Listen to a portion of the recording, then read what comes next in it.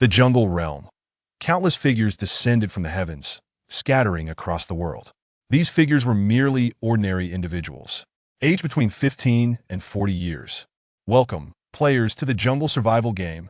At the start, each player will receive a thatched hut, a modest supply of basic survival provisions, and a randomly assigned talent. Talents are categorized into combat and lifestyle types. Further survival information must be discovered by the players themselves. Monsters roam the jungle world, and various natural disasters abound. Your sole objective is to survive in this game. Now, the game officially begins. Transmigration. Jungle survival. Lin Zhe pinched himself hard, the sting making it clear that this was no dream. Suppressing the turmoil within, he swiftly surveyed his surroundings. As the voice in his mind had stated, he found himself in a jungle world, surrounded by towering trees and lush vegetation. Only the area he occupied was an open space. The clearing was not extensive, measuring only a few dozen meters across. Behind him stood a thatched hut, breezy on all sides, supported by a few bamboo poles, swaying precariously as if it might collapse at any moment. Beneath the hut lay a layer of dry grass, resembling a makeshift bed. Additionally, there was a wooden box. The box was unlocked, and Lin Zhe swiftly opened it. Almost simultaneously, a virtual panel appeared before him, displaying several lines of golden text. Congratulations, player. You have opened a novice treasure chest. You have received a rough stone axe 1, mineral water 1, bread 2. Indeed, it resembles a game quite closely. Lin Zhe peered into the box, and true enough, it contained a stone axe, a bottle of mineral water, and 2 palm-sized loaves of bread. With such meager supplies, it will barely suffice for a day's sustenance. He casually picked up the stone axe from the box. At that moment, more information appeared beside the axe. Item: rough stone axe attack, 3 effect. Woodcutting efficiency increased by 10%. Description: an ordinary object with no rank. Do you really expect it to aid you in vanquishing ferocious wilderness monsters? Just then, Lin Zhe suddenly noticed a black symbol, the size of a fingernail, on the back of his right hand, resembling some sort of rune. He tentatively reached out to touch it. Before his eyes, another virtual panel emerged.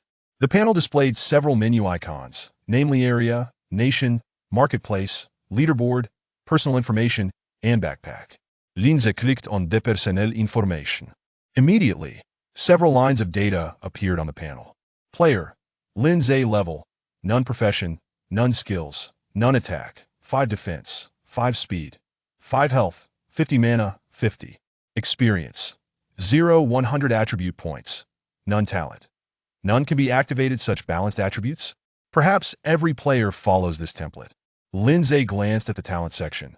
The voice in my mind mentioned that talents are random and categorized into combat and lifestyle types. I hope to randomly obtain a combat talent.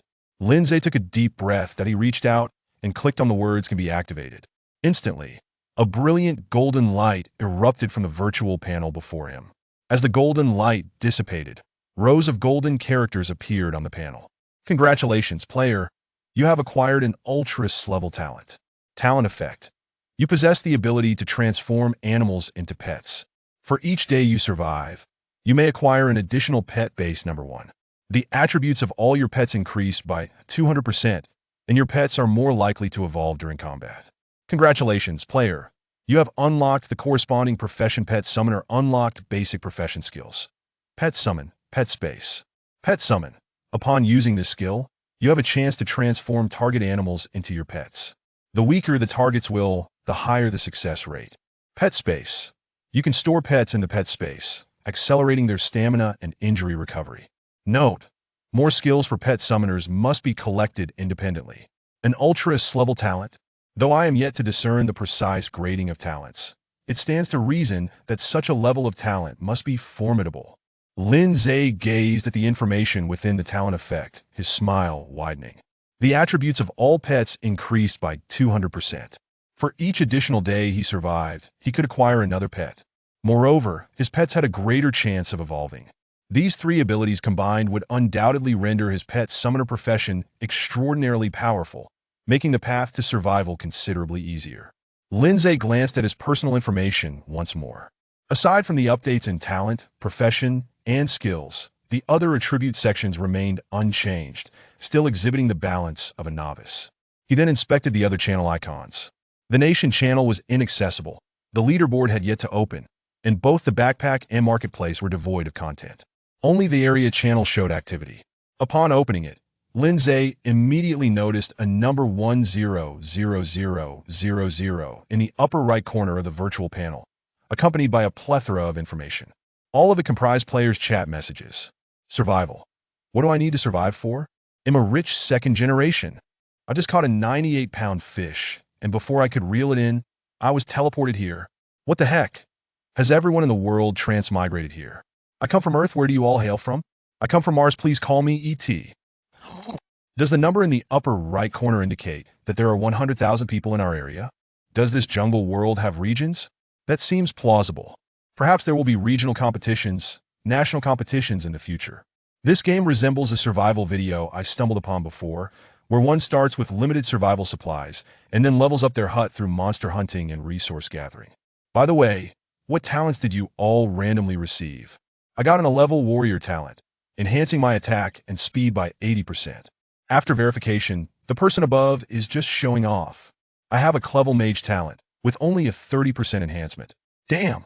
I randomly got in Slevel talent, but my corresponding profession is a lumberjack, merely increasing the amount of what I gather, with a chance to yield high-quality timber. What use is that? I'm not a lumberjack. Haha, the subsequent chat messages predominantly revolved around players discussing their talents. Lindsay roughly assessed that the talents among players range from Slevel, Clevel, to Dlevel. The higher the talent, the fewer individuals possessed it. Ultra-Slevel talents had not appeared in the channel. Moreover, the higher the talent level, the greater the bonuses. For instance, that a level warrior talent grants an 80% boost to attack and speed. Lindsay contemplated his Ultra-Slevel talent, a 200% enhancement for all pet attributes. In comparison, the Ultra-Slevel talent appeared even more terrifying. He closed the area channel and stored the mineral water and bread from the wooden box into his backpack. Upon opening the backpack again, he noted that it contained 30 slots. The mineral water and bread each occupied one slot. There were 2 loaves of bread, but they could stack, which was good news. Lindsay then turned his attention to the thatched hut before him. Soon, information about the hut materialized. Rudimentary thatched hut level. Low upgrade requirements. 20 units of dry grass, 10 bamboo poles, 5 tree vines. Information description. The most basic shelter, offering no security whatsoever. Chapter 2. The first pet at present. The foremost task is to gather supplies for upgrading the grass hut. Moreover, it is essential to seek out additional provisions of food and water. The complimentary bottled water and bread provided by the game can only sustain him for today. Thus, preparations must be made in advance. There is also another matter of paramount importance. To kindle a fire, only with flames can the odds of survival be enhanced.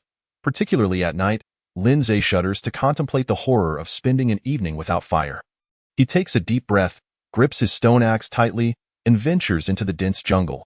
He makes a concerted effort to avoid the underbrush. Should he fall victim to a snake bite, it would spell disaster. If the opportunity arises, it would be prudent to acquire a pet. As Lindsay navigates the thicket, he scans his surroundings with caution. The jungle is eerily silent, devoid of monsters, and even the chirping of birds is absent, creating an unsettling atmosphere. After progressing about 100 meters, Lindsay spots a bundle of dried grass beneath a large tree. This seems rather peculiar. Yet, before him appears a line of information. You have discovered a pile of dried grass? It can be collected. Lindsay does not rush. He first uses his stone axe to chop off a branch, prodding the dried grass with it to ensure there are no hidden dangers, such as venomous insects, before approaching to collect the grass into his backpack. You have obtained 5 units of dried grass. Lindsay continues to scour the nearby jungle for resources. Approximately half an hour later, he has amassed a total of 20 units of dried grass and 5 vines. It appears that the difficulty of collecting low-level resources is not particularly great. If he can find another 10 bamboo shoots, he will be able to upgrade the grass hut. Holding the stone axe in one hand and a wooden stick in the other, Lindsay proceeds, tapping the surrounding foliage as he walks. This is a classic case of striking the grass to scare the snake. After an indeterminate amount of time, Lindsay collects several more units of dried grass and 2 additional vines. And before him finally lies a lush grove of bamboo. You have discovered a bamboo grove. It can be harvested. Lindsay first surveys the environment of the bamboo grove. Only then does he approach, swinging his stone axe at the outermost bamboo. The sharpness of the axe is evidently insufficient. Even with the effect's enhancement, he struggles through dozens of strikes before managing to fell a bamboo shoot as thick as his arm. At the moment the bamboo collapses, information appears in Lin Zhe's view. You have obtained a bamboo shoot. He adds it to his backpack and continues swinging his stone axe. Soon, Lin Zhe has chopped down 10 bamboo shoots. The conditions for upgrading the grass hut have been satisfied, but as it is still early in the day, he can afford to gather more. Wiping the sweat from his brow, Lin Zhe takes a sip from the bottled water he has in his backpack and resumes his labor. Time swiftly passes, and it is now midday. Lin Zhe has felled over 30 bamboo shoots, leaving his arms sore and swollen. However, this is of secondary concern. The primary issue is the stifling heat of the jungle. The solitary bottle of water he possesses is now half empty. Lin Zhe sits down to rest, consuming a piece of bread, which swiftly alleviates his hunger. Rising to his feet, he prepares to depart in search of food and water. Suddenly, his gaze is drawn to a faint glimmer of blue light. Peering closely, he discovers what appears to be a treasure chest hidden deep within the bamboo grove, obscured by fallen bamboo leaves. A wild treasure chest? Lin Zhe's heart leaps with joy as he immediately strides toward the chest. Before long, he is merely 10 meters away from it. Yet at that moment, something catches his peripheral vision. He raises his eyes to behold a massive snake, at least 2 meters long, coiled around a bamboo stalk. The snake's body is as thick as an arm, its scales a striking green, adorned with red stripes. At this moment, the great green snake flicks its tongue and fixates its gaze on Lin Zhe with its round, dangerously gleaming eyes. Concurrently, information appears in Lin Zhe's field of vision. Monster, Bamboo Viper, Level, Bronze Level 1, Attack, 10, Defense, 5, Speed, 15, Health, 300, Special Ability, Attack inflicts poison, causing 3 points of damage per second for 30 seconds. Growth Potential, 1 star, Lin Zhe feels a chill rush to his head. The position of the great green snake is several meters off the ground, and its scale coloration closely resembles that of the bamboo, which is why he had failed to notice it before entering the grove. Fortunately, his peripheral vision caught it in time. Otherwise, if he had approached the treasure chest, he would have been ambushed by this formidable serpent, which would have led to grave consequences. At this moment, the great green snake stretches its neck and raises its triangular head, producing a hissing sound. Preparing to attack? The attributes of this great green snake far exceed my own. I am no match for it. Realizing this, Lin Zhe decisively retreats. The great green snake, showing no hesitation, lunges towards him. Seeing this, Lin Zhe raises his hand to unleash a pet summoning skill upon the great snake. Consuming 10 mana, skill pet summon successfully activated. In the void, chains extend forth, binding the great green snake, while an arcane magic circle materializes beneath its body. The great green snake thrashes violently in mere seconds. It breaks free from the chains, causing the magic circle to shatter.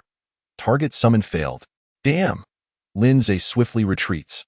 Meanwhile, the great green snake lets out a roar and leaps down from its perch, directly pouncing towards Lin Zhe.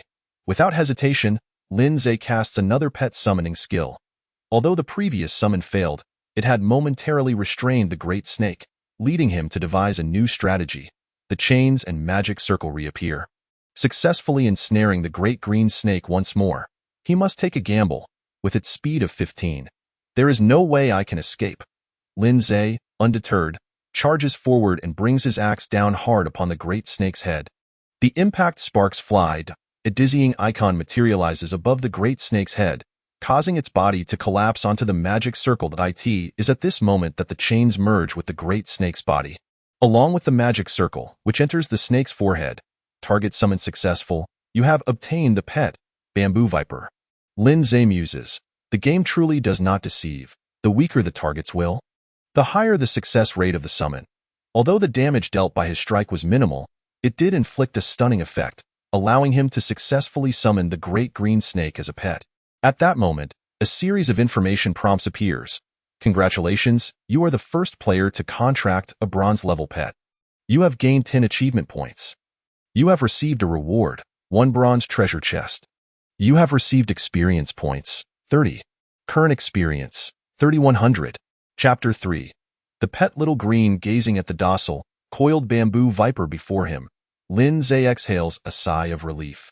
Not only does the bamboo viper possess high attack power, but it also inflicts poison damage. Should he be bitten, even if he manages to escape, he would surely perish, for he only has 50 health points. The poison could easily claim his life. Fortunately, his plan succeeded. Observing the information prompts, a smile spreads across Lin Zhe's face. Being the first to contract a pet comes with rewards.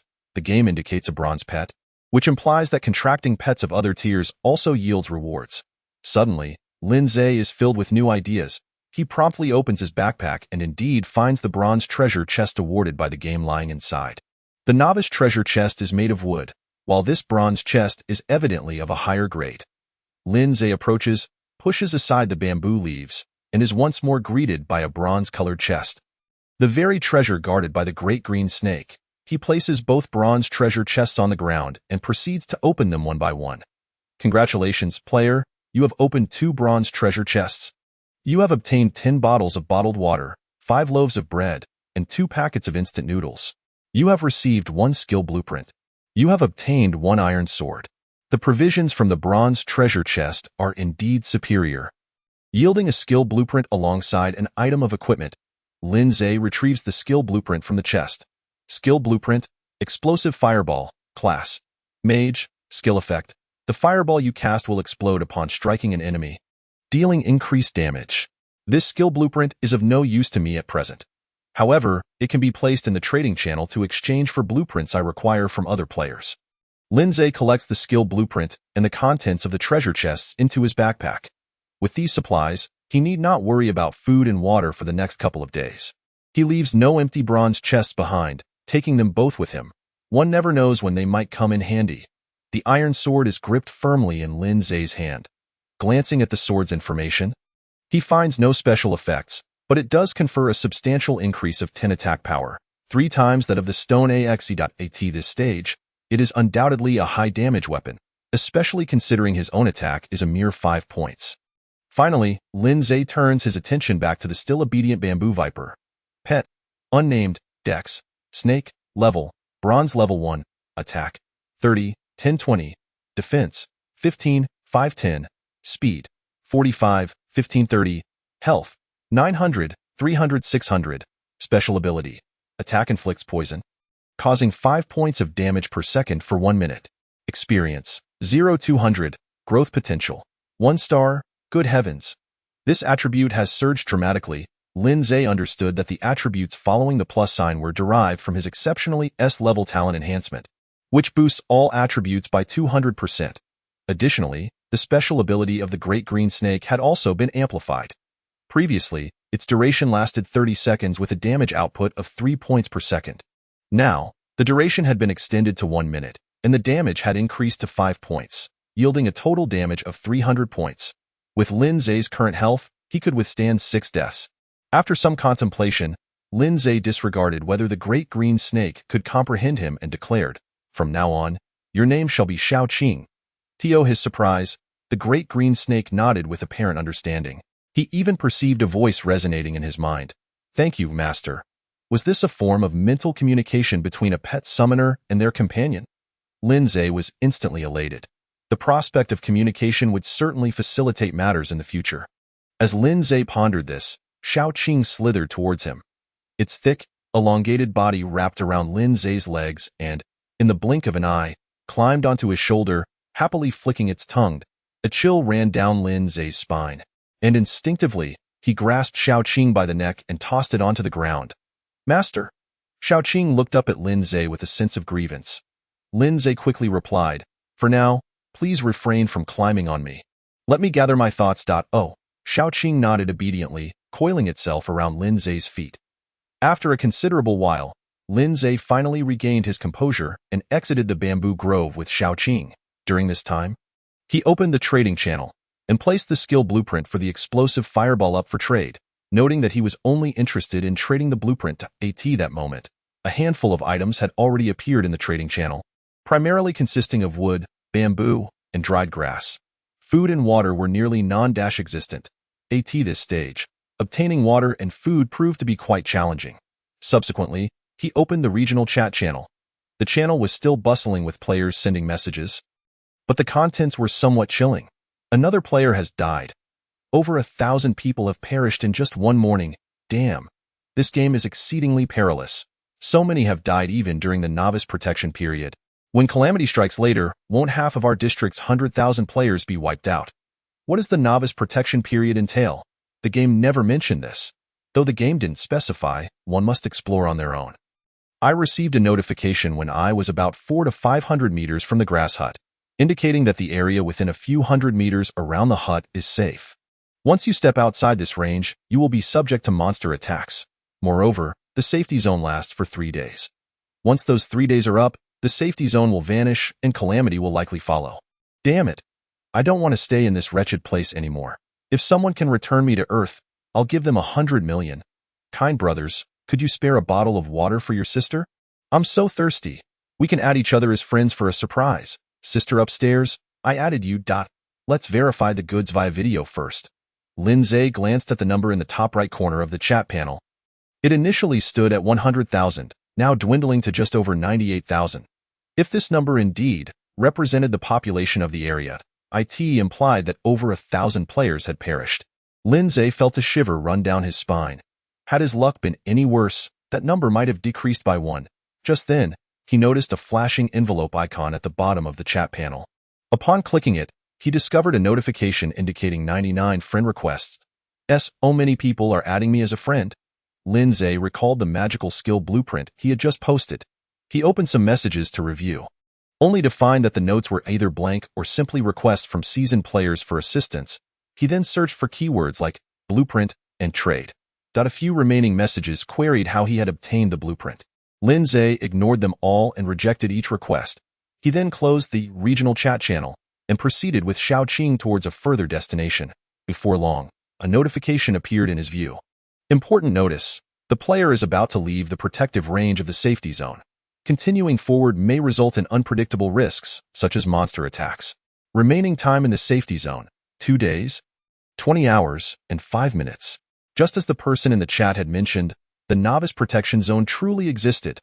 Lindsay halted in place, gazing out beyond the safety zone. The jungle remained, yet he could distinctly hear birds chirping. And he even spotted a large, grayish-black rabbit leisurely nibbling on green grass in the distance. Although danger lurked outside the safety zone, it was evident that resources were far more abundant. Lindsay turned to the great green snake and instructed, Xiaoqing, go catch that rabbit. Yes, master. Xiaoqing nodded obediently. Its thick body swiftly slithered into the grass. As Xiaoqing approached, the rabbit seemed to sense something, raising its head in alert and pricking up its ears. In the next moment, it kicked off with its hind legs and bolted away. Its speed was remarkable, but Xiaoqing was swifter. The 2-meter-long snake transformed into a green streak, stirring up a wave of grass as it pursued the rabbit. In no time, Lindsay heard a piercing scream. Simultaneously, he received a notification. Your pet Xiaoqing has killed a wild rabbit. You gain experience too. Chapter 4. Discovering the Waterhole. My pets kills also grant me experience. This implies that as long as I have enough pets, I can swiftly level up. Lindsay grew increasingly eager for the arrival of the next day. He then checked his personal information. He currently possessed 32 experience points. He needed just 68 more points to level up to AT that moment. Xiaoqing returned, dragging the wild rabbit to Lindsay, raising its head as if seeking praise. Lindsay reached out and patted its head, feeling its cool, smooth surface akin to touching polished stone. Lindsay stored the rabbit carcass in his backpack, planning to figure out how to process it upon returning. During his resource gathering earlier, he had come across some dried fluff grass. He could attempt to start a fire by friction when he got back. He decided to scout the area for monsters or sources of water, reminding Xiaoqing not to venture too far. Understood, master. Xiaoqing slithered off into the underbrush. Lindsay sought out a towering tree, several dozen meters high, and vigorously swung his stone axe to chop it down. After nearly half an hour, the tree finally toppled, yielding 6 units of wood. The moment the tree fell, it transformed into neatly cut logs, reminiscent of something out of a game. Lindsay wiped the sweat from his brow, took a sip from the mineral water he had set aside, and continued his logging endeavors. Time swiftly passed to the afternoon. Lindsay had felled 7 large trees, amassing a total of 45 units of wood, all stored in his backpack. Shaoqing also made several trips back and forth, each time bringing him prey. In total, he acquired 3 wild rabbits and 1 bamboo rat. Combined with the mineral water, bread, and instant noodles he had opened from the treasure chest, his food and water supply issues were successfully resolved for the time being. As Lin Zhe began to chop down the 8th tree, Shaoqing returned once more, dragging a prey item, a corn snake over a meter long, its body a vibrant orange-yellow. As per usual, Lin Zhe stored its carcass in his backpack. Shaoqing raised its head and addressed Lin Zhe, "Master, I found a fruit tree approximately 500 meters from here. There's also a waterhole nearby, teeming with animals." Lin Zhe's eyes brightened. "Did you spot any monsters? The wild rabbits, bamboo rats, and corn snakes Shaoqing had captured were all ordinary animals. Only creatures of bronze level and above could be classified as monsters, such as Shaoqing itself." "Yes, master." Shaoqing nodded. "There are 3 crocodiles lounging by the waterhole, 2 of which are bronze level 2 and 1 is bronze level 3. 3 bronze level monsters would pose quite a challenge." Lin Zhe mused. "If the water resources near players are guarded by monsters, the value of water will undoubtedly soar. Let's go take a look," he decided. "Shaoqing, lead the way." "Yes, master." Shaoqing slithered ahead towards the waterhole. Traversing the jungle for several hundred meters was no small feat, given the dense vegetation and thorns everywhere. Fortunately, they encountered no monsters along the way. Otherwise, it would have been far more troublesome. Finally, Shaoqing halted, and through the gaps between the trees, Lin Zhe indeed spotted a waterhole ahead, not large, merely several dozen meters across. By the water's edge lay 3 menacing-looking crocodiles. 2 of them had most of their bodies submerged, revealing only their heads, while the third basked on the shore. Monster, clear water crocodile, level, bronze level 3, attack, 50, defense, 40, speed, 30, health, 1000, special ability, tier, bleed, growth potential, 1 star. Such high attack power? Lin Zhe inhaled deeply. His total health was only 50 points. In other words, the bronze level 3 crocodile could kill him in a single bite without even waiting for him to bleed out. Lin Zhe glanced at the details of the remaining 2 level 2 crocodiles. Their attack was 40, defense 25, speed 20, and health 700.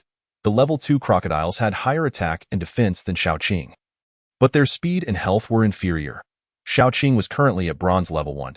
Once it advanced to level 2, coupled with my talent enhancement, perhaps there would be a chance to take down these 3 crocodiles. But now would surely be impossible. Taking on 3 at once would undoubtedly result in him being devoured. Lin Zhe then instructed Shaoqing, "Let's head to the fruit tree first. We can deal with these crocodiles another time." Shaoqing gently nodded her head, guiding Lin Zhe to the location of the fruit trees. The trees were situated over 100 meters from the pond, separated by a sparse thicket, which offered a semblance of safety. As long as they kept their movements quiet, the 3 crocodiles lurking nearby would remain undisturbed.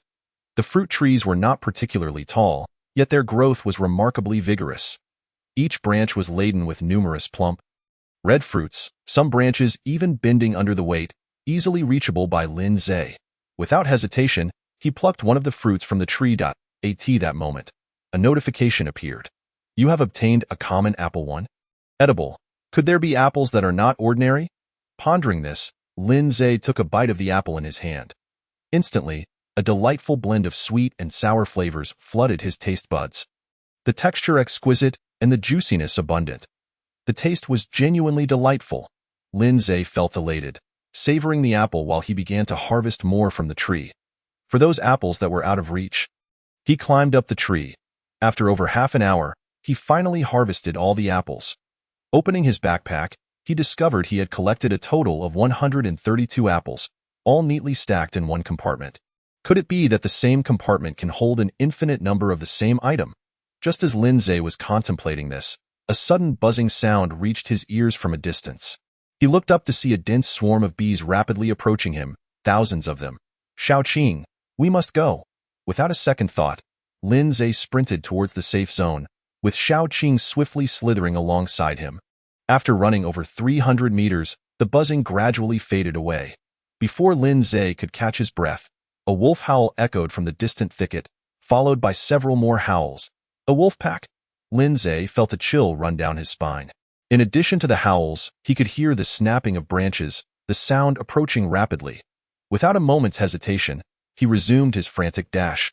With his current strength, being surrounded by a wolf pack would spell certain doom. Fortunately, he was not far from the safe zone. Ultimately, he managed to return just before the wolves could encircle him. Turning around, he beheld 4 gray wolves, each standing at least a meter tall. The wolves dispersed in the grass just outside the safe zone, baring their teeth at Lin Zhe, their eerie green eyes fixed intently upon him. Monster, Jungle Gray Wolf, Level, Bronze Level 1. Attack, 20, Defense, 15, Speed, 20, Health, 500, Special Ability, None, Growth Potential, 1 starred. All 4 gray wolves were Bronze Level 1. Lin Zhe glanced at the large azure serpent beside him, which seemed ready to engage. Chapter 5. Friction Fire. Both being at Bronze Level 1. Shao Qing surpassed the wolves in attack, speed, and health, with defense merely equal. Furthermore, Shao Qing possessed a venomous attack, capable of inflicting a staggering 300 damage per minute. A single bite would leave these jungle gray wolves severely weakened. With this thought in mind, Lin Zhe addressed the azure serpent. Leave these gray wolves to you, but retreat if you find it too much. The gray wolves could not enter the safe zone. Presenting an opportunity, responding to Lin Zhe's command, Shao Qing swiftly vanished into the thick underbrush. It was clever, opting not to charge directly at the 4 gray wolves, but instead leveraging the cover of the foliage to approach from the side.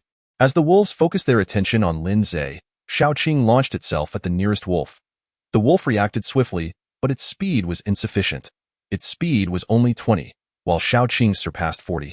Making it easy for the serpent to sink its fangs into the wolf's abdomen. A -15 damage notification appeared above the wolf's head, accompanied by a visual of its health bar and a negative status effect that reduced its health by 5 points per second. Having landed a successful hit, Shao Qing did not continue the assault. As the other 3 wolves rushed towards It promptly retreated into the foliage. The injured wolf howled in fury, giving chase, but soon lost the trail to Shao Qing's superior speed. After a minute, Shao Qing emerged once more, biting the wounded wolf again. With a total health of 500 points, the combination of the initial attack and the poison reduced its health to 185 points. After being poisoned again, the wolf soon whimpered and collapsed.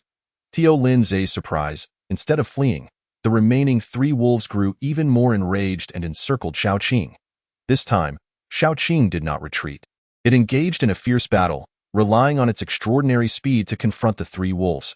Ultimately, though it sustained nearly 200 points of damage, it managed to bite each of the 3 wolves before escaping. After another minute elapsed, Shao Qing reappeared, utilizing its venomous attack to eliminate the remaining 3 wolves.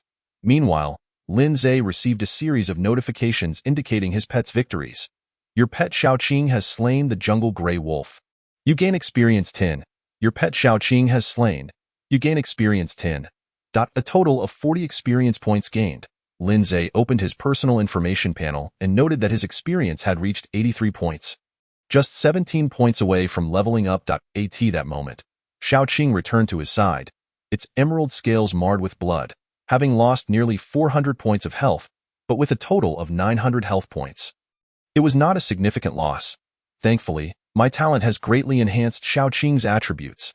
Otherwise, it would not have stood a chance against those 4 wolves. Moreover, the poison does not stack. Otherwise, the battle could have concluded even more swiftly.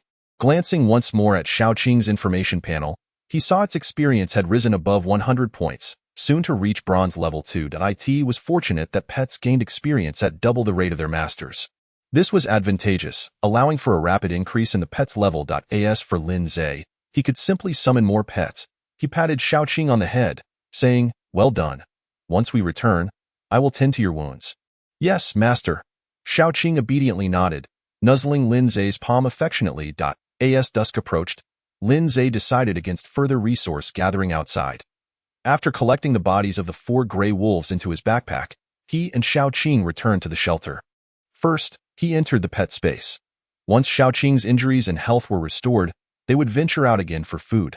Lin Zhe activated the pet space skill. A faint glow enveloped Shao Qing, causing it to vanish into the pet space. This space could heal injured pets and restore their stamina, a fundamental skill for pet summoners, yet immensely beneficial.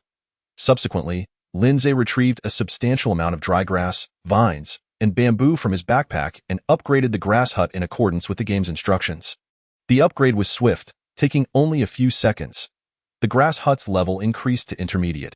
Once drafty and precarious, it was now fortified with woven walls of dry grass and boasted a new grass door. Additionally, the hut's area expanded significantly, covering at least 10 square meters. The next level would be an advanced grass hut, requiring 50 units of dry grass, 20 vines, and 30 bamboo.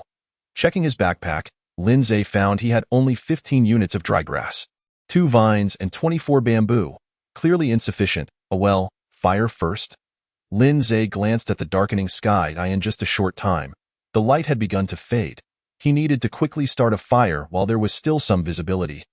Returning to the grass hut, he took out the prepared dry fluff and dead wood, splitting the wood in half with his iron sword. He then retrieved a stick and some small wood shavings. Everything was ready. All that remained was to create friction. He secured the dead wood with one foot, grasped the stick with both hands, found the right position, and began the arduous task of drilling for fire. 10 minutes later, as the stick spun rapidly against the wood, gray smoke finally began to emerge, and the wood shavings turned black. After half an hour, Lindsay sat down, throwing the stick aside in frustration. "This is ridiculous. It won't catch fire at all," Lindsay groaned, taking a long sip from his mineral water. He had thought that creating fire by friction would be simple, but practical experience revealed the challenge was far greater than anticipated.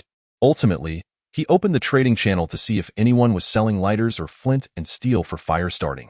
After all, he had found instant noodles, skills, and equipment in treasure chests. Surely someone could have unearthed fire-starting tools. With this hope, Lindsay meticulously browsed the items for sale in the trading channel. After a day of accumulation, the number of items available had increased significantly, with some even beginning to sell scarce resources such as fruits, drinking water, and meats. To his surprise, there was indeed a lighter. After perusing for a while, he found exactly what he wanted, but upon seeing the trade conditions, he rolled his eyes. A lighter required a blueprint for exchange? What a greedy merchant! Lindsay immediately dismissed the idea and returned to his fire-making efforts. Finally, lured by the prospect of instant noodles and roasted meat, he successfully ignited a fire after an hour of struggle. As he added dry twigs to the roaring flames, tears nearly welled in his eyes. It had been an arduous endeavor. As the fire blazed, the dark grass hut was swiftly illuminated. Lindsay constructed a frame above the fire pit and retrieved various animal carcasses stored in his backpack. Just as he was about to dissect these bodies with his iron sword, a notification suddenly appeared. You can choose to perform a rough dissection on the corpses. Rough dissection yields a certain amount of meat, but does not provide materials such as hides and claws.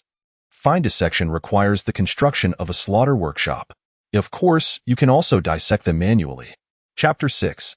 Dinner. Lindsay hesitated not at all, opting for the rough dissection. Utilizing the game's functionality to decompose these corpses saved him considerable time and effort. The loss of materials was inconsequential. Even the few monster-level jungle gray wolves were merely a bronze tier, with little value in their materials. However, he resolved to seek opportunities to construct the slaughter workshop in the future. Otherwise, he would be forced to take matters into his own hands when encountering higher-level corpses. With a flash of golden light, the animal carcasses on the ground suddenly vanished, instantly transforming into neatly cut piles of meat, each type of meat distinctly separated. Congratulations, you have obtained 23 units of rabbit meat, 5 units of bamboo rat meat, 3 units of snake meat, and 176 units of gray wolf meat. Lindsay picked up a piece of rabbit meat and weighed it in his hand. 1 unit of meat was approximately half a kilogram, amounting to around 100 kilograms of beast meat in total. If he were to consume it all alone, it would last him many days. He could exchange this meat for materials to upgrade the grass hut, allowing him to save considerable time in searching for other resources. Lindsay was determined not to squander time gathering basic supplies. With this in mind, he reserved a small portion of each of the 4 types of meat, listing the remainder on the trading channel. 1 unit of meat could be exchanged for varying quantities of bamboo, vines, and dry grass. At this stage, the availability of meat on the trading channel was scarce, and Lindsay's exchange conditions were quite lenient. For instance, 3 pieces of bamboo could be traded for 1 unit of meat, which he believed many players would find appealing. Indeed, shortly after listing his goods, Lindsay received dozens of successful transaction notifications, and the items acquired automatically entered his backpack. At this rate, he would be able to upgrade the grass hut to a higher level by tonight. Remembering that he still had over 100 apples in his backpack, he decided to list some of those on the trading channel as well. After completing these tasks, he took out a piece of rabbit meat and a piece of wolf meat. Skewering them on a simple rack to grill, he retrieved a piece of bamboo and a pack of instant noodles. He chopped a section of bamboo with his iron sword and split it down the middle, fashioning two rudimentary containers. Taking one of the bamboo tubes, he filled it with mineral water and placed it over the fire. Once the water boiled, he added the instant noodles along with half of the assorted seasonings, sprinkling the remaining half over the grilled meat. Soon, a delightful aroma filled the air, indicating dinner was readied. A serving of bamboo tube noodles, 2 pieces of grilled meat, and an apple. Not to mention the exquisite presentation. At least it was far superior to mere bread. Lindsay casually opened the regional chat channel, for in this world devoid of phones, computers, or other forms of entertainment, browsing the chat became his sole means of alleviating boredom. Wow, incredible. There are even people selling gray wolf meat. Those are pack monsters. At this stage, combat-oriented players primarily level up by hunting small animals. Anyone capable of slaying monsters, especially pack monsters, is undoubtedly a big shot. My cousin's name is Lindsay cousin. I miss you so much, I'm Shin Shin. What the heck, online family reunion. This Lindsay must be a big deal. He listed a magic skill blueprint during the day and is now selling so much beast meat. Even apples. I'm still munching on bread here. By the way, brothers, how do you start a fire? I've been trying to drill wood for 3 hours and still can't get it going. It's quite simple. First drill the wood, then catch the spark. I heard some people have already leveled up to bronze tier. Is that true? It's true, and quite a few have reached that level. But they are mostly lifestyle-oriented players, like lumberjacks, who gain experience from chopping trees. The lumberjack with S-level talent from earlier is about to reach bronze tier 2. Apparently, he can drop high-quality wood while chopping, yielding even more experience. That is amazing. I've never been this envious of lifestyle players. Lifestyle players certainly have their advantages. Lindsay did not feel particularly envious. Although he had yet to reach bronze tier himself and remained rather weak, he believed that once he amassed a sufficient number of pets, leveling up would not be difficult. At that moment, he noticed a camera button in the message input bar of the chat channel. Upon clicking it, he discovered it could take photos and record the channel. This jungle game was truly keeping pace with the times. He casually snapped a photo of his dinner and posted it in the chat channel. The image immediately sparked a torrent of reactions from players. The fire pit, grilled meat, instant noodles, and post-meal fruit constituted a lavish feast that the vast majority of players lacked at this stage. While such a meal might seem trivial on Earth, in this world, especially now, it could be considered a sumptuous banquet, provoking envy and even tears from many players. Following Lindsay's post, several other players began sharing their meals, transforming the chat channel into a food broadcast channel. Lindsay, however, chose not to linger. Having successfully showcased his bounty, he withdrew. The rabbit meat was acceptable, but the wolf meat left much to be desired. Lindsay alternated between bites of instant noodles and grilled meat. After finishing, he listed all the remaining wolf meat from his backpack. As he found its flavor unpalatable, dry and tough, even with seasoning, it did not suit his taste. About half an hour later, the materials acquired through trading finally met the requirements for upgrading the grass hut. Without hesitation, he decisively chose to upgrade. Before his eyes, the grass hut expanded significantly, its floor now covered with a thicker layer of grass, providing a soft and somewhat warm bed when lying upon it. Grass hut, level, advanced, upgrade requirements. 100 units of dry grass, 50 pieces of bamboo, 30 vines. Information. A low-level shelter, easily torn apart by even the weakest of monsters. Tomorrow, he would gather more meat to sell. If the opportunity arose, he intended to secure that water hole, as the value and scarcity of water were evidently greater than that of food. In summary, he needed to accumulate more resources to elevate the shelter's level. Lindsay was uncertain when disasters would befall him, but upgrading the shelter was undoubtedly wise and could provide defense against monster ambushes. Presently, they were in a novice protection period. Once the safe zone vanished, whether monster attacks would occur remained uncertain. Lindsay approached the window, cracking it open just a sliver to peer outside. The darkness enveloped everything, rendering visibility non-existent. and not a sound could be heard. The eerie silence sent chills down his spine. He hastily closed the window and added a few thick logs to the fire before lying back on the grass bed. Just before drifting off to sleep, he checked his pet's space. Xiao Qing's wounds had healed, and her health was full. He released her, offering 2 pieces of beast meat and some water before finally closing his eyes, in a hazy state of slumber. Lin Zhe felt something cold burrow into his embrace. He recognized it as Xiao Qing. Initially intending to toss her off the bed, he found his eyelids too heavy to lift. Ultimately, he disregarded her presence and continued to sleep. When he opened his eyes again, daylight had already broken. Chapter 7. Water Purifier Blueprint. The first thing Lin Zhe did upon waking was to access his personal information panel. His attributes remained unchanged. Notably, the number of pets he could own had increased from 1 to 2. Elated, Lin Zhe stood up from the grass bed, gently pushing aside Xiao Qing, who had curled around his midsection. He then made his way to the fire pit. The wood he had added the previous night had mostly burned away, leaving only a few embers at the center. He added some fluff grass, and once the flames rekindled, he added dry wood. Determined not to endure another night of trying to start a fire by drilling wood next, he took some ash and rubbed it onto his teeth for a rudimentary cleaning before retrieving bread and an apple to eat. While enjoying his breakfast, Lin Zhe opened the trading channel. The meat and apples he had listed the night before had all sold, and his backpack was now filled with over 260 units of dry grass, 84 pieces of bamboo, and 50 vines. It must be said that players' purchasing power remained robust, especially among lifestyle-oriented players who, unable to procure food, were compelled to trade their gathered resources. Consequently, he had enough materials to upgrade the top-tier grass hut. Lin Zhe quickly finished his bread and apple before following the game's prompt to upgrade the grass hut. Before long, the upgrade was complete, expanding the hut's area to nearly 30 square meters. The grass bed was now adorned with a mat, and a bamboo-woven pillow had been added. He resolved to acquire some furniture when the opportunity arose. Gazing around the sparse room, devoid of any furnishings save for a bed, he mused that even a rat would depart in tears upon entering. Grass hut, level, top tier, next level, wooden house, upgrade requirements, 500 units of wood, 300 iron nails, information. A shelter with exceedingly low security. Do not harbor illusions that a grass hut can withstand the onslaught of monsters. Acquiring wood is manageable, as it can be traded for with food. But where can one procure iron nails?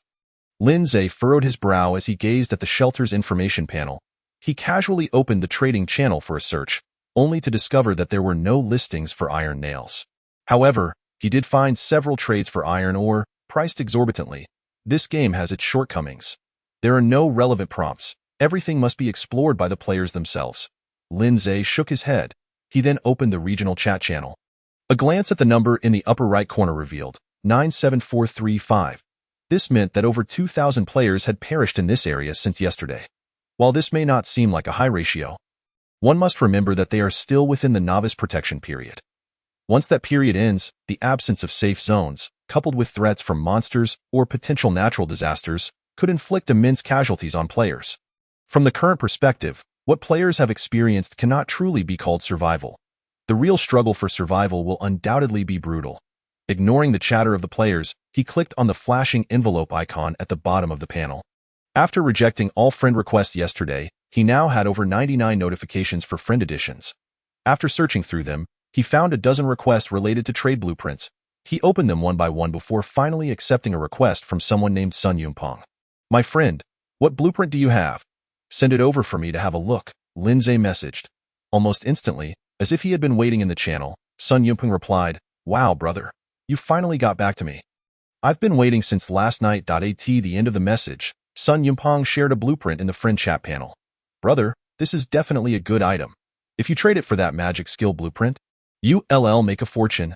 Lin Zhe paid no heed to Sun Yumpeng's self-praise and examined the blueprint information. Furniture blueprint. Water purifier. Information. Upon using this blueprint, you will obtain a portable small water purifier, capable of purifying 10 liters of water daily. Excellent. Let us proceed with the trade.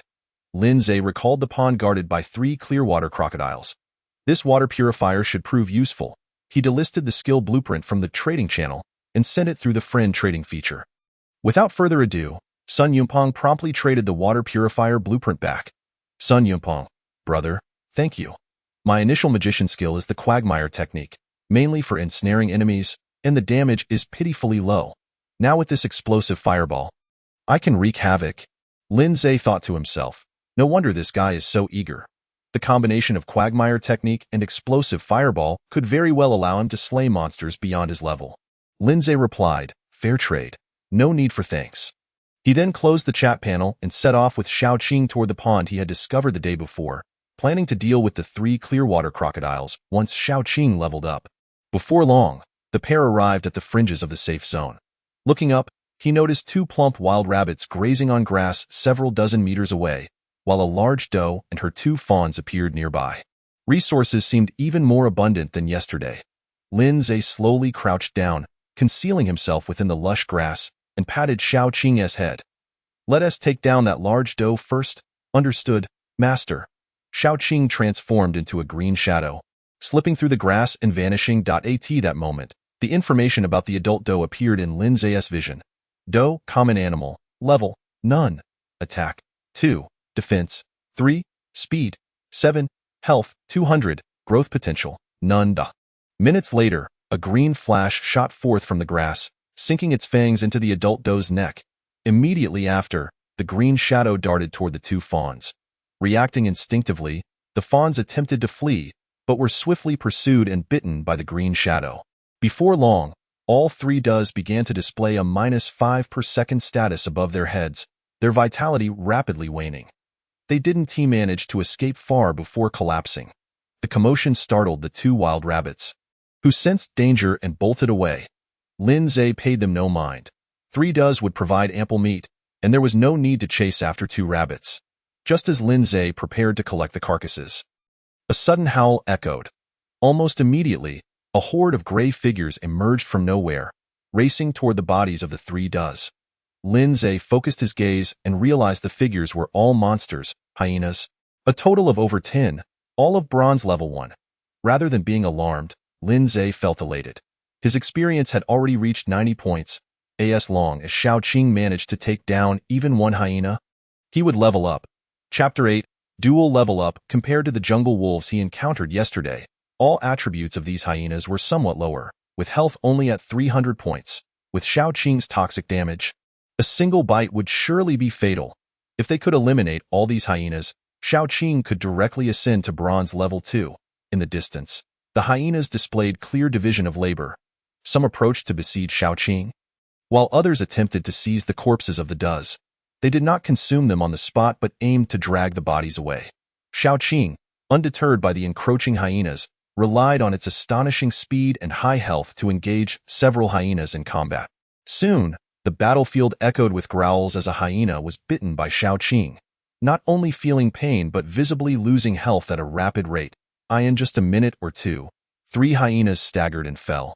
The remaining hyenas realized that Xiaoqing was no ordinary green tree viper and quickly abandoned the corpses to surround it. Under the assault of the hyenas, Xiaoqing showcased its impressive speed of 45, darting across the battlefield like a slender green light. Time and again, a hyena would be struck by its fangs. As time passed, more and more hyenas succumbed to the poison, collapsing one after another. On Lin Zhe's side, as Xiaoqing felled the first hyena, his experience bar filled to the brim. Almost simultaneously, a surge of energy welled from his abdomen, enveloping his entire body. A tingling sensation coursed through him. He could distinctly feel his body being enhanced, but regrettably, the sensation was fleeting. Just a few seconds later, the tingling dissipated. He hastily opened his personal information panel. Player, Lin Zhe, level, bronze level 1, class, pet summoner, can possess 2 pets. Skills, pet summon, pet space, attack, 25, 15, 10, defense, 15, speed, 15, health, 150, mana, 150, experience, 0-200, attribute points, 10, talent, super S-class. Finally no longer a mere weakling, Lin Zhe contemplated briefly, allocating his 10 attribute points evenly between speed and health. Ultimately, his speed rose to 20, and health reached 200. Each attribute point enhanced health by 10. He decided not to invest in attack or defense for now. As a pet summoner, he need not engage in combat unless absolutely necessary. Increasing speed and health would allow him to flee faster and survive longer in dangerous situations. As for mana, there was no need to allocate points. He was not a mage and didn't require frequent skill usage. His current 150 mana was more than sufficient. A few minutes later, the battle between Xiaoqing and the hyena pack came to a close. Aside from 4 hyenas that managed to escape, the rest lay defeated on the battlefield. A total of 11 hyenas had perished. Lin Zhe calculated his total experience gain at 110 points. He needed only another 100 points to level up again. Xiaoqing gained even more experience, over 200 points, successfully advancing to bronze level 2 and making significant progress toward bronze level 3. Lin Zhe approached the battlefield, dismembering the corpses of the 3 does and the hyenas, yielding 96 units of deer meat and 350 units of hyena meat, a bountiful harvest. He set aside a portion of the deer meat, while the rest, along with the hyena meat, he placed on the trading channel to exchange for the wood required to upgrade the wooden house. The upgrade required a staggering 500 units of wood. He had only managed to gather around 40 units in an afternoon the day before, which was not only time-consuming but exhausting. Trading food was undoubtedly the most suitable option. 1 unit of deer meat could be exchanged for 3 units of wood, while 1 unit of hyena meat could be traded for 2 units of wood. Given the current market conditions in the trading channel, this price was indeed fair, and he believed players would be willing to buy. Having completed these arrangements, he turned his attention to Xiaoqing. Despite the fierce battle, Xiaoqing bore no injuries and its health was nearly full. This was the advantage of leveling up. Its condition was at its peak. Now that it had advanced to bronze level 2, Xiaoqing had also grown in size. Previously just over 2 meters, it now approached 3 meters, with significant boosts to its attack, defense, speed, and health. Specific data: attack 60, 2040, defense 45, 1530, speed 75, 2550, health 1500, 500, 1000. This is likely due to the species. Xiaoqing's base attributes are not particularly high. At the same level, they are significantly lower than the Qing Shui crocodile from the pond. However, with my talent enhancement, Xiaoqing's attributes have skyrocketed. At the second level, her stats have surpassed that of the third level Qing Shui crocodile, especially in speed, which has reached an astounding 75 points. Lin Zhe recalls that the speed of that third level Qing Shui crocodile was only 30 points. Xiaoqing's speed is 2.5 times that of the third level Qing Shui crocodile. This disparity is not to be underestimated. Lin Zhe glances at Xiaoqing's toxic attack. Its duration remains 1 minute, but the damage per second has increased by 2 points. While 2 points may seem modest, over a minute, it amounts to a total of 120 points of damage. The cumulative total reaches 420 points. It is time to head over to the pond. Xiaoqing's explosive attributes have given Lin Zhe ample confidence. Shortly thereafter, Lin Zhe arrives near the pond with Xiaoqing. Perhaps due to the pleasant weather, the 3 Qing Shui crocodiles are basking in the sun at the pond's edge. Lin Zhe instructs Xiaoqing, first, take care of those 2 second-level Qing Shui crocodiles. Do not kill the third-level one. Just injure it and leave the rest to me.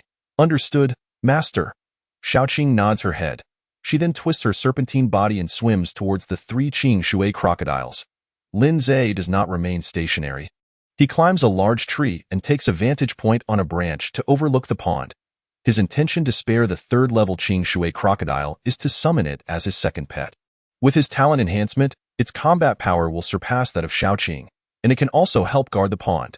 Just then, a deep, ominous growl resonates. It is the 3 Qing Shui crocodiles warning Xiaoqing to stay away from their territory.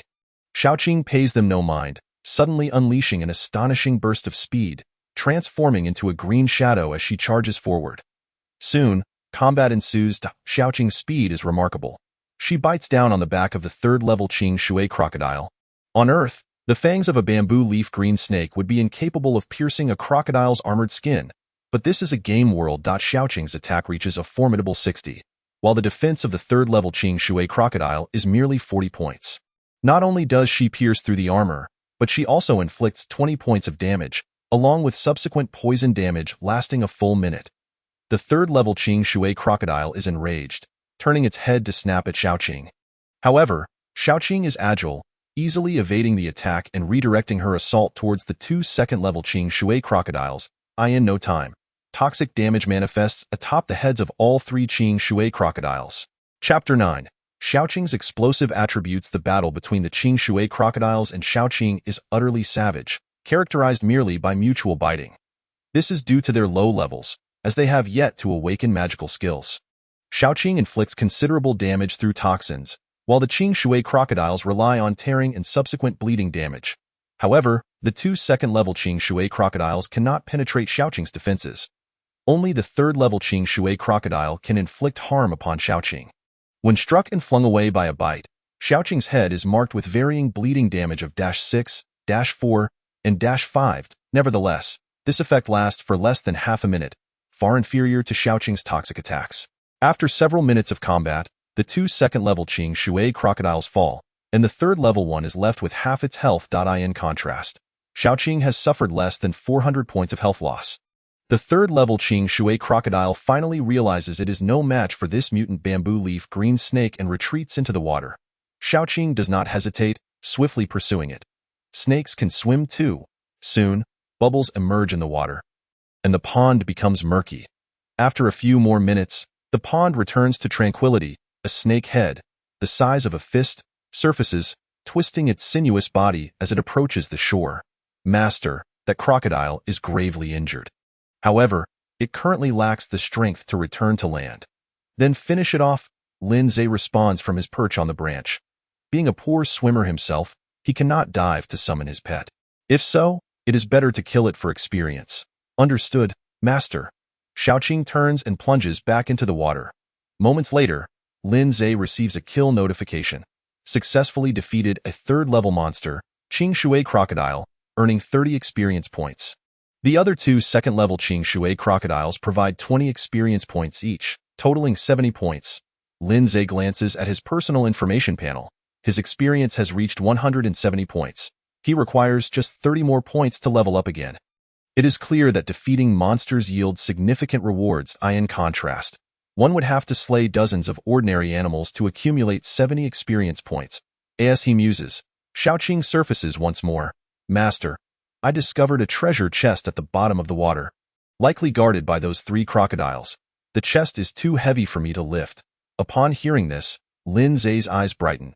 He jumps down from the tree and approaches the pond's edge to peer into the depths. Once the murky water settles, he indeed spots a faintly glowing green treasure chest, a bronze chest. The water is nearly 10 meters deep.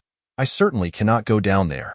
Lin Zhe contemplates for a moment, retrieving several vines from his backpack and tying them together, fashioning a slipknot at one end. The advantage of a slipknot is that it tightens as it is pulled. You go down again. Use this loop to ensnare the treasure chest and leave the rest to me. Understood, Master. Xiaoqing bites the loop and dives into the depths. After successfully lassoing the treasure chest, Lin Zhe carefully drags it towards the shore. Approximately 10 minutes later, the chest is finally pulled onto land. Lin Zhe immediately unties the slipknot and opens the chest. Congratulations, player, you have successfully opened a bronze treasure chest. You have obtained 1 water spirit fruit. You have obtained 1 blueprint for a sanctuary building. You have obtained 100 fish fry, water spirit fruit. Consuming it will increase your health and mana cap by 100 points each. Blueprint, fish pond, information. After using the blueprint, you will obtain a pond suitable for raising aquatic animals. These are all excellent items. Lin Zhe is elated and promptly consumes the water spirit fruit. In terms of taste, the water spirit fruit far surpasses an apple. Checking his health and mana, the former reaches 300 points, while the latter stands at 250 points. This increase is equivalent to 20 points of attributes. Subsequently, he stores the fish fry and blueprint in his backpack. He also collects the empty treasure chest, bringing his total to 3 bronze chest boxes. Upon returning, he intends to construct the fish pond and commence fish farming. Once the fish grow, he can enjoy the freedom of consuming fish. Lin Zhe then employs the same tactic to drag the corpse of the third-level Qing Shui crocodile from the depths. From the 3 Qing Shui crocodiles, he obtains nearly 400 units of meat. As usual, he retains a portion for himself, while the remainder is listed on the trading channel, exchanging for wood and iron nails. After completing these tasks, Lin Zhe turns his attention to Xiaoqing and suddenly notices that her size has significantly increased. Previously close to 3 meters, she is now approaching 4 meters. Given time, she might grow into a true green snake. As Lin Zhe indulges in his musings, he checks Xiaoqing's information. Pet, Xiaoqing, species, snake, level, bronze level 3, attack, 90, 30, 60, defense, 75, 25, 50, speed, 105, 35, 70, health, 2400, 800, 1600, special ability, attack carries poison, inflicting 10 points of health damage per second for 1 minute. Experience, 5400, growth potential, 1 star. This attribute is truly explosive. Lin Zhe gazes at Xiaoqing's information panel, filled with envy. Even if he were to advance to bronze level 6, his attributes would likely pale in comparison to Xiaoqing's current stats. It can only be said that the enhancement from an Ultra S level talent is terrifying.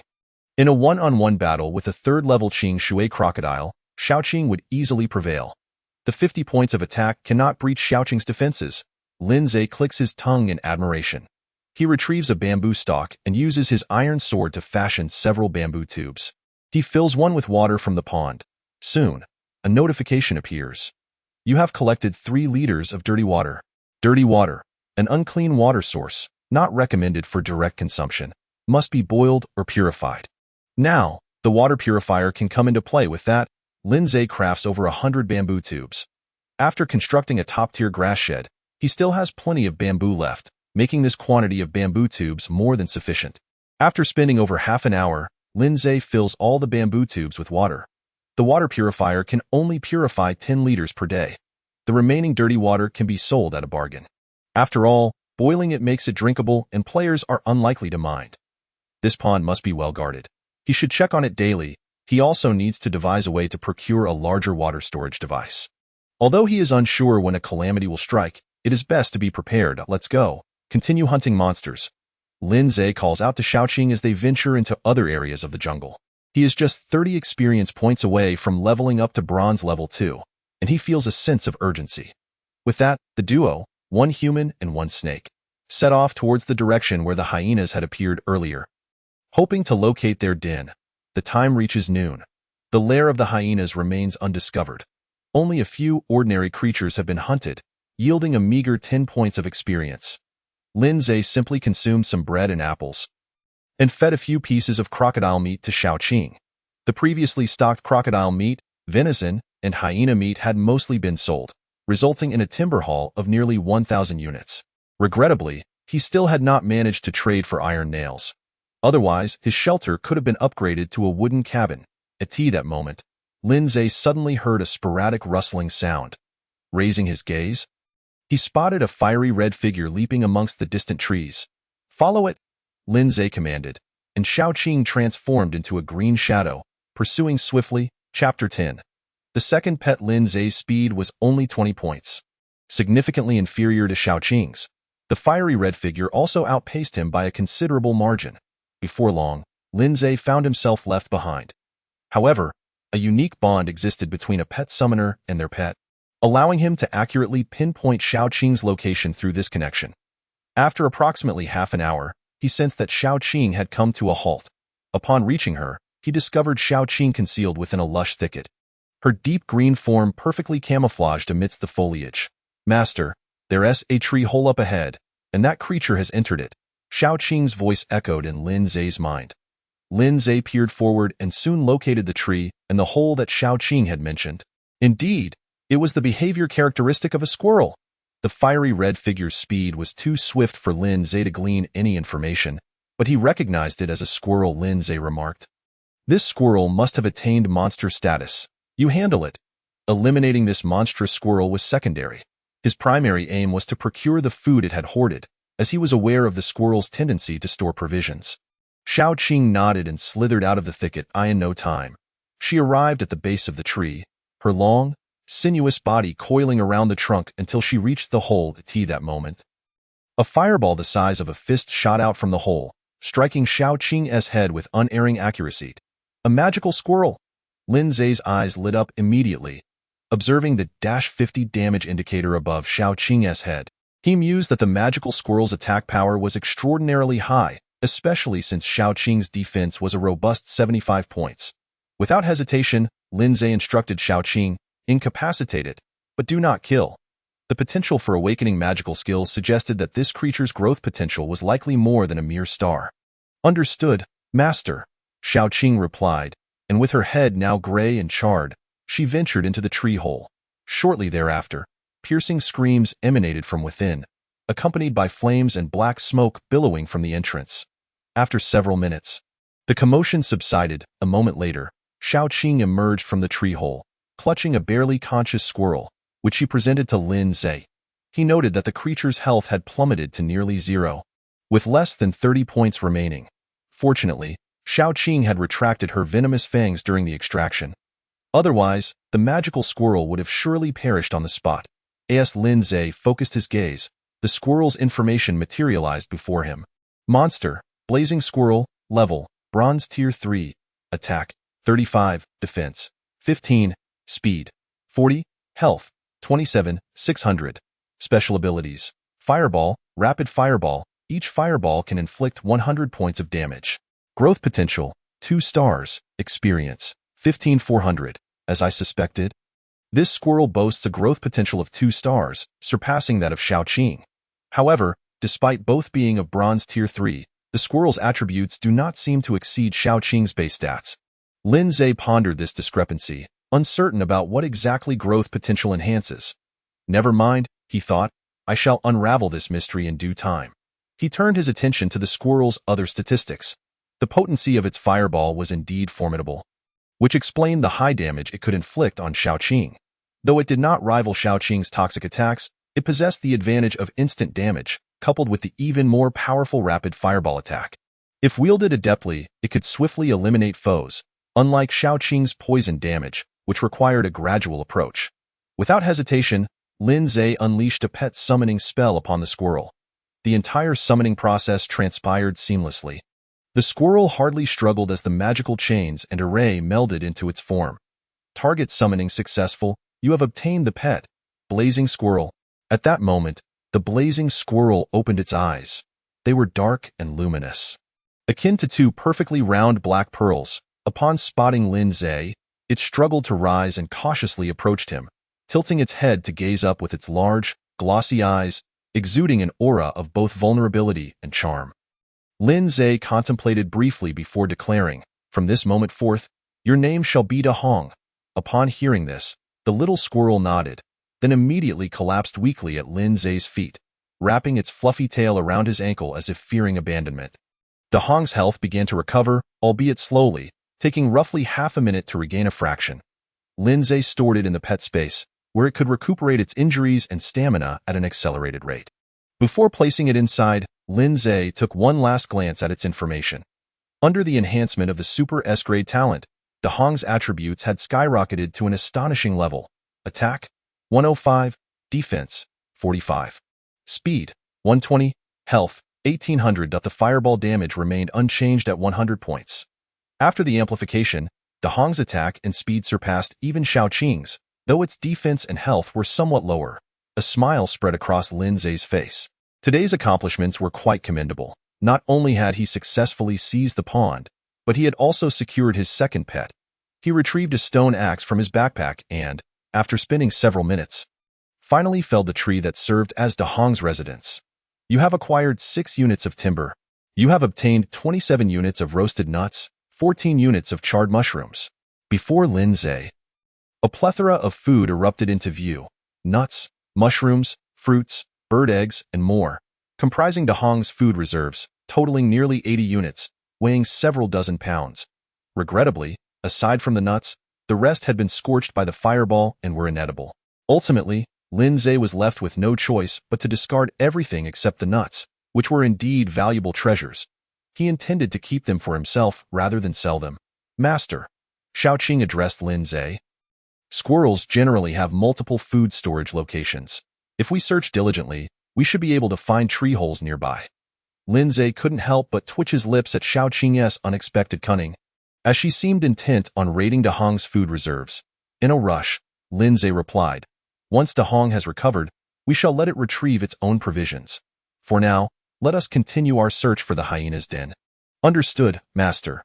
Xiao Qing slithered forward. 2 hours later, a surge of energy welled from Lin Zhe's abdomen, enveloping his entire being.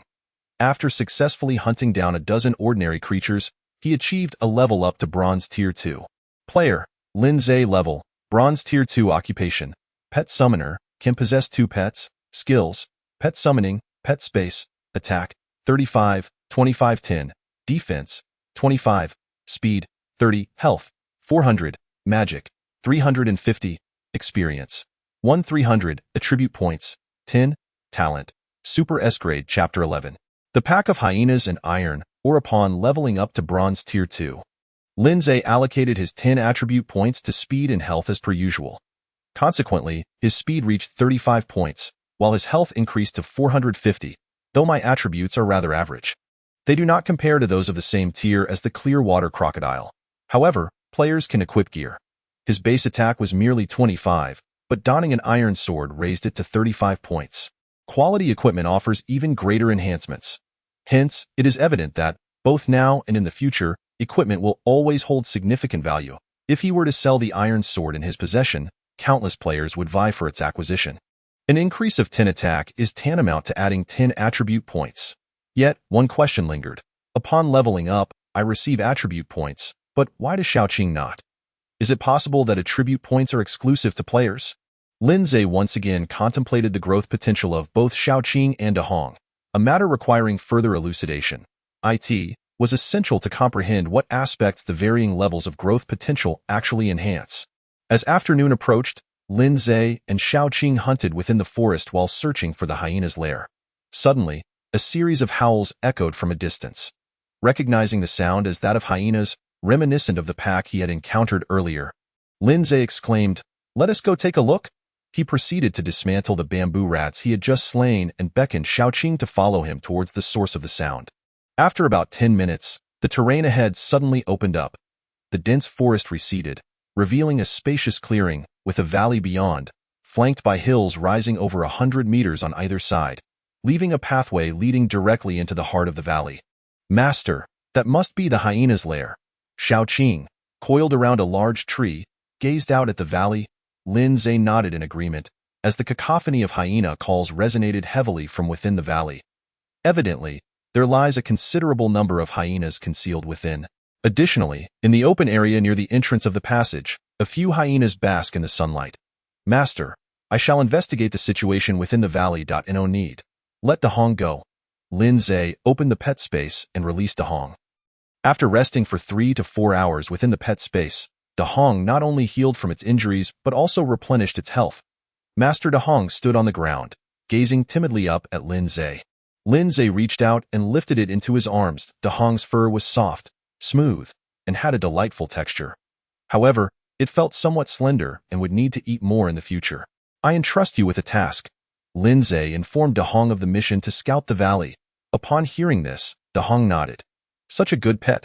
Lindsay pinched Dahong's cheek affectionately. Dahong reciprocated with warmth, nuzzling against Lindsay's palm. Once Lindsay set it down, it swiftly dashed toward the valley, moving with astonishing speed. Surpassing Xiaoqing. It resembled a streak of red light. Demonstrating remarkable intelligence, it did not directly cross the open area ahead but instead circled around, using the trees along the edge to evade the gaze of the hyenas. Before long, it successfully entered the valley. At that moment, Lindsay received a notification. "Congratulations, player. Your pet Dahong has discovered an iron mine. You can mine iron or suitable for constructing shelters using the appropriate tools." Another new discovery. But what might those appropriate tools be? A hefty iron hammer for quarrying, Lindsay pondered internally. After waiting for about 10 minutes, a fiery red figure emerged from the valley, retracing its path to appear before Lindsay. "Master, I saw many hyenas, over 100 of them. There is also a Hyena King, at level 5 bronze, a mid-tier monster within the bronze classification. Furthermore, I spotted 3 treasure chests, 1 silver chest and 2 bronze chests." Listening to Dahong's account, Lindsay took a deep breath. If he could eradicate this horde of hyenas, he would undoubtedly reap immense rewards. Not only would he gain a significant experience boost, but also a substantial amount of meat and 3 treasure chests. The silver chest, in particular, piqued his interest. With Dahong and Xiaoqing's strength, they could handle the level 5 bronze Hyena King. But the challenge lay in the over 100 hyenas. Lindsay contemplated and said, "Let's head back for now. It is getting late." His current position was somewhat distant from the shelter, and after hunting other animals and monsters along the way, It would likely be dark by the time he returned. Lin Zhe, accompanied by Xiaoqing and Dahong, retreated into the depths of the forest. He had committed the valley's location to memory and could return the next day. He wondered if there were other players nearby, however. He surmised that even if there were, they would find it difficult to deal with those hyenas. Before dusk, Lin Zhe returned to the shelter with Xiaoqing and Dahong. "Is this master's home?" Dahong wandered around the grass hut, clearly delighted, as its own dwelling was much smaller. "Yes, you will reside here from now on. Tomorrow morning, I will bring over the food you have hidden elsewhere to prevent it from being stolen by other squirrels." Lin Zhe chuckled as he spoke, igniting the dried grass with the remaining embers from the fire pit and adding a few pieces of firewood. Upon hearing Lin Zhe's words, Dahong froze in place. After a moment of hesitation, it nodded with a look of dismay. Lin Zhe paid it no mind and took out 2 blueprints from his backpack, one for a water purifier and the other for a fish pond. Upon usage, a water purifier, approximately half a person's height, appeared in the room. The fish pond manifested in the open space outside the grass hut, covering an area of about a dozen square meters. Compared to the current shelter, it was quite substantial. The water in the fish pond was crystal clear, yet there was a notification indicating it was undrinkable. Lin Zhe was unfazed. He retrieved 100 fish fry from his backpack and placed them into the fish pond. "Congratulations, player! You have successfully raised 100 crucian carp fry. The growth cycle for the fry is 36 hours, during which they cannot be harvested. Special reminder: your fish pond lacks any defensive capabilities. Please watch over it carefully to prevent theft." A 36-hour growth cycle. By the time, the day after tomorrow, he would be able to enjoy crucian carp soup. Lin Zhe turned to Xiaoqing and Dahong, saying, "The safety of the fish pond is entrusted to you. If any animals come to harm my fish, deal with them directly." "Understood, master." Both Xiaoqing and Dahong nodded in agreement. Lin Zhe observed the school of fish swimming joyfully in the pond. There should be no issues at night. But the concern lies with the day when the house is unguarded. It seems he must devise a means to establish some defensive measures. At the very least, constructing a fence would suffice. In the current phase, monsters are unlikely to attack. The most he would need to guard against are animals. With that thought in mind, Lin Zhe took out a large quantity of lumber from his backpack and, using a stone axe, fashioned suitable dimensions to encircle the fish pond, securing it with vines. A simple fence was thus completed. Still somewhat uneasy, he constructed a larger fence around the perimeter of the shelter before feeling satisfied enough to return to the grass hut. Chapter 12. Water Frenzy. Upon returning to the grass hut, Lin Zhe took several bamboo tubes filled with water from his backpack and poured the water into the purifier. In no time, he acquired 10 liters of clean drinking water. 1 liter equates to 2 jin. Thus 10 liters amounts to 20 jin, equivalent to 20 bottles of 500 milliliters of mineral water. However, he did not store the purified drinking water. Instead, he crafted 10 1-liter bamboo tubes for separate sale. Lin Zhe opened the trading channel for a glance. Up until now, the quantity of water listed by players remained pitifully scarce, with only a few dozen sellers amidst tens of thousands of trading information.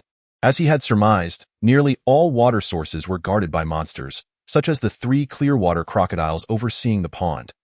Given the current strength levels of the players, facing off against monsters like the 3 Clearwater crocodiles was exceedingly challenging.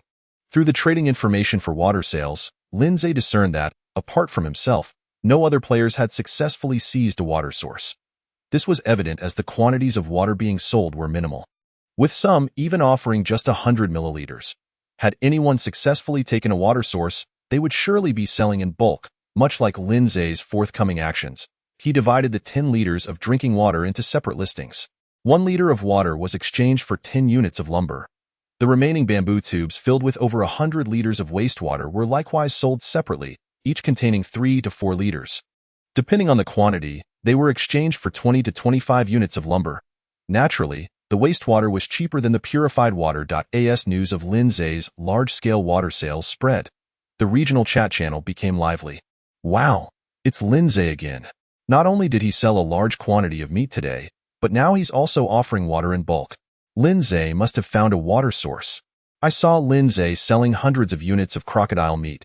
He must have defeated the crocodile monsters guarding the water source and taken control of it." Lin Zhe is also selling 10 liters of clean drinking water, all contained in bamboo tubes.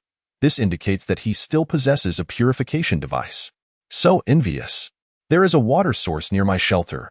guarded by a level 3 bronze giant python. And I don't even dare to approach. Lin Zhe must be incredibly powerful to seize a water source. Isn't that stating the obvious?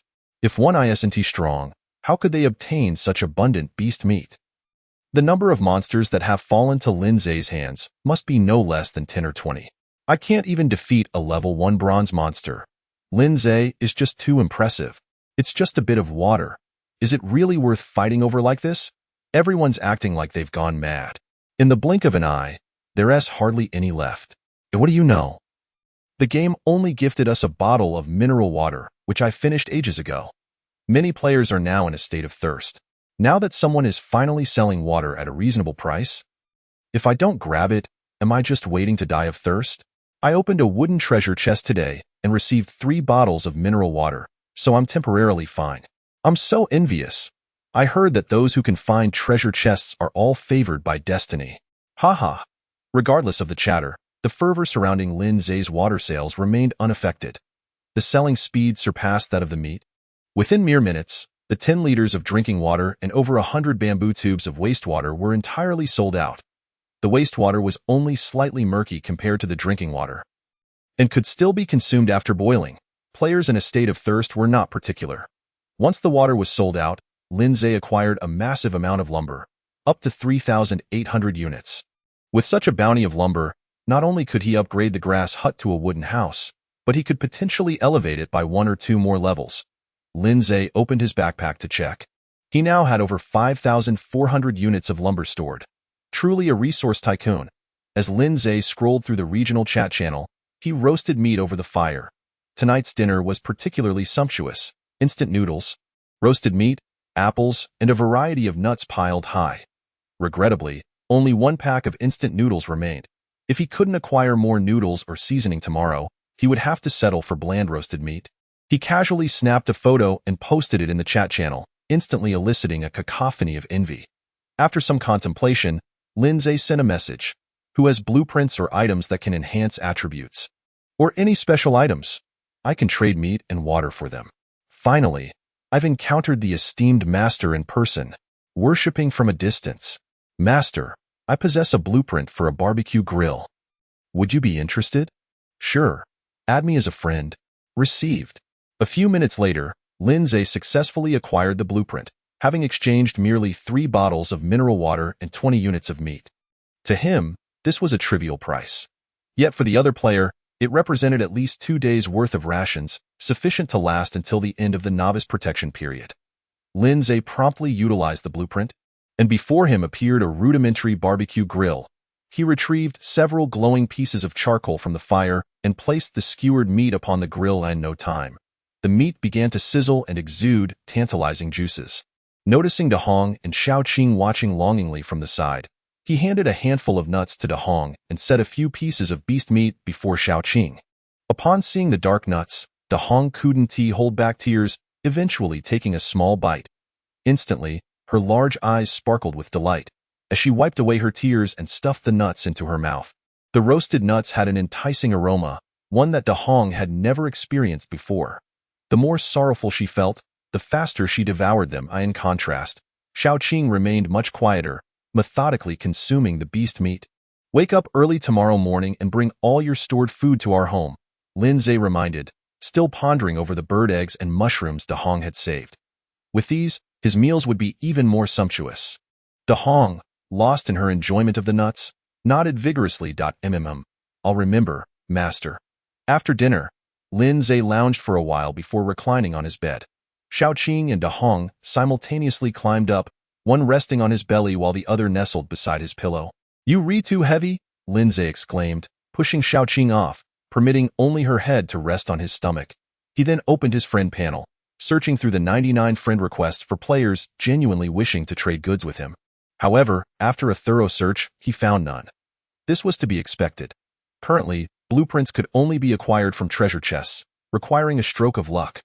Few players had discovered treasure chests at this stage, thus blueprints were even scarcer. Lin Zhe didn't dwell further on it. He scrolled through the regional chat channel while simultaneously perusing the trading channel for items of interest. The former provided him with greater insights into the game. As night deepened, Lin Zhe was jolted awake by a sudden trading notification. Someone was selling iron nails needed for upgrading wooden houses. His drowsiness evaporated instantly. Without hesitation, he sent a friend request. After a few minutes, the other player accepted his request. Her name was Yu Shuangshuang, a female player. Lin Zhe messaged her, "Hello, I wish to purchase the iron nails you possess. Could we trade them for wood?" Moments later, Yu Shuangshuang replied, "Are you also planning to upgrade your wooden house, master? I don't have many iron nails. I've listed them all on the trading channel. Currently, I'm lacking food and water, so wood is not needed at the moment." Lin Zhe fell silent for several seconds. He indeed had some food stored, but that was set aside for his own consumption, and he had no intention of selling it. As for water, he had just sold it all, leaving only a few bottles of mineral water for himself. Most critically, the price of the iron nails Yu Shuangshuang was offering was exorbitant, making a trade with the meat and water he had reserved quite unfeasible. Lin Zhe inquired, "May I ask where you obtain the iron nails?" "From treasure chests." Yu Shuangshuang responded, "Consultation fee, 2 units of meat." Lin Zhe casually transferred 2 pieces of deer meat. Yu Shuangshuang replied, "Hee, Master Lin Zhe is indeed generous. I opened a bronze treasure chest, obtaining tin iron ore and a blueprint for a tool bench. With the tool bench, I can craft iron nails from iron ore. I use tin iron ore to craft 100 iron nails, all of which I've listed in the trading channel." Upon reading the messages in the chat channel, Lin Zhe felt that the 2 pieces of deer meat were well spent. At that moment, Yu Shuangshuang sent another message. "If you have iron ore, I can process it for you. Crafting 100 iron nails will only cost 3 units of food and a bottle of water." Compared to the selling price in the trading channel, this processing fee was quite reasonable. This woman was astute. Moreover, she was on the verge of striking it rich. Players aiming to upgrade their wooden houses required iron nails, which were scarce compared to the readily available wood. However, iron nails could only be crafted at a tool bench. With a tool bench in her possession, Yu Shuangshuang was bound to prosper. Even the processing fee would yield her a substantial profit. Lin Zhe asked, "What else can the tool bench craft besides iron nails?" Yu Shuangshuang replied, "My tool bench is currently low level and can only craft iron nails, stone axes, iron pickaxes, harpoons, wooden bows, and other simple tools. Once upgraded, it should be able to craft more advanced items, including high-grade equipment." Lin Zhe couldn't help but think, the tool bench is indeed a valuable asset, even in the mid-late game. It will hold significant worth. After all, the tool bench can craft equipment. He pondered for a moment before messaging. "Is the iron pickaxe used for mining, or?" Yu Shuangshuang confirmed, "Yes, master." Lin Zhe inquired, "What materials are needed to craft an iron pickaxe?" Yu Shuangshuang replied, 5 iron ore and 1 unit of wood. Without hesitation, Lin Zhe promptly purchased 5 iron ore at a high price from the trading channel, then traded 1 unit of wood. After a moment's thought, he also traded 3 units of deer meat and a bottle of mineral water. Lin Zhe stated, "Please craft an iron pickaxe for me. The meat and water will serve as processing fees." Yu Shuangshuang replied, "Hee, thank you for your generosity, master. But aren't you afraid I might take the items and run?" Lin Zhe responded, "It's of no concern. We are in the same area, and we will inevitably meet again." Yu Shuangshuang replied, all right, don't scare me. I'll have the iron pickaxe ready for you in no more than an hour." Lin Zhe concluded, "All right, just trade it over when it's done." After closing the friend chat, Lin Zhe lay back on his bed, contemplating. With the iron pickaxe, he could tackle that pack of hyenas and begin mining for iron ore. However, he needed to act swiftly. According to the timeline, the novice protection period would end the day after tomorrow morning. Anything could happen then. He needed to upgrade his wooden house beforehand. After a brief moment of reflection, Lin Zhe formulated a plan. The bronze-level hyena king, accompanied by over 100 ordinary hyenas, could not be dealt with all at once. He would need to hunt them in batches, lure a group, eliminate another, and once the timing was right, confront the hyena king. Tomorrow, he could summon his 3rd pet. Once he had 3 pets, his chances of defeating the pack of hyenas would increase significantly. Lin Zhe pondered for a moment longer before finally closing his eyes and drifting off to sleep. On the other side, in a high-level grass hut, a voluptuous female player stood before the tool bench, hammer in hand, diligently crafting an iron pickaxe. It would take half an hour to complete. Sigh, yet another sleepless night. The iron ore listed in the trading channel had decreased. It must have been purchased by Lin Zhe at a premium. Now that he had iron ore, instead of crafting iron nails and reserving resources to upgrade the wooden house, he was opting to craft an iron pickaxe. He must have discovered a mine, potentially an iron mine. After all, at present, stone was of little use, and there was no need to mine during the novice protection period. The iron ore in the trading channel was not only scarce but also outrageously priced. If he had an iron mine, they could collaborate. He provides the iron ore, and I handle the crafting. A win-win situation. The more Yu Shuangshuang contemplated, the more pleased she became, causing her hammering to quicken. Finally, with a faint golden glow, a brand new iron pickaxe materialized before her. Did she just achieve a critical hit? Gazing at the pickaxe's details, Yu Shuangshuang smiled with delight. Truly, the luck of those at the forefront is unparalleled. She also gained 20 experience points. After crafting a few more items, she would reach bronze level 2. Her profession was blacksmith, with an A-grade talent. She received bonuses when crafting tools and buildings, with a chance to create higher quality tools, buildings with special attributes, and earn additional experience. Now that she had this tool bench, her level would surely rise rapidly. That moment, a rumble echoed from her stomach. Yu Shuangshuang patted her flat belly, retrieved a loaf of bread from her backpack, and began to eat, while also placing a piece of beast meat on the fire to grill. It was deer meat. The life of the master is truly enviable. Resources within the safe zone were exceedingly scarce, and the outside world was fraught with danger. She dared not venture out, which is why she had failed to catch any animals. This was the first time she had smelled the aroma of meat since entering the jungle world. After satisfying her hunger and thirst, Yu Shuangshuang finally lay down in bed, feeling content, before falling asleep. He did not forget to trade the iron pickaxe to Linza. The night swiftly passed. Linza awoke, parting the vibrant, fluffy tail from around his neck. He rose, quickly washed up, and then opened his backpack. An iron pickaxe came into view. As he retrieved the pickaxe, information appeared. Item: Exquisite iron pickaxe, attack, 5 effect. Mining efficiency increased by 30%, with a chance to obtain high-quality ores. Description: Professional tasks demand professional tools. Chapter 14. Another day of sudden wealth. This pickaxe surpasses the stone axe in quality. Its effects are vastly superior. Linza gazed at the metallic gleam of the iron pickaxe in his hand, feeling quite pleased. The game had provided a crude stone axe, which only enhanced logging efficiency by 10%, whereas this exquisite iron pickaxe not only increased mining efficiency by 30%, but also offered a chance to acquire superior minerals. It was truly a mining artifact at this stage. Linza stowed the pickaxe back in his backpack and glanced at his personal information panel.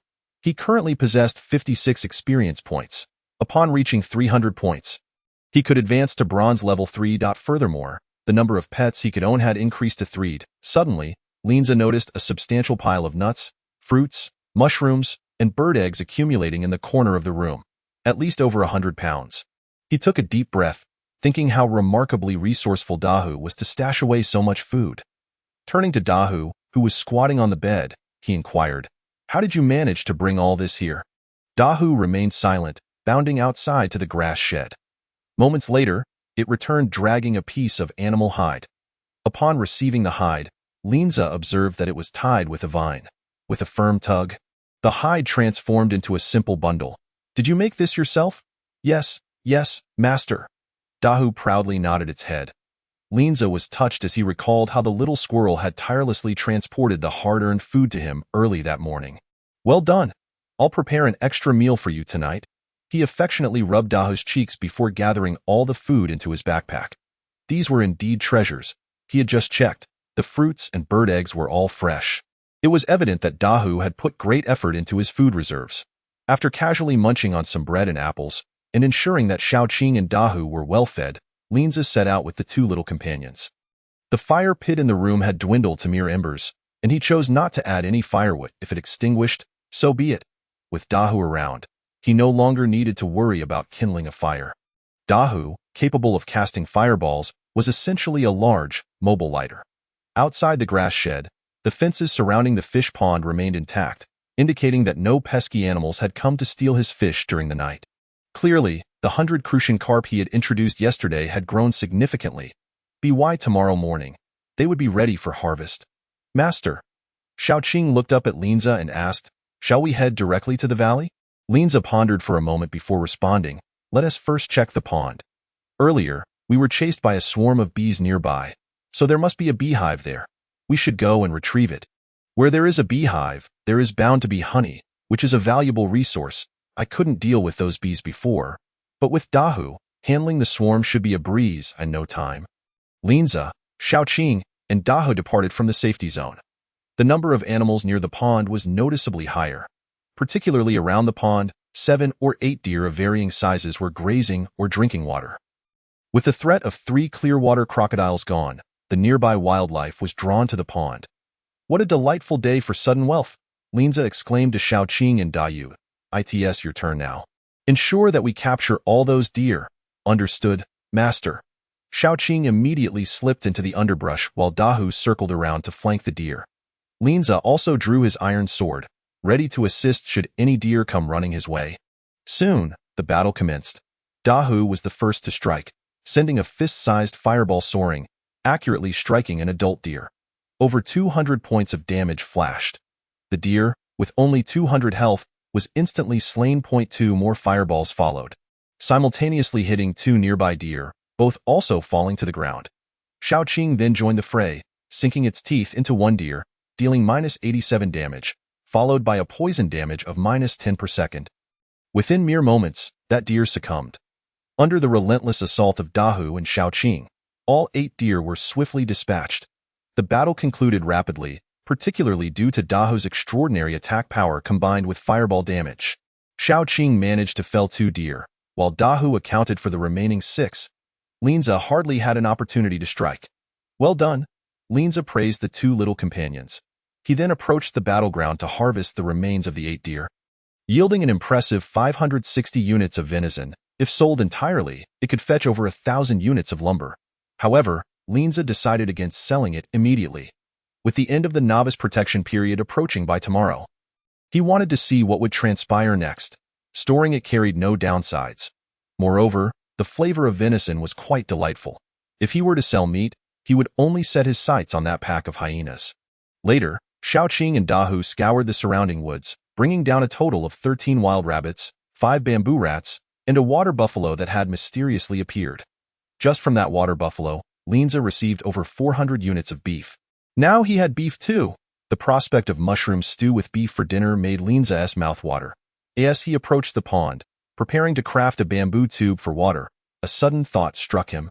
He opened his friend's panel and sent a message to Yu Shuangshuang. Can your workbench craft a water storage tool? The bigger, the better. Moments later, Yu Shuangshuang replied, saying she could make a wooden barrel, which could hold 100 liters of water, and informed Linza that crafting the barrel would require lumber and vines. Linza checked his backpack.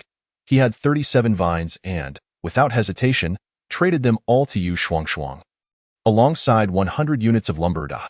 Please craft these into barrels for me, and let me know the processing fee later. Don't worry, big shot, I've got this. After closing the friends' chat panel, Linza took Shaoqing and Dahu to search for the location of the beehive. Minutes later, the trio arrived near the apple tree, where he had previously been chased by the swarm. It had been over a day since he last visited, and the apple tree was now in bloom. White blossoms adorned the branches, vibrant and plentiful. The growth rate was astonishing. Linza marveled but felt little surprise. In this jungle world, nothing could be measured by ordinary standards. Even the crucian carp fry he raised matured in just 36 hours. He knew one thing. In 2 days, he would be back to harvest apples. Chapter 15. The Queen Bee, a bountiful harvest leaving the vicinity of the apple tree. Linza searched in the general direction where he had encountered the bee swarm, covering 300 to 400 meters. Soon, he heard a buzzing sound. Following the noise, he discovered the hive. It was a towering tree, several dozen meters high, with a hole approximately 20 meters off the ground, teeming with bees entering and exiting. Bees typically favored nesting in caves, burrows, or tree hollows. The diameter of the hole was likely 70 to 80 centimeters. With an astonishing number of bees coming and going, it was likely that the hive contained a substantial amount of honey. If the tree were cut down, honey could be harvested directly, but it would be a devastating blow to the hive. After some contemplation, Linza decided against that approach. He intended to leave the hive intact for future harvesting. Given the growth rate of the apple tree and the crucian carp, It was clear that as long as he preserved the hive, he would soon reap another honey harvest. With this in mind, Linza carefully approached the base of the tree, stacking a pile of dry wood and gathering fresh branches and grass. He then called for Dahu to ignite the dry wood with a fireball. Once the flames were ablaze, he layered the fresh branches and grass on top. Soon, a thick plume of smoke rose towards the tree hole. While using mugwort would have been preferable, he could not find any at that moment and had to settle for the branches and grass. After a considerable time, the effects of the smoke finally manifested. Numerous bees fell dizzily from the sky, while many others fled in panic. It seemed that due to the weakness of the bees, Dahu managed to swat down over 10 unconscious bees without gaining any experience. Linza quickly intervened, realizing that since no experience could be gained, there was no need to continue the slaughter. Just then, a swarm of bees, each the size of a palm, surged through the smoke, charging directly toward Linza. Astonishingly, they were monsters. Lin Zitan was instantly taken aback. He discerned that these were all bronze-level bee monsters. Without hesitation, he retrieved his iron sword from his backpack. At the same moment, several blazing fireballs flew from Lin Zai's side, conjured by Dahong. Shao Qing also stood guard beside Lin Zai, lacking any long-range attack skills and thus waiting for the bee monsters to approach. Under the onslaught of Dahong's fireballs, one bee monster after another was swiftly annihilated, their corpses plummeting from the heights. However, some bee monsters charged directly towards Lin Zai. He observed one of them raising its rear and brandishing its sharp stinger. Aiming straight for him, Lin Zai decisively swung his sword, a surge of formidable power radiating from within him, forcefully repelling the bee monster, which bore a large crimson number above its head. 18. Damn. This damage is exceedingly low. Realizing that 2 more bee monsters were advancing, Lin Zai quickly retreated, resolutely ceding the battlefield to Shao Qing and Dahong. His meager damage contribution was merely a source of confusion on the battlefield. It was inevitable. Unlike players of other combat professions, he possessed no skills, his output relying solely on basic attacks. The combat prowess of Shao Qing and Dahong was indeed beyond his reach. As he retreated to a safe distance, several more bee monsters fell before them, in less than 2 minutes. All the bee monsters had been vanquished, granting Lin Zai a reward of 130 experience points. Master, I will check the tree hollow to see if there are any other bee monsters, Shao Qing said to Lin Zai. He nodded. Be careful, especially of the queen bee inside the hive. Understood, Master. Shao Qing slithered up the tree, twisting its long, serpentine body, and soon disappeared into the hollow. After a few minutes, Shao Qing emerged from the tree hollow, clutching a gigantic, plump bee in its mouth, significantly larger than the previous bee monsters. Monster, Queen Bee, level, Bronze 2, attack, 15, defense, 30, speed, 20, health, 237, 1000, special ability, hatching. The queen bee can hatch 100 ordinary bees each day, with a probability of evolving into worker bees. Growth potential, 1-star experience, 109,300. This is the queen bee of the hive. Those previous bee monsters must have been worker bees. Lin Zai gazed at the queen bee that Shao Qing presented before him. If I summon this queen bee as a pet, will I be able to cultivate my very own army of bee monsters? In Lin Zai's mind, a magnificent vision of countless bee monsters sweeping across the battlefield materialized. It's worth a try. Lin Zai immediately activated his pet summoning skill. As the magical chains and formation melded with the queen bee's form, she was successfully summoned as his third pet. He once again accessed the queen bee's information panel. Much like Shao Qing and Dahong, upon becoming his pet, the queen bee's attributes experienced a dramatic increase. Attack 45, defense 90, speed 60. Her health surged to an astounding 3,000. Notably, Shao Qing, at bronze level 3, had a health of only 2,400, while Dahong's was even lower. Additionally, the queen bee's defense was exceptional, making her a formidable frontline tank. Master. A wave of mental awareness resonated in Lin Zai's mind. It was the queen bee calling out to him. She fluttered her small wings, hovering in midair, her large eyes fixed intently on Lin Zai. He spoke. From now on, your name shall be Queen Bee. Do you have any monster-level worker bees under your command? The queen bee replied, once I become your pet, those bees will no longer heed my command. They will vacate this place and seek a new location to establish a hive and nurture new queens. However, I can still intimidate them, preventing them from approaching you. That will suffice, Lin Zai acknowledged, feeling a tinge of regret but ultimately unconcerned. With the queen bee at his side, re-establishing a swarm would be a simple task. Drive those bees away. I intend to take the hive and honey from the tree hollow. As you wish, master. The queen bee flitted around the tree hollow, swiftly clearing the area of bees. Lin Zhe then took out his stone axe and, after nearly 10 minutes of labor, felled the towering tree. Originally, he had not intended to do this. However, with the queen bee gone and the swarm relocating, the hive would become useless. Thus, it was more practical to cut it down. As the tree toppled, a flurry of information prompts appeared. You have obtained 13 units of wood. You have acquired 84 units of ordinary honey, 20 units of premium honey, and 1 unit of royal jelly. You have collected 13 units of bee pupae. You have secured 1 complete beehive. That moment, a dense buzzing sound began to converge from a distance. Seemed the nearby bees had discovered Lin Zhe's destruction of their home and were gathering to seek revenge. The plump queen bee immediately took flight. Faced with the queen's intimidation, the swarm was ultimately compelled to retreat. This time for good, Lin Zhe witnessed this scene and expressed his admiration for the queen bee.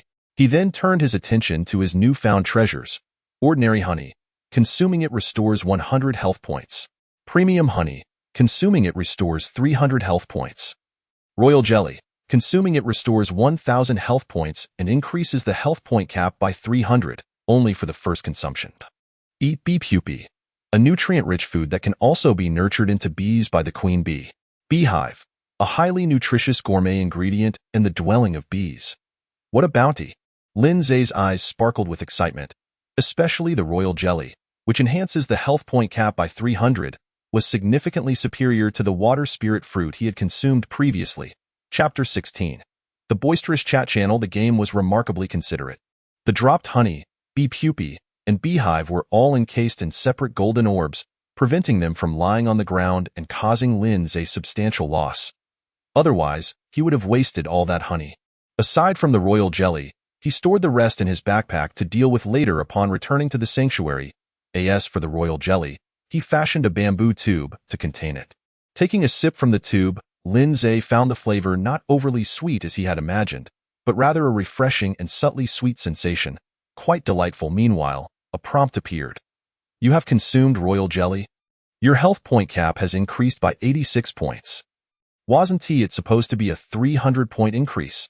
Did I drink too little? Lin Zhe pondered, taking another generous gulp of royal jelly. And the game informed him that his health point cap had risen by 119 points.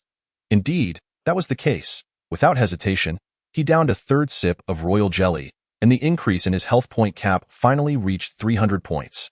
Gazing at the royal jelly in his hand, Lin Zhe felt a lingering desire.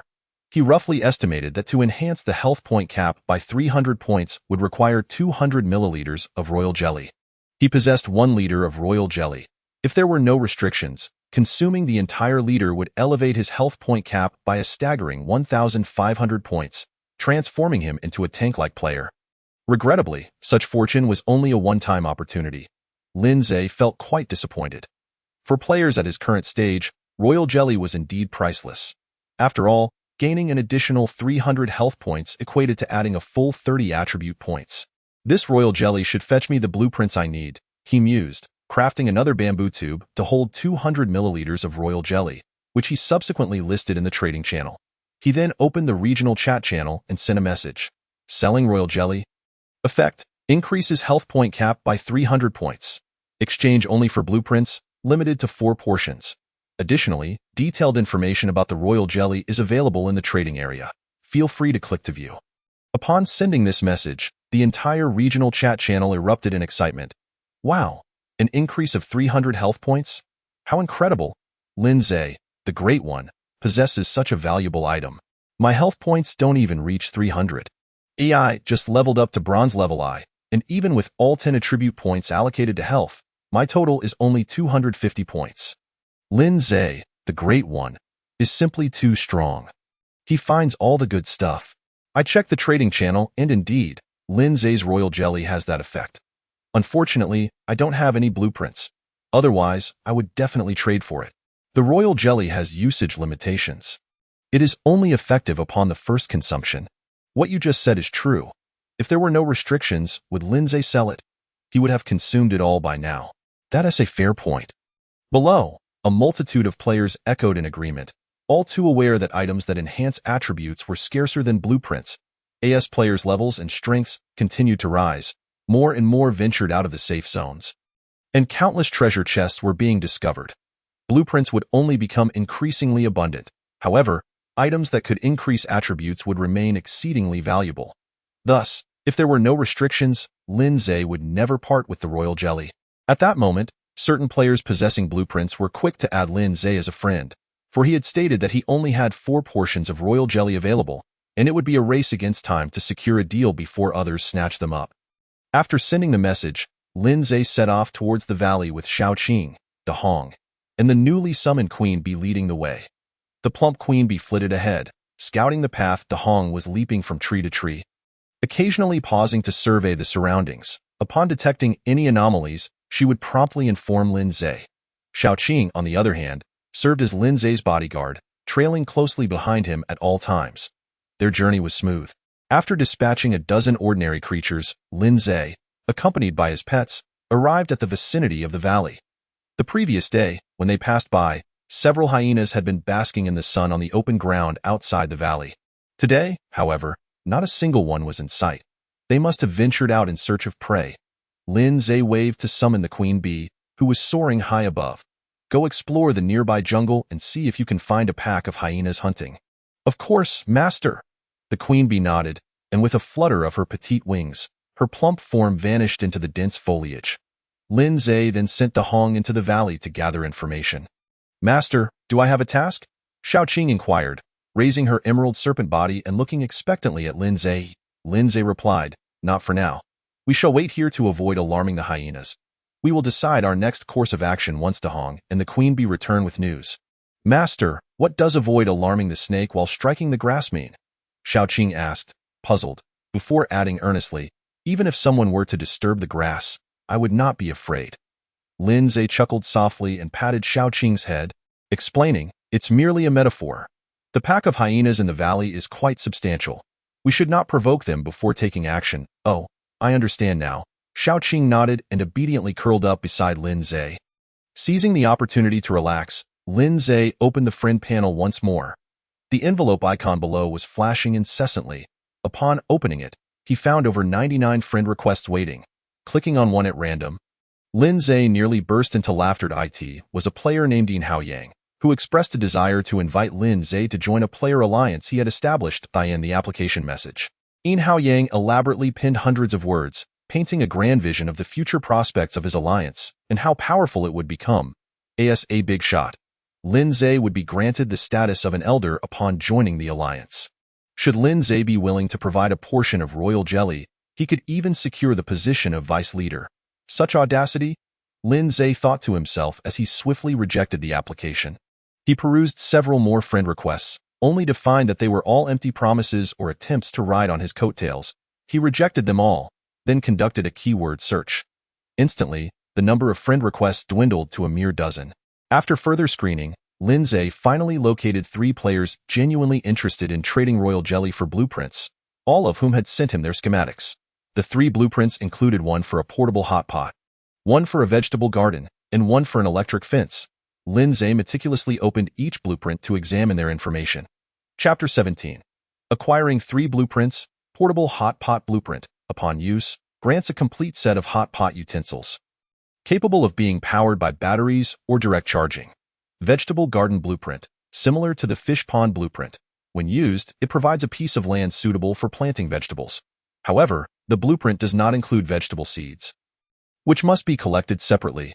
Electric fence blueprint, upon use, it grants a protective electric fence around the shelter, also a complete set of equipment, though the power supply must be arranged independently. All 3 blueprints would prove useful, especially the electric fence, which could significantly enhance the shelter's safety.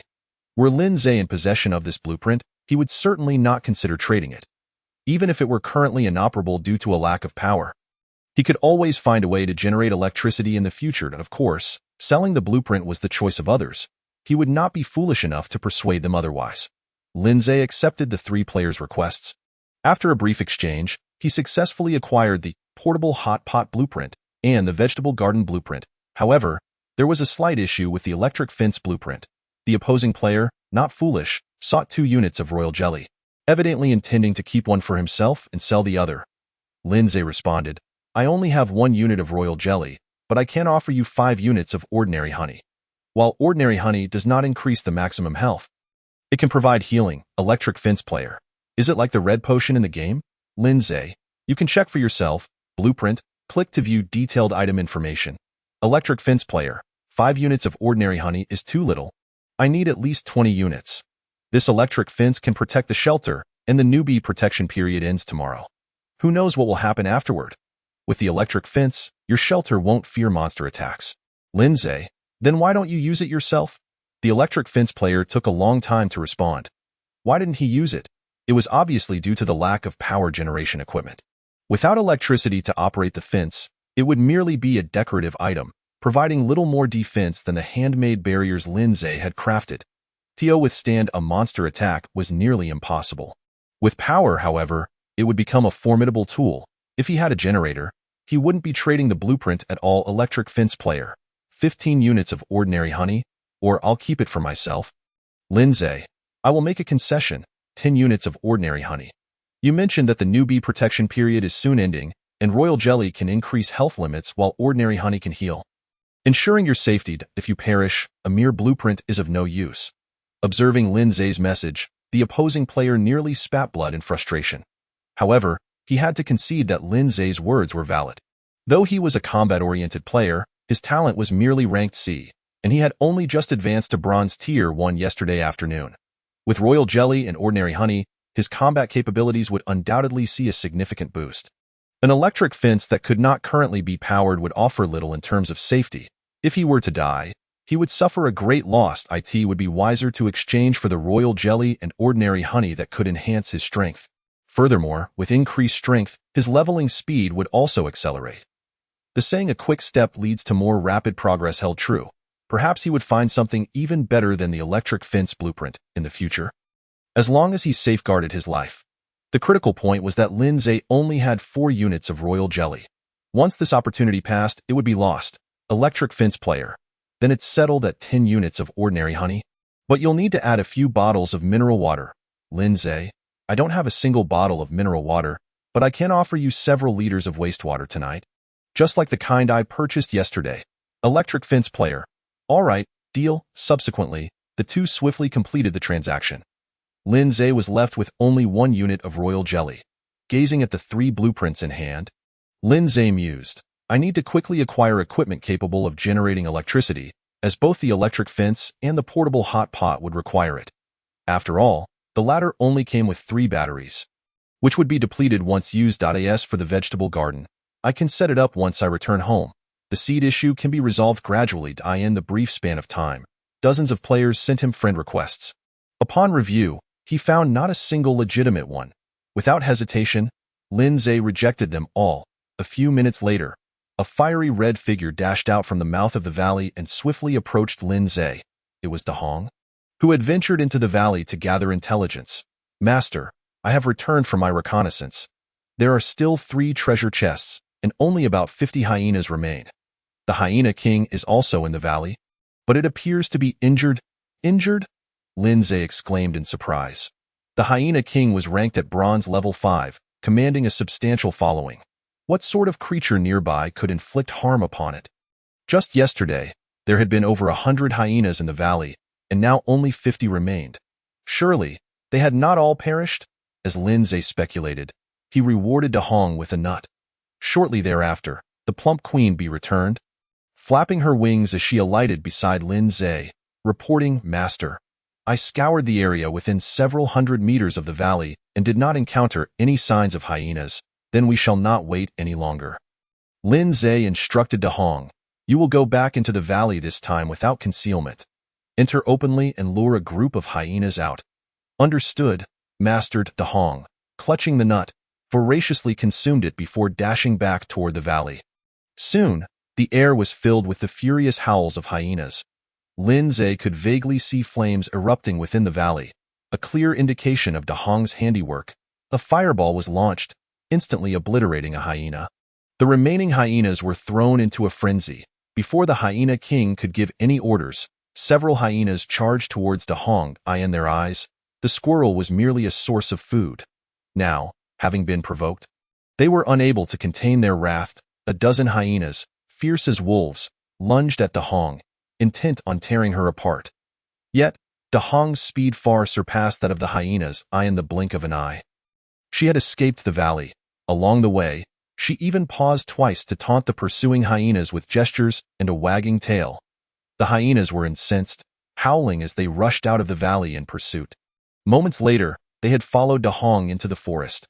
Shaoqing and the queen bee, who had been eagerly awaiting their arrival, immediately sprang into action, while Da Hong halted to conjure fireballs against the pack.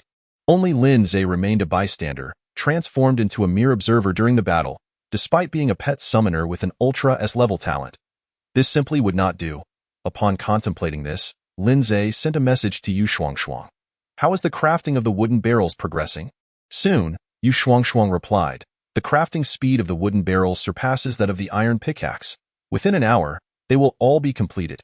I have already crafted 4 barrels here, and if you are in urgent need, I can trade them to you first."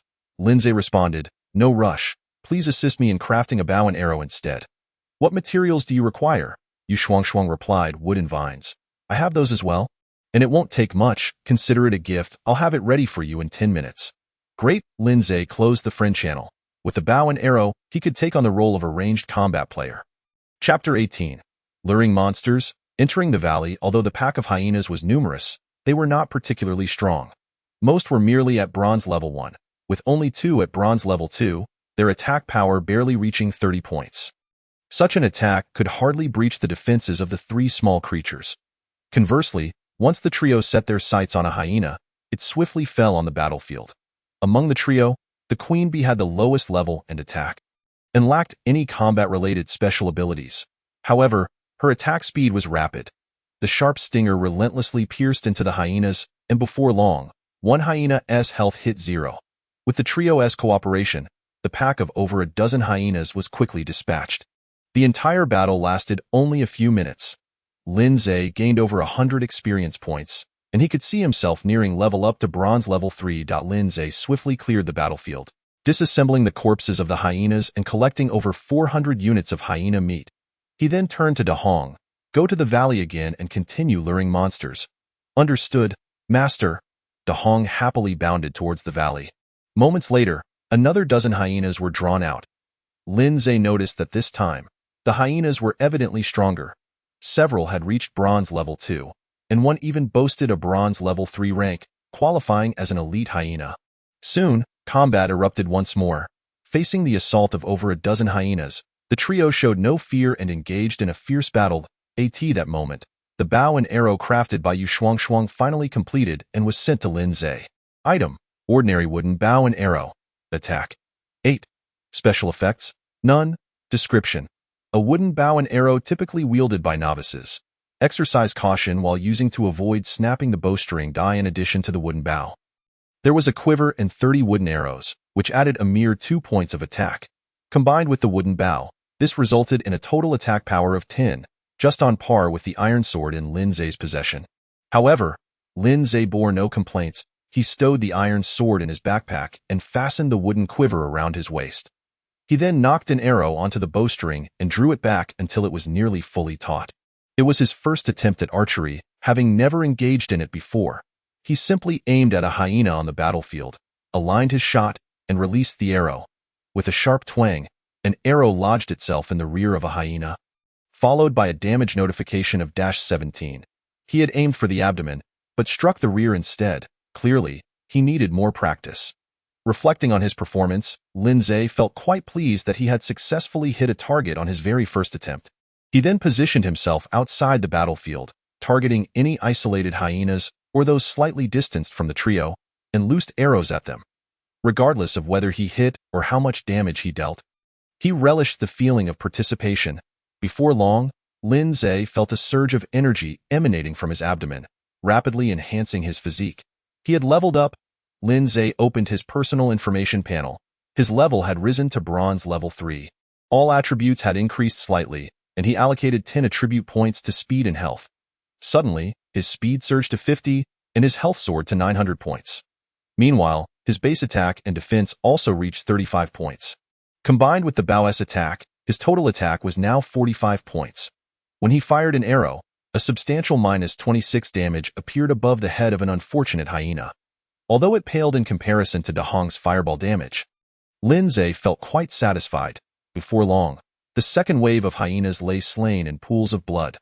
This time, De Hong eagerly dashed into the valley to lure more monsters without needing Lin Zhe's prompt.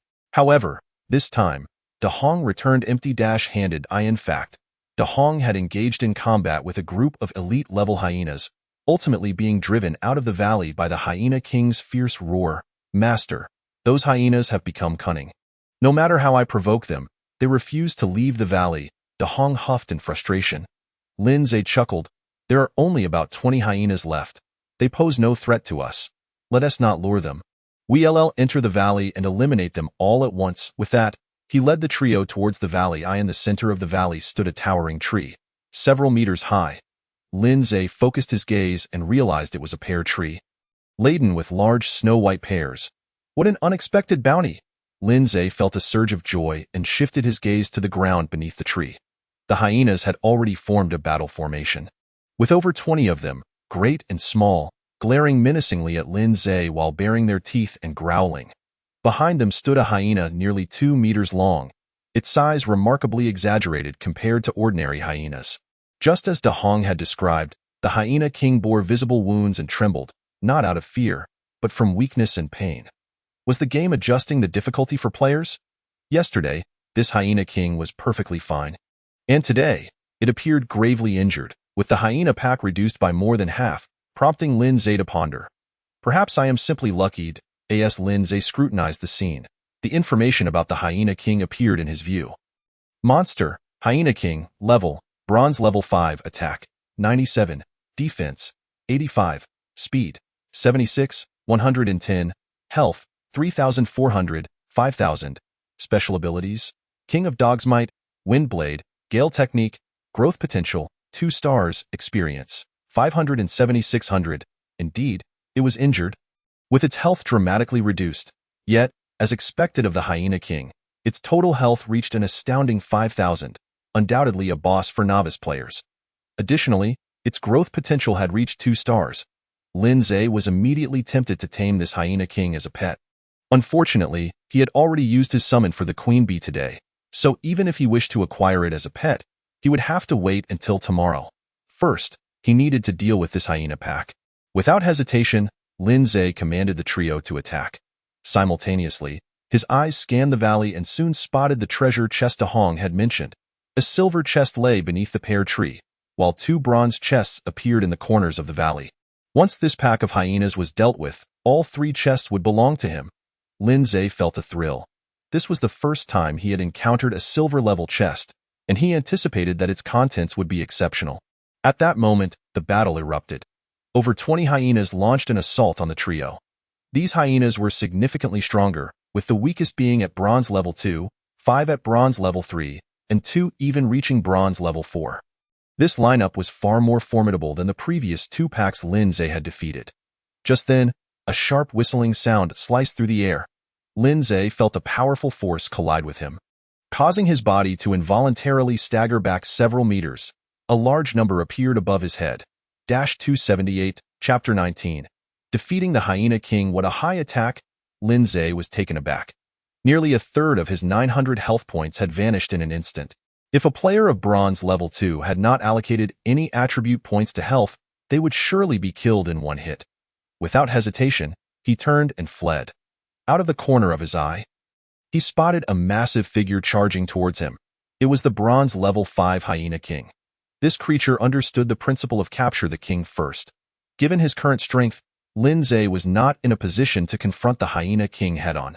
Otherwise, he would undoubtedly be defeated, leaving him with no choice but to retreat. In fact, he was already a fair distance away from the Hyena King, nearly 100 meters. He had underestimated the Hyena King's attack range. I was too careless, focusing solely on the treasure chest and the injured Hyena King, neglecting to consider this opponent. The most prudent choice would have been to remain outside the valley rather than rushing in to join the fray. De Hong, "Block it!" Lin Zhe shouted while running, and no sooner had he spoken than a green light struck the Hyena King fiercely. It was Xiaoqing. Like a python, the nearly 4-meter-long serpent coiled around the Hyena King, its mouth clamping down on the Hyena King's neck. The venom quickly seeped into the Hyena King's body, causing its health to decrease by 10 points per second. Simultaneously, a barrage of fireballs struck the Hyena King, inflicting over 400 points of damage in an instant, prompting the Hyena King to emit an enraged howl. Without a moment's hesitation, Lin Zhe turned from pursuing the fleeing Lin Zhe at the valley's entrance to attack the small Qing entangled around him. However, Xiaoqing did not engage in a drawn-out battle. Swiftly evading the King of Hyenas, it shifted its focus to the nearby hyenas. Its toxin attacks could not stack, and its basic attacks inflicted minimal damage on the King of Hyenas, prompting it to avoid prolonged confrontation. Even after enduring several fierce bites from the King of Hyenas, it refrained from retaliating, behaving like an assassin on the battlefield. It darted around, taking a quick bite at any hyena it encountered before moving on to the next target. In the blink of an eye, several hyenas had succumbed to poison, with some soon meeting their demise. Xiaoqing's toxin could inflict 600 points of damage within a minute, representing true damage unless the target possessed poison resistance. Most hyenas on the battlefield had health pools of only 400 to 500 points. Thus, any hyena bitten by Xiaoqing was doomed to die. Only a few elite hyenas at bronze level 3 or 4 could withstand a single wave of toxin damage. But even they would not survive a second. After all, they were not the King of Hyenas and lacked its boss-level health. An elite bronze level 4 hyena had approximately 1,000 health points. Once bitten by Xiaoqing a second time, it too would meet its end. Additionally, Xiaoqing was no longer fighting alone. Dahong and the Queen Bee were joining the fray. Many hyenas perished beneath the assaults of Dahong and the Queen Bee before they could succumb to poison. Soon, the battlefield was littered with corpses. The King of Hyenas fought valiantly, attacking whichever of the 3 small ones was nearest, displaying a frenzied combat style that belied its severe injuries. Yet Lin Zhe could see that the health bar above the King of Hyenas was steadily declining. Before the battle commenced, it had boasted over 3,000 health points, but now it was below 2,000. The experience gained was phenomenal. Lin Zhe glanced at his personal information panel. His experience was rising rapidly. Each time a hyena fell, he garnered at least 20 to 30 points of experience. With the demise of a level 4 elite hyena, he received a direct reward of 40 experience points. Currently at bronze level 3, he needed merely 400 experience points to ascend to bronze level 4. In just this brief period, he had accumulated over 200 experience points, and he would not need to wait for the battle's conclusion to level up. Just then, Lin Zhe noticed that the plump Queen Bee had inexplicably grown larger and fatter. He opened her information panel to discover that she too had leveled up, advancing from bronze level 2 to bronze level 3. It was about time for the Queen Bee's upgrade. Having previously slain nearly 30 hyenas outside the valley, and now having taken down over a dozen more, she had more than enough experience to rise to bronze level 3. Even if it was shared among the 3 small ones. With an attack of 75, defense of 120, speed of 90, and a health pool of 3,600, she truly embodied a tank-like pet. Lin Zhe also noted that the Queen Bee's special ability had improved. She could now hatch 200 bees daily instead of 100, effectively doubling her output. Upon returning to the shelter, he planned to bring out the hive for the Queen Bee to hatch bees. He had already devised a plan. The ordinary bees hatched would be tasked with honey production at home, while any ordinary bees that evolved into monster-level workers would accompany him into battle. Conditions were limited, and everything that could be utilized must be put to use. After several minutes, only the King of Hyenas remained standing on the battlefield, with all other hyenas having fallen. When the third-to-last elite hyena succumbed, Xiaoqing leveled up as well, advancing to bronze level 4. Now at bronze level 4, under Lin Zhe's extraordinary S-level talent enhancement, Xiaoqing's attack reached 120, defense 105, speed 135, and health 3000. Its toxin damage dealt 15 points per second, persisting for a minute, culminating in a total damage output of 900 points. This was utterly extraordinary. Moreover, following the upgrade, Xiaoqing's size had increased to nearly 5 meters, resembling a python more than a bamboo viper. Now only Dahong remained unleveled. Lin Zhe checked Dahong's information panel and found her experience at 386 points, just 14 points shy of ascending to bronze level 4. Defeating the King of Hyenas would enable Dahong to level up as well. Although that was his thought, Lin Zhe still shouted toward the surrounded King of Hyenas, "Little dog, I know you can understand me. If you surrender, I 1T kill you." The King of Hyenas growled in fury, glaring at Lin Zhe with blood-red eyes, exuding an aura of violence and malice. Well, that was that. Lin Zhe understood that this King of Hyenas would rather die than surrender. There was nothing left to discuss. It was time to eliminate it. As Lin Zhe's words fell, the battle, which had just paused, erupted once more. Under the onslaught of the three small ones, the King of Hyenas found itself unable to defend. Its remaining health rapidly plummeting in no time. The King of Hyenas collapsed. Dahong simultaneously leveled up to bronze level 4, her body expanding significantly. Her fiery red fur became even more lustrous and silky, shimmering in the sunlight as if radiating a fiery glow. Lin Zhe received a notification. "Congratulations, player. Your pet team has slain the King of Hyenas. You gain experience 50. Congratulations, you are the first player to defeat a bronze-level king monster. You gain achievement points 20. You have received 1 bronze treasure chest. You gain experience 100. Chapter 20. Opening the silver treasure chest. More achievement points. Lin Zhe had received 10 achievement points when he contracted Xiaoqing, and now he earned another 20 points for defeating the King of Hyenas. The value of achievement points must be quite high. After all, I am the first to contract a bronze pet and the first to slay a king monster, which is why I earned these points. Unfortunately, Lin Zhe still did not know what achievement points could be used for. He opened his backpack, where the game's reward, a bronze treasure chest, lay quietly inside. Apart from the achievement points in the treasure chest, the game had also awarded him an additional 100 experience points.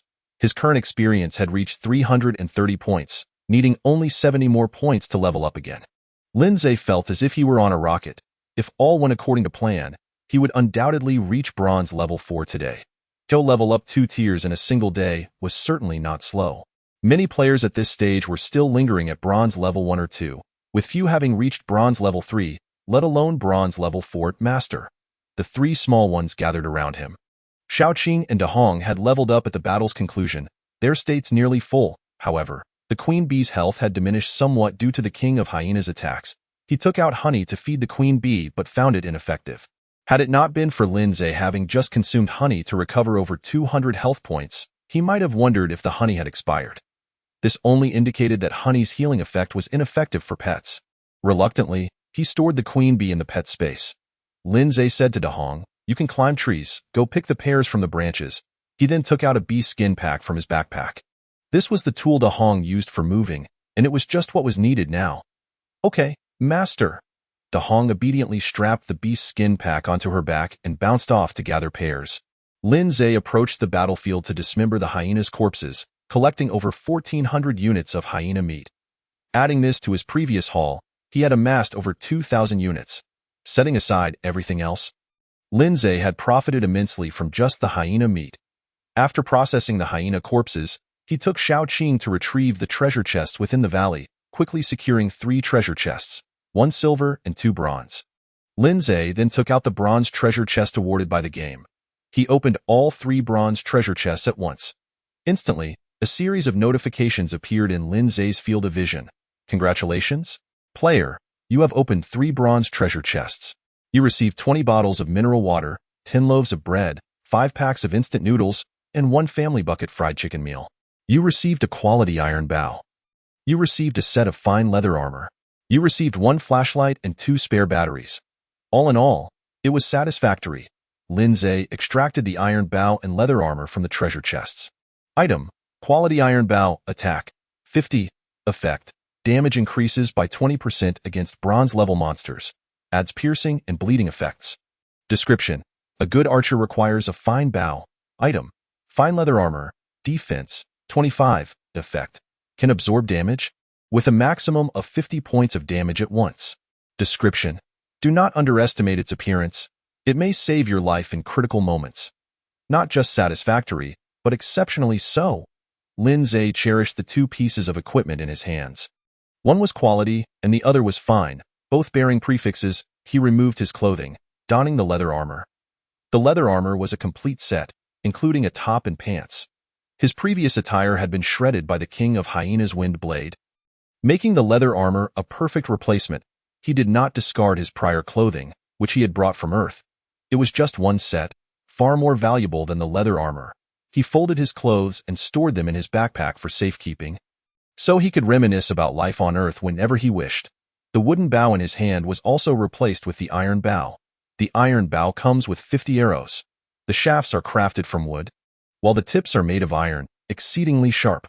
With the iron bow in hand, the wooden bow and arrows have lost their utility, and Lin Zhe has placed them in the trading channel. Subsequently, he gathered the remaining items from the treasure chest into his backpack. He glanced at the flashlight, which appeared to be an ordinary one, devoid of any special features. Nonetheless, it could prove useful for nighttime hunting in the future. At present, he dares not venture out at night, but that does not preclude him from doing so later on. The flashlight offers illumination during the dark hours. Lin Zhe then turned his attention to the final silver treasure chest. Taking a deep breath, he silently invoked the blessings of the Taoist immortal, Laozi, and opened the chest. As it creaked open, a golden light seemed to flash before his eyes. Congratulations, player! You have opened a silver treasure chest. You have received high-quality food, 9 bowls. You have obtained a silver-grade set component, storm boots. You have acquired a skill blueprint, 9 bowls. Specialty dishes, including soft-fried steamed meat, steamed pork ribs, powder-steamed beef, steamed soft-shelled turtle, steamed whole chicken, steamed whole duck, steamed pork knuckle, sandwiched meat, and salted white pork, 9 exquisite dishes. Effect: consuming these increases your health limit by 500 points. Item: storm boots. Level: silver. Speed: 60. Effect: swift movement. Upon activation, speed is increased by 30% for 30 seconds, with a cooldown of 1 hour. Description: storm boots are one of the components of the silver-grade storm set. Collecting the entire set unlocks its attributes. Components of the storm set: armor, pants, boots, helmet. Skill blueprint. Copy. Profession: pet summoner. Skill effect: upon using this skill, you gain full attribute bonuses from any pet for 1 minute. Mana cost: 100 points. Skill experience: 1000. Such splendid items, truly worthy of a silver-grade treasure chest. Lin Zhe's heart raced with excitement as he immediately learned the copy skill. With this ability, he could genuinely fight alongside his pets. Had he possessed this skill earlier, he would never have been chased by the Hyena King. Moreover, the skill experience suggests that this skill can be upgraded. The 1-minute duration is indeed somewhat brief. If he could extend this time through skill upgrades, his effectiveness on the battlefield would be greatly enhanced. He then removed his sneakers and donned the storm boots, which increased his speed by 60 points. Combined with his base speed, his total speed soared past 100, reaching an astonishing 110 points. His current attributes are Attack 85, 35-50, Defense 60, 35-25, Speed 110, 50-60, Health 900, and Mana 450. Such attributes are simply extraordinary. Posting this in the regional chat channel would undoubtedly evoke envy among all players. Chapter 21. Mining. Fine Iron. Lin Zhe subsequently stored the 9 bowls of delicacies, enveloped in a golden light, into his backpack. An increase of 500 health points is indeed a rare treasure, surpassing even the royal jelly. There was no need to wait until nightfall. A grand feast could be had at noon. Lin Zhe envisioned the powder-steamed beef, steamed soft-shelled turtle, steamed whole chicken, steamed whole duck, and steamed pork knuckle, and he could not help but salivate. Fortunately, it was still early, and he was not yet hungry. Otherwise, he would have insisted on a grand meal at tea that moment. Shao Qing suddenly remarked, "I can sense that my master's strength has increased significantly." Ha ha. Lin Zhe laughed heartily and replied, "Of course. The next time I encounter a monster like the Hyena King, I will single-handedly defeat it." "Master is amazing," Shao Qing expressed joyfully. Previously, when Lin Zhe had been repelled by the Hyena King's wind blade, Shao Qing had been quite frightened, worried for Lin Zhe's safety. Now that Lin Zhe's strength had surged, it naturally felt elated. Lin Zhe packed away the 4 empty treasure chests and, accompanied by Shao Qing, approached the tree. In no time, dozens of snow pears had accumulated beneath the tree. Lin Zhe casually picked one and began to eat. The texture was crisp and the juice was sweet, seemingly superior to that of an apple. These snow pears could be stored for now, and he would refrain from selling them until he assessed the situation tomorrow. As he pondered, Dahong suddenly descended from the tree, carrying a beast sack filled with snow pears, and began to stack the harvested pears together. This pear tree was larger than the apple tree near the pond, yielding a greater quantity of fruit. There were at least 300 pears. Lin Zhe did not want to overexert Dahong, so he climbed the pear tree himself, picking the nearest snow pears, while leaving the higher ones for Dahong. Being a squirrel, Dahong was light and agile, unafraid of breaking branches. After nearly half an hour, the pair had successfully stripped the pear tree bare, collecting a total of 386 snow pears. Each pear was the size of a fist, not only delicious but also visually appealing, instantly whetting one's appetite. Lin Zhe stored all the harvested pears in his backpack, leaving the tree untouched for future harvesting. Alas, he wished he had an orchard. Otherwise, he could have devised a plan to transplant this pear tree along with the apple tree from the pond. Feeling a tinge of regret, Lin Zhe turned to Dahong and Xiaoqing, saying, "You two should head to the valley to hunt and try to take down as many monsters as possible." "Understood, master." Dahong and Xiaoqing nodded enthusiastically. Dahong inquired, "Aren't you coming with us, master?" Lin Zhe replied, "I need to stay here to mine iron ore. If anything arises, I will have the Queen Bee notify you. Remember not to wander too far." "Got it, master." Dahong and Xiaoqing left the valley in succession. Once the two little ones had departed, Lin Zhe ventured deeper into the valley. He had previously noticed an accumulation of various black stones here. According to the information provided, these were iron ores. He retrieved his iron pickaxe from his backpack, gripped it tightly with both hands, and struck the iron ore with force. A resounding clang echoed as sparks flew from the ore. After several vigorous strikes, a portion of the iron ore finally broke free. Simultaneously, a notification appeared. "You have successfully mined an iron ore." Mining is undeniably a labor-intensive task, with difficulty levels markedly higher than chopping wood. This is still manageable thanks to the use of a fine-quality iron pickaxe, which enhances mining efficiency by 30%. If he had been using a regular iron pickaxe, the task would have been even more arduous. With renewed vigor, Lin Zhe continued to wield his pickaxe, determined to spend the entire day mining iron ore. He entrusted the hunting and leveling up to Dahong and Xiaoqing. He needed a substantial amount of iron ore to craft iron nails. Ideally, he hoped to upgrade the shelter to advanced wooden house, or even top-tier wooden house. Before long, a rhythmic clanging resonated throughout the valley. Time slipped away, and eventually, a new notification appeared. "You are incredibly fortunate. You have successfully mined a piece of fine iron." Fine iron? Lin Zhe recalled the special effect of his pickaxe, which granted a chance to extract higher quality minerals. Clearly, fine iron is of a superior grade compared to iron ore. With even greater utility. By midday, Lin Zhe had mined over 100 pieces of iron ore and 7 pieces of fine iron. According to the information provided by Yu Shuangshuang, 1 iron ore can yield 10 iron nails.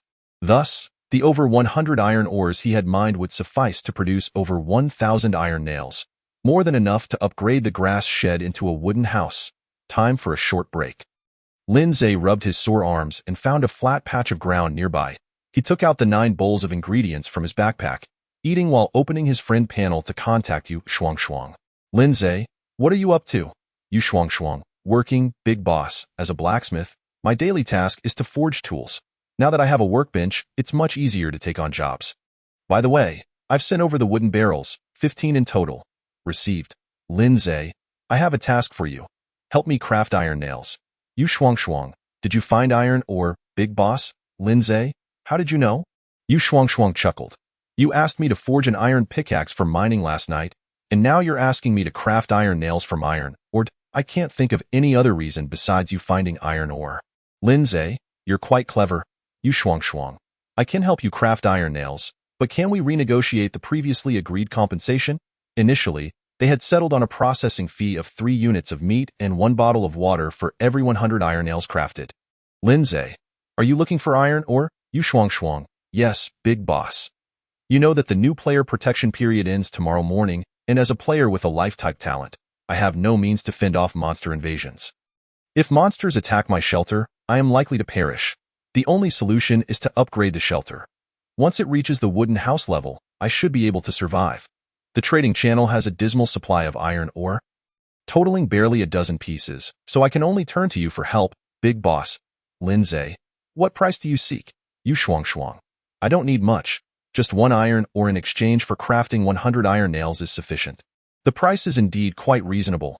Lin Zhe silently mused that he certainly could not allow Yu Shuangshuang to perish. Otherwise, when he subsequently needed iron nails or other materials, there would be no one left to forge them. Furthermore, Yu Shuangshuang's character is commendable. Not only did she gift him a wooden bow, but she also crafted over a dozen wooden barrels without ever mentioning any processing fees. Such a person is worthy of maintaining a long-term relationship. Lin Zhe sent a message, stating, "All right, I will send you the iron ore. Additionally, what is the processing fee for those wooden barrels? I will settle that as well." Upon receiving Lin Zhe's message, Yu Shuangshuang couldn't contain her excitement and quickly replied, "No need, no need. Consider the processing fee for the wooden barrels as a gift for my esteemed benefactor." Nevertheless, Lin Zhe ultimately sent 5 units of hyena meat along with over 100 iron ores. At this moment, he lacked for nothing except hyena meat. Yu Shuangshuang exclaimed, "So much iron ore. You must be striking it rich." Lin Zhe responded, "It's not bad." Yu Shuangshuang then inquired, "It's already noon. Are you still mining?" Lin Zhe replied, "No, I'm having lunch." He casually snapped a photo of 9 large bowls of food and sent it over. After a considerable time, Yu Shuangshuang responded, "Are you sure you aren't using cheats?" Lin Zhe replied, "Just lucky. I opened a silver treasure chest." Yu Shuangshuang remarked, "I'm envious. I'm drooling. Can you sell me a piece of that elbow? I'll pay a high price." Lin Zhe retorted, "Not for you. It can increase health limits." Yu Shuangshuang, Chapter 22, Promotion to Bronze Level 4. Having satisfied his hunger, Lin Zhe stored the remaining 2/3 of the 9 large dishes into his backpack.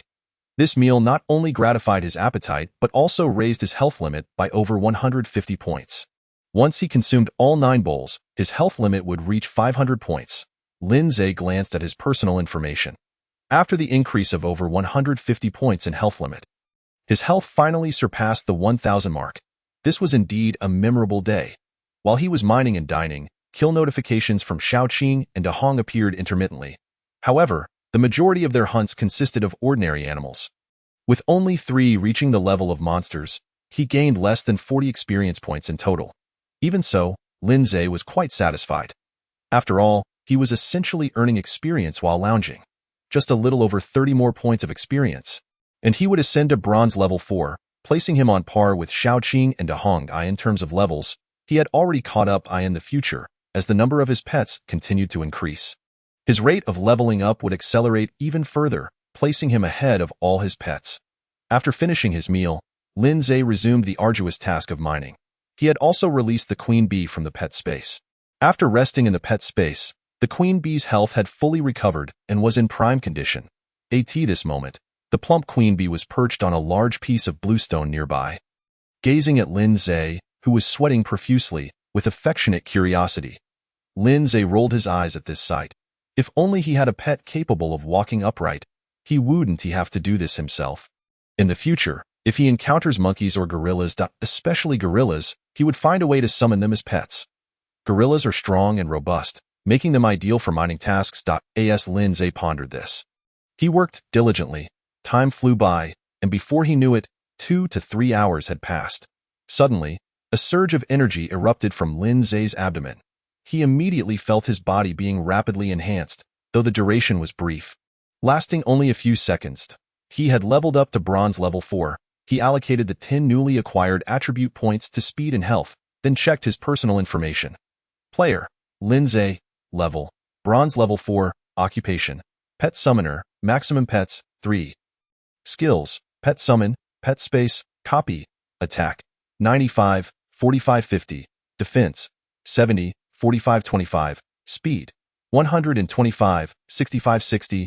Health: 1108. Magic: 450. Experience: 1500. Attribute points: 0. Talent: Ultra S-Class, Incredible, a speed of 125. The bronze level 5 Hyena King, even at its peak, only possesses a speed of 110 points. Should they engage in battle again, it wouldn't even be able to touch a single hair on my head. Lin Zhe was elated. Compared to 2 days prior, when he was weak and ineffectual, he had become dozens of times stronger. Simultaneously, he felt his strength had increased significantly. What once required nearly 40 strikes to break an iron ore could now be accomplished in about 30. It was now 3 in the afternoon, by evening, He should be able to mine over 200 more iron ores. He pressed on. Lin Zhe enjoyed a sweet pear and then resumed wielding his pickaxe. Notifications continued to appear. Most of the time, he mined iron ores. Occasionally, luck smiled upon him, and he unearthed fine iron. He toiled until the sun began to set, concluding a day of mining. At this point, he had amassed over 400 iron ores and nearly 30 pieces of fine iron, the fruits of his afternoon labor. He traded all 400 iron ores to Yu Shuangshuang. He kept the fine iron for himself. Moments later, Yu Shuangshuang sent over 1,000 crafted iron nails. Yu Shuangshuang, esteemed benefactor, there's quite a bit of iron ore this time. I want to be able to deliver until around 10 tonight. Lin Zhe, that's fine. Calculate the processing fees as you see fit. Yu Shuangshuang. All right, thank you for the generous reward. After a while, Yu Shuangshuang sent another message. Are you preparing to wrap up for the day? Esteemed benefactor, Lin Zhe. It's almost dark. It's about time to head back. Yu Shuangshuang. I envy players like you with combat talents. I still don't dare to leave the safe zone. Lin Zhe. Lifestyle players have their own advantages and potential. It's just that they haven't been fully developed yet. Yu Shuangshuang.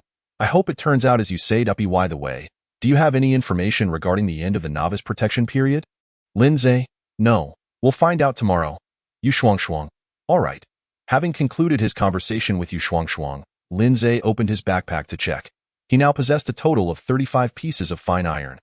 He wondered about the utility of fine iron. Could it be used to forge advanced equipment? Yu Shuangshuang's workbench was currently at a low level. He would encourage her to upgrade it later to see if the purpose of fine iron could be discovered. Time to go. Lin Zhe beckoned the queen bee. Let us go find Xiaoqing and Dahong. Yes, master. The queen bee quickly flapped her tiny wings, flying ahead with her plump form.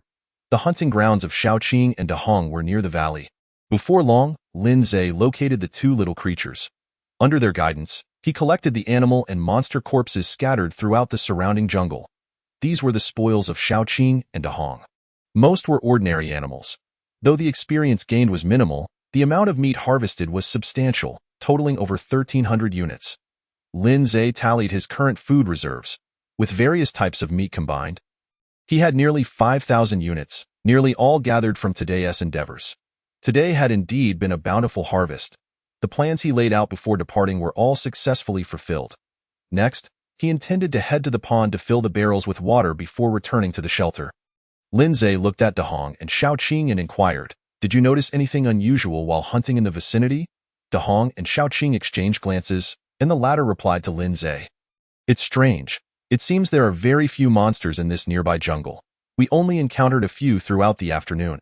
Upon hearing this, Lin Zhe had an instinctive feeling. There was likely a big catch hidden somewhere in this area. The absence of not only monsters but also dozens of hyenas under the Hyena King was notable.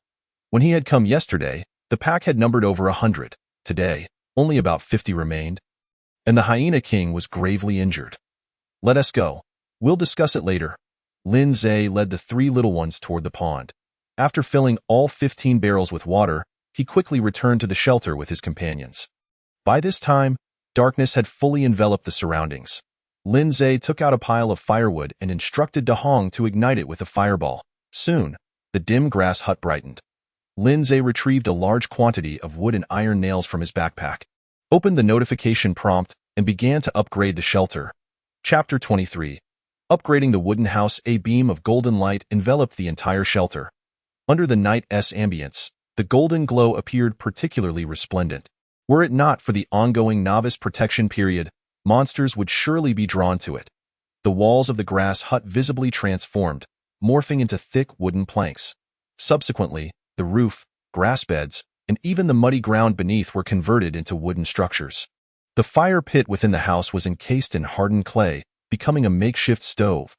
With just an iron pot placed atop, meals could be cooked directly. Furthermore, the area of the shelter expanded once again, now encompassing nearly 50 square meters. Observing the significantly altered shelter, Lin Zhe felt immense joy. The only drawback was that with the increased area, the rooms felt even more spacious and empty. Currently, my furniture consists solely of a bed, a simple barbecue grill, a portable water purifier, and a clay stove gifted from a game. I must find a way to acquire more furniture. A kitchen stove is essential. Clearly, a clay stove is not convenient. I also require a table and chairs, along with pots, bowls, and other utensils. Establishing a modest home from scratch entails a considerable amount of necessities. Fortunately, the weather remains relatively cool. If temperatures drop further, I will need to procure various heating items as well. At this moment, a series of notifications appeared. Congratulations, player! Your shelter has successfully upgraded to a wooden house. You are the first player to upgrade to a wooden house. You have earned achievement points 10. You have received 1 bronze chest. You have gained experience 50, just as I anticipated. Being the first to upgrade to a wooden house also comes with achievement point rewards. Lindsay was not surprised to find himself as the first player to achieve this milestone. He retrieved the bronze chest awarded by the game from his backpack. Congratulations, player, you have opened a bronze chest. You have received 100 units of wood and 20 iron nails. You have obtained an oversized lighter. Observing the notifications before him, Lindsay let out a soft gasp. Although the items were not particularly remarkable, this was the first time he had unlocked resources capable of upgrading his shelter. Could it be that once the shelter reaches the wooden house level, the chest will also unlock resources to elevate the shelter's status? If so, upgrading shelters will become considerably easier for players in the future. For instance, iron nails will no longer necessitate crafting at a tool station. There is a chance they can be obtained from chests. Lindsay then took out the oversized lighter from the chest, which was as thick as an arm and over 30 centimeters long, indeed qualifying as oversized. Unfortunately, it was of little use to him. Before acquiring Dahong, he had greatly needed such an item. Now that he possessed Dahong, igniting a fire could be accomplished with a fireball, far superior to a lighter.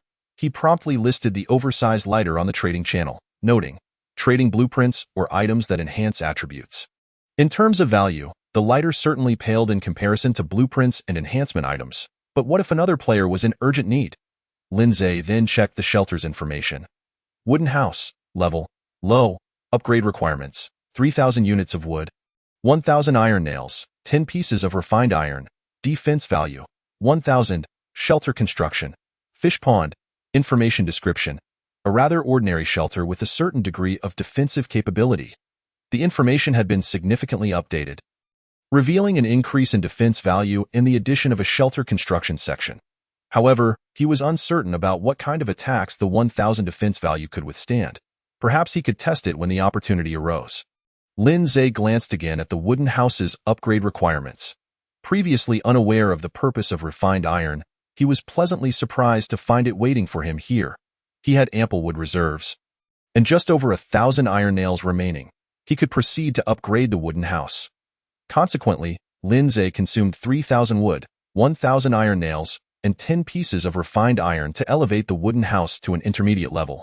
The area of the intermediate wooden house did not expand, nor did the interior decorations change significantly, save for the addition of a set of bedding on the wooden bed. The appearance of bedding brought Lindsay considerable joy. After 2 nights without a blanket, he felt something was lacking. Furthermore, the wooden house's materials had become sturdier and more robust, with noticeably thicker beams. Upon checking the wooden house's defense value, it had indeed increased from 1,000 to 3,000. The next level, the advanced wooden house, required 5,000 units of wood, 3,000 iron nails, and 50 pieces of refined iron. The resources in his possession were far from sufficient, so he would have to wait until later. Lindsay surveyed the environment within the room, a satisfied expression gracing his face. Compared to the thatched hut he had previously occupied, the wooden house was infinitely superior in terms of security alone. It was incomparable to the flimsy hut. Master, is this our new home? The 3 little ones stood in a row, looking up at Lindsay. Lindsay smiled and replied, "This is our current home. In the future, our home will grow larger, more luxurious, and even safer." The 3 little ones erupted in cheers. The queen bee asked, "Master, where will I sleep at night?" Lindsay pondered for a moment and replied, "I will have someone craft a beehive for you, placing the hive inside. Then you can hatch bees there." He intended to position the beehive outside the wooden house. With the queen bee and her little bees present, he would be notified immediately should any monsters approach. Acting on his thoughts, Lindsay sent a message to Yu Shuangshuang. Professional matters should naturally be entrusted to professionals. Yu Shuangshuang quickly replied, stating that crafting the beehive was simple and could be completed in no more than 10 minutes. She did not mention any processing fees, but Lindsay still traded some wood and several units of meat to her. Although it was a minor task, he believed in not imposing on others for free assistance. Otherwise, if it happened too often, the relationship could become muddled. At that moment, Lindsay noticed someone had sent him a message. Upon opening it, he saw it was from the player he had traded Electric Grid Blueprint with earlier, inquiring if Lindsay had managed to obtain water. Just a moment. Lindsay retrieved 5 wooden barrels from his backpack, each filled with water, totaling 100 liters. He also took a considerable amount of bamboo, which he had previously saved. Using an iron sword, he cut the bamboo into segments, crafting individual bamboo tubes. Afterward, he filled one with water and traded it to the Electric Grid player. Upon receiving the water, the Electric Grid player was overjoyed. "Boss, if you have any more good items, please let me know." Lindsay replied, "I definitely have good items. Do you need iron nails?" The Electric Grid player responded, "You're impressive, boss, to have produced iron nails so quickly. I heard that crafting iron nails requires a tool station, and currently, only a player named Yu Shuang possesses one. Boss, how many iron nails do you have?" Lindsay replied, "Enough for you to upgrade your thatched hut to wooden house level. If you're interested, trade me blueprints." The Electric Grid player said, "Upgrading to a wooden house only requires 300 iron nails, which is far less valuable than a blueprint." Lindsay responded, "Let's get the blueprints first, then we can discuss." The Electric Grid player agreed, "All right, I'll give it a try." After concluding his chat with the Electric Grid player, Lindsay continued crafting bamboo tubes, ultimately transferring all the water from the 5 barrels into the tubes, which he then listed on the trading channel in batches. Before long, the quantity of wood in Lindsay's backpack began to increase rapidly. Chapter 24. Special tables and chairs. Lindsay did not continue to monitor the sale of wastewater at this moment. Yu Shuang had already sent over the completed beehive, nearly a meter in diameter, ample enough to accommodate the hive. He retrieved the hive from his backpack, slicing it in half with an iron sword and placing one half inside the beehive. The remaining half would serve as his food. An exquisite delicacy, though lacking special effects, it was exceptionally flavorful. Lindsay carried the beehive outside the wooden house, addressing the queen bee who had followed him. "From now on, this will be your little home." The beehive's size was adequate for the time being. When her size increased, he would provide her with a larger one. "Thank you, master." The queen bee happily burrowed into the beehive, commencing her bee-breeding endeavors. Lindsay then took a flashlight and approached the fish pond, seeking a suitable area to establish a vegetable garden. He intended to check the trading channel for vegetable seeds whenever possible. If available, he would purchase them to plant there. Lindsay glanced at the surrounding dark forest, contemplating, but ultimately decided against constructing an electric grid, opting to wait until power was available. Building an electric grid now posed the risk of destruction by monsters or animals, which would result in significant loss. He then checked the growth status of the crucian carp. In just one day, their size had multiplied several times, estimating them to weigh about a pound. Such size was no small matter, classifying them as pound crucians. However, the game indicated that the crucian carp had not yet reached maturity and could not be harvested. Lindsay had no choice but to suppress his desire for fish and return to the wooden house. He fetched 10 liters of wastewater and poured it into the purifier. Before long, he had obtained an equal amount of clean drinking water. He filled a portion of it into a bamboo tube, placed it on the stove, and chopped a snow pear into small pieces to add to the tube. Before long, his dinner included a serving of snow pear soup. Originally, he had planned to enjoy mushroom beef stew tonight, along with a family bucket of fried chicken. It now seemed that he would have to wait until tomorrow to indulge in those. First, he would finish the 9 bowls of food, replenishing his health. With that, Lindsay took out the 9 bowls of special dishes from his backpack. As usual, he opened the regional chat channel and posted a photo of his dinner. As he expected, the chat channel erupted instantly. "Wow! The legendary Chungshire 9 bowls? Steamed pork ribs, steamed beef, steamed soft-shell turtle, steamed whole chicken, steamed whole duck, steamed hawk. Is this really a survival world? I've never eaten this well even on Earth." I seriously suspect that Lindsay has a dual crossing system that allows him to travel back to Earth. Just looking at the photo makes me salivate. "Lindsay, are you selling the dishes in the photo? I will pay a high price. Even if you sell me just a chicken leg, I will take it. That turtle shell clearly indicates it is pure wild caught. It's incredibly nutritious. Lindsay, I am willing to invest 10 million. Just serve me any dish you like." Is the person above joking? Do you truly possess 10 million? Even if you do, it is utterly useless now. You can't even buy a bowl of soup. Brothers, I'll start eating first. Did the person above manage to purchase those dishes from Lindsay? No, but consuming the photos is just as enjoyable. That makes sense. I find my appetite increasing, Lindsay, indulging in his 9 bowls and sipping snow pear soup, was thoroughly entertained as he browsed the regional chat channel. The lively banter among players was quite amusing. However, upon noticing the number displayed in the upper right corner of the channel, his mood darkened somewhat. In less than 3 days, the number of deceased players had already surpassed 10,000. Now, only over 85,000 remained. The number of players who perished on the first day was somewhat acceptable.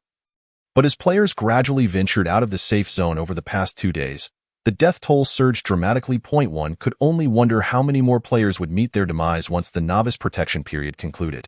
Previously, some players had mentioned the potential for regional competitions, even national contests. If the number of deceased players from his region was excessively high, it would undoubtedly impact the competition results.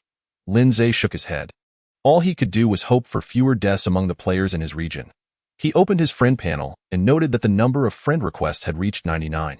He conducted a unified search for keywords related to blueprints and quickly found his target. He accepted the friend's request. Lindsay, do you wish to exchange that oversized lighter for blueprints? The player on the other end, yes, I have a blueprint for a table and chairs. It depends on whether the esteemed player requires it. Click to view item information. To be honest, Lindsay felt somewhat disappointed. If he wanted tables and chairs, he could easily ask Yu Shuangshuang to craft them. The basic crafting table could fulfill that function, making it unnecessary to exchange for the blueprint. However, upon opening the blueprint and reading the information, his slight disappointment evaporated instantly. Table and chair blueprint, information. Upon usage, you will receive a complete set of table and chairs, including 1 table and 4 chairs. Special effect. Increases the palatability comfort of food by 20%. This item is indeed commendable. Even without seasonings, the dishes prepared should not be unpalatable. Delicacies like the 9 bowls would taste even better. Without hesitation, Lindsay removed the oversized lighter from the trading channel and completed the transaction with the other player. After acquiring the blueprint, Lindsay chose to use it immediately. Soon, his wooden house boasted a new set of wooden furniture that appeared to be crafted from mahogany, finely varnished and exquisitely designed. Now, he had tables and chairs at his disposal. He would find ways to acquire more utensils in the future. Lindsay placed the 9 bowls and snow pear soup on the table and picked up a piece of rib to savor. The flavor was indeed enhanced. This dinner left Lindsay feeling contented. His health limit increased by nearly 200 points. Almost a third of the 9 bowls remained, and he planned to eat them the following morning. The portion size was substantial enough to last him 2 or 3 days if he merely aimed to satisfy his hunger. Lindsay indulged in a feast, primarily to boost his health limit. After finishing dinner, he lay down on the bed. The wooden bed was quite even, unlike the grass bed, which sometimes caused discomfort. Most importantly, when the wooden house upgraded to intermediate level, the game provided a set of lightweight bedding. Alleviating concerns about catching a chill at night, Dahong immediately jumped onto the bed, happily snuggling beside Lindsay, its fluffy tail wagging. Xiaoqing also slowly climbed up, resting its large serpent head on Lindsay's abdomen. Lindsay patted its head, chuckling, "You, my friend, are growing larger by the day. Soon, you'll have to sleep on the floor." Now, Xiaoqing's body was nearly 5 meters long, resembling a large python. Once it grew even larger, it would not fit on the bed, likely collapsing it under its weight. Xiaoqing nodded, feeling somewhat aggrieved, aware that it was indeed a predicament. Time swiftly passed to just past 10 o'clock in the evening when Yu Shuangshuang arrived as promised. Delivering the crafted iron nails. Chapter 25. The anxious players. The friend chat panel lit up as Yu Shuangshuang sent a message. Esteemed player, there are a total of 4,260 iron nails. Excluding my share. Lindsay, received, thank you. Yu Shuangshuang. No need to be polite, esteemed player. If it weren't for our collaboration, I wouldn't have enough nails to upgrade my wooden house. The processing fees she earned from Lindsay allowed her to upgrade from a grass hut to a wooden house. She was immensely grateful to Lindsay, as this could very well save her life. Yu Shuangshuang, esteemed player, your wooden house should be at the intermediate level now, right, Lindsay? How do you know this? Yu Shuangshuang. Hehe. Upgrading to an intermediate wooden house requires not only wood and iron nails but also refined iron. I suspect this material comes from iron ore. Since you mined so much iron ore today, you must have also obtained refined iron. Upgrading to an intermediate wooden house should pose no problem. Upon reading Yu Shuangshuang's message, Lindsay couldn't help but think that this woman was indeed clever. Lindsay, once you gather the wood and iron nails needed for the upgrade, I can prioritize selling you some refined iron, but you will need to offer something in exchange, such as blueprints. Yu Shuangshuang was instantly excited. What type of blueprints does esteemed player need? Lindsay, any blueprint will do. If it's a pet summoner skill blueprint, that would be ideal. Yu Shuangshuang, are you a pet summoner? Esteemed player? Lindsay, indeed. Yu Shuangshuang, I envy you for having a pet to accompany you. I feel terrified living alone in the shelter. How wonderful it would be if I were also a pet summoner. Lindsay, this situation is likely temporary. I believe that one day players will have the opportunity to meet offline, or even relocate their shelters together. Right now, you should focus not on fear but on surviving until that time and enhancing your abilities. Yu Shuangshuang, understood, esteemed player. May I see your pet? In response, Lindsay casually sent a photo of Xiaoqing. Upon seeing the photo Lindsay sent, Yu Shuangshuang felt a wave of chills run down her spine. She had not anticipated that Lindsay's pet would be a snake, and a rather large one at that. Most alarmingly, the giant green snake was sleeping on Lindsay's bed. She was so frightened that goosebumps erupted all over her body. Yu Shuangshuang, esteemed player, you can't scare me like this. I'm crying, Lindsay. You asked to see. Yu Shuangshuang, such a large snake sleeping on the bed. Are you not afraid, esteemed player? Lindsay, you get used to it. Xiaoqing has been nurtured by me since I reached bronze level 1. Watching it grow up, there's really nothing to fear. Yu Shuangshuang. All right, as long as esteemed player is happy. Subsequently, the two engaged in light conversation while Lindsay continued browsing the trading channel for blueprints, items that enhance attributes, and vegetable seeds, all of which he currently needed. Unfortunately, after a lengthy search and using various keywords, he ultimately found nothing of interest. At this stage, players were still far too impoverished. Late into the night, Lindsay felt no inclination to sleep, and neither did Yu Shuangshuang, who periodically messaged him to inquire if he was asleep, and of course, their exchanges were not of a romantic nature. Rather, they were both apprehensive about the impending end of the novice protection period, which would abolish the safety zone. The novice protection period had been relatively friendly to players. As long as they remained within the safe zone, the likelihood of danger was minimal. Those who perished within the safe zone could only be deemed unfortunate, having provoked the monster's wrath. Inside the safe zone, players typically did not face proactive attacks from monsters. Just as Lindsay had encountered Xiaoqing, had he not approached the bronze treasure chest, Xiaoqing would not have attacked him and would have allowed him to frolic around the bamboo forest's periphery. However, with the disappearance of the safe zone, such circumstances would no longer exist. Monsters would begin to proactively attack players, even assaulting their shelters. This was undoubtedly a perilous development for players. Additionally, with the end of the novice protection period, it remained uncertain what other calamities the survival game might unleash. Consequently, it was not just Lindsay and Yu Shuangshuang who were restless. Many players were unable to sleep, even in the dead of night. The regional chat channel was abuzz with activity. A multitude of players flooded the channel with messages, discussing topics all related to the imminent end of the novice protection period, filled with trepidation for what the morrow might bring. I have a gut feeling that something big will happen tomorrow. That's an obvious statement. The disappearance of the safe zone is indeed a significant matter.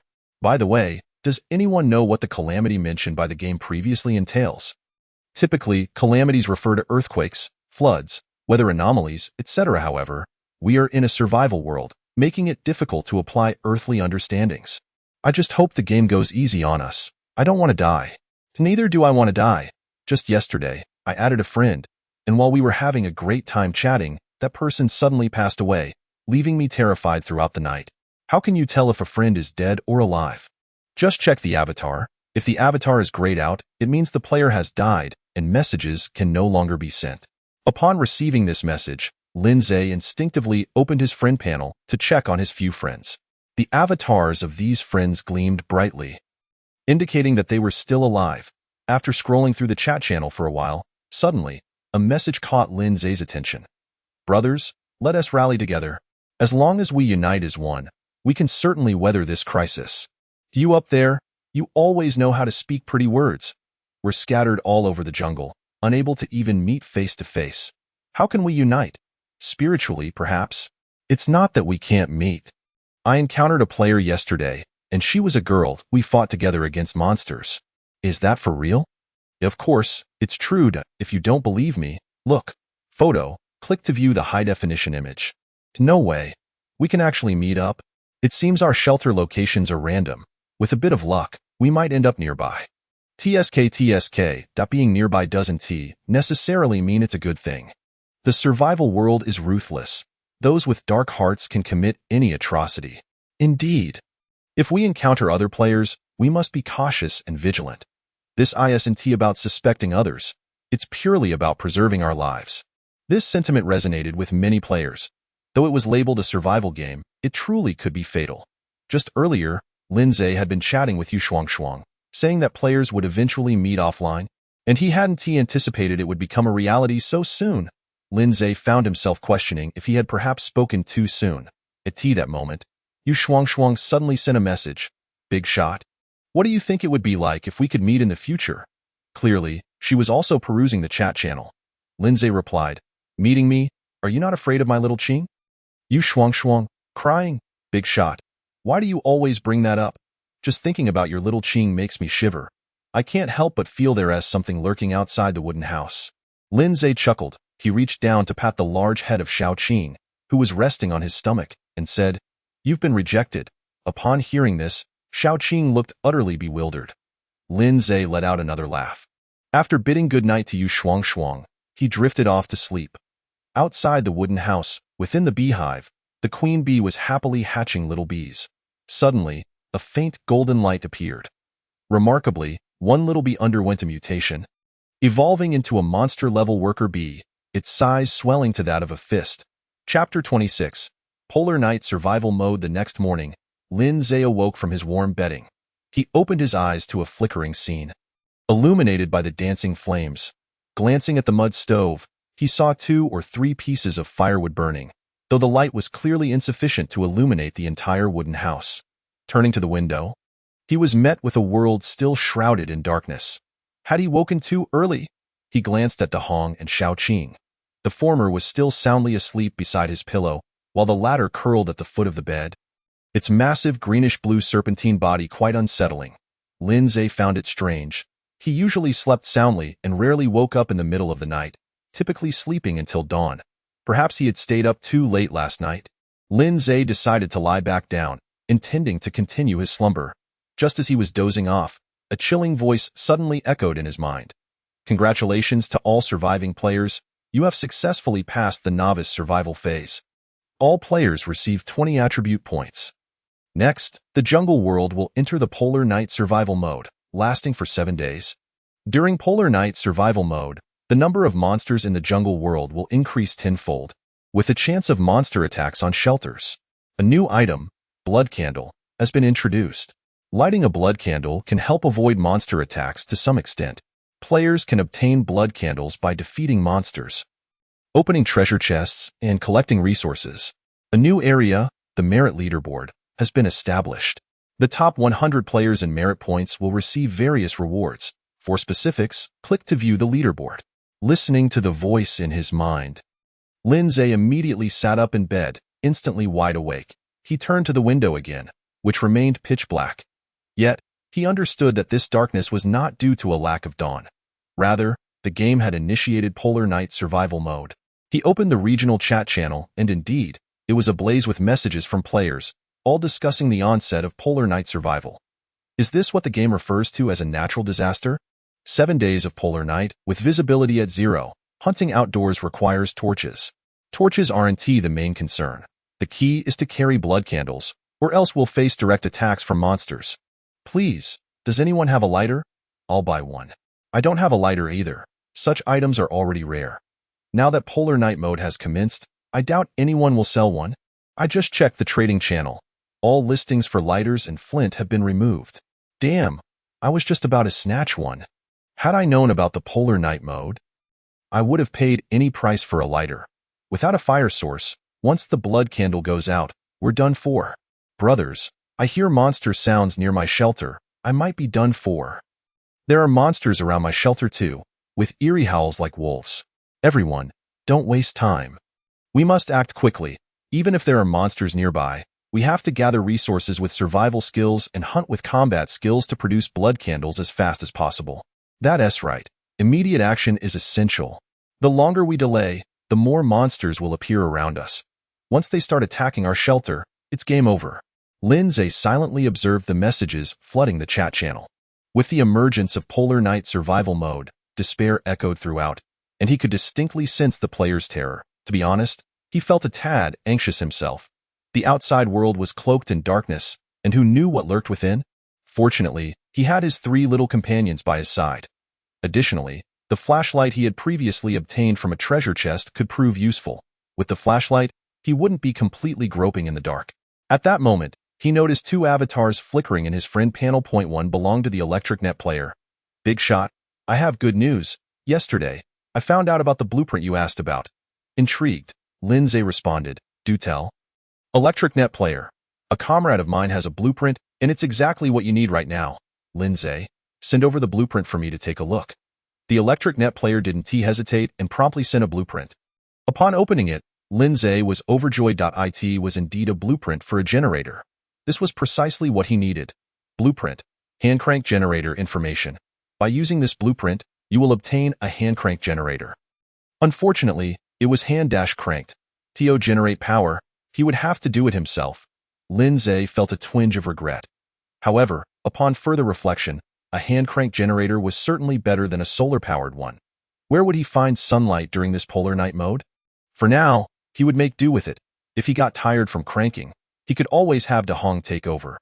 Looking at the squirrel peacefully sleeping beside his pillow, Lindsay was more than happy to assign it a task. He promptly contacted the Electric Net player. You mentioned this blueprint belongs to your comrade, Electric Net player. Yes, big shot. I joined a player alliance last night called Elite Tribunal, and I saw this blueprint in the group. Honestly, I regretted selling you the Electric Net blueprint the moment I saw it.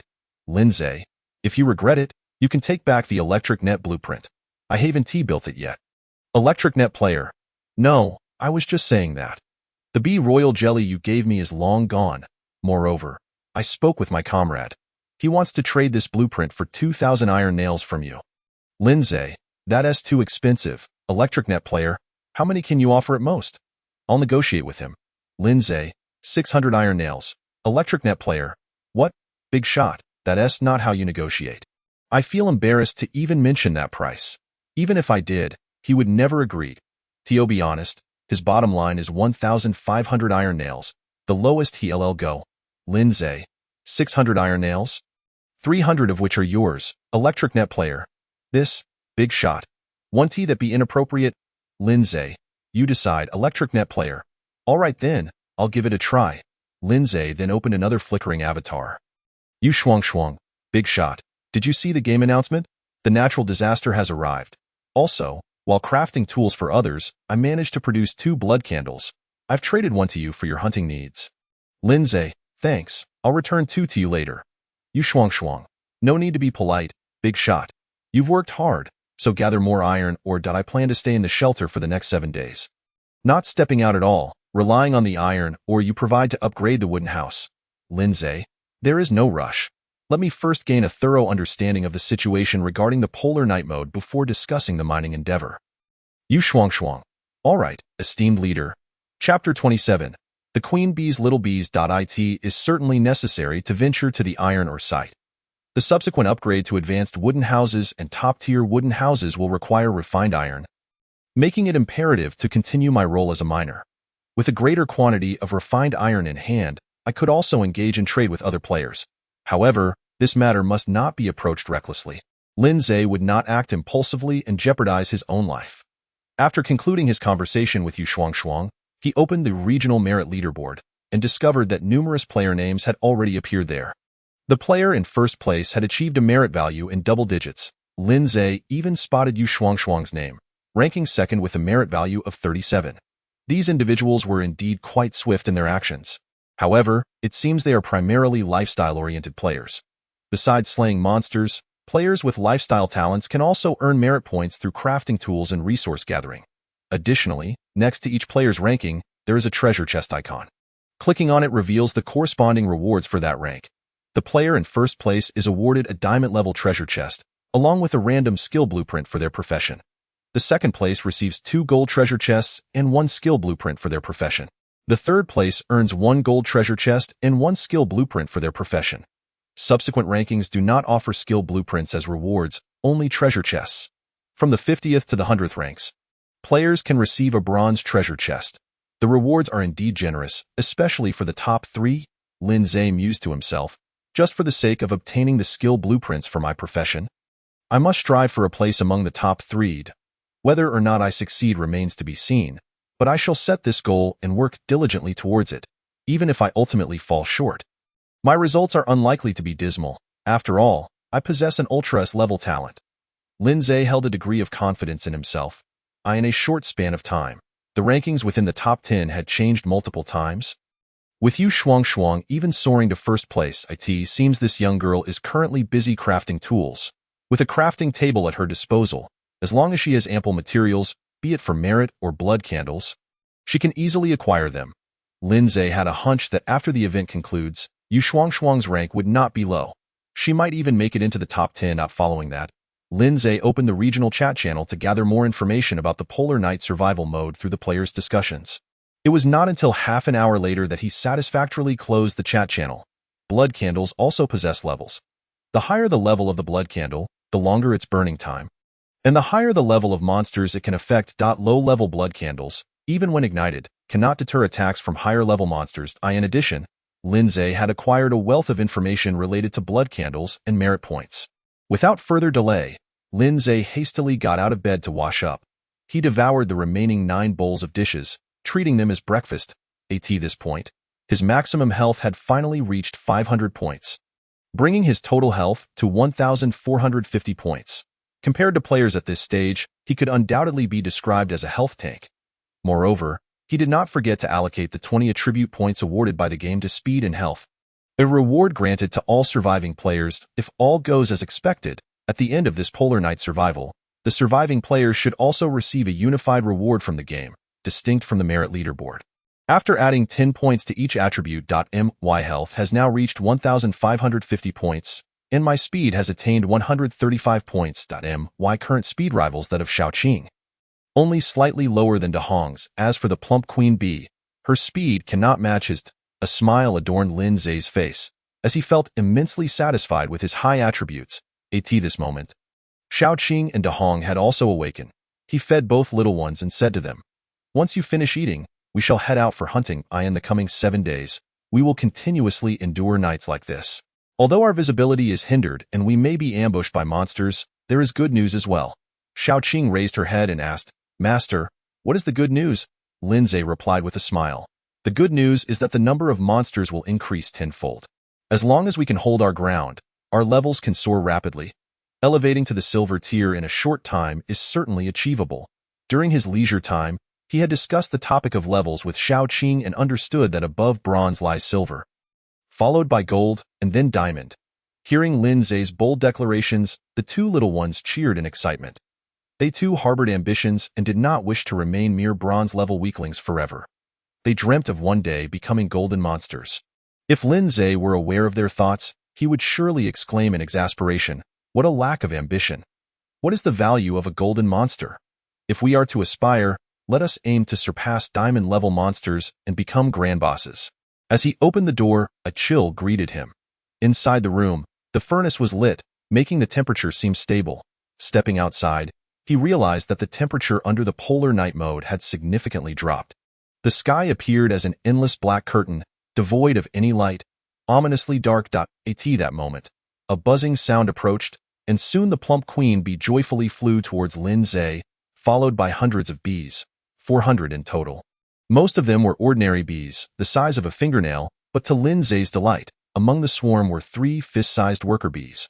Monster. Worker bee level. Bronze level 1. Attack. 20. Defense. 10. Speed. 20. Health. 300. Special ability. Rapid Stab. Can inflict 9 hits on an enemy within 3 seconds, with a cooldown of 1 minute. Growth potential. 1 star. Experience. 0-200. What is this situation? Lin Zhe examined the attributes of the 3 worker bees. They possessed only basic attributes and had not received any enhancement from my talents. Could it be that only my official pets can achieve attribute amplification? Subsequently, Lindsay discovered that he was also unable to establish a spiritual connection with these 3 worker bees, rendering communication impossible. What a pity. This outcome significantly diminishes the cultivation value of the bee swarm. Lindsay felt a twinge of regret but quickly regained his composure. Such a result was, after all, quite normal. He turned to the joyfully approaching queen bee and said, "We shall be going out for hunting. Instruct your little bees to remain here and guard the premises. Inform them that if any monsters approach, they are to report immediately." The queen bee nodded, conveying Lindsay's orders to the swarm. In the next moment, a flurry of little bees dispersed in all directions, acting like miniature surveillance devices surrounding the shelter. The 3 worker bees formed 3 teams, patrolling the vicinity of the shelter. The first batch of little bees served as monitors, while the 3 worker bee teams acted as security. Their roles were clearly defined. Chapter 28. An unexpected delight. Having arranged the queen bee's little bees, Lindsay proceeded to the fish pond to check on the situation of the crucian carp. After 36 hours of growth, the crucian carp were now ready for harvest. Each one weighed 2 to 3 pounds. Truly substantial catches. At this moment, Lindsay suddenly noticed that some of the crucian carp had a message appearing above their heads. Breeding. Remaining time, 11:24:35. This is. Lindsay felt a surge of delight. He had not anticipated that the crucian carp he had raised would actually spawn. Before nurturing the crucian carp fry, he had not considered this possibility. He had merely thought about enjoying a taste of crucian soup once they matured. This is excellent news. The ability to spawn signifies a continuous supply of crucian carp for future meals. Those without the information prompt above their heads are likely male crucian carp and can be prioritized for consumption. Utilizing the game's quick function, Lindsay captured all the male crucian carp, totaling over 70, and stored them in his backpack. The remaining 20 or so female crucian carp would stay in the pond to await the completion of their spawning. It is said that crucian carp can lay tens of thousands of eggs at once, in particularly fruitful years. They can even exceed 100,000 eggs, not to mention 100,000. If each of the remaining crucian carp lays even 10,000 eggs, I would have struck gold. A radiant smile spread across Lindsay's face. He turned to the queen bee and instructed, "Please ensure your little bees understand that this fish pond must be protected at all costs, without a single mistake." "Understood, master." The queen bee nodded and conveyed Lindsay's words to the swarm. Following that, Lindsay took the 3 little ones and left the confines of the shelter, entering the forest area. Under the polar night mode, darkness enveloped everything. It was as if one could not see their own hand in front of their face. The only source of light was the flashlight Lindsay held, which provided sufficient brightness and illumination for him and the 3 little ones to navigate the forest successfully. After a few minutes, Dahong suddenly said to Lindsay, "Master, I hear the sounds of monsters approaching rapidly. There should be 7 or 8 of them." Dahong's hearing was exceptionally sharp. If it claimed there were monsters, then there surely were. Lindsay promptly retrieved a piece of dry wood from his backpack, vertically embedding it into the ground, and instructed Dahong, "Ignite this timber." With a swift motion of its petite paw, Dahong conjured a fireball nearly twice the size of a fist, which materialized out of thin air. Upon contact with the dry wood, it ignited instantly, casting away much of the surrounding darkness and enhancing visibility to around 20 to 30 meters. Lindsay then stowed away his flashlight and extracted a high-quality iron bow from his backpack. With one hand gripping the bow and the other knocking an arrow onto the string, he prepared for battle. Shortly after Lindsay's words echoed in the air, a pack of gray wolves, each resembling the size of calves, emerged from the forest. Their baring teeth and fierce gazes signaled their intent. The largest among them, nearly 2 meters in length, exuded an aura befitting a true wolf king. With a low growl, it commanded the other wolves to flank Lindsay and the 3 smaller creatures, effectively surrounding them. Lindsay's gaze fell upon the formidable gray wolf, and its details appeared before him. It was identified as a bronze level 3 jungle gray wolf, with a growth potential of 1 star. The remaining gray wolves were categorized as bronze level 2 and level 1, totaling 8 in number. Such a pack would likely overwhelm most players. However, Lindsay harbored no fear. He had transformed into a far more capable individual, undaunted even by a significantly larger number of gray wolves, accompanied by a sharp sound slicing through the air. An arrow released from his bow pierced the shimmering firelight, striking the largest gray wolf. A damage indicator of -69 appeared above its head. though this damage paled in comparison to that inflicted by Xiaoqing and Dahong. It was still substantial. The targeted gray wolf howled in pain, prompting the surrounding jungle gray wolves to charge at Lin Zhe and his companions. Thus, the battle ensued. Xiaoqing was the first to engage. Colliding head-on with the large gray wolf, it clamped its jaws around the wolf's neck, coiling its serpentine body, 5 meters long, around the creature with lethal tenacity, a specialized skill of pythons. Despite the gray wolf's struggles, it could not escape Xiaoqing's deadly embrace, and with the introduction of venom, its health rapidly diminished at a rate of 15 points per second. Within mere minutes, the bronze level 3 gray wolf succumbed in Xiaoqing's grasp. Meanwhile, Dahong and the Queen Bee were engaged with other gray wolves, frequently toppling their foes on the battlefield. Lin Zhe, too, faced an adversary, as a jungle gray wolf relentlessly pursued him. More accurately, he was leading it on a chase. Leveraging his impressive speed of 135 to outmaneuver the wolf, it could not catch him, and he retaliated by loosing arrow after arrow from his iron bow, until the creature ultimately collapsed in a pool of its own blood. This marks my first legitimate kill, Lin Zhe exclaimed joyously, feeling an unexpected sense of accomplishment as he gazed at the lifeless wolf. This kill was entirely his doing, with the 3 smaller creatures refraining from combat. Before long, all 8 jungle gray wolves lay defeated. Lin Zhe accumulated a total of 160 experience points, along with 16 merit points. While surveying the battlefield, he discovered 3 blood candles, 2 of low grade and 1 of medium grade.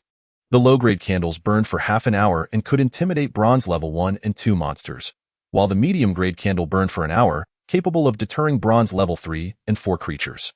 However, Lin Zhe chose not to use them himself. He opened the trading channel to search for blood candles, finding none available. This was unsurprising, given that the game of Eternal Night Survival had only just begun. It was natural that no players were selling blood candles, as they were likely stockpiling them for future encounters. Without hesitation, he listed the 3 candles on the trading channel, pricing the low-grade candles at 5 units of wood each and the medium-grade candle at 15 units. Regardless of their grade, they held little value for him, as he preferred monsters to come to him rather than using the candles to drive them away in no time. Lin Zhe received a notification of a successful transaction. The 3 blood candles he had just listed were swiftly purchased by another player, netting him 25 units of wood. Though the quantity was modest, it illuminated a potential avenue for profit. He quickly dismantled the bodies of the jungle gray wolves and continued his search for monsters alongside his 3 companions. Keen to hunt while also seeking pets with higher growth potential, as a new day dawned. Lin Zhe's pet count reached 4. The previous gray wolf, despite its decent level, was deemed unworthy due to its 1-star growth potential. Chapter 29. Tremendous gains under the flickering light of the fire. A nearly 7-meter-long forest giant python lay defeated on the battlefield, its body riddled with arrows and scorched by flames. This bronze level 5 creature, while not a boss like the Hyena King, was still formidable. It took Lin Zhe and Dahong several minutes to bring it down. Scattered across the battlefield were numerous other serpentine monsters. No fewer than 20. Such a level of threat would spell doom for most players, yet Lin Zhe's small team managed to subdue them. This marked the 5th wave of monster attacks since entering the forest. The game had indeed been correct. The number of monsters had surged tenfold. Lin Zhe now stood merely 300 to 400 meters from the shelter. Previously, encountering a monster was a rare event, and even locating one was a challenge. Yet now, in just 1 or 2 hours, he and his companions had faced 5 separate packs of monsters. This illustrated the terrifying abundance of creatures lurking in the shadows. One could easily describe them as ubiquitous. Nevertheless, as I mentioned earlier, as long as one could establish a foothold, rapid advancement in levels was achievable within this mode of Eternal Night Survival. Just moments ago, Lin Zhe's level had increased to bronze level 5, while the Queen Bee ascended to bronze level 4. Although Xiaoqing and Dahong did not level up, their accumulated experience was nearing completion, making progression merely a matter of time, at last. Lin Zhe's level surpassed that of his pets, a feat he had previously been unable to achieve. Quickly finishing the cleanup of the battlefield, Lin Zhe reaped significant rewards. The python meat alone yielded over 2,000 units.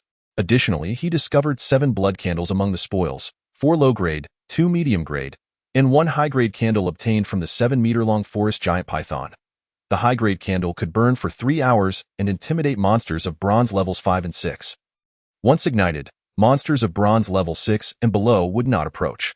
Ultimately, Lindsay sold the high-grade candle for 50 units of wood, while the remaining 6 candles fetched him 70 units. Thus far, his ventures in selling blood candles had netted him several hundred units of wood. In addition, he amassed an abundant supply of meat and over 100 merit points, marking a substantial profit. A glance into his backpack revealed nearly 8,000 units of various meat types, an astonishing figure. Assuming each unit weighed half a kilogram, that amounted to 4,000 kilograms, enough for one person to last an entire year. The trading channel showcased an increase in the quantity of meat available, indicating that players with war-related talents were also beginning to make their mark as they dispatched numerous monsters. Reflecting on this, Lindsay extracted the majority of his meat reserves, leaving only a small portion for himself and Xiaoqing. While listing the rest on the trading channel, he set an exceedingly low price, allowing 1 unit of wood to procure 1 unit of meat, a drastic reduction from the previous trading price of 3 to 5 units of wood for a single unit of meat. Lindsay was essentially engaging in a fire sale. As the impending disaster approached, the price of meat would only continue to plummet, complicating business prospects. However, beyond meat, he could also sell fish. It was only natural for players to seek variety after consuming an abundance of beast meat.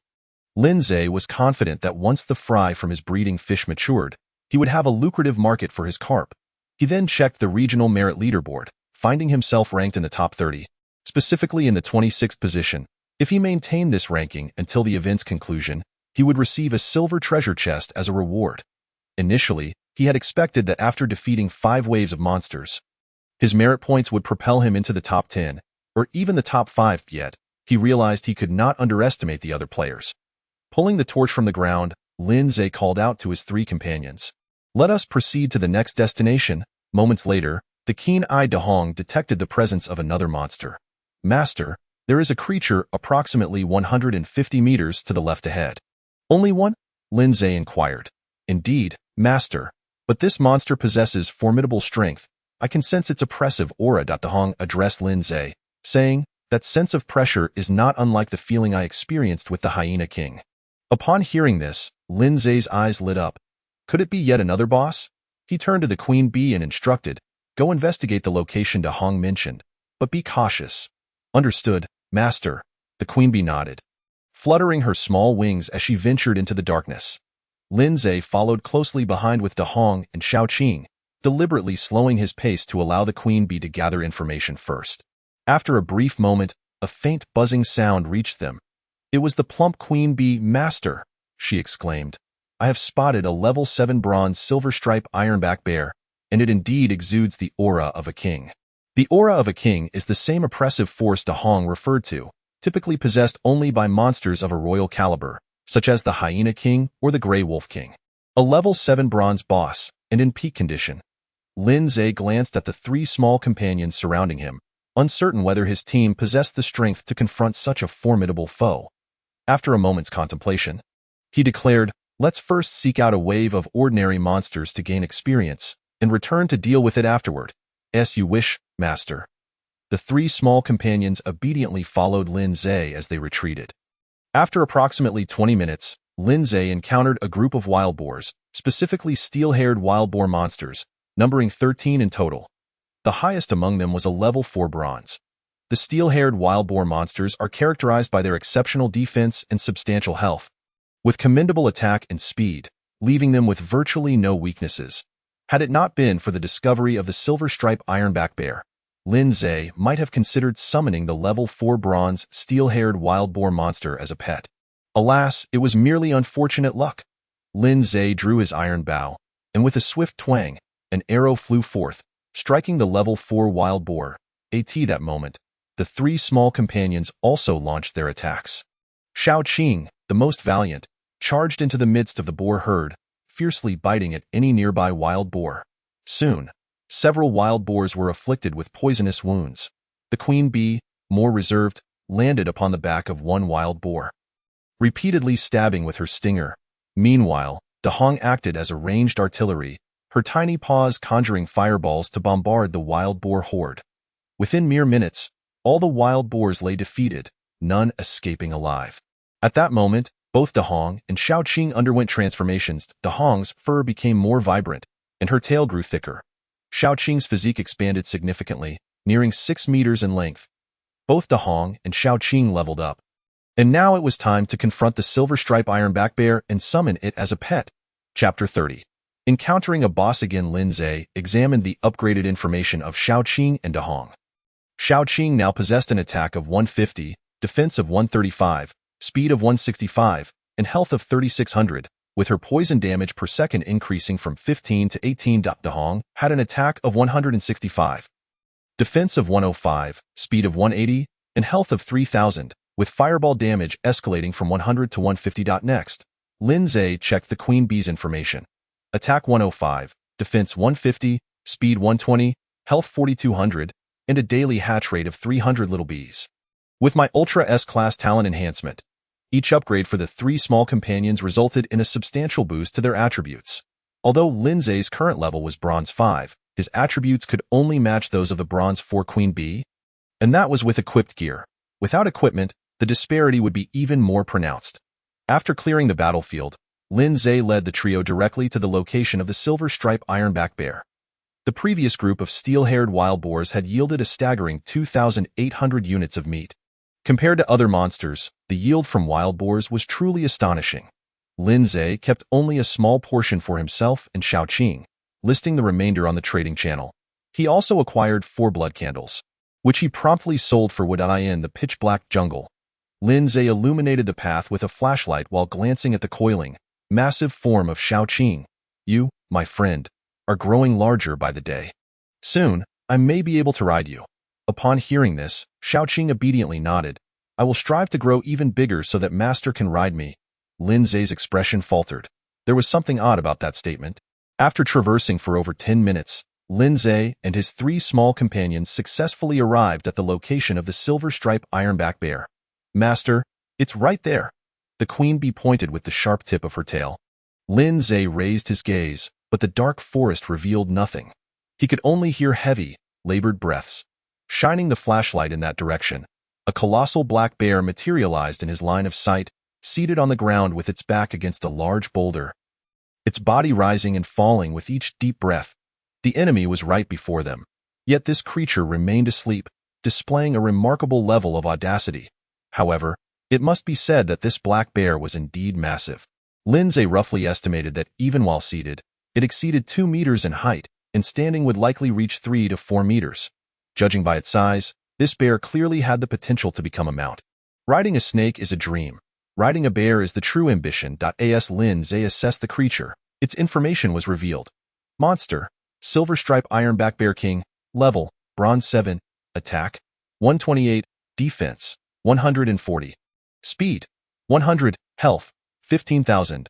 Special abilities, Bear King Intimidation, Earth Spike Technique, Earth Swamp Technique, Savage Roar, Growth Potential, 2 stars, Experience, 325 800, gasp, Lin Zhe inhaled sharply.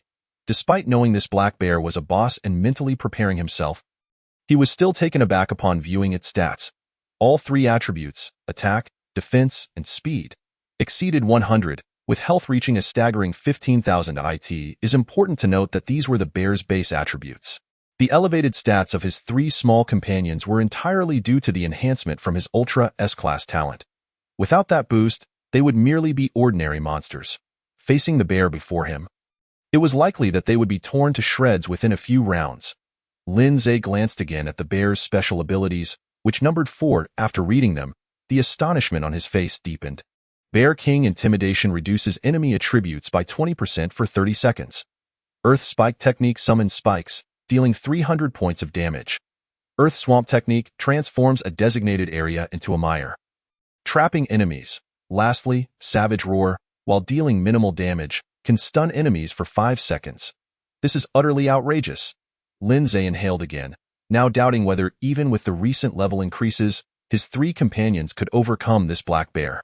Particularly concerning was the Queen Bee, whose attack couldn't even breach the bear's defenses.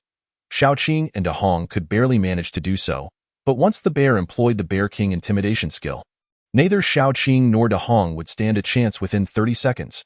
Just as Lin Zhe hesitated over whether to retreat, the Silver Stripe Ironback Bear King, illuminated by the flashlight, suddenly opened its eyes. emitting a low growl filled with fury.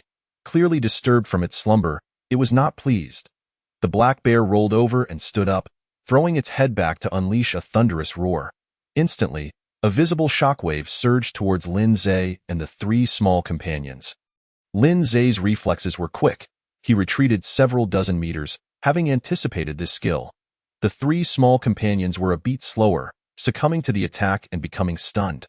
The queen bee, airborne, fell from the sky upon entering the stunned state, crashing to the ground. Meanwhile, the bear charged forward, its footsteps shaking the ground, aiming to bite down on the immobile De Hong perched atop Xiaoqing's head. Though the bear, all three monsters before it were prey, and De Hong's size made her an easy target. Just as De Hong was about to be caught in the bear's jaws, an iron sword seemingly materialized out of thin air, striking the bear's belly and inflicting a significant damage of -70. The bear recoiled in pain, taking a few steps back, and upon spotting its assailant, it was none other than Lin Zhe. Without hesitation, it swiped a paw at Lin Zhe, sending him flying, yet, to the bear's astonishment, Lin Zhe suffered no harm whatsoever. Lin Zhe's form flickered, and he reappeared before the bear, his iron sword dancing like a phantom, leaving a flurry of cuts upon the bear's body in mere seconds. The bear lost several hundred points of health. Simultaneously, the three small companions emerged from their stun states and immediately launched their assault on the bear. First came De Hong's rapid-fire fireballs, followed by Xiaoqing's venomous attacks. As for the queen bee, realizing her inability to penetrate the bear's defenses, she prudently flapped her tiny wings to retreat from the battlefield. Under the relentless onslaught of Lin Zhe, De Hong, and Xiaoqing, the bear's health quickly diminished by over 3,000 points. In a fit of rage, the bear unleashed the Bear King intimidation skill, causing Lin Zhe and the two small companions' attributes to plummet by 20%. In this weakened state, Xiaoqing and De Hong found it increasingly difficult to breach the bear's defenses. "You two, fall back. Let me handle this." Lin Zhe glanced at the duration of his skill, noting that 36 seconds remained, ample time to withstand the formidable black bear. He then engaged the bear in combat, the iron sword relentlessly striking against its hide, while the bear roared in fury, attempting to swat Lin Zhe away, yet delivering minimal damage. This is due to Lin Zhe employing a copying skill, which allowed him to replicate all of Xiaoqing's attributes and bestow them upon himself. Even with a 20% reduction in attributes, his current defense reached an impressive 170 points. Coupled with the leather armor he was wearing, which could absorb 50 points of damage, the black bear was utterly incapable of breaching his defenses. Eventually, the black bear could no longer endure.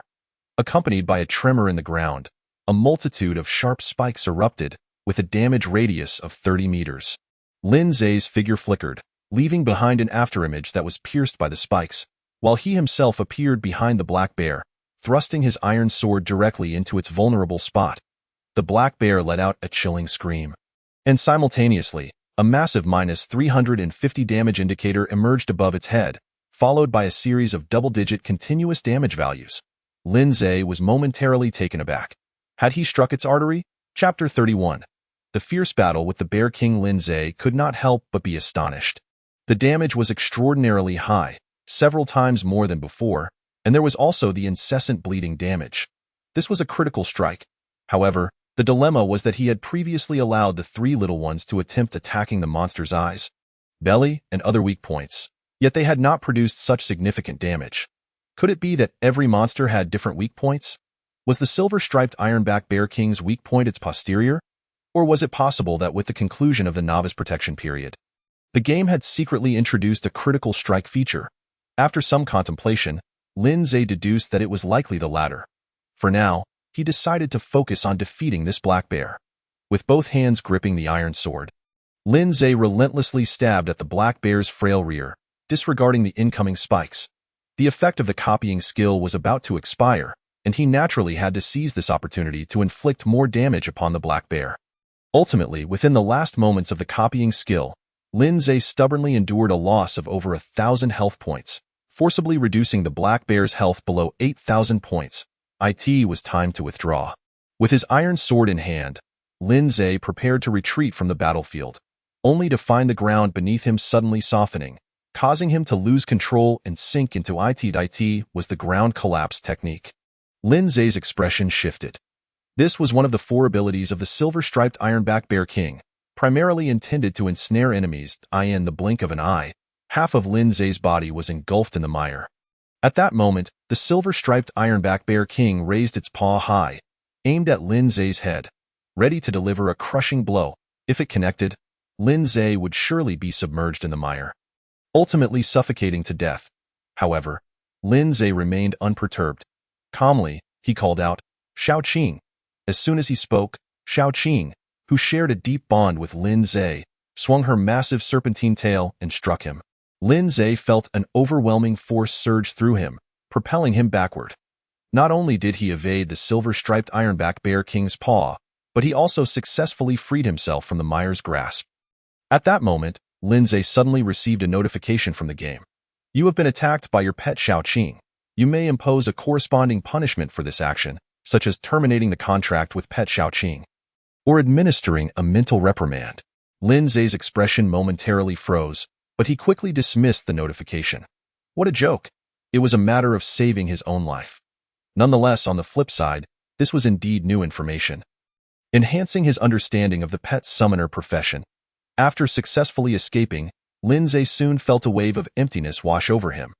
This was due to the expiration of the copying skill, which caused all the attributes he had replicated from Shao Qing to vanish. Thus, the brief sensation of emptiness. Furthermore, the health points lost during the battle with the silver-striped Ironback Bear King were proportionately applied to him, resulting in a decrease of nearly 300 points. However, in comparison to his total health, this loss was negligible. A bit of high-quality honey would suffice to replenish it. Meanwhile, the Bear King's intimidation skill had also concluded, allowing Shao Qing and De Hong to rejoin the fray and initiate a new round of fierce combat against the silver-striped Ironback Bear King. Lin Zhe sheathed his iron sword and then unleashed a pet summoning skill upon the silver-striped Ironback Bear King. The pet summoning skill bore no damage but could render the target momentarily immobile. Lin Zhe had previously summoned Shao Qing using this very tactic. From the void, chains extended and ensnared the silver-striped Ironback Bear King, while a magic circle materialized beneath it. During this process, the silver-striped Ironback Bear King was indeed unable to move an inch, only able to roar and struggle desperately. Seizing this opportunity, Shao Qing and De Hong intensified their assault on the silver-striped Ironback Bear King, causing various damage values to erupt from its head. Soon, the silver-striped Ironback Bear King sustained over 1,000 points of damage. Infuriated, the Bear King roared, swiftly breaking the chains and causing the magic circle to collapse. It had only been confined for 2 seconds. Previously, Shao Qing had been restrained for nearly 5 seconds. The discrepancy in duration likely correlated with the target's strength. While contemplating this, Lin Zhe cast another pet summoning skill at the silver-striped Ironback Bear King. The recently liberated silver-striped Ironback Bear King found itself ensnared once more. Through the flawless coordination of Lin Zhe, De Hong, and Shao Qing, the silver-striped Ironback Bear King's health plummeted at a visible rate. In no time, it fell below 4,000 points. Lin Zhe glanced at his remaining mana, which stood at 150 points, just enough for 3 more pet summoning skills. He needed to conserve it to ensure the summoning plan did not falter. Lin Zhe instructed Shao Qing and De Hong, "Focus on depleting its health. I will handle the rest." He then turned to the nearby Queen Bee. "You two, assist Shao Qing and De Hong. It doesn't matter if you can't inflict damage. Just distract that black bear." "Understood, Master." The Queen Bee swiftly took to the air, joining the fray. Under the relentless assault from the 3 little ones, the silver-striped Ironback Bear King soon lost its previous arrogance. Becoming increasingly beleaguered, its health dwindled to 2,000 points. It suddenly threw back its head and roared once more, unleashing a barbaric roar skill. The 3 little ones were once again stunned. However, this time, the silver-striped Ironback Bear King did not attack them. Instead, it turned and fled, aware that staying would lead to its doom. Quick-witted, Lin Zhe immediately cast a pet summoning skill upon the fleeing silver-striped Ironback Bear King. Once again ensnared, the Bear King glared at Lin Zhe with a twisted expression, roaring and struggling in fury. Lin Zhe met its gaze defiantly, retorting, "If you don't behave and become my pet, I shall skin you alive and chop off your paws." The silver-striped Ironback Bear King seethed with rage but found itself powerless against Lin Zhe. This time, it took 5 or 6 seconds to break free from the chains. likely due to its grievous injuries. Just as it prepared to escape again, it was once more surrounded by the revitalized three little ones, plunging it into utter despair. Soon, its health dropped below 1,000 points, and its robust body was firmly ensnared by Shaoqing, leaving it no avenue for escape. Lin Zhe addressed it. This is your final chance. Defy me, and death is your only fate. Without waiting for the silver-striped Ironback Bear King's response, Lin Zhe unleashed another pet summoning skill. Watching the chains and magic circle materialize, the silver-striped Ironback Bear King instinctively struggled. It was a king-level monster with lofty ambitions, unwilling to become a mere pet of a bipedal creature. Perceiving its obstinacy, Lin Zhe approached, iron sword in hand, and without hesitation, plunged it into the silver-striped Ironback Bear King's posterior. A piercing scream erupted, shattering the darkness and echoing through the surrounding forest for miles. The silver-striped Ironback Bear King's spirit shattered completely. All its grand aspirations vanished, leaving it to succumb to the chains and magic circle that engulfed its being. Simultaneously, Lin Zhe received a notification. Congratulations, player. You have successfully summoned the silver-striped Ironback Bear King as a pet. Congratulations, you are the first player to summon a king-level monster as a pet, earning 50 achievement points. You have obtained a silver treasure chest. You have gained 200 experience points. Chapter 32. The terrifying attributes. Approximately 3 kilometers away from Lin Zhe's location, two figures were engaged in combat with several monsters under the dim glow of a fire, one male and one female player. Both possessed combat talents. The male, wielding a wooden sword, was a warrior, while the female, brandishing a wooden magic staff, was a mage. The male warrior took the front line to absorb damage while the female mage unleashed spells from the rear. Her magical skill, the Thunderball, was mana-intensive yet delivered substantial damage along with a paralysis effect. Their cooperation was quite harmonious, and before long, they had vanquished several bronze-level monsters. As they cleared the battlefield, the female mage suddenly inquired, "Did you hear that sound? It resembles a monster's scream. Quite distressing." "I did." The male warrior nodded, directing his gaze toward the source of the sound. In this extreme night mode, all manner of beasts are emerging. We must be cautious." The female mage nodded gravely. After tidying up the battlefield, the two continued their search for monsters in the forest. Besides their weapons, one held a torch while the other wielded a medium-grade blood candle, ready to ignite at any moment. Given their strength, they were unable to contend with groups of bronze level 3 or 4 monsters, thus requiring adequate preparation. The female mage suddenly remarked, "Do you think that sound we heard earlier could have been a player hunting monsters?" Upon hearing this, the male warrior's expression shifted slightly. He then shook his head, saying, "That seems unlikely." The sound was too agonizing, akin to a cat in heat. What player could torment a monster to such an extent? Furthermore, it can be said that our encounters are merely a stroke of luck. What are the odds of having players in our vicinity? The probability is exceedingly low. You are correct in your assessment. The female mage's eyes glimmered, and she chose not to elaborate further at that moment. The male warrior chuckled and suggested, "Why don't you move in with me? Living alone is far too perilous. Who knows? A monster might launch a surprise attack on your shelter while you sleep. With my company, I can protect you." The female mage replied calmly, "Allow me to ponder this further. After all, we have only just met and require more time to understand one another." The male warrior's voice grew slightly urgent. "What does it matter at this point? Collaborating increases our chances of survival." The female mage replied firmly, "I have stated that I need to consider it. I will respond before this mode concludes." Upon hearing this, the male warrior's expression darkened. However, after a brief pause, he smiled and said, "Very well, I shall await your reply." The female mage nodded, and they fell into a silence. As she listened to the sounds of the forest, she observed the silhouette of the male warrior ahead, her grip on the magic staff tightening unconsciously. Meanwhile, Lin Zhe was inspecting his gains: 50 achievement points, a silver treasure chest, and 200 experience points. The rewards from this game were unexpectedly generous. Previously, when he defeated the Hyena King, he only received 20 achievement points, yet successfully summoning the silver-striped Ironback Bear King granted him 50. Thus, his current achievement points had reached 90, nearing the coveted 100. Lin Zhe was elated. He opened his backpack and retrieved the awarded silver treasure chest. As he unlocked it, a notification appeared. Congratulations, player, you have opened a silver treasure chest. You have received 10 advanced blood candles. You have received 30 pieces of fine iron. You have received a silver grade equipment piece, Gale Armor, item, Gale Armor, grade, silver, defense, 80, effect, shield. Upon activation, it provides a shield with a defense value of 1000, with a cooldown of 30 minutes. Description: Gale Armor is a component of the silver grade Gale set. Collecting the entire set unlocks set attributes. Goodness, another piece of the Gale set. Truly worthy of a silver treasure chest. Lin Zhe's heart swelled with joy as he removed the leather armor he was wearing and replaced it with the newly acquired Gale Armor. The leather armor was also a fine piece, with a defense value of 25, capable of blocking 50 points of damage when attacked, truly excellent gear for his current stage.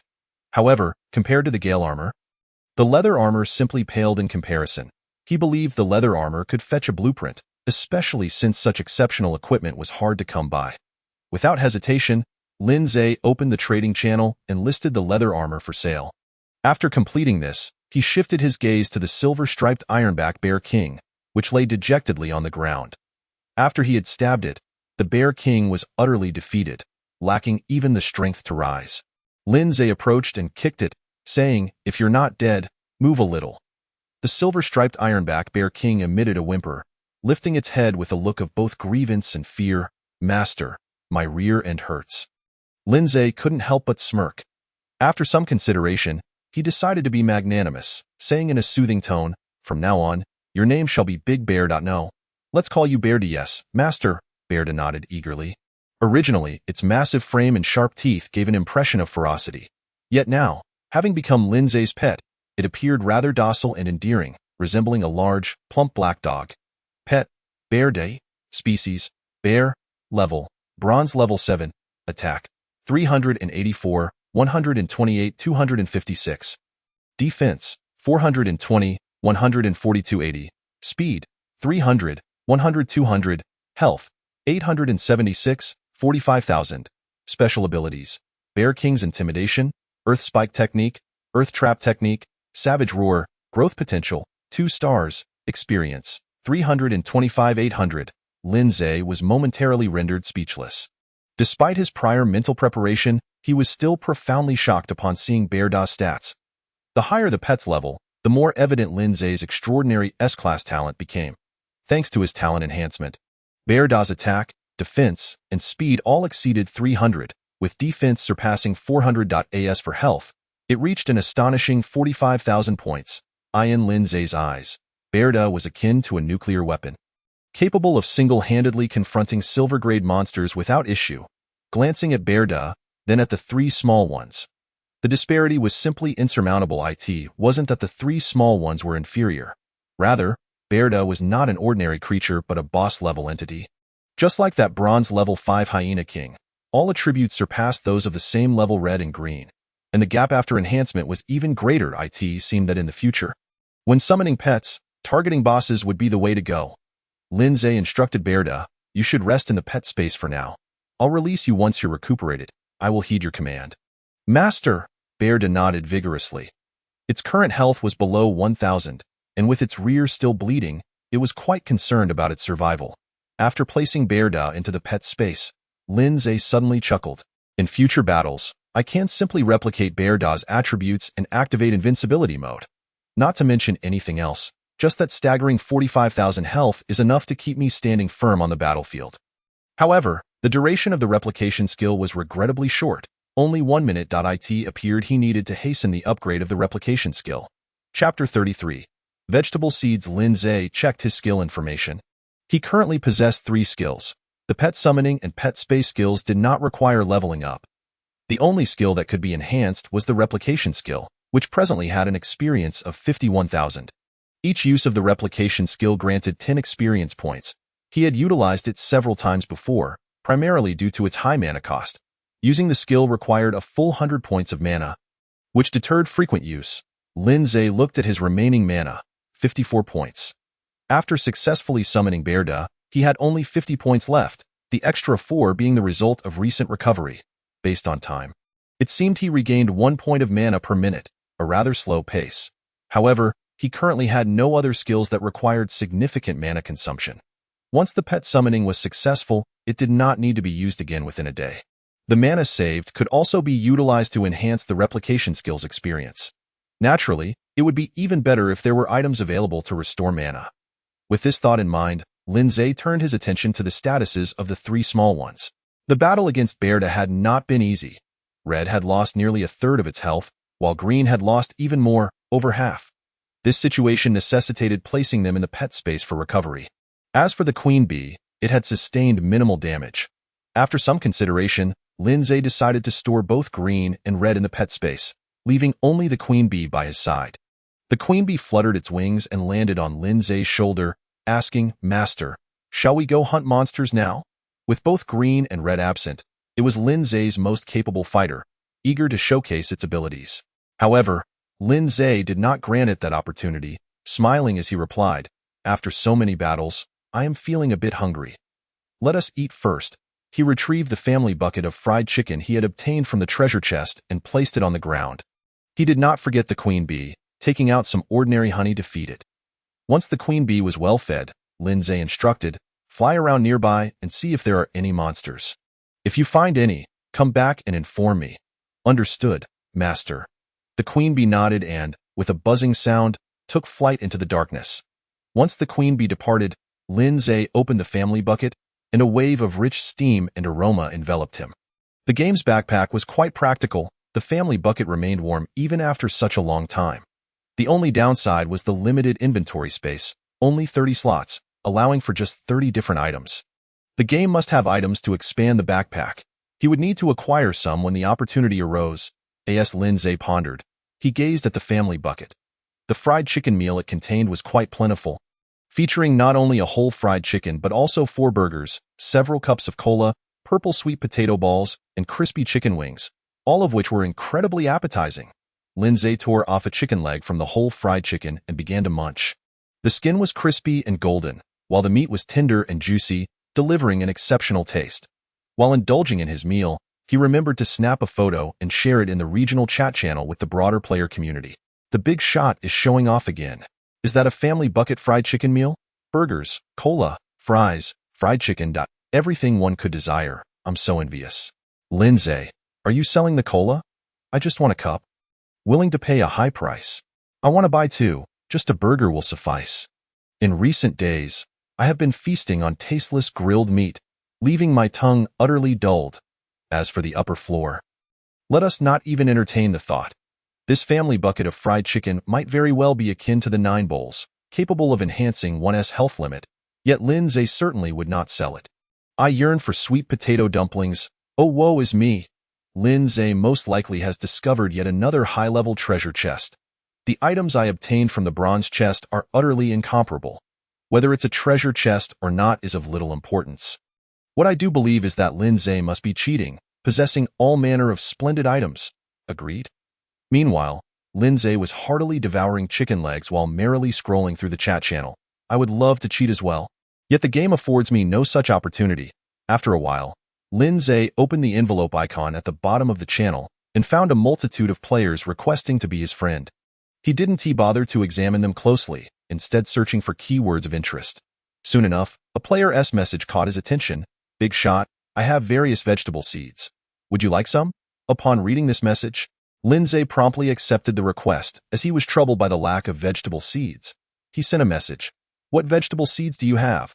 The player replied, "Big shot, you finally added me. I am so excited. I have seeds for potatoes, tomatoes, cucumbers, and chili peppers, each 1 unit. Lin Zhe, what do you wish to trade for them?" Player, "I don't know if you have royal jelly. If not, I can exchange it for that piece of leather armor from the trading channel." Lin Zhe, "I do indeed have a portion of royal jelly, but your items are not sufficient for a trade." Player, "Currently, players have grown weary of meat, so if you possess vegetables, you certainly won't struggle to sell them. These are merely seeds. Once planted, they yield an abundance of vegetables." Lin Zhe, "Then why not plant them yourself?" The player fell silent. While he wished to plant them, the problem lay in the lack of suitable space. He had attempted to dig a hole in the open area outside the shelter. But when he placed the seeds inside, the game informed him, this soil cannot support crops. Clearly, Planting vegetables necessitated a special method, the specifics of which remained unknown to him. Inquiring in the chat channel yielded no helpful information. Player: then I shall trade you these seeds for that piece of leather armor. It boasts 25 points of defense and can withstand 50 points of damage, a truly exquisite piece of equipment. With this armor, he could disregard bronze level 1 and 2 monsters. Some lower-tier bronze level 3 monsters would also struggle to harm him. Frankly, he envied Lin Zhe greatly. The fact that he was willing to trade such a fine piece of armor indicated that his defensive gear must be even more formidable. Just as the chat channel suggested, Lin Zhe seemed to be cheating, possessing all manner of fantastic items. Lin Zhe responded succinctly, still not enough. Player: aside from these seeds, I have less than 400 units of wood and some meat left. I possess nothing else to at this stage. Players were indeed quite impoverished. Lin Zhe pondered for a moment before replying. Trade me the wood and seeds you have, and additionally draft an IOU for 500 units of wood. I shall give you the leather armor. Deal. The player readily agreed without much thought and promptly sent a trade request to Lin Zhe. The IOU was to be settled within 3 days. For each day overdue, an additional 100 units of wood would be levied as a penalty. With the game as a witness, there was no fear of deceit, unless the player vanished. Lin Zhe subsequently removed the leather armor from the market and completed the trade with this player. Gazing at the 4 packets of seeds in his possession, Lin Zhe felt elated. Once he returned to the shelter, he would plant them, especially the chili peppers, which were a prized commodity. Just because others could not grow them did not imply he could not. He had a vegetable garden. Chapter 34. Bronze level 6. Having satisfied his hunger, Lin Zhe stowed the remaining family bucket into his backpack for later. Before long, the queen bee returned. Communicating telepathically, she informed Lin Zhe, Master. Approximately 300 meters from our location, there is a group of flower leopards. 7 in total. 5 are bronze level 2, and 2 are bronze level 3. Understood. Lead the way. Lin Zhe nodded. Guided by the queen bee, he soon spotted the leopards, who were gathered in small clusters, devouring their freshly caught prey. Eagerly, the queen bee asked, Master, shall we engage them now? Although she lacked offensive skills, being bronze level 4 with a doubled attribute boost, she felt confident in confronting these leopards.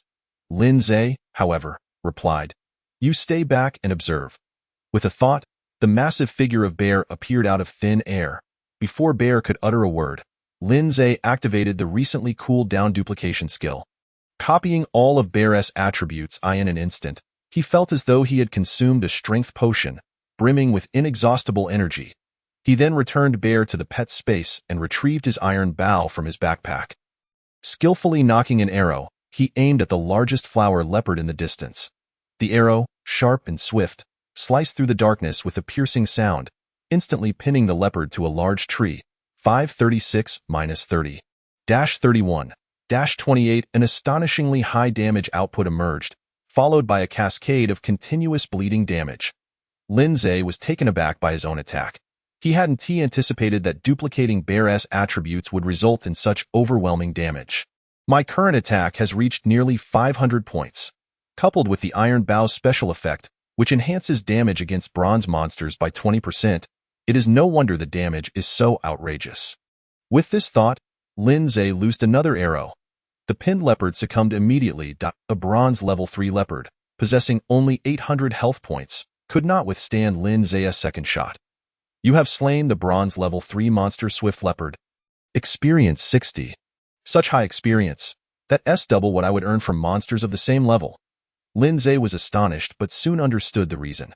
Previously, the experience he gained was primarily shared from the 3 small creatures, constituting merely a fraction of the kill experience. Now, as he single-handedly dispatched monsters, he naturally earned the full experience. Wasn't this the perfect opportunity to level up quickly? Lin Zhe felt a surge of excitement and nocked another arrow. Preparing to slay another bronze level 3 leopard, at that moment, the remaining 6 leopards roared and charged towards Lin Zhe. The previous scene had unfolded too swiftly. They had yet to comprehend that their companion had been slain. Now awakened, they were eager to avenge their fallen comrade. With a resounding thud, Lin Zhe released the bowstring, sending the arrow flying. The iron arrowhead glimmered ominously in the night and firelight. A sharp thud echoed as the last bronze level 3 leopard fell. Though not dead, it was severely wounded. Lin Zay's terrifying attack, combined with the special effect of the iron bow, rendered the arrow's power astonishingly potent. 1 arrow would severely wound, and 2 would surely kill. This was still a bronze level 3 leopard. If it were a bronze level 2 leopard, possessing only 600 health points, a single arrow, coupled with subsequent bleeding damage, would see it perish in mere seconds. Incredible! This was the might of a bronze level 7 boss, Lin Zay exclaimed in admiration. Observing the 5 approaching bronze level 2 leopards, he stood his ground, allowing them to assault him. Yet, no matter how ferociously the leopards clawed and bit, they could inflict no damage upon him.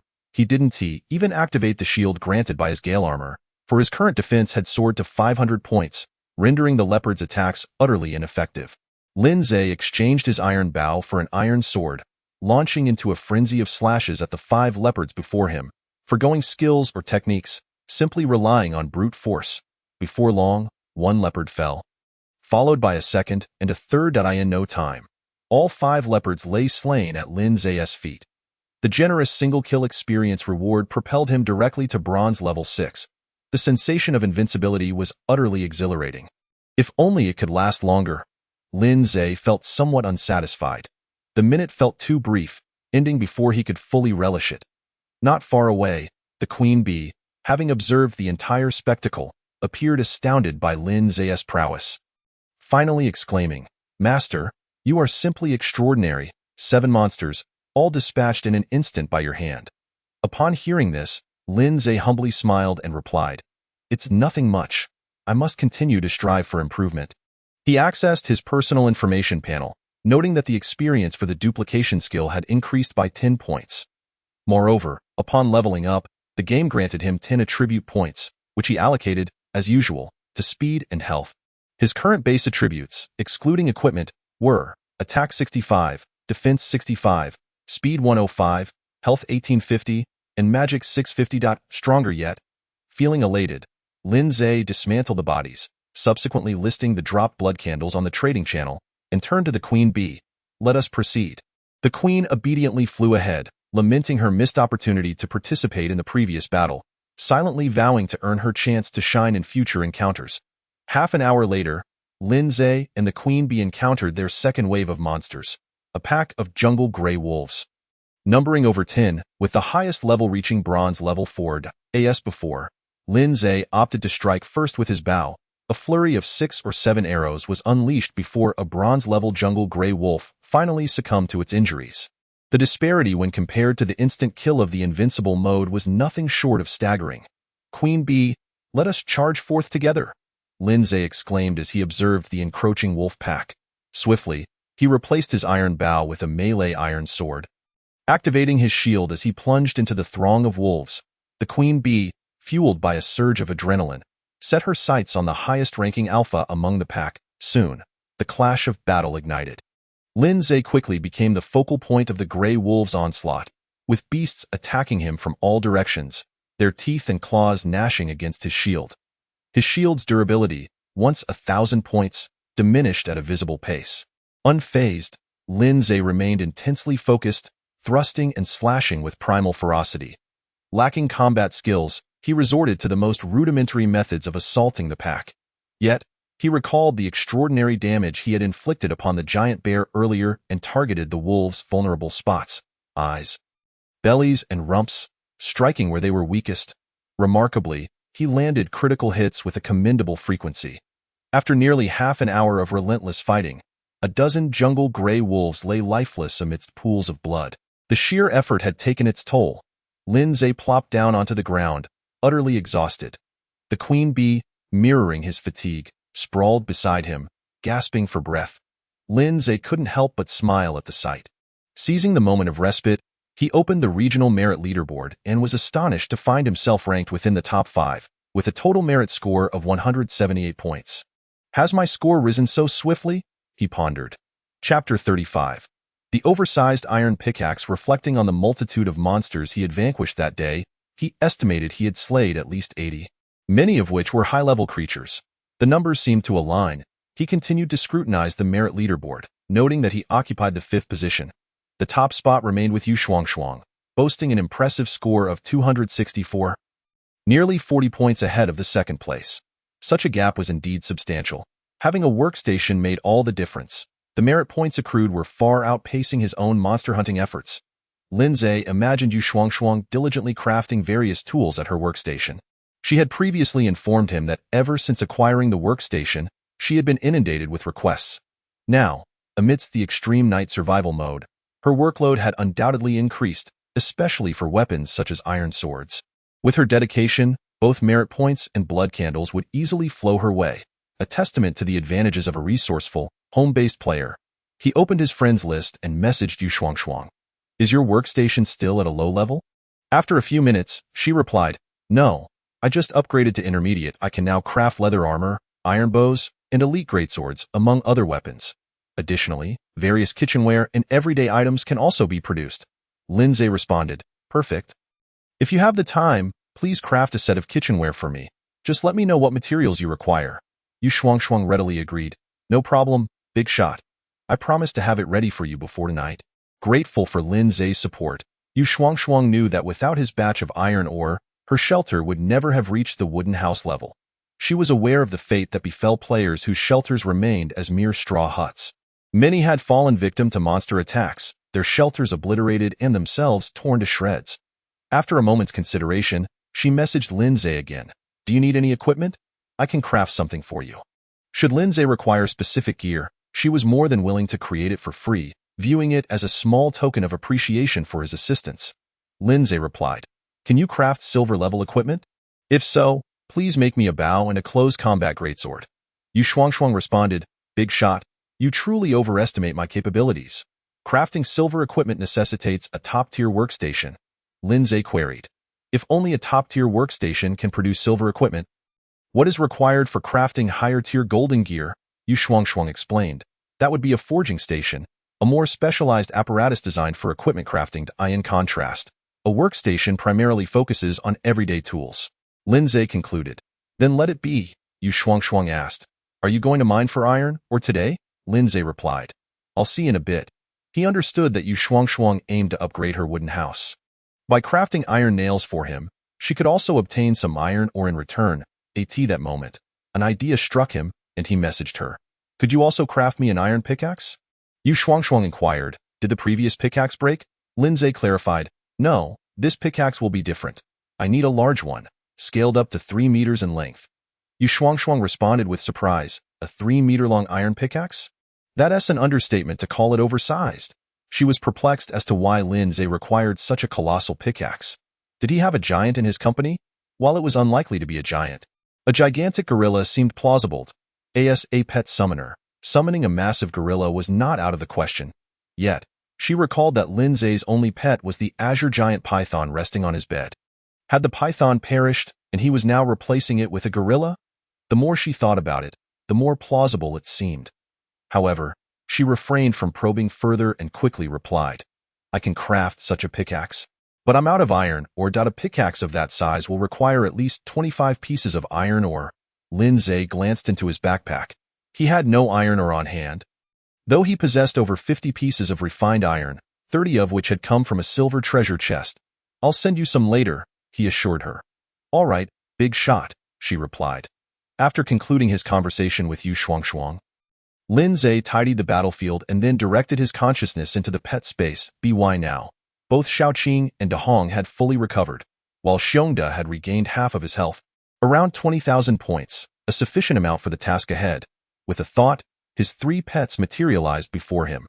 Observing the sizable Xiongda, Lindsay felt increasingly pleased. That oversized iron pickaxe was intended for him. Master! Xiaoqing and Dahong greeted affectionately. Xiongda also chimed in, extending a paw to pat his own head, appearing quite endearing. Lindsay instructed. Let us head toward the valley. The 3 little ones nodded in agreement, and Xiongda promptly got up from the ground. Lindsay then led his 4 companions toward the valley, planning to stop by the pond on their return to gather more water. In extreme night mode, the difficulty of locating water resources would undoubtedly increase, along with the price of water. Once his inventory was empty, he intended to chop down additional bamboo tubes and place the accumulated dirty water on the trading channel. His aim in stockpiling water resources was to guard against potential droughts. Should any issues arise at the pond, The dirty water in his backpack would serve as his reserve supply as of now. With drought yet to strike, it was prudent to dispose of the dirty water in exchange for more usable resources. After slaying 2 waves of monsters, Lin Zhe and his 4 pets entered the valley. He ignited a campfire at the center of the valley and around the iron mine, dispelling the surrounding darkness. Under the flickering light, he observed that the pear tree's branches were adorned with blooming white flowers. A breathtaking sight. "Master!" Suddenly, Xiongda exclaimed. "I sense the presence of kin." Lin Zhe inquired. "Are there other black bears nearby? Where are they? Take the 3 little ones and eliminate them." If he couldn't feast on Xiongda's paw, other bears' paws would suffice. Xiongda quickly clarified. "They are not my kin, but rather another king-level monster like myself. From the scent, I deduced that its strength is inferior to mine." Upon hearing this, Lin Zhe recalled the one responsible for inflicting heavy damage on the hyena pack and wounding the hyena king. "Can you locate its hiding place?" Chapter 36, The Lazy Bear. "Absolutely," Xiongda affirmed with a nod. "Our bear clan possesses an acute sense of smell. I can trace its scent even if it is buried underground," Lin Zhe replied. "Then let us not rush. We shall wait until tomorrow." By then, he could summon another pet. After witnessing Xiongda's explosive attributes, he had developed a keen interest in boss-level pets.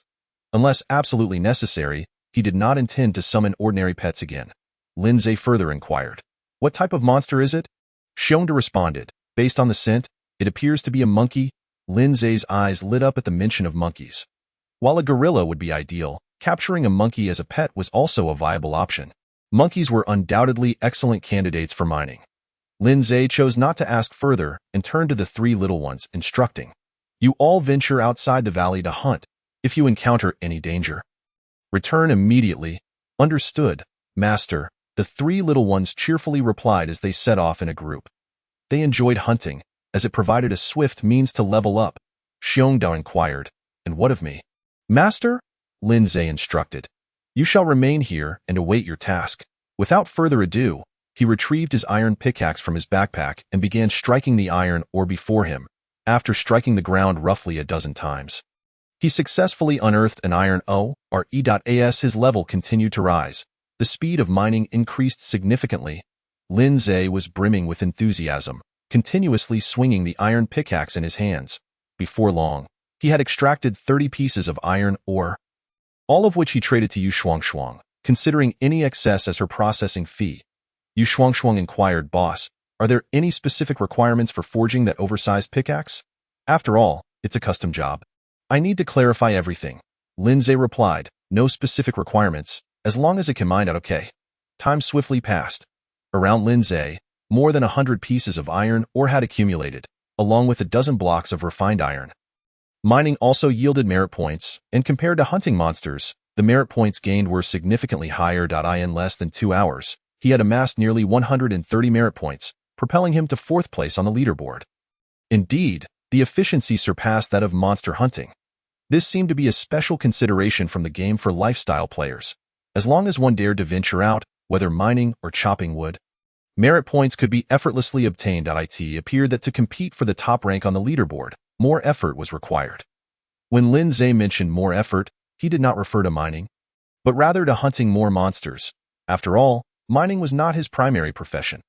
Lifestyle players could gain experience through mining, gathering, logging, and crafting tools, but he could not. He was a combat-oriented player who needed to hunt monsters to level up. Therefore, his primary task was to hunt monsters. Tomorrow, he planned to capture that boss monkey and bring it along for mining while he took Bearda and the 3 little ones to hunt. This dual approach would ensure that merit points would not be a concern. At that moment, Lin Zhe suddenly received a notification from the game. It was Yu Shuangshuang, who had sent over the forged pickaxe. He promptly retrieved the 3-meter-long pickaxe from his backpack and slammed it onto the ground, producing a resounding thud. Taking a deep breath, Lin Zhe observed that such a large pickaxe was indeed somewhat exaggerated, yet perfectly suited for Bearda's size. He called Bearda, who was sprawled out on the ground. "The tools have arrived. Your next task is to mine with me." Upon hearing this, Bearda appeared utterly bewildered, wearing a dazed expression as if questioning its own existence. "But I'm a bear. Do bears mine? Most importantly, I don't have hands." Lin Zhe shot at a glare. "Are you unwilling?" This lazy creature had been sound asleep while he was mining. Even snoring contentedly, Berda instinctively clenched its rear, tearfully saying, "Master, I don't know how to mine." "Then learn." Lindsay pointed to the oversized pickaxe at its feet. "Hurry, time is precious." Seeing Lindsay seemingly annoyed, Berda dared not protest further and quickly lifted the massive pickaxe from the ground. Lindsay instructed, "Watch how I do it and mimic my actions. Mining is not difficult. Just swing the pickaxe down onto the iron ore." "All right, I'll give it a try." Berda attempted to replicate Lindsay's movements, but the pickaxe was simply too heavy for it to wield. After several unsuccessful attempts, Berda could only look at Lindsay with an expression of helplessness. It was then that Lindsay realized that a bear's paw is flat and rigid. Although its claws could bend somewhat, it could not grasp objects like a human. What to do? Lindsay felt a headache coming on. It was not Berda's fault. He had not considered this aspect. Suddenly, Berda suggested, "Master, I can use my skill, spike technique, to shatter the target iron ore. This way, it will make your mining much easier." For the time being, that would have to suffice. Lindsay nodded. Having Berda mine was clearly unfeasible, but he could certainly have it generate power. The generator blueprint he obtained was a hand-cranked model. It should be fine to have Berda turn the crank, right? After a long day, he couldn't possibly return home to generate power himself. He needed to train this tool bear properly. Just then, the ground trembled as a distinct crashing sound echoed. Lindsay then saw a multitude of spikes emerge around a nearby iron ore, instantly shattering the central ore into fragments. The iron ore in this jungle world differed from that on Earth. Here, it grew in clusters like wild grass rather than as a single mass, and it did not delve deep into the earth. It appeared remarkably similar to the game scenes. Once the spikes disappeared, Lindsay approached with the pickaxe and struck a few times, causing a piece of iron ore to drop. Not only was it significantly easier, the efficiency of mining had increased several-fold. Lindsay marveled. Then turned to Berda. "Why didn't you mention this sooner?" Berda paused for a moment before replying. "You didn't ask me, master." Lindsay rolled his eyes. "All right, go shatter the other iron ores." With time growing short, they needed to hasten their efforts. "Understood, master." Berda galloped away with its sturdy legs pounding against the ground. Lindsay inwardly cursed the lazy bear before continuing his mining work. Contemplating. Who would have thought mining could be operated this way? This was new information, and it held great value. He pondered how to maximize the benefits from this revelation. There was no rush. Other players had yet to discover the mineral resources. He would wait until they began mining before trading this information. Hours slipped by unnoticed. With Berda's assistance, Lindsay had accumulated over 1,300 pieces of iron ore and nearly 200 pieces of refined iron. A bountiful harvest. It was about time to head back. There had been no news from the shelter, so it should be safe. However, upon returning, he needed to set up the power grid. Better safe than sorry. Chapter 37. The World of Dogs Master. "Are we heading back?" Berda thundered over, its massive form resembling a beast. Each step sent tremors through the ground. If Lindsay were on Earth and saw such a large black bear charging towards him, he would surely be paralyzed with fear.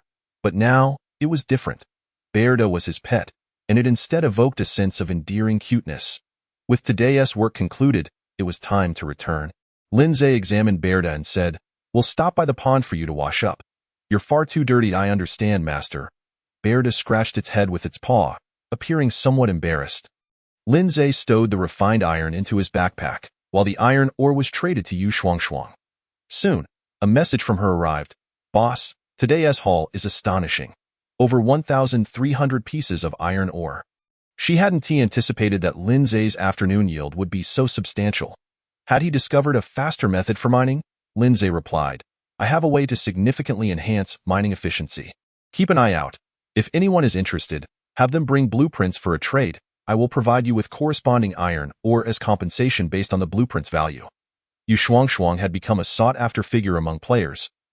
Well connected with many powerful individuals, her network far broader than his .as for compensation, it was necessary. Business was business. Surprised, Yu Shuangshuang quickly responded, "No problem. I'll spread the word right away. By the way, did you manage to mine any refined iron?" Lindsay, "I did, but not much." Yu Shuangshuang, "As we discussed before, I'll trade blueprints for it." Lindsay, "What blueprints?" Yu Shuangshuang sent over an image. Lindsay opened it to find a blueprint for a refrigerator, which upon use would yield a small refrigerator. Such an item would prove quite useful, especially during extreme heat. Lindsay, how much refined iron do you want? Yu Shuang. At least 100. I traded an entire set of equipment for it. Lindsay, flat rate, I'll give you 60 pieces of refined iron, enough to upgrade your shelter to a higher level. Yu Shuang, deal? The two swiftly completed the transaction without further hesitation. Yu Shuang then asked, Boss, would you like to join an alliance? I joined one today called the Elite Tribunal. The players there are of high quality. Lindsay recalled a player who had previously approached him regarding trading the power grid blueprint. They were also in this alliance. Lindsay, how did you suddenly join an alliance? Yu Shuang. I was invited and received the status of an elder, allowing me to collect 50 units of wood daily without cost. Lindsay, is your alliance leader named Dean Haoyang? Yu Shuang. How did you know, boss? Lindsay, a fellow named Dean Haoyang sent me a friend request, discussing the establishment of the alliance, claiming that if I joined, I could become the deputy leader. Yu Shuang, did you decline? Lindsay, that guy wanted to take advantage of the royal jelly I had, so I blocked him. Yu Shuang, I understand. I'll withdraw from the alliance immediately. Lindsay, no need. Why turn down free resources? Besides, didn't you say the players in this alliance are of high quality? Keep an eye out for blueprints on my behalf. Yu Shuang. Okay. After concluding the conversation with Yu Shuang, Lindsay departed the valley with Bear Da. In a swift manner, he located the trio of small creatures hunting in the forest, subsequently dismantling the prey they had captured and stowing it away in his backpack. The size of the three had evidently increased significantly. Particularly noteworthy was Shao Qing, whose length had approached a staggering 7 meters, embodying a true python-like physique. Its venomous strike had escalated to 20 points, capable of inflicting 1,200 points of damage per minute. Meanwhile, De Hong's fireball damage surged to 300 points, aptly earning the title of a cannon. Indeed, their levels had all advanced. Lindsay commended them, as Shao Qing and De Hong ascended to bronze level 6, while the Queen Bee reached bronze level 5. Master! The trio joyfully surrounded Lindsay, displaying their affection. He affectionately patted Shao Qing and the Queen Bee on their heads, cradling De Hong in his arms. The little creature's fur was remarkably soft and silky, providing an exquisite tactile sensation. Together, the four of them made their way towards the pond. After a tiring afternoon of mining, Lindsay found himself utterly exhausted and chose to ride atop Xiongda, momentarily embracing the role of a bear knight. Xiongda made no objections. Given its size and strength, Lindsay's weight was hardly a burden. Relieved from the need to traverse on foot, he listed the crimson candles harvested by the trio on the trading channel and began browsing the chat channel. The atmosphere in the chat remained vibrant as players discussed their encounters in the wilderness that day. Some recounted harrowing tales of being besieged by hordes of monsters and narrowly escaping death, while others claimed to have heard the roars of great beasts reverberating through the mountains. I wonder if it's just my imagination, but it seems that the number of treasure chests in the jungle has increased. You discovered treasure chests? Lucky me, I found 3 chests. Damn it! The lucky ones deserve to perish. Indeed, they do. Since I arrived in this jungle world, I've yet to find even 3 chests. To the fortunate one above, did you uncover anything valuable from the chests, perhaps blueprints? If so, I'm willing to pay a premium. Just food and ordinary resources, no blueprints. What a pity. Don't fret. Let me venture out again tomorrow. Perhaps I'll stumble upon chests of a higher level. I have a feeling tomorrow will yield great rewards. Stop joking. Finding treasure chests isn't that simple. If you manage to find 3 more chests, I'll twist my own head off. What does your head twisting have to do with me? I'm merely informing everyone that the number of treasure chests in the wilderness has likely increased, encouraging folks to explore more. Don't deceive people. With so many monsters outside, who dares to wander around recklessly? Are they not afraid of dying? Exactly. Have you seen how many people have perished today? Almost 13,000. I'm keeping count. So many have died before the first night of the polar night mode has even passed. Are we all going to be wiped out in 7 days? Who could argue otherwise? Damn it, this cursed world. Glancing at the number displayed in the upper right corner of the chat, Lindsay felt a wave of heaviness wash over him. He distinctly remembered that just last night, there were over 85,000 players. Now, fewer than 73,000 remained, in just one day. Over 10,000 had perished. Not only others, but Lin Zhe himself felt a chill grip his heart. His strength was formidable, and he could proudly declare himself the strongest player in the region, yet he could not guarantee that an unforeseen mishap wouldn't occur. After all, even the strongest player was merely a player. How could one possibly contend with this world? Chapter 38. Hot pot and electric fences. Upon reaching the pond, Lin Zhe managed to regain his composure. He refused to succumb to a gloomy mindset, understanding that once he did, death would be imminent. Players are also calamities. What is there to fear? Lin Zhe whispered softly, barely audible. He then patted Xiongda to bring it to a halt. Approaching the water's edge, he did not rush to collect water, but instead exchanged a considerable amount of meat on the trading channel for bamboo. His previous stock of bamboo had nearly been depleted. Once the bamboo was secured, Lin Zhe retrieved his iron sword and commenced crafting bamboo tubes. With his current strength, a single swing was sufficient to slice through the bamboo, making the task effortless. Before long, he had produced over 1,000 bamboo tubes. Next came the task of fetching water. Xiongda and the trio of small creatures joined in to assist. Their method of collecting water was rather conventional. Although Xiaoqing lacked claws, it adeptly coiled its tail around the bamboo tube, plunging it into the pond to retrieve a full tube of water. However, Xiongda's approach was rather unorthodox. The creature buried its head in the water, drinking voraciously before turning back to expel the water into the bamboo tube. Lin Zhe thought to himself how fortunate it was that this was not the water he was to consume. Otherwise, he would have had to subdue Xiongda in a fit of rage. As for the players purchasing water, as long as they did not disclose their source, who would be the wiser? After all, it would be boiled, eliminating any concerns of contamination. With the assistance of Xiongda and the trio, all of the bamboo tubes were soon filled. Lin Zhe listed these waters in batches on the trading channel. In addition to exchanging for wood, he added stone materials. Stones were also a resource. Though their purpose remained uncertain for the time being, yet it was likely related to the upgrade of the shelter. Lin Zhe speculated that once the wooden house reached its pinnacle, it would transform into a stone house.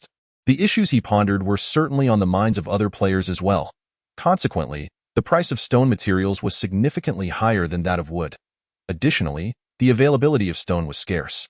At present, the stone materials being sold on the trading channel were those gathered randomly by players, not mined from stone veins. Once mineral resources were discovered en masse by players, the prices of both stone and iron ore would inevitably plummet. Lin Zhe, however, did not wish to wait until that time. His wooden house was on the verge of leveling up. Currently, he possessed an abundance of water resources, and he had no qualms about stockpiling stones at this juncture.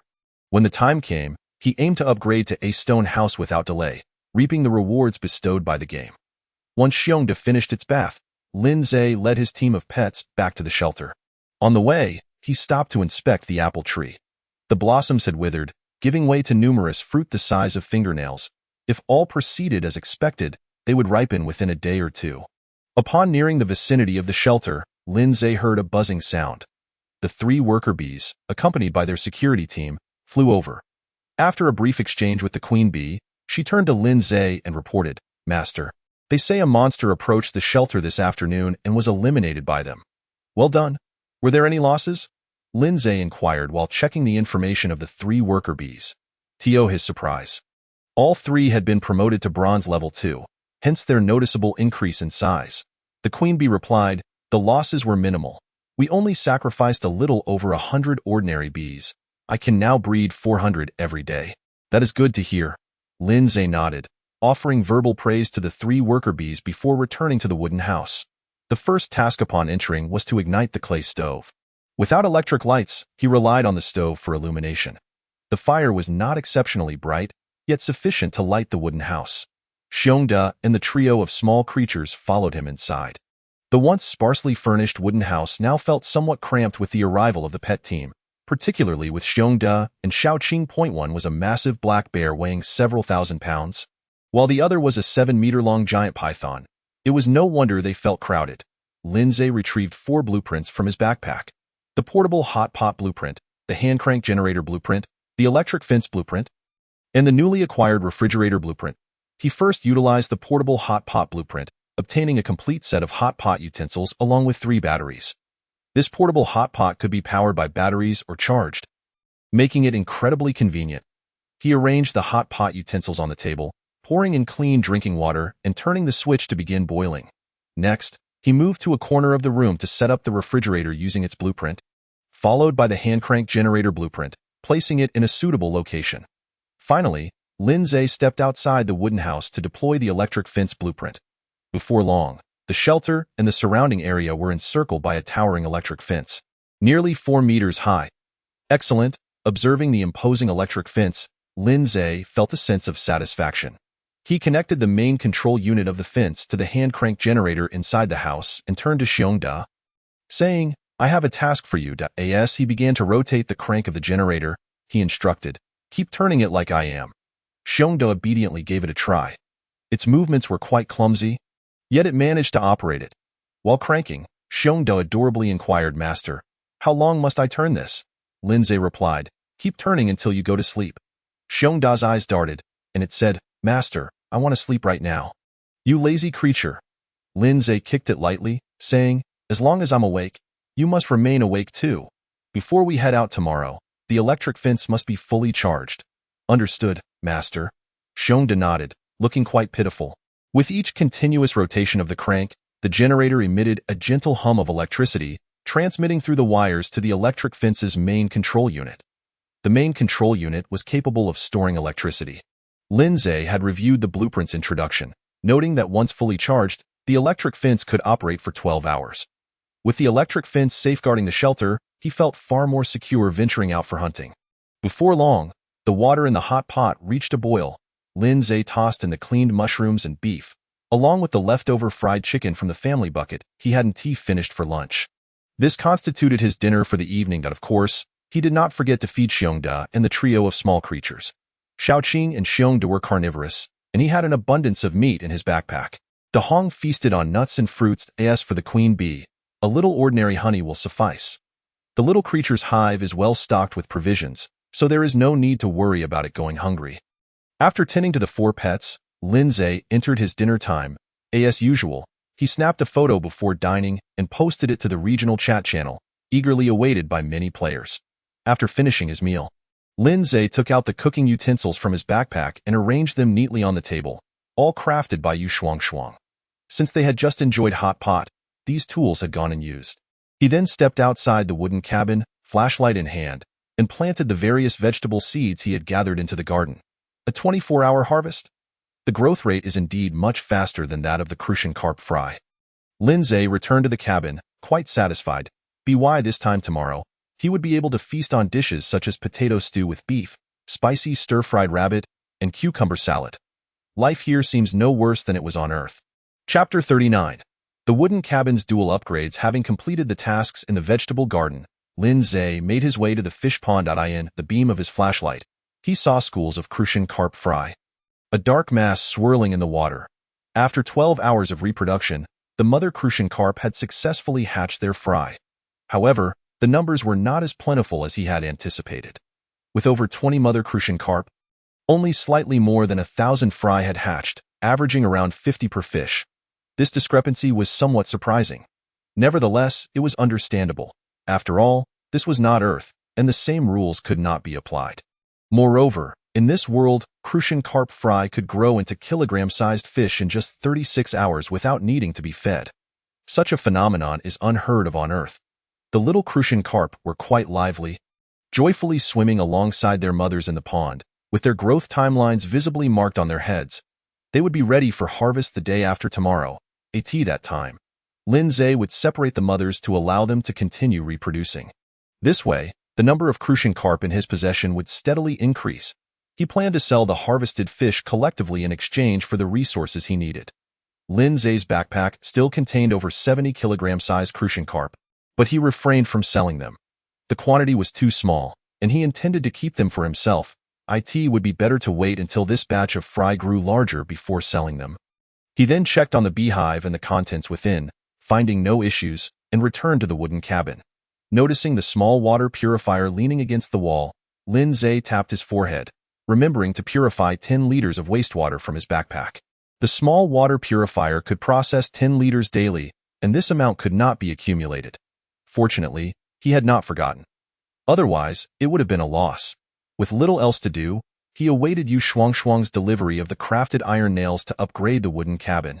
With nothing pressing, Lin Zhe lay on his bed. De Hong immediately scampered over, settling beside his pillow. This was his designated spot. Xiaoqing also wanted to join him on the bed but found his size too large for the small wooden frame. So he sadly rested his head against the edge, casting a forlorn glance at Lin Zhe.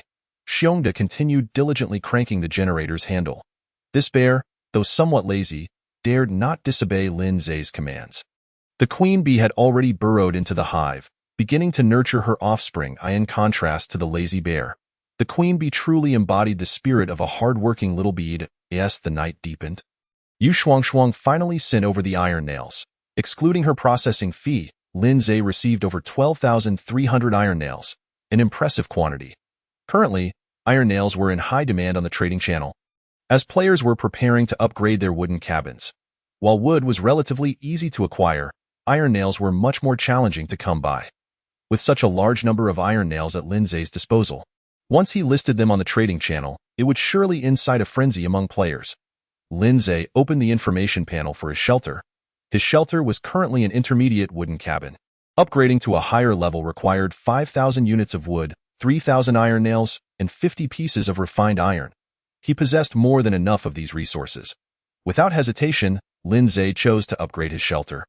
In an instant, a soft golden light emanated from the void, enveloping the entire shelter. Subsequently, the space within the wooden cabin began to expand, with the bed, walls, and floor all becoming more robust. Furthermore, the entire room was revitalized, emanating a subtle scent of wood. Soon, the upgrade was complete. Lin Zhe checked the shelter's information once more. The advanced wooden cabin's defense value had risen to 5,000 points. The next level would be a top-tier wooden cabin, requiring an increased quantity of wood, iron nails, and refined iron. 10,000 units of wood, 5,000 iron nails, and 100 pieces of refined iron. For most players, gathering such resources would be a daunting task. However, for Lin Zhe, this was hardly a challenge. He opened his backpack to check his supplies. 24,500 units of wood, 9,387 iron nails, and 164 pieces of refined iron. Aside from the iron nails and refined iron, the abundance of wood had been amassed through the exchange of copious amounts of meat and water, particularly the latter, which had yielded an extraordinary quantity of wood. Conversely, meat had begun to feel nearly unsellable due to the influx of combat-oriented players who were now able to sell their excess meat on the trading channel, thus providing lifestyle players with more options. Nevertheless, water remained a scarce resource, and Lin Zhe was poised to make a considerable profit from its sale. Shortly thereafter, the gentle golden light once again enveloped the shelter. Approximately half a minute later, the light dissipated, and the shelter was upgraded to a top-tier wooden cabin. Wooden cabin, level, top tier, defense value, 10,000, shelter structures, fish pond, vegetable garden, power grid, next level, stone cabin, upgrade requirements, 2,000 units of stone, 100 units of cement, 5 earth-type crystal cores, information. A shelter with a certain level of defensive capability. Ordinary monsters will generally not target you unless your power grid is merely for show. The next level was indeed a stone cabin, necessitating stone materials. Lin Zhe gazed at the shelter's information, suddenly frowning. Cement had yet to appear on the trading channel. As for earth-type crystal cores, they were even more elusive. At present, the origin of these crystal cores remained a mystery. Whether they were obtained from monsters or mined from special minerals was still unknown. He would need to pay closer attention to the trading and chat channels to see if any players had acquired relevant information. Lin Zhe glanced at the remaining iron nails and refined iron in his backpack. 64 pieces of refined iron and nearly 4,400 iron nails. Without hesitation, he listed all the remaining refined iron and iron nails on the trading channel, specifying that he was seeking blueprints in exchange. Surely, players eager to elevate their cabin's level would not hesitate to part with their blueprints upon seeing such a vast quantity of refined iron and iron nails. After all, wood was easily obtainable, while refined iron and iron nails were highly sought after, as anticipated. Once news of Lin Zhe's substantial sale of iron nails and refined iron spread, the regional chat channel erupted with excitement. At this stage, nearly all players were in need of these two items, while Lin Zhe was selling them in large quantities, naturally drawing attention. How could Lin Zhe have amassed so many iron nails and refined iron? Did he discover an iron mine? That is undoubtedly the case. By the way, does Lindsay have a workbench? Otherwise, even with iron ore, he wouldn't be able to craft iron nails. The person above must be lacking in common sense. Can't others process it? The suddenly popular lifestyle player Yu Shuangshuang has been taking on similar processing orders in the past few days. Damn, I was wondering why Yu Shuangshuang wasn't accepting orders tonight. Even at high prices, it turns out she was working for Lin Zhe. What kind of relationship do Lin Zhe and Yu Shuangshuang have? I suspect they have a sworn brotherhood. Chapter 40. Night Raid. Shortly after the news spread, many players began sending friend requests to Lin Zhe. Due to the overwhelming number, he resorted to keyword searches, quickly selecting a few target players. After a round of friendly discussions, Lin Zhe acquired 4 blueprints, having exchanged 2,400 iron nails and all his refined iron. The blueprints included water purifier blueprint, air conditioner blueprint, mattress blueprint, and fish pond blueprint. Lin Zhe promptly utilized the water purifier and mattress blueprints. In an instant, a half-height water purifier appeared in his room, capable of heating and boiling water when plugged in. The bed was now adorned with an exceptionally soft mattress. No longer would he have to endure sleeping on hard wooden planks. As Lin Zhe lay on the soft mattress, he let out a comfortable sigh. The previous grass and wooden beds had been quite uncomfortable. But now, with the mattress, he could enjoy a good night's sleep. After lying for a quarter of an hour, Lin Zhe rose and stepped outside the wooden cabin to use the fish pond blueprint. Detected that your shelter already possesses a fish pond structure. Would you like to merge? Merge? Lin Zhe quickly made his choice. Instantly, golden light reappeared, enveloping the fish pond. The pond's area visibly expanded until it doubled in size before coming to a halt. No wonder there was no upgrade notification for the fish pond. Reusing the blueprint effectively counted as an upgrade. It seemed that the vegetable garden and power grid operated similarly. Lin Zhe once again cast his gaze upon the densely packed school of crucian carp fry in the pool. Noting with satisfaction that the growth time displayed above their heads had decreased by 6 hours. It typically took 36 hours for the fry to mature into catchable kilogram crucian carp. But now, the total time required was merely 30 hours, a significant reduction indeed. Returning to his wooden cabin, Lin Zhe lay flat on the soft mattress. He chose not to use the last remaining air conditioning blueprint. Instead, stowing it away in his backpack. At present, the air conditioning was of little utility, as the temperature was perfectly comfortable, neither too hot nor too cold. Should the day arise when the climate of the jungle world underwent a sudden transformation, the air conditioning would surely prove advantageous. His decision to exchange was a measure of foresight. Who could predict the calamities that might befall them once the polar night survival mode concluded? As he refreshed the trading channel, Lin Zhe gradually drifted into slumber. However, he was abruptly awakened by a furious roar from outside his room. The sound was unmistakably that of Bear. To what could have transpired? Startled, Lin Zhe sat up and beat at that moment. Xiao Qing's massive head pushed through the partially ajar door, reassuring him, "Master, there's no need for concern. A swarm of low-level vampire bats has invaded. We shall swiftly drive them away." Lin Zhe opened the kill information and was taken aback to find dozens of the creatures. His sanctuary was under siege by a multitude of bats. Although all of them were merely bronze-level vampire bats, Lin Zhe still reaped hundreds of experience points from the encounter. He had reached bronze level 6, and to ascend to level 7, he required 700 experience points. With the accumulation from that afternoon, he needed just over 100 more points to level up, a clear case of effortless advancement. He rolled out of bed and stepped outside the cabin, where the sight that greeted him was Bear tirelessly conjuring fireballs to attack a group of shadowy figures flying in the air. The bee queen was also engaged in battle above. Accompanied by several worker bees, Bear, being the strongest, could only occasionally unleash a fearsome roar to stun the shadows, as he lacked ranged attack skills and the ability to fly. Xiao Qing, on the other hand, was merely a spectator, unable to act unless a vampire bat happened to approach within its vicinity. Not far away, charred corpses littered the ground, mostly brought down by Bear's fireballs, the scent of cooked flesh wafting through the air. Each vampire bat's corpse measured half a meter in length, with a wingspan nearing a meter, truly an exaggeration. These creatures possessed a unique ability to restore their own health by siphoning blood from their targets. A fitting characteristic for their name.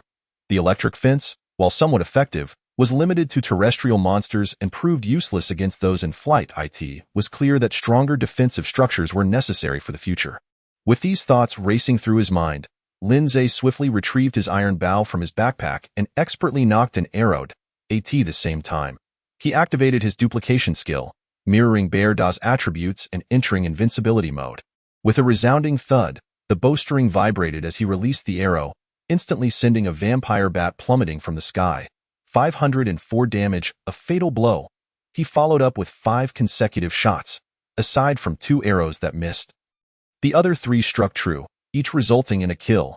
Under the invincibility mode, his attack power soared above 500, and combined with the special effects of the iron bow, the damage dealt was far beyond what these bronze-level vampire bats could withstand. As Lin Zhe joined the fray, the number of vampire bat corpses on the ground rapidly multiplied. It wasn't long before he felt a surge of energy within him, his physical prowess enhancing dramatically. He leveled up. Bronze level 7, however, Lin Zhe paid little heed to this achievement, continuing mechanically to draw his bow and fire until all the vampire bats lay defeated. He stowed his iron bow and began to clear the battlefield, collecting a total of 238 units of bat meat and 27 low-grade blood candles, which he promptly listed on the trading channel. He also listed the bat meat, which he had no courage to consume himself.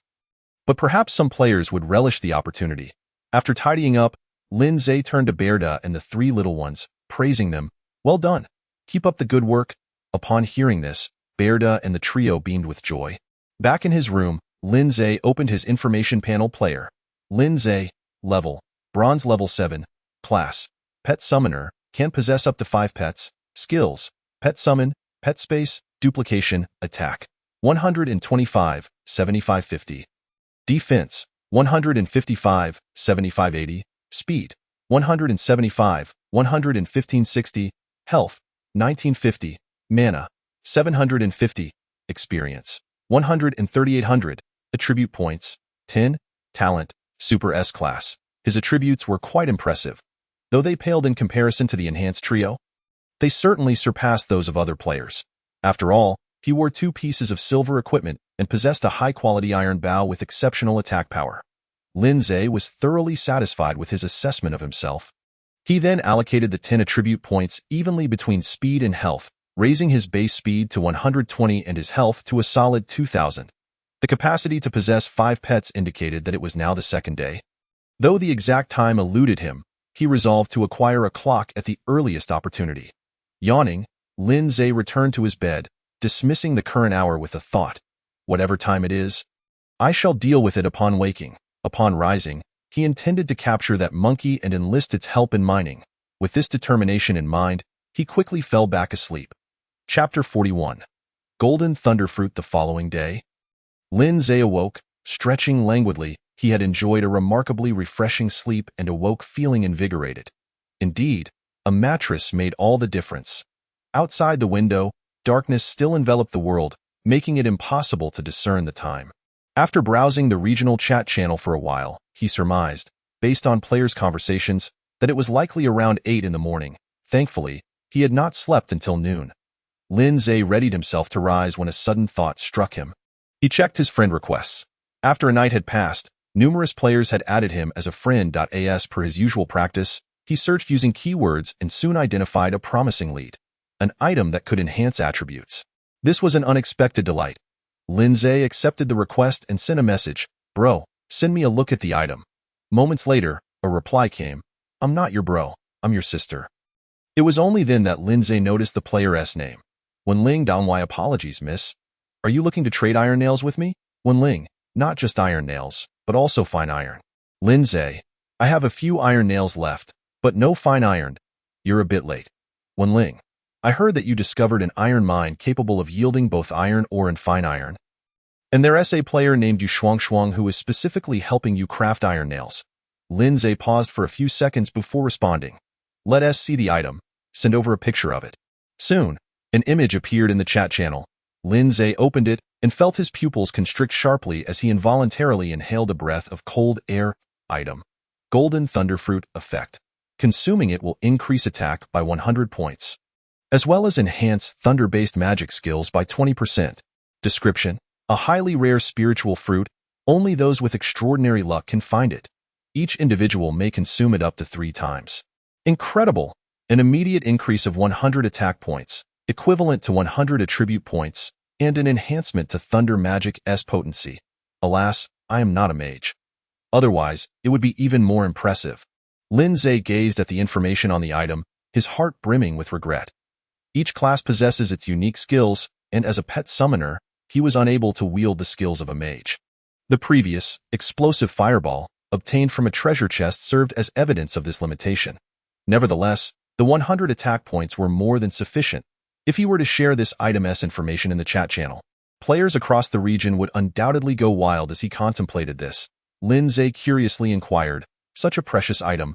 Why don't you use it yourself?" Wenling, "I have a total of 4 golden thunder fruits. I've already consumed 3. The last one would be ineffective for me." Lin Zhe suddenly understood. So she had acquired more than one.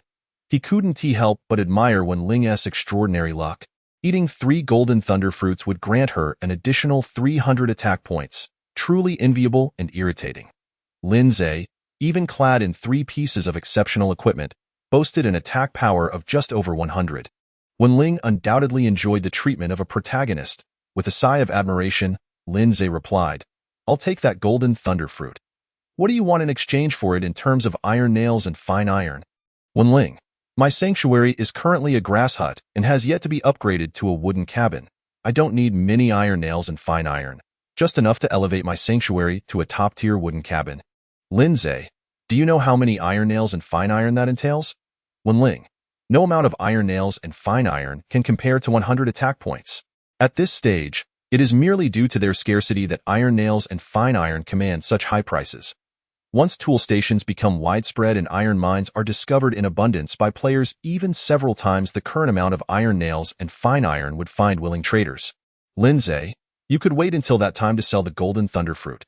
Wenling, "Lin Zhe, I'll take 2 golden thunder fruits." Wenling, "I only have 1 left, and I don't possess the blueprint. However, I do have an ample supply of wood. If the great Lin Zhe desires, I can offer you a portion of it." Lin Zhe, "I would like to add a jar of royal jelly that can enhance the maximum health limit by 300 points. Wenling, "All right, 2 jars. Lin Zhe, "You're not being truthful. Just a moment ago you claimed to have only 1. Wenling, "When out in the world, one must speak with caution." Lin Zhe inquired, "Where did you obtain that golden thunder fruit?" Wenling, "By sheer luck, I stumbled upon a cave and found a golden thunder fruit tree inside, which bore 5 fruits. After I harvested all 5, the tree withered away." Lin Zhe gazed at the message Wenling sent. Her words seemed quite convincing, yet he did not believe a word of it. Nevertheless, he refrained from pressing further, as it was ultimately her secret. Lin Zhe, "I do not possess many iron nails and refined iron. I can only provide them to you tonight. Upgrading a thatched hut to a top-tier wooden house requires a significant quantity of iron nails and refined iron." Lin Zhe calculated that he would need a total of 9,500 iron nails and 160 pieces of refined iron. He needed to hurry in mine. Wenling, "That's fine. We shall trade tonight." Lin Zhe, "In addition to the iron nails and refined iron, you will also need 19,000 units of lumber, which you must gather yourself." Wenling, "Such a large amount of lumber. I only have 12,000. How about this? Lend me 10,000, and I shall repay you with blueprints, ensuring you incur no loss." Lin Zhe, "Do you possess blueprints?" Wenling, "Not at the moment, but I will have them soon. If you doubt me, I can sign a contract." Lin Zhe, "It's not a matter of disbelief. I fear for your life." Wenling, Ultimately, the two amicably signed a contract. Lin Zhe readily traded 10,000 units of lumber to Wenling, as lumber was merely a common resource and naturally less significant than blueprints. Moreover, his wooden house had already reached its peak level. With no immediate use for the lumber, it was wiser to exchange it with Wenling with a contract in place, unless Wenling perished. She could not renege on her promise. After concluding his communication with Wenling, Lin Zhe swiftly rose to have breakfast and fed Xiongda and the 3 little ones. Before heading out, Lin Zhe checked the central control unit of the power grid. The stored electricity could sustain operations for another 3 hours. Most of the electricity generated by Xiongda last night had already been consumed. Even without monsters attempting to ambush, the grid continually drained power. Lin Zhe turned to the queen bee. "Summon your worker bees and have them attempt to operate the generator." If they succeed, that would be ideal. If not, we shall move on. Certainly, master. The queen bee nodded. Soon, a swarm of worker bees, each the size of a fist, flew in from all directions, totaling an astonishing 11. In other words, the queen bee had birthed 8 worker bees overnight. The queen explained, as my strength has increased, the probability of hatching worker bees has also risen. Once I advance to silver rank, I will be able to give birth to higher-tier worker bees, rather than just a uniform batch of bronze rank. Well done. Keep it up, Lin Zhe encouraged, affectionately ruffling the queen bee's head. He then imparted the technique of cranking the generator to the swarm of worker bees. Knowing they would understand his instructions with the queen's presence in no time, one of the worker bees took the initiative, clutching the crank with its tiny legs and fluttering its wings to harness the power of the air to turn the crank slowly. Being a creature of strength, it was capable. Watching the worker bee accelerate the crank, Lin Zhe found himself worried that this little fellow might become dizzy from the exertion. Fortunately, his concerns were unfounded. After several minutes of continuous turning, the worker bee showed no signs of dizziness. Lin Zhe felt relieved and instructed the queen. Tell them to take turns generating power. If they grow tired, they should switch, while the others continue patrolling. He was pleased. With the queen's worker bees, he no longer needed to worry about the power grid suddenly shutting down while hunting. Xiongda was equally delighted, as it could now retire to rest earlier. Thankfully, Lin Zhe was unaware of its thoughts. Otherwise, he would surely have kicked it. Chapter 42. When Ling 3 kilometers from Lin Zhe's shelter, a striking figure stood in the darkness. She possessed a tall, elegant frame with alluring curves, and behind her was a solitary thatched hut. Suddenly, a wolf the size of a rice grain emerged, growling as it lunged at her. The figure remained calm. Wielding a wooden staff of magic, in an instant, a bolt of lightning struck, reducing the bronze-rank wolf to a charred husk. Moments later, several more wolves surged forth. The figure remained unfazed, calmly wielding her staff in rapid succession. Accompanied by the booming sound of thunder, the remaining wolves were swiftly dispatched. Afterward, she stood still for a long while. Seeing no more wolves approach, she finally walked over to dismember the carcasses. The appearance of these jungle wolves was rather suspicious. I previously searched the area around the shelter and found no trace of them, yet they suddenly appear now. Could it be that fellow drove them here? He possesses numerous blood candles that can intimidate monsters. It is not beyond possibility, the figure murmured in a barely audible voice, her tone icy and laced with a hint of chill. Time passed, and another figure appeared. A male warrior player. He held a torch in one hand and a blood candle in the other. Swiftly traversing the forest towards the shelter where the figure stood in no time, the two players crossed paths. The male player gazed at the figure standing outside the shelter, his expression momentarily taken aback. However, he quickly regained his composure and asked urgently, "Wen Ling, I heard thunder from your direction, so I hurried over. Are you all right?" Wen Ling glanced at him and replied, "I am fine. Just a few wolves came, but I scared them off with magic." The male player sighed in relief. "I'm glad you're okay. You should seriously consider my earlier suggestion to move in with me. My shelter is at least a low-tier wooden house with a defensive value of 1,000, which is certainly safer than your thatched hut." Wen Ling fell silent, seemingly contemplating whether to move. After a lengthy pause, she finally said, "Before moving, I must obtain that silver treasure chest." Upon hearing this, the male player was initially overjoyed but then wore a pained expression. "Wen Ling, that is a bronze rank level 6 boss. The two of us together cannot defeat it," Wen Ling asserted. "It has not fully healed from its previous injuries, and having just given birth, it is in a state of extreme weakness. You will bear the brunt of the damage, while I will support you with magic. Our chances of success are substantial. Now is the optimal moment for us to act. Once it recovers, it will be even more challenging to overcome." "Your analysis is sound, but—" The male player hesitated, then gritted his teeth. "I agree, but you must not deceive me. After we secure the treasure chest, you must come stay with me." Wen Ling nodded. "I promise to keep my word." Joy illuminated the male player's face. Subsequently, the two set off together towards their destination. The male player led the way with a gleaming iron sword in hand, while Wen Ling followed behind, brandishing a torch. Observing the iron sword in the male player's grasp, her expression shifted slightly. "Just yesterday, this fellow wielded only a wooden sword." Wen Ling inquired, "Where did you acquire your iron sword?" The male player exclaimed excitedly. Last night, I couldn't sleep, so I went hunting for monsters and unexpectedly discovered a bronze treasure chest, from which I obtained this iron sword. But that's not all. Do you know what the real surprise is? What is it? Wenling asked, intrigued. The male player proudly announced, I found an iron mine in a valley, and there's a pear tree that will bear fruit soon. Wenling paused in her steps, her bright eyes shining. Are you certain it's an iron mine? The male player affirmed. Absolutely. Without a doubt. As soon as I entered the valley, I received a notification from the game. It's strange that there were no monsters guarding the mine. Wenling replied, perhaps monsters are uninterested in minerals. That is a possibility. The male player beamed. Wenling, with this iron mine, our lives will soon improve, and it's not impossible for us to become among the top players. Wenling remained silent. She was not contemplating future days, but rather the transaction with Lin Zhe.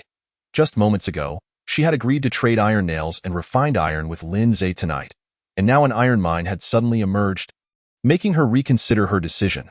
The signed contract only pertained to the borrowing of lumber. Even if she were to renege on the trade for the golden thunderfruit, at worst, she would be deemed untrustworthy. But the game could not penalize her. With the iron mine, she could produce a vast amount of iron ore and refined iron, alleviating her concerns over upgrading her wooden house.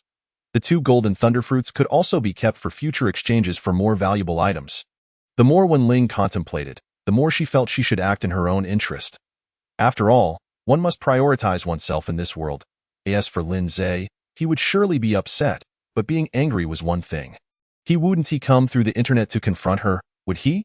Yet, despite her thoughts, Wenling could not bring herself to make a firm decision. She suddenly asked the male player ahead, do you know Lin Zhe? Who in our district does not know this player? The male player scoffed, adding, but in my view, he is merely relying on good fortune. First, he discovered a water source, and then an iron mine, allowing him to progress so rapidly. Both of us possess advanced combat talents.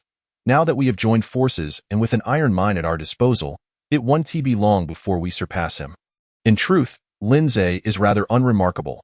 He surged to the 3rd position on the merit leaderboard yesterday, only to plummet to 7th today. He must be exceedingly lazy. Unlike me, who ventures out to hunt monsters in the dead of night, toiling for our future. Individuals like Lin Zhe will inevitably tumble down from their lofty heights. The higher they climb now, the more severe their fall will be in the future. Listening to the male player's voice, thick with envy and derision, Wenling's expression remained largely unchanged. She mused internally. This person is small-minded, envious, and unscrupulous in his pursuits. Indeed, my first impression of him during our previous encounter was not mistaken. As for Lin Zhe's situation, the transaction remains unchanged. Ultimately, she did not wish to offend a top-tier player over 2 gold thunderfruits, especially since she also required the royal jelly in Lin Zhe's possession. Wenling inquired again, where is that iron mine? The male player, without turning his head, replied, I will tell you when we return tonight. Before Wenling could respond, he added, shall we go directly to the boss now? Wenling replied in a calm tone, such matters are best addressed promptly. I shall follow your lead. The male player, beaming with joy, took the lead ahead. Meanwhile, Lin Zhe had arrived at the valley with his 4 pets. Xiongda, it's up to you now. Rest assured, my nose is sharper than a dog's. I shall not allow that monkey to escape. Excellent. I have high hopes for you. Chapter 43. The cave battle. Xiongda charged ahead. Sprinting swiftly through the jungle, Lin Zhe sat atop Xiongda's back, cradling De Hong in his arms, wielding a flashlight for illumination. The queen bee hovered above, while Xiao Qing, with her massive serpentine body, trailed behind Xiongda. The speed of the quintet was remarkable, and in the blink of an eye, they had distanced themselves from the valley. After an unknown duration, Xiongda suddenly halted, circling around while occasionally lifting his head to sniff the air. Lin Zhe asked, have you found that monkey? Xiongda nodded and replied, it's nearby. The scent of that monkey is everywhere. Upon hearing this, Lin Zhe instructed the queen bee, scout the area and report back immediately upon locating the target. We shall wait for you here. Understood, master. The queen bee flapped her wings and vanished into the darkness.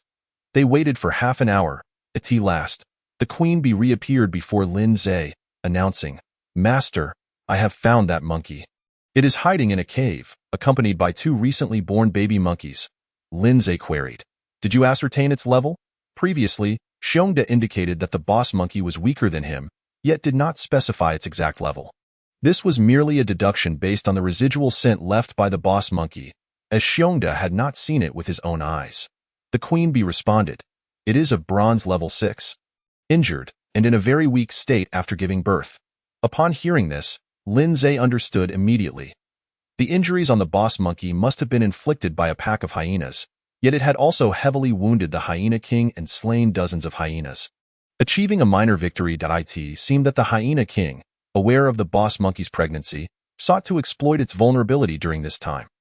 Ultimately, however, it was unsuccessful, retreating to the valley in a severely wounded state.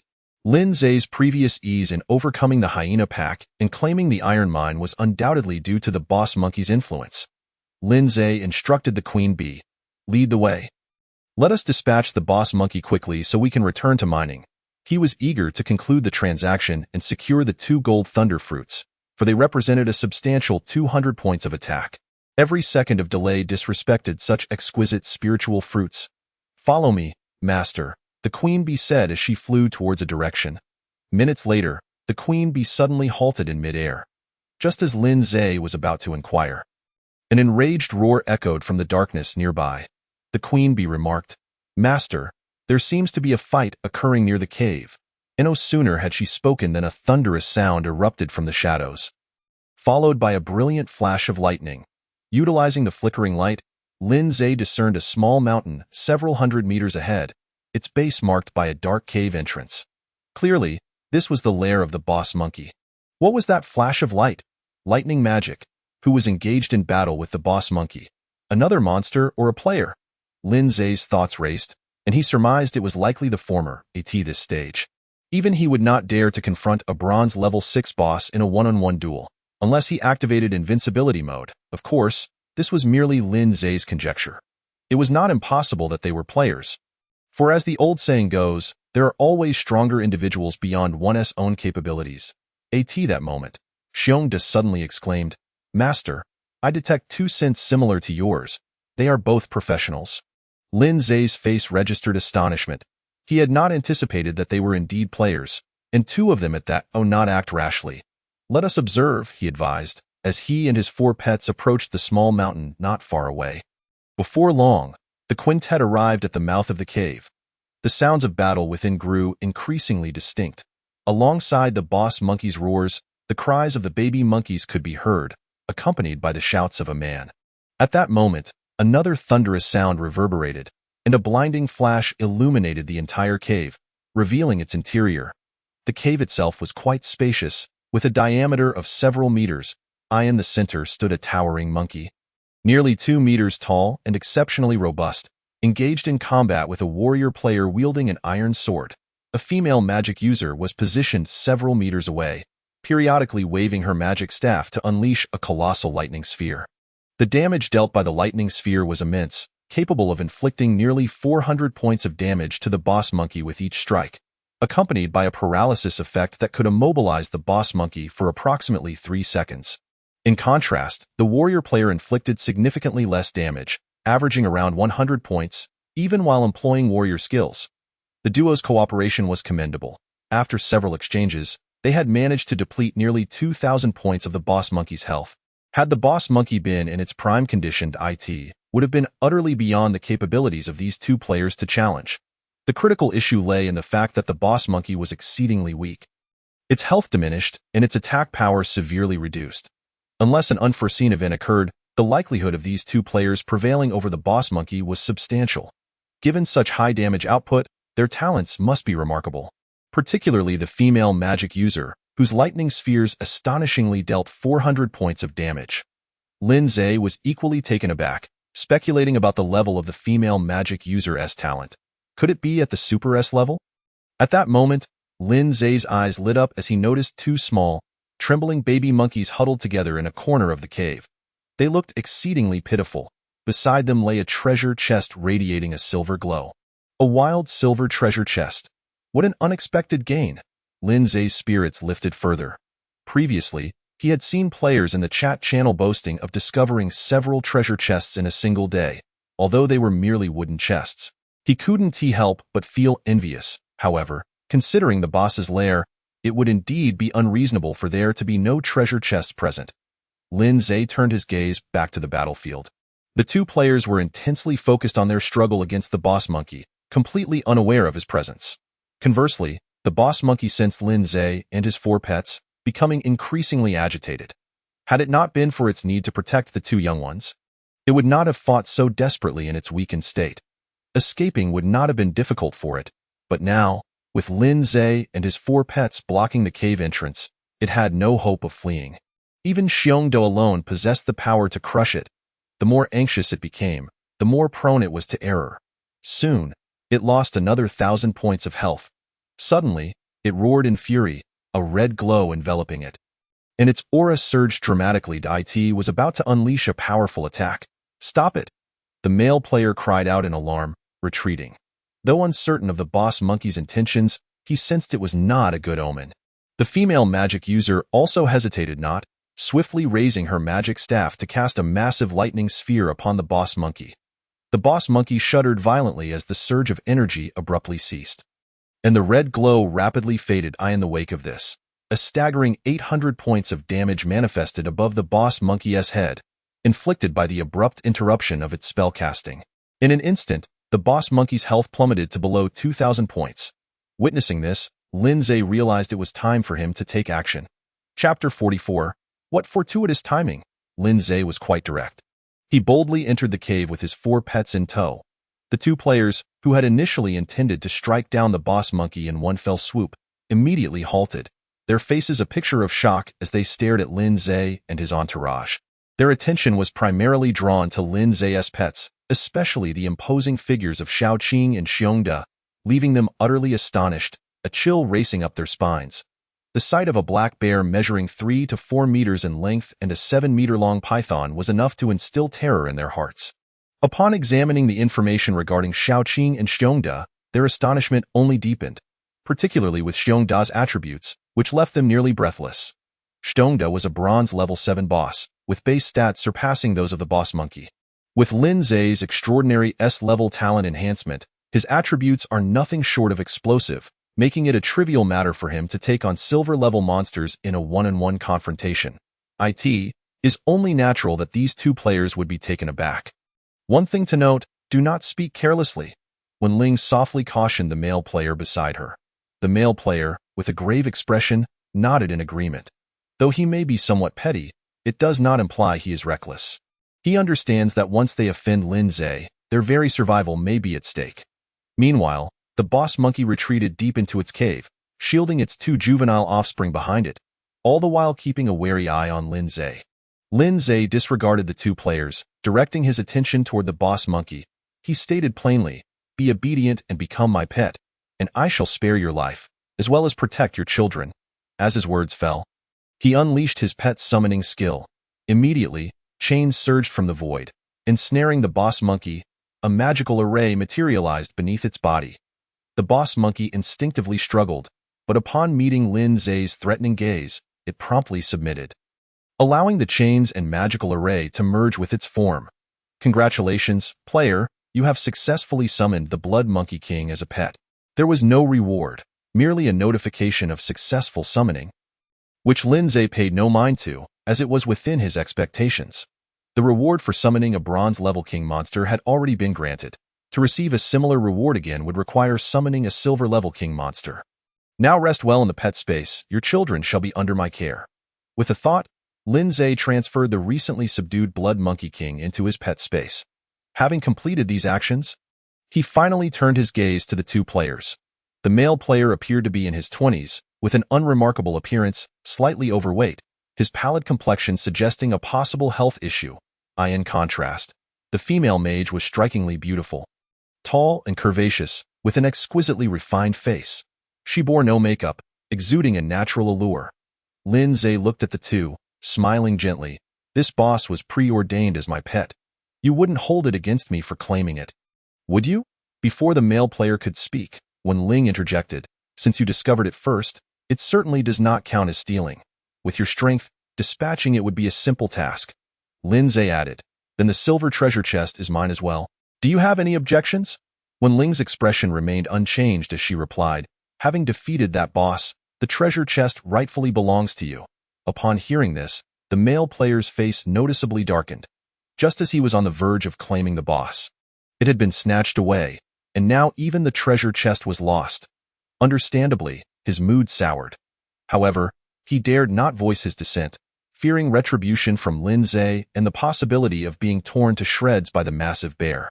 Nonetheless, he began to harbor resentment towards Lin Zhe, vowing to avenge this grievance when he grew stronger. At that moment, Lin Zhe cast a sidelong glance at the male player, noting his inability to conceal his anger and hatred, which were plainly visible on his face. This was in stark contrast to the calm demeanor of the female mage, who appeared unaffected, as if the loss of the boss and treasure chest did not concern her at all. Lin Zhe remarked, "I feel as though we share a certain affinity.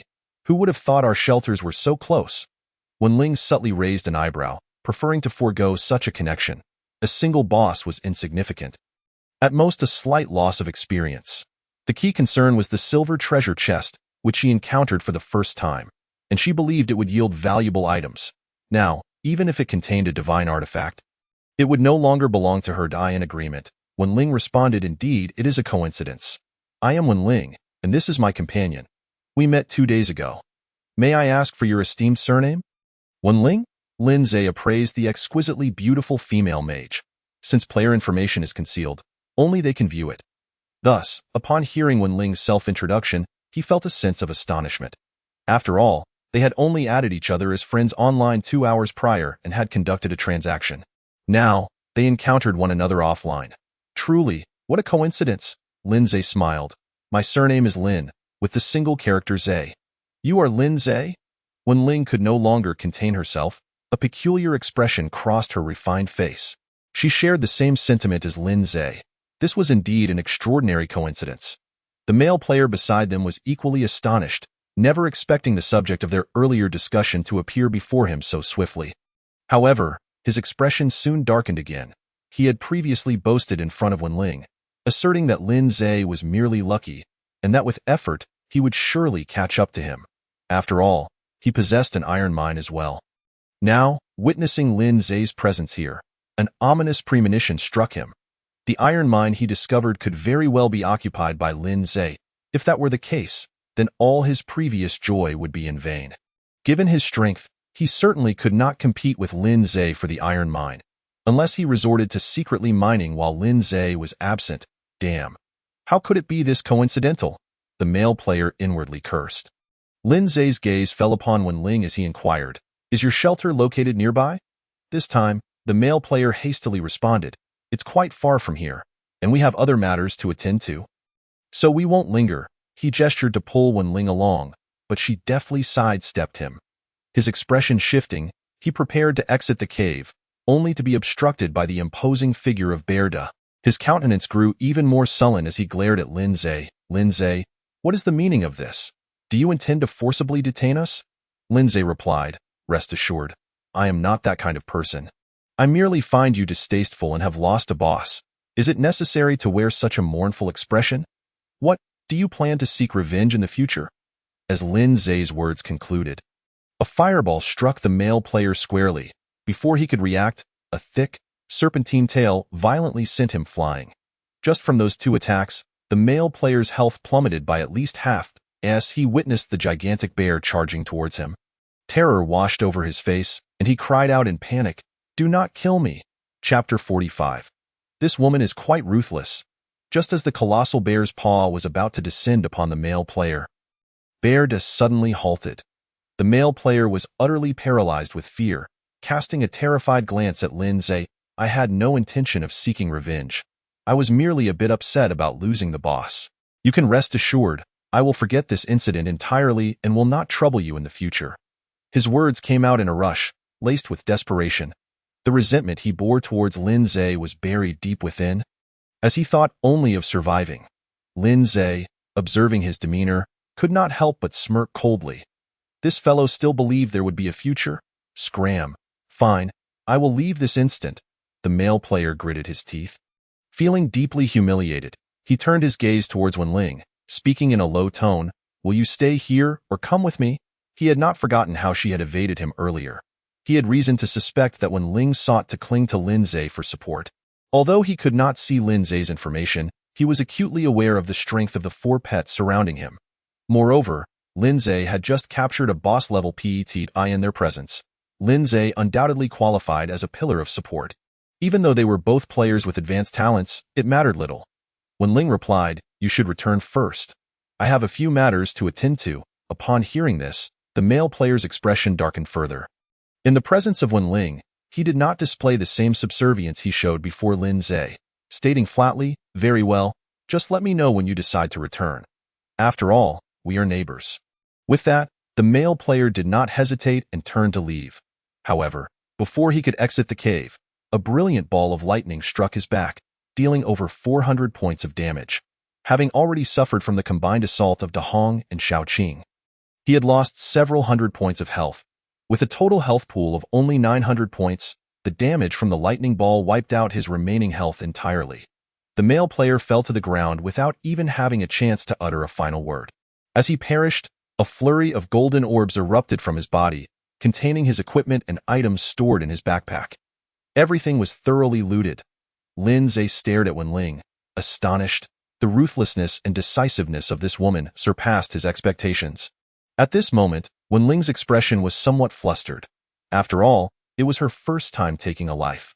However, she quickly regained her composure and explained to Lin Zhe, "This person harbored ill intentions towards me. Even if you had not intervened, I would have dealt with him after defeating the boss." Lin Zhe chose not to speculate on the veracity of Wen Ling's words. Nevertheless, the male player's final remarks indeed carried a distinct threat. Attempting to leverage their neighborly status to intimidate Wen Ling, "Your affairs are of no concern to me, and I have no interest in them." Lin Zhe then gazed at the male player's corpse, remarking, "This is my first encounter with the player being killed. I did not expect that even items in their backpack could be dropped. This is also my first time taking a life." Wen Ling paused before adding, "It seems the jungle game encourages players to harm one another. Presently, players are scattered, and conflicts are minimal. But once players gather, I believe slaughter will inevitably ensue. The law of the jungle is that there are no laws. As long as one is willing, anything can be done without constraints. Once this news spreads, a portion of the players will undoubtedly go wild." Lin Zhe turned to Wen Ling and, with a smile, inquired, "Aren't you afraid that I might turn ruthless and kill you as well?" Wen Ling flipped her right hand, revealing 2 peculiar fruits, shimmering with threads of lightning. Her hands were exceptionally graceful, slender, straight, and elongated. "These are the 2 golden thunder fruits you desired. They are also the most valuable items I possess. If you wish to take them, feel free. The previous agreement can be nullified." Without hesitation, Lin Zhe accepted the 2 golden thunder fruits. After glancing at the information, he consumed them right in front of Wen Ling, his attack power surging by 200 points instantly. Simultaneously, he acquired a new status attribute, an increase of 40% in the power of lightning-based magical skills. Lin Zhe remarked, "I will provide you with iron nails and refined iron by tonight. As for the items dropped by that individual, they belong to me. Do you have any objections?" "None at all." Wen Ling responded almost without a moment's hesitation. Lin Zhe's words indicated that she had escaped a dire fate, and she was relieved that he was not of a treacherous nature. After a brief pause, she added, "Could you also give me the royal jelly in advance? Being alone, having more health would provide me with additional security." Lin Zhe did not refuse. He retrieved a bamboo tube from his backpack and handed it to Wen Ling. After receiving it, she promptly drank the royal jelly within, increasing her health limit by 300 points. While this boost was trivial for Lin Zhe, it was critical for Wen Ling, as a mage. She had allocated all her attribute points to attack and mana upon leveling up, resulting in her low health. That additional 300 points could very well save her life in a critical moment. Wen Ling contemplated for a moment and said, "That man previously told me he discovered an iron mine, but he did not disclose its specific location. He merely mentioned that it was hidden within a valley and that there were no monsters guarding it." Lin Zhe asked, "Is there a pear tree in that valley?" Wen Ling looked at him in surprise and then laughed. "I knew he wouldn't have such luck. Perhaps even if I don't kill him this time, he will still meet his end at your hands next time." Lin Zhe countered, "Do not speak carelessly. I am not that kind of person." Wen Ling replied, "I can see that you have developed a murderous intent towards him. You simply have not acted on it yet." Lin Zhe shot her a sidelong glance. Instantly, Wen Ling shifted the topic. asking, "Where is your shelter? If possible, we could get to know each other better and seek opportunities for collaboration." She found Lin Zhe's character quite agreeable. Lin Zhe replied, "I took a rather convoluted route here, so I have forgotten the exact location." When Ling believed him, saying, "In the dark, it is indeed challenging to discern direction. But with your 4 pets, you need not worry about getting lost. My shelter is just a kilometer away, in the southeast direction. If you need anything, feel free to find me there." Lin Zhe chuckled. "What possible need could I have for you?" When Ling nearly choked, exclaiming, "I will return first. Message me if anything comes up." She picked up the torch she had placed nearby and departed the cave without hesitation. Lin Zhe watched her retreating figure without attempting to stop her. This woman was not simple. There might indeed be opportunities for cooperation in the future. Chapter 46. The fully automatic toilet paper manufacturing machine. Once when Ling exited the cave, Lin Zhe summoned the queen bee, instructing, "Follow her, and once you find her shelter's location, report back to me." "Understood, master." The queen bee flapped her wings and flew away from the cave. Lin Zhe then ventured deeper into the cave. Approaching the 2 newborn monkeys. They were not yet at the bronze level, but remarkably, their growth potential was rated at 2 stars. "Your mother is now my pet. You will follow me from now on, and I will protect you." Upon hearing Lin Zhe's words, the 2 monkeys chirped excitedly and promptly bowed to him in unison. "Such good little ones," Lin Zhe called for Dahong and said. "You are tasked with their protection. Take good care of them and help them level up." "Understood, master," Dahong nodded. She bounded over to the 2 monkeys, playfully touching them and chattering away, while the monkeys responded in kind. As if engaged in a conversation, Lin Zhe paid them no mind. He retrieved the silver treasure chest and skillfully opened it. Immediately, a series of notifications appeared before him.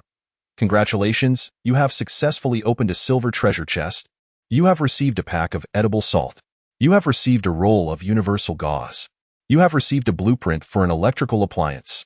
Item: universal gauze. Description: upon use, you will recover 500 health points within 3 seconds and simultaneously remove any continuous bleeding effects. Usable times: 5. Blueprint: fully automatic toilet paper manufacturing machine. Description: upon using this blueprint, you will acquire a fully automatic toilet paper manufacturing machine. Quite fortunate. Lin Zhe beamed with joy. While he did not obtain any components of the Stormwind set, the 3 items he had acquired were all excellent. Particularly, the fully automatic toilet paper manufacturing machine was an urgent necessity. Heaven knows how he had managed to handle his restroom needs these past few days. One could only describe it with the phrase "too shameful to recall." Toilet paper was not only essential for him, it was a necessity for all players. As long as one was not excessively miserly, they would not hesitate to trade resources with him. Lin Zhe promptly used the blueprint, and a silver gray machine materialized before him. Item: fully automatic toilet paper manufacturing machine. Energy consumption: electricity. Materials required for manufacturing: bamboo, vines, flax. Description: for each unit of bamboo, vine, and flax consumed, a pack of standard toilet paper can be produced. Bamboo and vines were common resources, easily obtainable. Especially now that players were busy upgrading their wooden houses, bamboo and vines had become nearly useless, driving down their market prices significantly. They could be easily acquired. As for flax, Lin Zhe searched the trading channel and quickly found dozens of listings for flax. Most of the flax was priced very low, and many could be exchanged for meat. However, even at such prices, there was little interest, primarily because players were still unaware of flax's utility. Lin Zhe decisively began to stock up. Aside from a few unscrupulous merchants, he managed to trade for a total of 325 units of flax using meat. That should suffice for now. Lin Zhe stowed the manufacturing machine in his backpack, collected the edible salt and universal gauze from the treasure chest, and even took the empty silver treasure chest. With the salt, the food he cooked would finally be palatable. For these past days, he had been substituting seasoning for instant noodle flavor packets, and with his supply of instant noodles dwindling, he was relieved to finally find salt. Tonight, he could enjoy beef stew with mushrooms without worrying about blandness. Lin Zhe smiled broadly. To him, the value of this pack of salt was akin to that of a premium piece of equipment. The universal gauze was also a valuable item to keep for emergencies. Subsequently, Lin Zhe searched the cave once more. After finding nothing else of value, he prepared to leave with Xiongda, Xiaoqing, Dahong, and the 2 little monkeys, He glanced at the solitary corpse lying on the ground and instructed De Hong, "Burn this corpse to ashes." As for the items it had dropped, he collected them. Upon inspection, they were all basic materials, lacking anything of significance, but still better than nothing. "Understood, Master." De Hong conjured fireballs, casting several onto the corpse. Instantly, the body was engulfed in flames. The temperature of the fireballs was exceedingly high. And soon the corpse was reduced to ashes, after which Lin Zhe led his pets out of the cave. With Xiongda leading the way, there was no need to worry about losing direction. Before long, Lin Zhe and his group returned to the valley. Lin Zhe summoned the boss monkey from the pet space. Its health had recovered to around 5,000, alleviating any concern about its imminent demise. Pet, Crimson Blood Monkey King, unnamed. Species, Monkey. Level, Bronze level 6, Attack, 306, 102 204, Defense, 330, 110 220, Speed, 360, 120 240, Health, 5,179, 36,000. Special abilities, Phantom Clone, Berserk Technique, Gale Dash, Growth Potential, 2 stars, Experience, 136 700. A boss is indeed a boss. Despite being the same level, the boss monkey's base attributes far exceeded those of Shaoqing and De Hong. It remained to be seen how much its attributes would increase upon leveling up. Lin Zhe then examined the boss monkey's 3 skills. Phantom Clone allows it to create a clone with 1/3 of its original attributes. The boss monkey had been in an extremely weakened state previously, which had prevented it from utilizing this skill. The Frenzy Technique, when activated with health below 2,000 points, allows the user to enter a state of rage, effectively doubling their combat prowess. Wind Sprint, upon invocation, enhances speed by 80% for a duration of 5 minutes. Overall, it remains exceedingly powerful. Lin Zhe pondered briefly before addressing the boss monkey. From this moment forth, "Your name shall be Buoshu Monkey." "Thank you, Master." Buoshu Monkey nodded enthusiastically. At that moment, the 2 little monkeys emitted a series of chirps, seemingly desiring Lin Zhe to bestow upon them names as well. Lin Zhe, not one to refuse, named them Desheng and Ersheng respectively. He then turned to Xiongda and said, "Next, I shall commence mining here. You go and smash those iron ores, and then take them out to hunt monsters." "Yes, Master." Xiongda beamed, his mouth stretching wide with joy as he dashed towards the iron mining area, employing the earth spike skill on the scattered iron ores. Once accomplished, he merrily led Shaoqing, De Hong, along with Desheng and Ersheng out of the valley. "All right, you need not worry, they will be fine." Lin Zhe retrieved the oversized iron pickaxe from his backpack and remarked, "This is yours. See if it suits you. If it's not comfortable, I shall procure another." Buoshu Monkey, towering nearly 2 meters and possessing an extraordinarily robust physique, appeared far from a typical monkey, resembling instead a gorilla cloaked in crimson fur. Grasping the pickaxe handle with both hands, Buoshu Monkey effortlessly swung the massive tool. With a resounding thud, the pickaxe struck the iron ore, instantly igniting a shower of sparks. Simultaneously, several pieces of iron ore tumbled down. Lin Zhe's eyes sparkled with delight as he praised, "I knew you wouldn't disappoint me. From the very first moment I laid eyes on you, I sensed you were a born miner." Buoshu Monkey, Chapter 47. The destruction of the shelter. Meanwhile, when Ling, clutching a blood candle in one hand and a magic staff in the other, swiftly navigated through the dense jungle. The surrounding forest was shrouded in darkness, illuminated only by the flickering flame of the blood candle, with the occasional roar of monsters echoing in the distance. Tio's claim she was unafraid would be a falsehood, however, when Ling had mentally prepared herself for this endeavor. She was not deceiving Lin Zhe. When she proposed hunting the boss, she had already resolved to eliminate that individual. Thus, she was well equipped for her current predicament. Alone now, her hunting range could not extend too far from the shelter to avoid unforeseen mishaps. The immediate objective was to swiftly elevate her level. With strength, she would no longer fear these threats. Half an hour later, a modest wooden cabin came into view. She hurried over and pushed the door open. Indeed, after a player's demise, their shelter lost the ability to prevent outsiders from entering. At that moment, a notification appeared. "You have discovered an unclaimed shelter. You may choose to occupy it or destroy it. If you choose to occupy, you will receive the shelter's resources, including various furniture, materials on shelves, and any constructed buildings.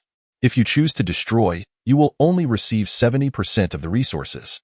However, Upon destruction, you have a chance to acquire a treasure chest and a portion of the building resources.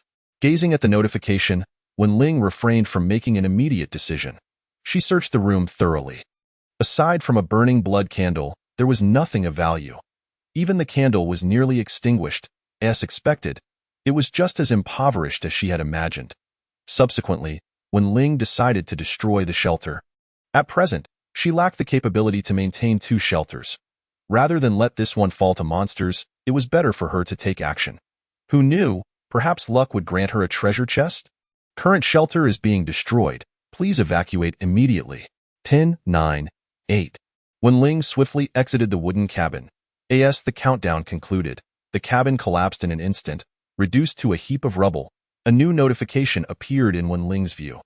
You have destroyed an unclaimed shelter. You have received several units of meat, wood, bamboo, and vines. Please check for specific quantities. You have obtained a special blueprint. Congratulations, you are the first player to destroy a shelter. You have received a reward, 20 achievement points. You have acquired a silver treasure chest. You have gained 300 experience points. Wen Ling's eyes sparkled with excitement. For her, this was a delightful surprise. She had not anticipated such generous rewards for being the first to destroy a shelter. Yet, she wondered what these achievement points were and their purpose. With curiosity, she opened her backpack to find a silver treasure chest resting quietly within. Her breath quickened in anticipation. She had not obtained a silver treasure chest from the boss. Yet the game had directly rewarded her with one. What a turn of fate! Coupled with her other gains, she had not only not lost but had profited immensely, especially since eliminating that individual had spared her considerable trouble. Wen Ling's gaze then fell upon a slot beside the silver treasure chest, which contained a blueprint obtained from the destruction of the shelter. She retrieved the blueprint for inspection. Item: Shelter Relocation Blueprint. Description: Upon using this blueprint, you may relocate your shelter to a designated position or opt for a random location. Special reminder: as the current zones are not interconnected, shelter relocation is limited to the present area. Wen Ling tightly clutched the blueprint, murmuring to herself, "This is a life-saving talisman. Should my shelter face peril, I can use this blueprint to escape. Of course, evading danger was merely one of its functions. Should she discover a more suitable site for her shelter, she could directly relocate it there." She then considered the special reminder within the blueprint's information, pondering how many zones existed in this jungle world and when they might connect. Nevertheless, one thing Wen Ling was certain of was that once the zones were interconnected, the jungle world would undoubtedly become bustling with activity. Currently, players primarily operated independently, with few encounters offline. Once the zones connected, this phenomenon would surely improve significantly, potentially giving rise to various offline player factions to thrive in such an environment. Preparations must begin now. Wen Ling's talent was rated A, and having consumed 3 golden thunder fruits, her lightning magic had become extraordinarily potent. Yet, she did not consider herself particularly strong. At least, she was far inferior to Lin Zhe. Given his prowess, he likely had no cause for concern regarding this issue. She had previously learned that, at this stage, pet summoners possessed only a single pet, even those with advanced talents. Yet he was accompanied by 5 pets, 2 of which were boss level. The mere thought of Lin Zhe's pets' terrifying attributes sent a shiver down Wen Ling's spine. They were utterly formidable, especially that black bear, boasting a staggering 45,000 health points. Who would dare believe such a claim? His talent must be at least S rank, if not higher. Players had categorized talent levels as S rank, followed by A, B, C, and D. No talents exceeding S rank had ever been reported, leading players to believe they did not exist. Yet, Wen Ling felt that Lin Zhe's talent likely surpassed S rank, primarily due to the exaggerated attributes of Xiongda and the 3 little ones. That fellow was not to be trifled with. It was best to maintain distance, lest she find herself ensnared. In Lin Zhe's presence, Wen Ling often felt overwhelmed, a sensation that left her feeling insecure. Shaking her head, she dismissed such thoughts. She stored the blueprint and retrieved the silver treasure chest from her backpack. Whispering a prayer for good fortune, she opened the silver treasure chest. The first sight that greeted her was a silver magic staff, followed by a blueprint and some resources for shelter upgrades. Silver equipment? Wen Ling lifted the magic staff, and an expression of excitement illuminated her delicate features. Her previous staff was merely a novice's tool, vastly inferior to the silver magic staff in terms of attributes. With this silver staff, her power would increase by at least 50%. Such is the advantage of premium equipment. She then turned her attention to the blueprint within the chest. Soon, her expression turned peculiar. Perfect. I owe Lin Zhe a blueprint, so I shall give him this one during our trade tonight. Chapter 48. Yu Shuangshuang's abyss. Under the dim glow of firelight, the rhythmic clinking of metal resonated throughout the valley. Buashu Monkey was tirelessly wielding the oversized iron pickaxe, each strike resulting in several iron ores tumbling from the mine. Surrounding Buashu Monkey lay a towering pile of hundreds of iron ores, an impressive yield in less than half an hour. Several times more efficient than Lin Zhe's prior mining efforts. As Lin Zhe had remarked, Buashu Monkey was indeed a born miner. Presently, Lin Zhe was not engaged in mining. Instead, he stood near the iron mining area, his gaze fixed on the fully automated toilet paper manufacturing machine he had just acquired. The machine was operational, periodically dispensing a package of toilet paper from its output. Lin Zhe only needed to collect the manufactured toilet paper. Remarkably, the produced toilet paper came in complete packages, identical to the unembellished tissue paper used in restaurants. It appeared rather inexpensive, yet its utility was paramount. In such a world, one could not afford the luxury of being choosy. During this period of mining with the Persian monkeys, the machine had already produced over 60 packs of tissue paper, operating at an efficiency of approximately 3 packs per minute. Lin Zhe was relatively satisfied with this pace. In less than 2 hours, the bamboo, vines, and flax he had input would be entirely consumed. After 2 hours, he would acquire over 300 packs of tissue paper, though he deemed this quantity somewhat insufficient and resolved to gather more flax. The trading channel was abundant with bamboo and vines, but flax was notably scarce, and he had no idea where to collect it. Despite having hunted monsters and traversed numerous forested areas, he had encountered plenty of bamboo but not a single strand of flax. Perhaps he had crossed paths with it but simply overlooked it. Regardless, it mattered little. Lin Zhe promptly opened his friend panel and sent a message to Yu Shuangshuang. Could you do me a favor? Please post a message in the regional chat channel seeking to purchase flax. Trading for iron nails. 3 iron nails for 1 unit of flax. Yu Shuangshuang replied swiftly, sure, boss. Before long, the acquisition notice was disseminated in the regional chat channel, and Lin Zhe's name was conspicuously absent from the message. She understood his intent. Reaching out to her meant he wanted her to handle the purchase on his behalf. Lin Zhe's reputation in this area was immense. While not universally recognized, at least 8 out of 10 players had heard his name. Currently, the most sought-after items, water and iron nails, were being sold in large quantities by Lin Zhe. If he were to purchase flax himself, it could potentially cause a spike in its price. By having her take care of the procurement, they could effectively avoid such a scenario. Lin Zhe inquired, "Are you still busy?" Yu Shuangshuang responded, "Not at all. I'm free. Today's orders are relatively few, and someone is competing with me for business." Upon hearing this, Lin Zhe understood. Another player had obtained a crafting station and began accepting orders to craft tools, just as Yu Shuangshuang did. Yu Shuangshuang continued, "Since the extreme night survival mode commenced, the number of treasure chests has surged, and many players have uncovered blueprints for crafting stations from them. In my elite tribunal alone, there are 4. Lin Zhe remarked, "The game seems intent on popularizing crafting stations." Yu Shuangshuang concurred, "I believe so as well. Fortunately, I acquired a crafting station ahead of time. Yesterday alone, I accumulated enough resources to upgrade my wooden house to its highest tier." Lin Zhe replied, "That's good." Yu Shuangshuang cautioned, "Boss, just so you know, I don't have many iron nails left for purchasing flax." Lin Zhe reassured her, "No problem. I will send you some iron ore shortly. You need not do anything else for the next couple of days. Just focus on producing iron nails for me. Additionally, please send me 10,000 of the first batch of iron nails, and use the rest for purchasing flax." Yu Shuangshuang inquired, "Boss, have you stumbled upon something valuable?" Lin Zhe replied, "A toilet paper manufacturing machine." Yu Shuangshuang exclaimed, "My goodness! Setting aside everything else, give me a pack of toilet paper. I need it right now." Lin Zhe teased, "What's the matter? Running low on toilet paper?" Yu Shuangshuang retorted, "You are no longer the Lin Zhe I once knew. The Lin Zhe in my mind should be refined, graceful, with sharp brows and bright eyes." Lin Zhe chuckled, "Have you been reading too many novels?" Yu Shuangshuang lamented, "Enough talk. My spirit is crushed." Lin Zhe smiled, then sent a few packs of toilet paper her way. After receiving the toilet paper, it took Yu Shuangshuang quite a while before she messaged Lin Zhe, "Boss, you have successfully rescued me from the depths of despair. I happened to get my period these past few days, and I was nearly driven to madness. Lin Zhe inquired, "Can toilet paper withstand such wear and tear?" Yu Shuangshuang answered, "As long as it's thick enough, it's better than nothing."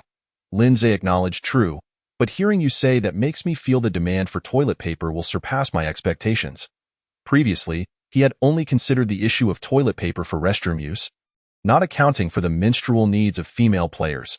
Now, upon hearing Yu Shuangshuang's words, it was as if a door to wealth had swung open, revealing a continuous flow of resources rushing toward him. Yu Shuangshuang declared, "Boss, you are bound to strike it rich. Currently, what players lack the most is no longer food, not even water, but rather the most common daily necessities, especially tissues which are required in many situations. I, like those players, now wonder if the boss has some cheat enabling him to acquire all these valuable items." Lin Zhe urged, "Enough chatter. Let's get to work with that." He sent the hundreds of iron ores mined by the Persian monkeys to Yu Shuangshuang. After concluding the conversation, Lin Zhe did not linger in the valley.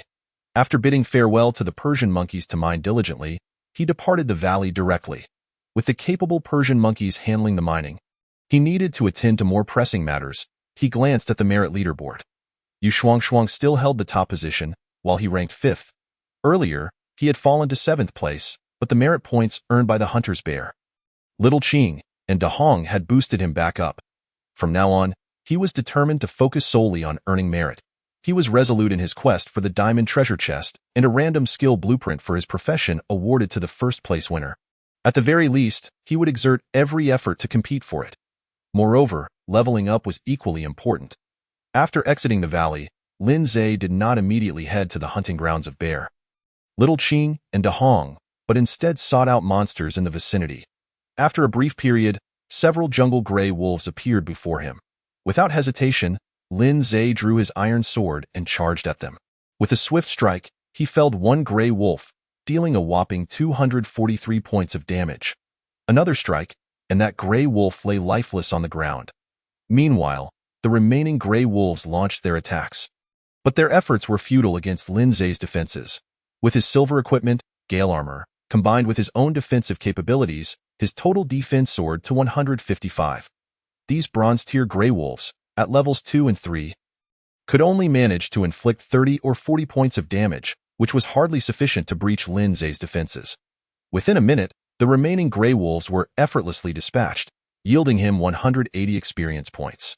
The experience gained from solo kills was substantial. A few more waves, and he would level up again.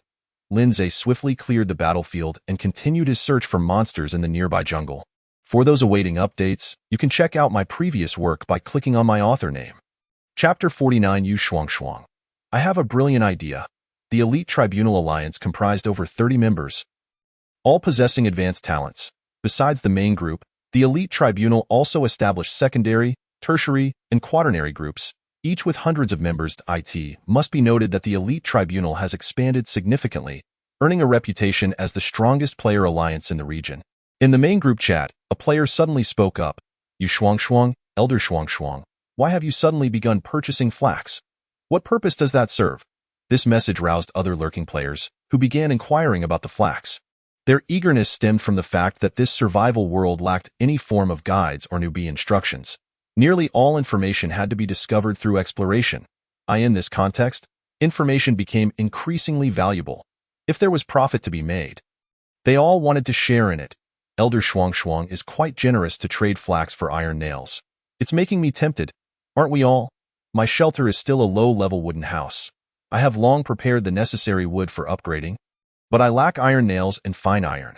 Shuangshuang, since you have so many iron nails, why not distribute some to benefit us all? If we develop, our alliance can grow stronger. This statement caused an unusual silence in the chat for half a minute. What's wrong? Did I say something incorrect?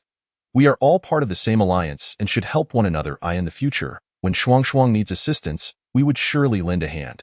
Yushi? Perhaps you should refrain from such comments. I'm not wrong. We are in the same alliance, and there will be opportunities to meet offline and help each other. Shouldn't that be expected? At that moment, Yu Shuangshuang finally replied, sharply retorting, "Li Yushi, it's easy for you to speak, but I don't see you providing benefits to any of the over 1,000 members in our alliance." "Oh wait, you have indeed provided benefits. Half of the male players in the alliance have received something from you, Li Yushi." Yu Shuangshuang, You slander me, be careful, or I will accuse you of defamation, Yu Shuangshuang. Whether it's defamation or not. You know in your heart.do you really think others are unaware of your little affairs? Li Yushi. Yin Haoyang, are you not going to intervene in this matter? Yin Haoyang. Ladies, we are all part of the same alliance. And there's no need to let minor disputes affect our camaraderie. With the alliance leader Yin Haoyang stepping in, the other players watching the exchange also urged calm. After a considerable time, the conversation shifted back to flax. I need to craft some items that require flax.as for what I will craft. You will find out later. Yin Haoyang, Shuang, as an elder of our alliance. It is imperative that you prioritize the interests of our group. For instance, regarding the acquisition of linen, you could easily delegate the task to our alliance members. We are currently in dire need of iron nails. Yu Shuang, did not a member of the alliance discover an iron mine? Yin Haoyang, indeed, but the mining efficiency is woefully inadequate. We hardly extract a significant amount of iron ore in a day. At this juncture, Yu Shuang recalled a task that Lin Zhe had previously assigned to her. Yu Shuang, I happen to have a method to enhance mining efficiency. Yin Haoyang, really? What is the method? Yu Shuang, this information was relayed to me by another party, and due to the contract I signed, I am unable to disclose it freely. Yin Haoyang, what does that individual desire in return? Yu Shuang, 2 blueprints? Yin Haoyang, that is rather steep. Although the number of treasure chests has increased, thus raising the probability of obtaining blueprints, exchanging 2 blueprints for a method seems somewhat disadvantageous. I can offer no more than 1. Yu Shuang, 1 blueprint will suffice, but it must be an architectural blueprint. Yin Haoyang, how much can your method enhance efficiency? Yu Shuang, 3 to 5 times. At this moment, a member of the alliance interjected. Leader, I happen to possess an orchard blueprint, which I can submit to the alliance, but I must retain 20% of the iron ore produced. Yin Haoyang, no more than 10%. Alliance member, agreed. Yin Haoyang, Yu Shuang, the architectural blueprint you requested has been secured. Now, please reveal your method. Yu Shuang, first, provide the blueprint, and I shall sign the contract. In truth, the so-called contract was entirely fabricated by Yu Shuang. With her statement, Yin Haoyang could not afford to be confrontational and allowed the alliance member to trade the blueprint to Yu Shuang. Upon receiving the blueprint, Yu Shuang promptly stated, I recall that the alliance member who discovered the iron mine is a wizard. This method is perfectly suited for him. BY employing earth spike spells to attack the iron mine. It would inflict internal damage, thereby facilitating easier extraction of iron ore. Yin Haoyang. Is that all? Yu Shuang. Rest assured, leader, if implemented as I suggest, the mining efficiency will undoubtedly increase 3 to 5 times. Offline, Yin Haoyang wore a grim expression. He had faith that Yu Shuang was not deceiving him. However, the pressing issue remained. Where could he procure a blueprint for earth spike spells? Currently, skill blueprints were even scarcer than architectural blueprints. Meanwhile, the alliance member who had provided the blueprint grew anxious. Beautiful Shuang, you did not express it this way earlier. Yu Shuang, I did not specify anything earlier. Furthermore, my method is indeed effective. Should it fail to enhance mining efficiency by 3 to 5 times, I shall personally compensate you with a blueprint. The other alliance members observed this exchange with twitching lips. The method was indeed innovative and rather unconventional, something none had previously contemplated. Yet the crux of the matter was that this method could not be executed until a blueprint for earth spike spells was located. Leaving them in a state of frustration, Li Yushi. Yu Shuang, assisting outsiders at the expense of our own is your wrongdoing. Yu Shuang, which of your eyes saw me aiding outsiders? In such a large alliance, do you truly believe we cannot acquire a single skill blueprint? With several times the mining efficiency, if successful, our alliance would rapidly flourish. Were it not for the contract, I would have revealed it long ago. Li Yushi. Yin Haoyang, Shuang, as an elder of our alliance, it would be wise to maintain some distance from certain individuals. Yu Shuang, understood, leader. I shall certainly keep my distance from those surnamed Li. Li Yushi's face turned a shade of green with anger. Yin Haoyang hastily clarified. I am not referring to Yushi, but rather to Lin Zhe. This method is likely of his own devising. I do not hold you responsible. You were simply misled. Moving forward, you need only reduce the iron nails you produce for him. Yu Shuang, leader, my work for Lin Zhe is also to climb the merit rankings and secure rewards. If you are willing to entrust all the Alliance's iron ore to me for crafting, I will promptly remove Lin Zhe from my friends list. Yin Hao Yang was momentarily rendered speechless. The members of their alliance who possessed crafting tables were not limited to Yu Shuangshuang alone. If all the iron ore were to be entrusted to her, the other members would undoubtedly rebel, potentially leading to defections. The players with crafting tables held considerable sway. For the sake of the alliance's development, he could not afford to offend them lightly. As for Yu Shuangshuang, she was a vital asset, her name currently gracing the top of the merit leaderboard, a living emblem of their alliance. Thus, Yin Hao Yang felt mentally drained. He chose to refrain from further discussion. Soon, the chat group fell silent, yet each member harbored their own thoughts. Chapter 50. A Day's Harvest. Big shot, that is the situation. After exiting the Alliance chat channel, Yu Shuangshuang immediately sought out Lin Zhe, relaying to him the events that had transpired within the group, including Yin Hao Yang's admonition to keep her distance from Lin Zhe. The conflict between Lin Zhe and the Alliance. Yu Shuangshuang decisively chose to side with Lin Zhe. Were it not for Lin Zhe's insistence that she remain within Yin Hao Yang's alliance to earn wages and act as an informant, she would have exited immediately. Lin Zhe chuckled. Yin Hao Yang must still harbor resentment towards me, Yu Shuangshuang. He is a two-faced scoundrel. His request for me to distance myself from you is likely rooted in fear of his misconduct being exposed. However, speaking of which, does my current approach not also constitute a double standard? You are different. You act for the sake of justice. Upon reading Lin Zhe's message, Yu Shuangshuang erupted into laughter, her spirits lifted. Yu Shuangshuang, big shot, I must inform you of something. Yin Hao Yang has received word that the first player to upgrade to a stone house will receive a reward. Currently, all the iron nails and refined iron in our alliance have largely fallen into his hands, and he clearly intends to claim that reward. I have heard that his shelter is a high-level wooden house, and he is not far from upgrading. Lin Zhe, I am aware. Yu Shuangshuang, are you not concerned that he might seize the reward? Lin Zhe, upgrading a stone house is no simple feat. It requires not only stone materials but also cement and earth-type crystal cores. Yu Shuangshuang, I know of cement. There is a player in our alliance who fortuitously obtained some from a treasure chest. Though in limited quantity, only 20 units, Lin Zhe, find an opportunity to trade it for me. Iron nails or water will suffice. Yu Shuangshuang, understood. I shall do my utmost. She was aware that Lin Zhe's shelter had already reached the level of a high-level wooden house and was now preparing to upgrade to a stone house. Even considering the few packs of sanitary paper, she was willing to assist Lin Zhe with this small task. After closing the friend panel, Lin Zhe concentrated, causing a blueprint to materialize in his hands. One that Yu Shuangshuang had procured from Yin Hao Yang. Architectural blueprint, orchard, information.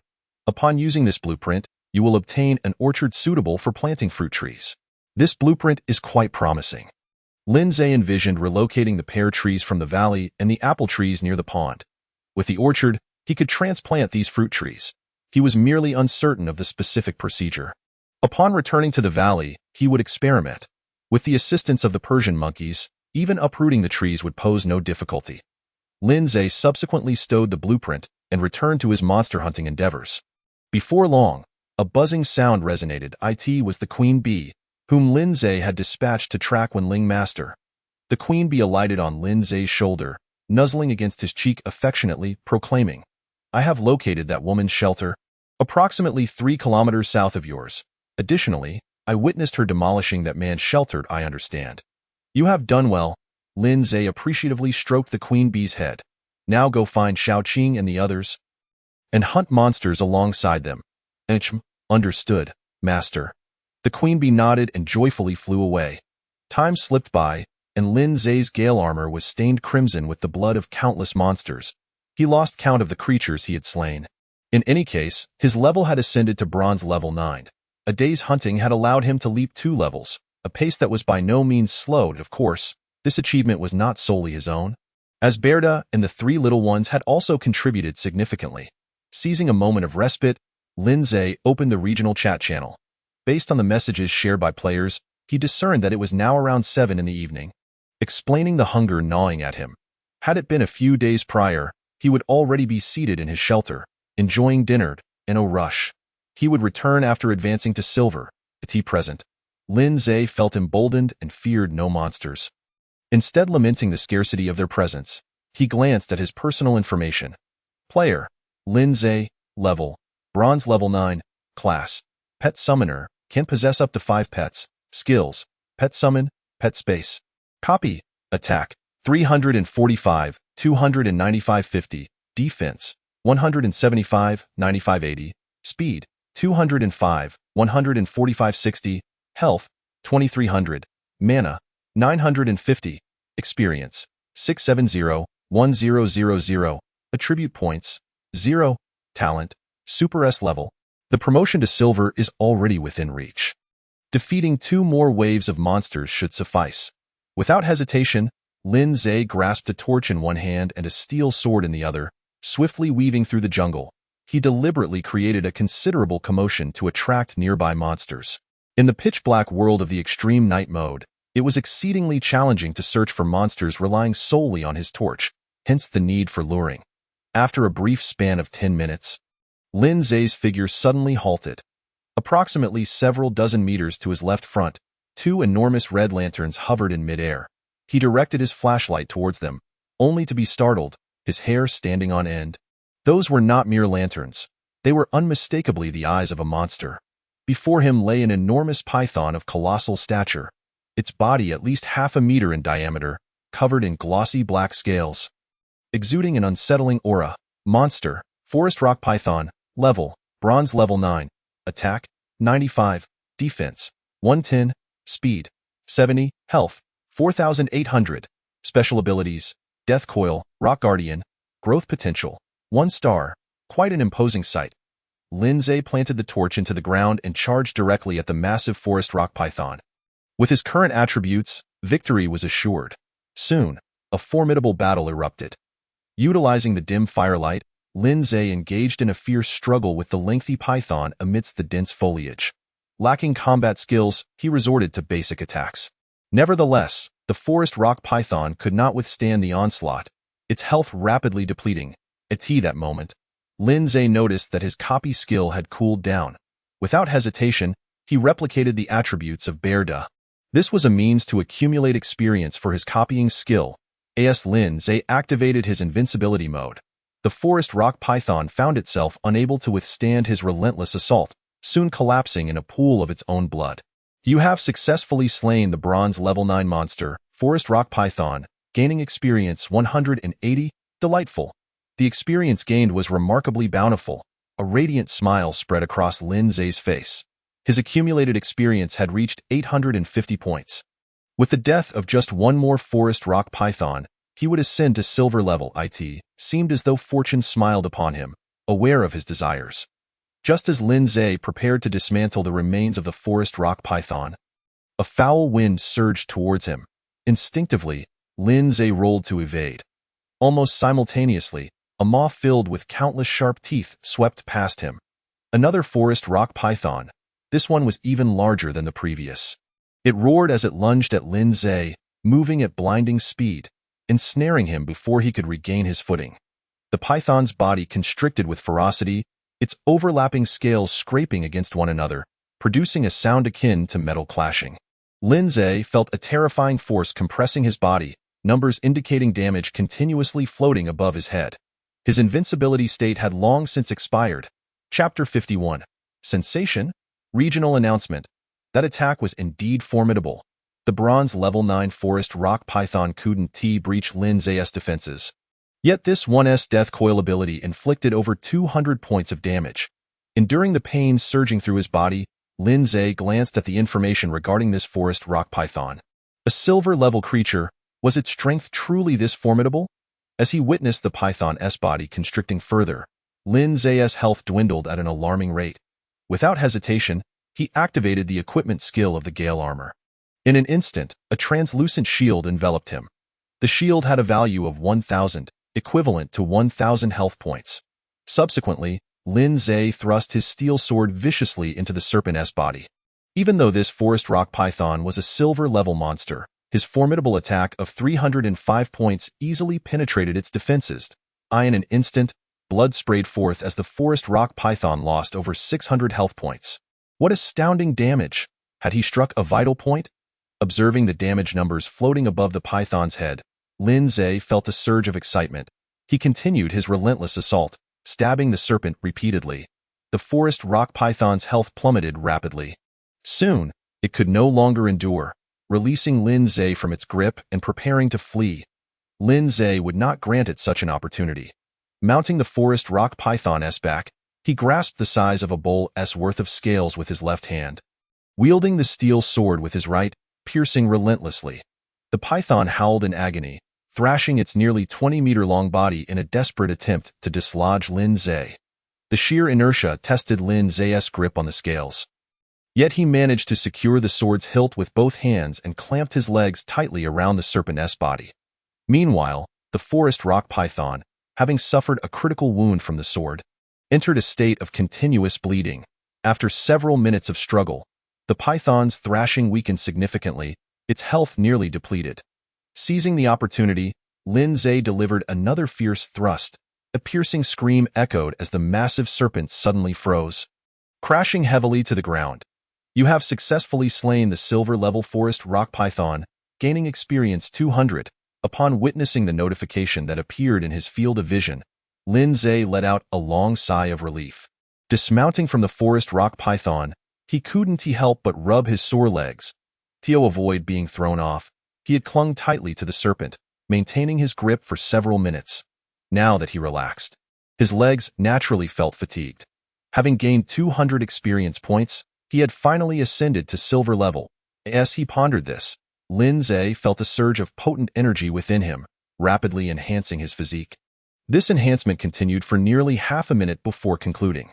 Simultaneously, another notification appeared. Congratulations, player, your level has successfully advanced to silver level. You are the first player to become a silver-class professional, earning a reward of 50 achievement points. You have received a golden treasure chest. You have gained experience 500. Congratulations, player. You have entered the silver tier, becoming a true professional. You will no longer enjoy the benefits of a novice player. The experience gained from slaying monsters has returned to normal standards. You will no longer receive experience rewards for defeating monsters 3 levels below your own. Monsters surrounding your shelter will undergo bloodline evolution, significantly increasing their levels. 1 to 3 mineral resources will randomly spawn around your shelter, each guarded by powerful monsters. You have activated the level leaderboard. Congratulations, player. You currently rank first on the level leaderboard. Maintain this ranking until the current survival mode concludes, and you will receive substantial rewards. You have activated regional announcements. You have gained 100 achievement points. As Lin Zhe beheld the stream of notifications before him, his expression momentarily froze in disbelief. Gazing at the contents of the messages, he found himself at a loss as to whether he should feel elated or dismayed. He had not anticipated that the chain reaction from ascending to silver would be this significant. Not only was there a level leaderboard, but a regional announcement had also emerged. Upon opening the regional chat channel, he indeed observed a line of golden text at the very top. The announcement essentially conveyed congratulations for being the first player in the region to achieve silver level. It did not specify what rewards he received, but the announcement alone was sufficient to make him a household name in the area. Previously, Lin Zhe was already quite well known. 8 out of 10 players recognized him. Now, with the announcement, he was thrust into the limelight, and of course, this everyone referred only to the players in the current region. 1 silver reward was not enough to make his name resonate throughout all areas of the jungle world. Nevertheless, this was enough to evoke envy and admiration from many players, as it represented genuine prestige, not something that could be traded for rare resources. At that moment, the regional chat channel erupted in excitement. Numerous players flooded the channel with messages, praising Lin Zhe with comments like "Congratulations, Big Shot Lin Zhe, Big Shot 666, and various similar remarks. Lin Zhe felt a rush of exhilaration. The Big Shot is truly impressive. Achieving silver level so quickly. I'm still stuck at bronze level 5. I thought my leveling speed was already quite rapid, but it seems there are those who surpass me. As expected of Big Shot Lin Zhe. His upgrade speed is unparalleled. I mentioned before that Lin Zhe must be using cheats, and you all didn't believe it. Now you do, right? Even a regional announcement has been made. The entire level leaderboard features only Big Shot Lin Zhe. How remarkable. By the way, what class is Big Shot Lin Zhe? His leveling speed is simply terrifying. Since the extreme night mode began, I've been grinding non-stop, and I've only just managed to reach bronze level 7. Bronze level 7 is commendable. Indeed, it's not low. but in comparison to Silver, it falls significantly short. I currently assert that Lin Zhe is the strongest player in our district. It is unlikely anyone would dispute this. That is merely your opinion. Level is only a fraction of one's strength and does not truly represent combat prowess. TSK, TSK. I detect a pungent odor of strong acid. Lin Zhe paid little heed to the commotion erupting in the chat channel. He opened his friends list, where the few friends he had promptly sent him their congratulations. He graciously replied to each one in turn. Subsequently, he redirected his gaze towards the array of notifications. I wondered why the experience for slaying monsters was so high. It turns out that the entire bronze tier was merely a beginner's phase. Benefiting from novice perks, advancing in levels from here on would not be so effortless. However, I need not worry excessively about this. I possess pets, and my collection is steadily growing. It is the other players who should be concerned. Once they ascend to silver rank, they will truly grasp the harsh realities of this survival world. Chapter 52. The advantage of information asymmetry. The notifications indicated that 0.1 to 3 mineral resources had respawned near my shelter, which is splendid news. Once I have the time, I shall send the Bee Queen to investigate. The Bee Queen is a flying pet, most suited for such tasks. At that moment, Lin Zhe heard a series of furious roars emanating from the nearby jungle. The sounds clearly tinged with anguish. Lin Zhe understood that the surrounding monsters were evolving. Once the evolution concluded, these creatures would experience a significant elevation in levels. This was favorable for him, as if the monsters' levels were too low, he would gain no experience from defeating them. For today, I shall leave matters as they are. Tomorrow, I will venture forth to hunt these beasts. Lin Zhe swiftly cleared the battlefield, collecting the top-tier blood candles dropped by 2 forest rock pythons. He then proceeded to dismantle their corpses. At that moment, he received another notification from the game. You have dismantled a silver-level forest rock python's corpse, earning 1,400 units of snake meat and 1 earth-type crystal core. This, gazing at the crystal core in his hand, which emitted a soft yellow luminescence akin to yellow crystal, Lin Zhe felt a surge of delight. Previously, he had been vexed about where to procure an earth-type crystal core. Unexpectedly, he had just received YT. Turns out that crystal cores are derived from the decomposition of monster corpses. The reason he had not obtained any cores from the numerous monsters he had dismantled before must have been due to their insufficient levels. Only monsters of silver rank would yield crystal cores. Lin Zhe looked at the earth-type crystal core in his hand, unable to contain his joy.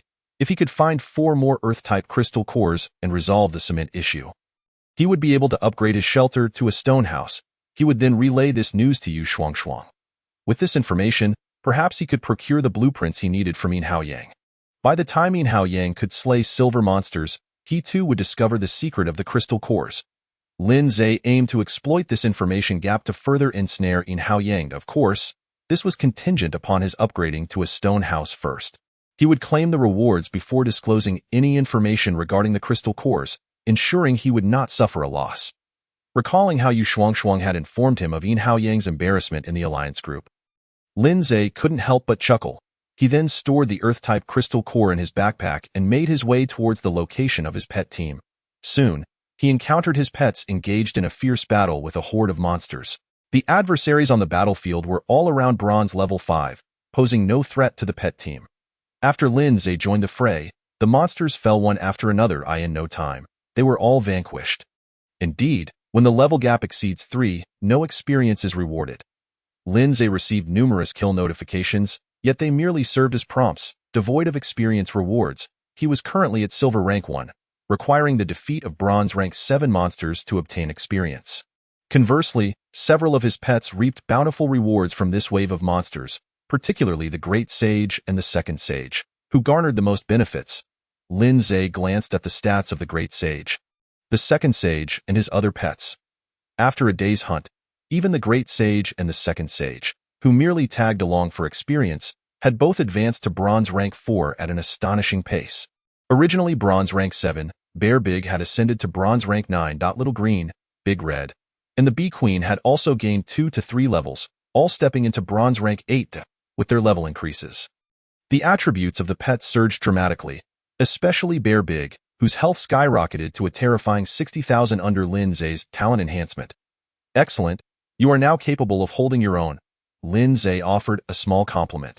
Given the current attributes of Bear Big and the three smaller pets, it would be no challenge for them to take on ordinary silver monsters of slightly lower levels, as for the Great Sage and the Second Sage. Their future seemed somewhat precarious. Lacking his talent enhancement, they could only contend with ordinary monsters of the same rank, finding it challenging to face foes several levels higher. Lin Zhe did not mind this. He considered the Great Sage and the Second Sage as minors akin to Persian monkeys. Now that the Great Sage and the Second Sage had advanced to Bronze Rank 4, their height had reached about 1 meter. With just 1 or 2 more levels, they could be sent off to Mind.at that point. The Persian monkeys could be freed to join Bear Big and the 3 smaller pets in hunting monsters. A perfect scenario.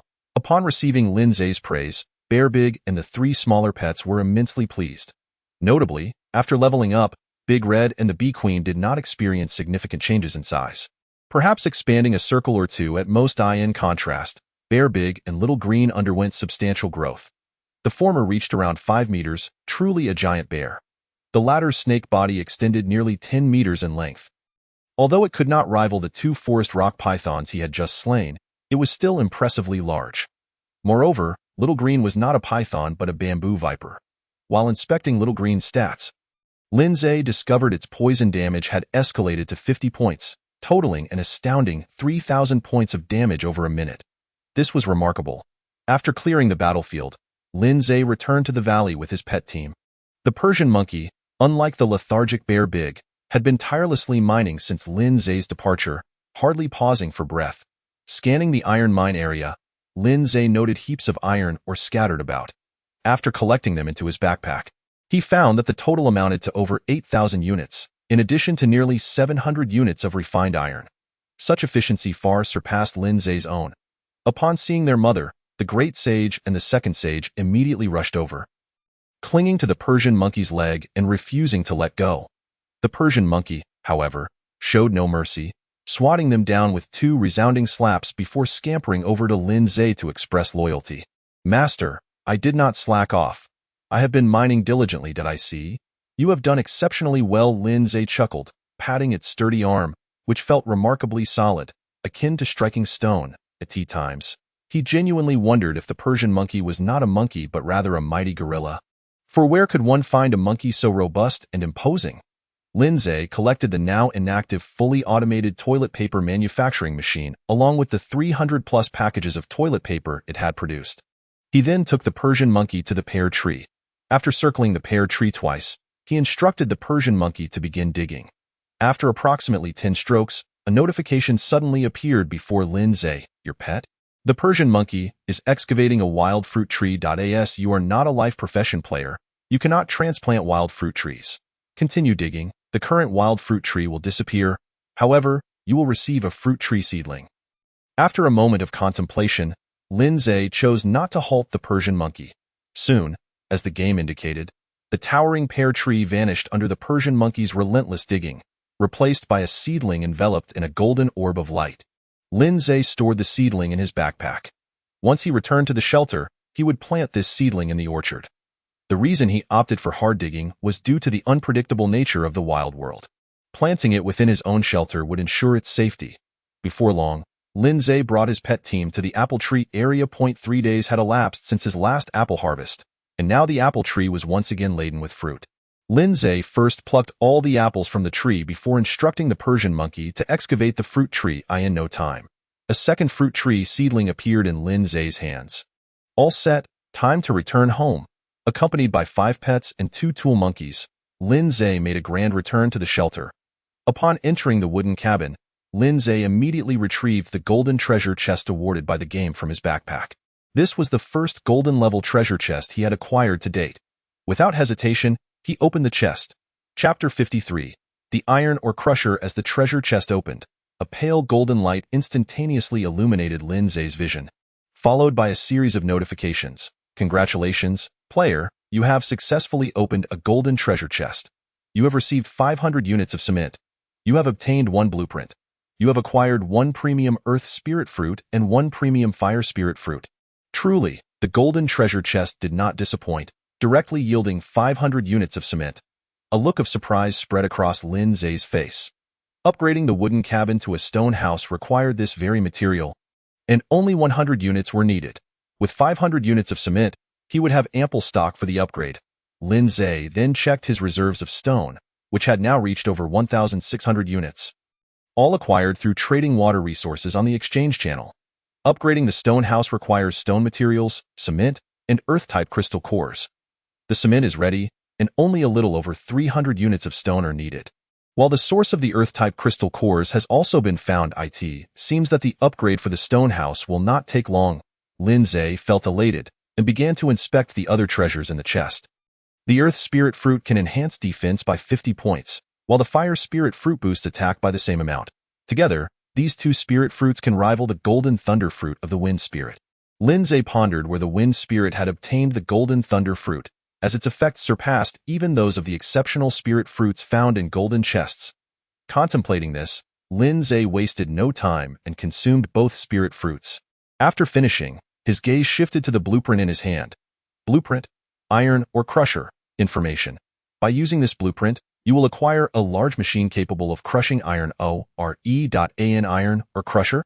Lin Zhe felt puzzled, unsure of the utility of crushed iron, or he decided to set it aside for now and would consider its purpose once he had clarity. Lin Zhe stored the blueprint along with 500 units of cement in his backpack. Also putting away the empty golden chest, he felt quite satisfied with this treasure haul. The two spirit fruits alone justified the worth of the golden chest, as they amounted to a total of 100 attribute points. He then made his way to the generator. With the help of a swarm of worker bees led by the queen bee, the generator was tirelessly producing electricity. He took a moment to check the central control device of the power grid, which showed that the energy reserve was nearly 80%, even considering the power consumption during the day. Had the power grid been shut off during daylight hours, the reserve would have reached full capacity long ago.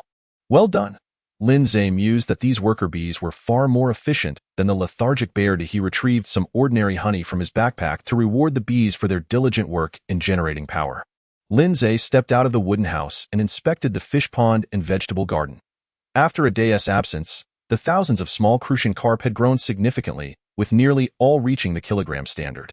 However, they were still about 7 hours away from being ready for harvest, meaning he could fish them out by tomorrow morning. As for the vegetable garden, all the seeds he had planted the previous night had matured. Plump, red tomatoes, vibrant green cucumbers, and an abundance of both green and red chili peppers adorned the garden. Additionally, a section had been planted with potatoes. He grasped a cluster of stems and pulled vigorously, and a dozen potatoes of various sizes broke through the soil. Witnessing this scene, Lin Zhe couldn't help but beam with joy. This was the delight of a bountiful harvest, and his happiness only grew with each glance. He immediately utilized the game function to perform a one-click harvest on the various crops in the garden. In an instant, he found himself surrounded by a substantial quantity of potatoes, tomatoes, cucumbers, and chili peppers. After taking stock, he discovered he had 476 units of potatoes, 380 units of tomatoes, 413 units of cucumbers, and 125 units of chili peppers. Each unit weighed approximately half a kilogram. In other words, he possessed nearly 700 pounds of vegetables, a veritable bounty for Lin Zhe, who was content to feed himself and his family. With salt and chili peppers on hand, he planned to prepare potato stew with beef and stir-fried chili rabbit. His backpack also contained a dozen bird eggs, allowing him to whip up a delicious tomato and egg dish. Lin Zhe savored these thoughts. Returning to the vegetable garden, after completing the one-click harvest, the remaining cucumber vines, chili pepper plants, and so forth did not simply vanish. The area where the potatoes were planted still bore many roots and vines. Information displayed indicated that in 24 hours, a new round of harvesting would be available. This was quite convenient, eliminating the need to search for seeds. However, he was uncertain how many times he could reap the harvest. The female crucian carp in the pond could only spawn once, leading Lin Zhe to believe that, true to the nature of survival games, these vegetables would not allow for infinite harvesting and would surely have a limit. He decided not to dwell on this matter for now. He would simply plant more seeds once the harvest was exhausted. Lin Zhe retrieved the orchard blueprint from his backpack and constructed the orchard adjacent to the vegetable garden. He then planted pear and apple saplings. After planting, a countdown timer of 3 days appeared above the saplings. In 3 days, these fruit trees would mature and bear fruit. Aligning closely with his expectations, in the future, he could plant more varieties of fruit, such as bananas, watermelons, and lychees. Every type could be grown a little. Additionally, he needed to acquire more blueprints, as they could expand the area of his gardens and accelerate crop growth. This was evident from the changes in the fish pond. Previously, he had used a blueprint for the fish pond, which not only doubled its size, but also reduced the growth time of the crucian carp from 36 hours to 30 hours. Such improvements were significant, prompting Lin Zhe to seek out more blueprints to upgrade his orchard and vegetable garden one by one. Upon returning to the wooden house, Lin Zhe purified 10 liters of drinking water using the water purifier and began preparing dinner. He had all the necessary kitchenware, including a cutting board and knife. He prepared potatoes, beef, wild boar meat, rabbit meat, tomatoes, chili peppers, bird eggs, salt, and various other ingredients. He retrieved an iron pot and set it on the mud stove to render fat from the wild boar meat. Then, he proceeded to cook the various dishes. He even made use of a portable hot pot. Although it was a bit small, it was more than sufficient for preparing potato stew with beef. After nearly an hour of cooking, all the dishes were finally ready and served on the table. Despite only using salt and chili peppers as seasonings, the ingredients themselves were exceptionally flavorful, and with the special effects of the table and chairs, the meal had an appealing aesthetic of color, aroma, and taste. Lin Zhe picked up a piece of beef and placed it in his mouth. It was tender, flavorful, and juicy, truly exquisite. Why culinary skills could easily earn me a chef's position in a 5-star restaurant. Lin Zhe chuckled to himself, unabashed in his self-praise. Chapter 54. The Blueprint of the Wind Spirit. Unfortunately, there was no rice. Otherwise, it would have been even more perfect. Lin Zhe felt a twinge of regret. While enjoying his meal, he opened the information panel. Since reaching silver rank, he had yet to check his stats. His current base attributes were Attack 365, Defense 165, Speed 165, Health 2500, and Magic 1150. AT Bronze Level 9. His base attack was 295, marking an increase of 70 points. 50 of those points in attack came from the exceptional Fire Spirit Fruit, indicating that upon reaching silver rank, each level gained would enhance attack, defense, and speed by 20 points each. Health and Magic had previously increased by 100 points per level, but this time, ascending to silver raised them by 200 points each. Upon reviewing the free attribute points provided by the game, it was indeed 20. It seemed that the higher the level, the greater the attribute increase upon leveling up. This pattern likely held for each rank. When he reached golden rank, the attribute increments would further rise, and he would receive even more attribute points. For Lin Zhe, this was new information, allowing him to better understand the rules of this jungle world. After some consideration, he allocated all 20 points to speed, bringing his speed to 185. With the enhancement from the Windrunner boots, his speed reached an impressive 245 points. This speed was already quite extraordinary. Take the Queen Bee, for instance. Even with Lin Zhe's talent boost, her speed only reached 240, falling short of his by 5 points. While Lin Zhe was reviewing his information, a virtual panel suddenly popped up. At the bottom of the panel were 2 icons resembling phone buttons, one red and one green. This jungle world truly was keeping pace with the times, even replicating video calls. Lin Zhe glanced at the avatar and name in the top left corner of the panel. It was none other than the wind spirit he had met during the day. He did not decline and accepted the video request. Soon, a beautiful face appeared before him, set against the backdrop of a humble grass hut. Lin Zhe understood the purpose of the wind spirit's video call, so he spoke first. The iron nails and refined iron are ready. I'll send them to you shortly. Upon hearing this, the wind spirit visibly relaxed. The transaction between her and Lin Zhe had not been formalized with a contract, so even if Lin Zhe had swindled her out of 2 golden thunder fruits, she would have no recourse against him. At most, she could take back the 10,000 units of wood from Lin Zhe, but compared to the 2 golden thunder fruits, that amount of wood was negligible, abundant, and cheaper than bamboo. The wind spirit replied, "Thank you. The main reason I contacted you is that a horde of monsters has appeared around my shelter." Lin Zhe responded, "Fair trade. There's no need for thanks." With a smile, the wind spirit said, "How does it feel to be famous? Your announcement is still displayed in the regional chat channel, and now there isn't a single player who doesn't recognize you." Lin Zhe replied, "It doesn't feel particularly special, except that my business in the trading channel has improved significantly." This was the truth. After the announcement, the sales of the meat, water, blood candles, and other items he had listed in the trading channel noticeably increased. Otherwise, he wouldn't have been able to gather over 1,000 units of stone so quickly. When Ling smiled and remarked, If your words were to spread, I can only imagine the scorn you would receive from countless players. Lindsay replied, let them scold me. As long as they don't do it to my face, I'm fine with it. Wen Ling's expression faltered slightly as she recalled her recent experience. Had she not intervened earlier? It was likely that Lindsay would have discreetly dealt with that individual at that moment. Wen Ling's eyes widened in surprise. With an exaggerated tone, she exclaimed, you're having that for dinner? Beef stew with potatoes? Stir-fried meat with chili and tomato scrambled eggs? How extravagantly indulgent! Lindsay chuckled. 3 dishes hardly qualifies as extravagant. Wen Ling's lips twitched in irritation. Your words are infuriating. Any one of these dishes would evoke envy in the chat channel. Lindsay then remarked, you've reminded me. I haven't taken today's photo yet. With that, he casually snapped a picture and sent it to the regional chat channel. As Wen Ling had predicted, the chat erupted in excitement, with players flooding in with expressions of envy and jealousy. Wen Ling smacked her forehead, feeling that Lindsay's display was indeed a bit excessive, inciting a mixture of admiration and irritation. She quickly composed herself and inquired, where did you get those tomatoes, potatoes, and chili peppers? Just asking. I'll pay you a consulting fee of 100 units of meat. She promptly initiated a trade, transferring 100 units of meat to Lindsay. Displaying her generosity, Lindsay accepted without hesitation, thinking it foolish to refuse. I grew them myself. I cleared a patch in the shelter for a vegetable garden and acquired some seeds, harvesting them just tonight. Wen Ling questioned, isn't it prohibited to plant in the shelter's open space? Lindsay clarified, you need a blueprint for a vegetable garden.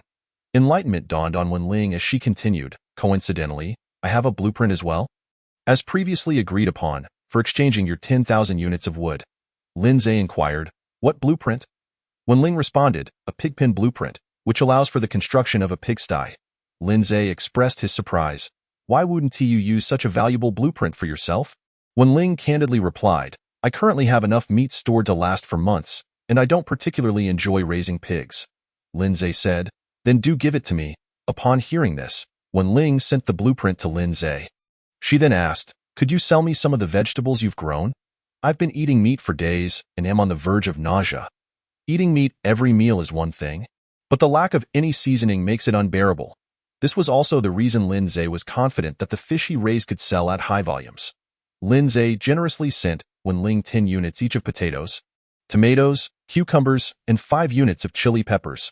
Consider this a compensation for the blueprint, he stated. Understood, boss, Wen Ling replied, her smile radiant. I want to be polite then. At that moment, Yu Shuangshang sent Lindsay the iron nails she had crafted, totaling over 36,000. Lindsay extracted 9,500 nails along with 160 pieces of refined iron and sent them to Wen Ling. Thus, their transaction was concluded. The smile on Wen Ling's delicate face brightened even further as she said to Lindsay, I must quickly upgrade the shelter. I won't disturb you any longer. Go ahead, Lindsay replied, ending the video call. He then engaged in casual conversation with Yu Shuangshang. After dinner, he sent her the iron ore from his backpack, requesting that she convert it all into iron nails. Yu Shuangshang expressed her astonishment. Big shot. How did you manage to mine so much iron ore in a single day? Lindsay explained. I found a professional miner. The efficiency is much higher. Yu Shuangshang asked, what miner? Lindsay replied, my pet, a monkey. Yu Shuangshang was left speechless. Chapter 55. Special Notifications and Speculations. Yu Shuangshang was momentarily stunned before questioning. Isn't your pet that green snake? The image of a several-meter-long green snake coiling on Lindsay's bed haunted her, sending chills down her spine. Lindsay was candid. I have more than one pet. Upon hearing this, Yu Shuangshang's expression shifted. She quickly realized that Lindsay's pet summoner talent must be exceptionally high, allowing him to own multiple pets. Among the members of the elite judging institution, many were pet summoners, yet regardless of their talent level, they could only have one pet. Thus, she speculated that Lindsay's talent was extraordinarily high, at least S-class. No wonder your development speed is so rapid. Apart from luck, it's largely due to your strength. Yu Shuangshang remarked. Lindsay retorted, don't flatter me. How is your flax harvest coming along? Yu Shuangshang replied, it's extremely fruitful. I collected nearly 1,000 units in just one afternoon. I've learned that many players have found iron ore, and tool stations are appearing one after another. However, due to the low mining efficiency and the high demand for iron nails, there is still a shortage in the trading channel. After I sent out my message, many players, including those in combat professions, rushed to gather flax to exchange with me for iron nails. I have a feeling we will receive even more flax in the coming days. Lindsay responded. That's good. Since toilet paper is a consumable, it's a long-term business. We should gather as much flax as possible. As for the iron nails from the iron ore I sent you, don't send them back. Use them all to purchase flax. If that's not enough, I'll send you the iron nails I have on hand as well. Yu Shuangsheng agreed. All right, I understand. I'll let you know when we run low. Lindsay pondered for a moment before trading some potatoes, cucumbers, and other vegetables, along with a few fish to Yu Shuangsheng. Upon receiving the items, her eyes widened in disbelief. Big shot. Where did you get all these vegetables and fish? Lindsay explained. The vegetables are homegrown, and the fish are raised by me. I cleared space outside the shelter for a vegetable garden and a fish pond. You're too impressive. Yu Shuangsheng exclaimed enviously. You've managed to produce vegetables and fish without a sound. Other players would be green with envy if they knew. Lindsay replied. Their envy is irrelevant to me. Starting tomorrow, I'll begin selling my surplus vegetables and fish in small batches. Yu Shuangsheng queried. What about these for me? Lindsay replied. Consider them a friendly gift. Since Yu Shuangsheng had been instrumental in assisting him with the flax acquisition, and he had benefited greatly from the orchard blueprint she procured from Yin Haoyang, gifting her some vegetables and crucian carp was hardly a burden. Yu Shuangsheng beamed. Thank you, big shot. I won't hold back. Lindsay inquired. How is your shelter doing? Are you still in a high-level wooden house? Yu Shuangsheng affirmed. Yes, I have accumulated enough wood and refined iron. I just need a few more iron nails to upgrade to a top-tier wooden house. Lindsay suggested, in that case, take a portion of the iron nails you craft later to upgrade your shelter, and I'll deduct the amount from your processing fee. Yu Shuangsheng readily agreed, ensuring it wouldn't interfere with her flax acquisition. Subsequently, she sent Lindsay all the flax she had gathered that day, totaling 936 units, along with 20 units of cement, which she had exchanged from a member of her alliance at Lindsay's request. However, Lindsay did not accept the cement and forwarded it back to her. Keep the cement. You'll need it when upgrading to a stone house later. As for me, I have enough cement, he said. Yu Shuangsheng was astonished. Have you obtained cement so quickly? The 20 units of cement were those Lindsay had asked her to procure, and she hadn't expected it to be unnecessary by evening. Lindsay explained. I just opened a golden treasure chest, and it contained a batch of cement, sufficient for my stone house upgrade. Yu Shuangsheng was taken aback. You actually found a golden treasure chest? My goodness. Only the top 10 on the merit value leaderboard are rewarded with golden treasure chests, Lindsay replied. It was also a game reward. If you manage to be the first to advance to golden rank, you might directly receive a diamond treasure chest. Yu Shuangsheng exclaimed, then forget it. As a player in a crafting profession, I won't push for rank. Lately, she had only been getting 4 hours of sleep each night, spending the rest of her time at the tool station crafting various tools. Not only was she exhausted, but her level had only risen to bronze level 7.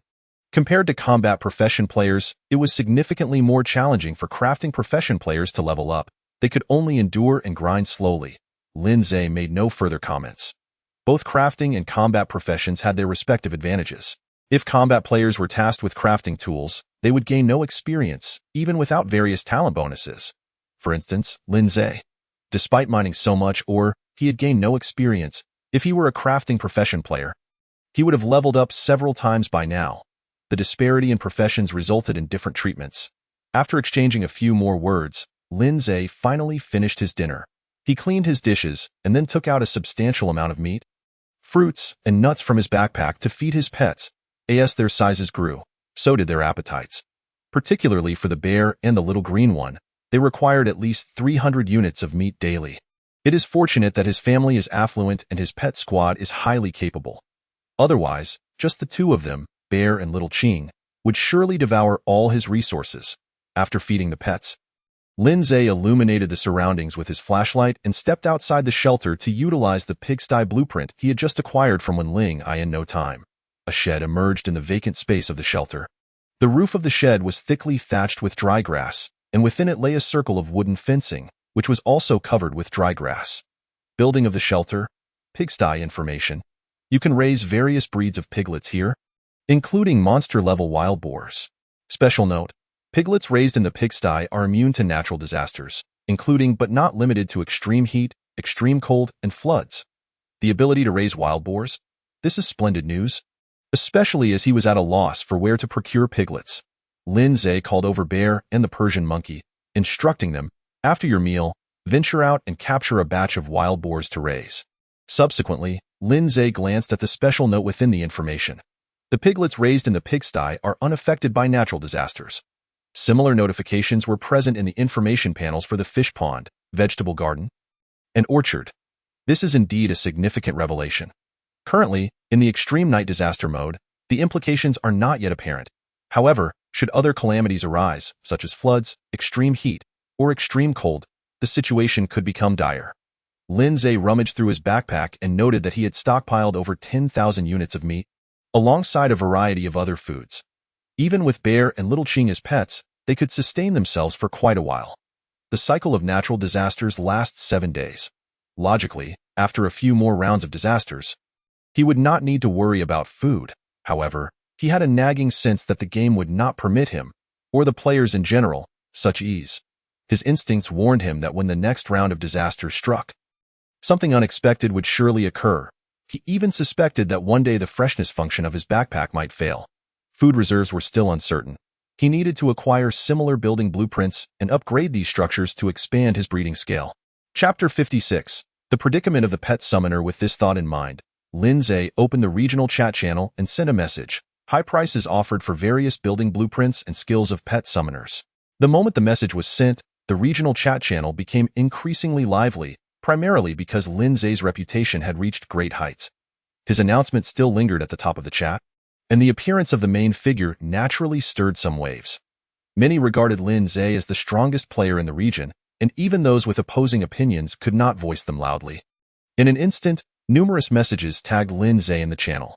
Many players inquired how they could quickly level up, while others asked him where the vegetables from his dinner had come from.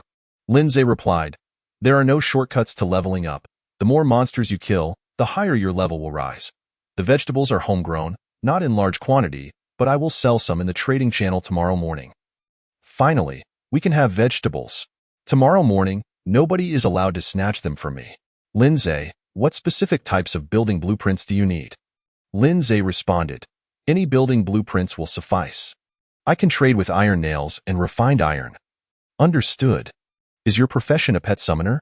Of course, otherwise why would Lin Zhe be seeking to acquire pet summoner skill blueprints? I am curious about what kind of pets Lin Zhe has. They must be exceptional, or how could he level up so quickly? I am also a pet summoner, currently only at bronze level 4. To the one above, we are indeed comrades in hardship. We cannot contract strong monsters, and the weaker ones die before we can even fight them. It is truly challenging for us pet summoners. He agreed. Within these few days, I have already lost several pets. The main issue is that the summoner themselves lacks attack skills, rendering them significantly weaker in combat, not much better than a life profession. Sigh. In an instant, many players who were pet summoners began to voice their grievances. Despite the ability to contract pets and have allies in battle, their overall strength was pitiably low.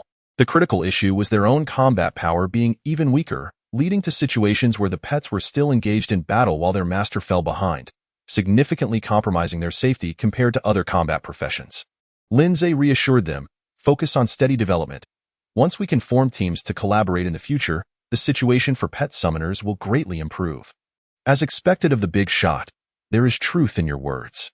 With a team, pet summoners will not only have their safety ensured, but will also be able to contract more powerful pets with the help of their teammates. Who knows when such an opportunity will arise? Hopefully, it will come after the extreme night disaster mode ends. Otherwise, I truly cannot hold on any longer.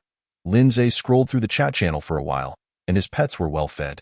Bear and the Persian monkey came to bid him farewell, preparing to venture into the forest to capture wild boars. Lin Zhe cautioned them, "Be careful. The monsters in the nearby forest have completed their evolution and their levels have significantly increased. There may be a large number of silver-level monsters, so remain vigilant and do not let your guard down." "We understand, Master." Bear and the Persian monkey nodded in unison. Lin Zhe added, "Just throw the wild boars you catch into the pigsty.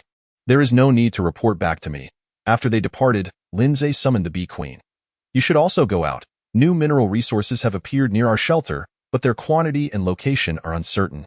Investigate, and upon your return, you can breed some little bees." "Understood, Master." The bee queen immediately flapped her wings and flew out of the shelter. Once she left, only Lin Zhe, De Hong, and the two monkeys, De Shang and Ershang, remained inside. Little Qing stayed outside the wooden house, her serpent body nearly 10 meters long, far too large for the wooden house to accommodate. Thus she had to remain outdoors, as did Bear. Should he build a nest for Little Qing and Bear outside? After a moment's contemplation, Lin Zhe ultimately dismissed the idea. For now, it would remain as is. He would address it once the shelter upgraded to a stone house. Lin Zhe retrieved the fully automatic toilet paper manufacturing machine from his backpack. He then exchanged for a substantial quantity of bamboo and vines in the trading channel, placing them alongside the existing 900 units of linen into the machine. Before long, the machine began to spew forth package after package of toilet paper. After completing this task, Lin Zhe placed a large iron pot atop the clay stove and filled it with water to boil. He then took out an oversized wooden barrel from his backpack, pouring in both hot and cold water. Once accomplished, Lin Zhe stripped off his gear and undergarments, gleefully jumping into the tub. "How delightful!" Lin Zhe exclaimed in comfort. At that moment, a fiery red figure descended from the sky. Plopping into his bath with a splash, Lin Zhe could tell without looking who it was. This was not the first time such an event had transpired. After his bath, Lin Zhe luxuriated in bed. Ever since he added a mattress, sleeping had become significantly more comfortable. It was now approximately 10 o'clock at night, and Lin Zhe felt no inclination to sleep. He browsed items in the trading channel while simultaneously scrolling through the regional chat channel. Before he knew it, an hour had passed. During this time, he heard piercing screams from outside. Bear and the Persian monkey had returned with 2 substantial wild boars. He took a glance and then returned to bed.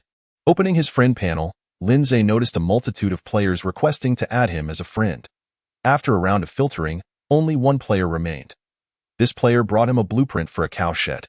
Evidently attracted by his high prices, after some negotiation, Lin Zhe acquired the cowshed blueprint for 2,000 iron nails and an additional 50 refined iron. He promptly headed outside the shelter and constructed the cowshed beside the pigsty. Upon opening the information panel for the cowshed, he indeed found a special note, further confirming Lin Zhe's suspicions. Not long after returning to bed, Lin Zhe received a message from Yu Shuangshuang. Yu Shuangshuang, big shot. In Hao Yang began to gather building blueprints after seeing your high offers. Lin Zhe, has he received any? Yu Shuangshuang. It seems not. I'm not underestimating him, but he cannot offer anything substantial. The players urgently need iron nails and refined iron, which he cannot obtain. The iron nails and refined iron produced by the Alliance do not belong solely to him. Lin Zhe, find an opportunity to insert yourself into the matter. While he can't provide iron nails and refined iron, we can. All right, I'll give it a try. The use of we made Yu Shuangshuang ecstatic. Yu Shuangshuang, big shot. There's one more thing. A member of the Alliance named Qin Peng contacted me, saying he has a warehouse blueprint and asked if I wanted it. Lin Zhe, send me the blueprint. Yu Shuangshuang promptly sent over the blueprint for the warehouse. Chapter 57. Acquiring the warehouse blueprint. Building blueprint. Warehouse. Information description. Using this blueprint, you will obtain a warehouse building. The warehouse can provide a certain degree of food preservation functionality. This is the information regarding the blueprint. It appears quite simple. Yet the notion in Lin Zhe's mind grows ever stronger. The backpack already possesses preservation functionality, and the essence of what is taken in is reflected in what is brought out.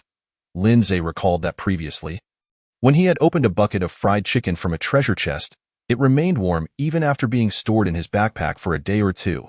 From a fantastical perspective, it seemed that time within the backpack was likely suspended.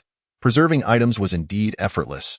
It was even possible to stack several thousand units of meat in a single compartment. In such circumstances, one might wonder why the game introduced a warehouse building at all.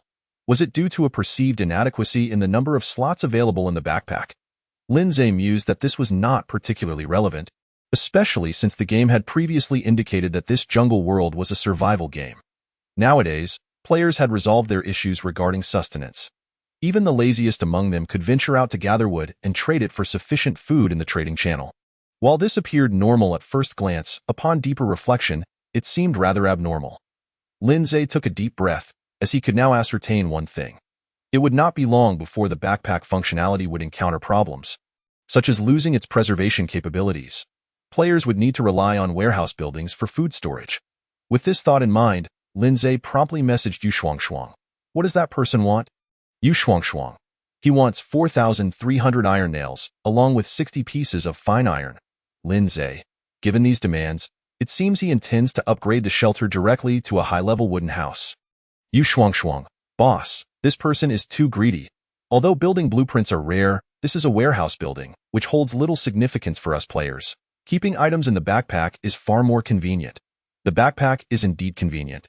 One can easily access its contents even after leaving the shelter. As for the warehouse, she speculated that it likely did not possess such functionality. To access items, one would need to return to the shelter. Otherwise, how could it be called a warehouse? Lin Zhe. Such high demands are undoubtedly greedy. However, I intend to acquire this warehouse blueprint.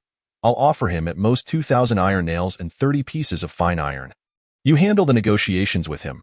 All right, leave it to me.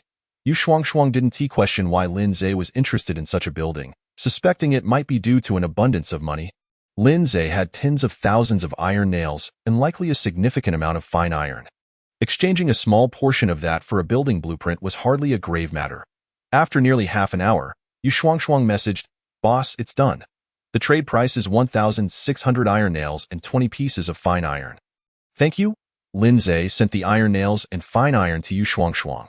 She indeed proved reliable, not only securing the warehouse blueprint but also negotiating the price down. This girl is worth cultivating a deeper relationship with. Meeting her in person later to recruit her would be a good idea. Lin Zhe did not intend to spend his life solely accompanying his pets. He needed companions. Yu Shuangshuang was very suitable, smart, efficient, and also a blacksmith. He was curious about the level of her living talent. If it were high, she would need to be nurtured further. Suddenly, a striking figure flashed through Lin Zhe's mind. That woman was out of the question. Her hands were even darker than his. Upon receiving the blueprint sent by Yu Shuangshuang, Lin Zhe rose and stepped outside the shelter, seeking a suitable plot of land to construct the warehouse.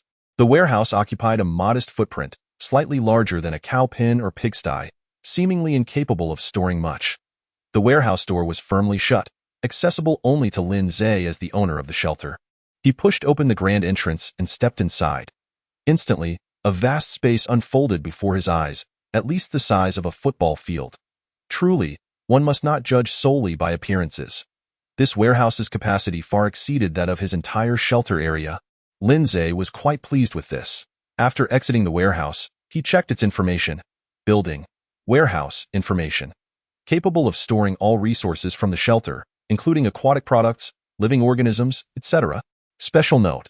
The current warehouse can slow down the flow of time by 30%, effective only for resources stored from the shelter. Additionally, items stored within the warehouse are unaffected by natural disasters. I knew it. It seems I should gather more warehouse blueprints to enhance the percentage of time flow reduction. This way, food can be preserved for a longer duration.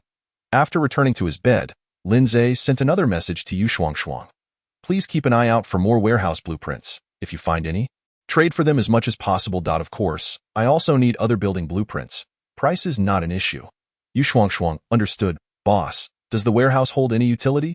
Lin Zhe, it's not just useful. It's of great importance.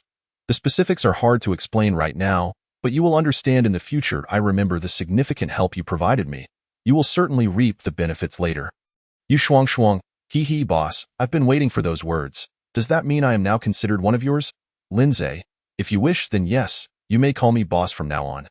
Yu Shuangshuang, got it, boss. After chatting with Yu Shuangshuang for a while longer, Lin Zhe then turned his attention to the leaderboard. Currently, there were only two lists, the merit leaderboard and the level leaderboard. The level leaderboard still featured only him. No other players had yet ascended to the silver tier. On the merit leaderboard, he ranked second, with Yu Shuangshuang occupying first place, amassing 1,153 merit points. Lin Zhe had accumulated 1,060 points, placing him beneath her. The third-ranked player had only just over 800 points. Scrolling down, he spotted two familiar names, Wenling and Yin Haoyang. Wenling was ranked 36th, while Yin Haoyang was in 45th place. This indirectly indicated that Yin Haoyang possessed considerable talent and combat prowess. Lin Zhe recalled Yu Shuangshuang mentioning that Yin Haoyang was an archer, and being able to break into the top 50 of the merit leaderboard surely reflected his strength. However, Lin Zhe was unconcerned. No one could surpass him in strength. The rankings of combat players were gradually catching up to those of lifestyle players. As the combat players' abilities had improved, allowing them to defeat increasingly higher-level monsters. Consequently, their earned merit points had also increased. Tomorrow, I should be able to secure the top spot on the merit leaderboard. As for Yu Shuangshuang, I'll help her upgrade her workbench later, ensuring she remains within the top 3 for merit points. After spending some time scrolling through the chat channel, Lin Zhe felt drowsy and closed his eyes to sleep. Chapter 58, Truly Leveling Up While Lying Down. The next day, Lin Zhe awoke early. Upon waking, he sensed a significant change in his physique. He opened his personal information to check. Player: Lin Zhe, level, Silver Tier 2, class, Pet Summoner, can possess up to 6 pets. Skills: Pet Summoning, Pet Space, Duplication, Attack, 435, 385 50, Defense, 265, 185 80, Speed, 255, 195 60, Health, 2700, Mana, 1350, Experience, 68 1200, Attribute Points, 20, Talent, Super S Class. That I actually leveled up? Lin Zhe was somewhat astonished. No wonder he felt considerably more powerful. He quickly opened the Game S notification to see numerous kill notifications. The majority came from Xiongda and the Persian Monkey, with a few from the Queen Bee. Last night, he had sent out 3 pets to complete tasks, during which they had eliminated numerous monsters, particularly Xiongda and the Persian Monkey, who had defeated quite a few silver-tier monsters. Yesterday, I advanced to silver, and the game rewarded me with 500 experience points. Additionally, I received another 100 points from the regional announcement. TO progress from Silver Tier 1 to Silver Tier 2 requires 1,100 experience points. The rewards alone have raised my experience bar by more than half. Lin Zhe recounted the total. Last night, Xiongda and the Persian Monkey had collectively slain over 30 silver monsters, along with a significant number of high-level bronze monsters. What a pity! If only there were still beginner benefits. With this many monsters, I could have gained several thousand experience points. Now, it's just over 500. Despite the regret, Lin Zhe was in high spirits. Who wouldn't he enjoy the sensation of leveling up while lying down? It seems I need to send Xiongda and the others out more often. Also, Shaoqing and Dahong can continue hunting at night. This way, my level can rise even faster. After glancing again at the merit leaderboard, he found that overnight, his ranking had surpassed Yu Shuangshuang, placing him at the top with over 1,700 merit points. With such a rapid increase, which player could surpass me? Lin Zhe smiled with delight. He then allocated the 20 attribute points granted by the game to speed, boosting his base speed to 215 points. He opened his friend panel and noticed Yu Shuangshuang had sent him a message.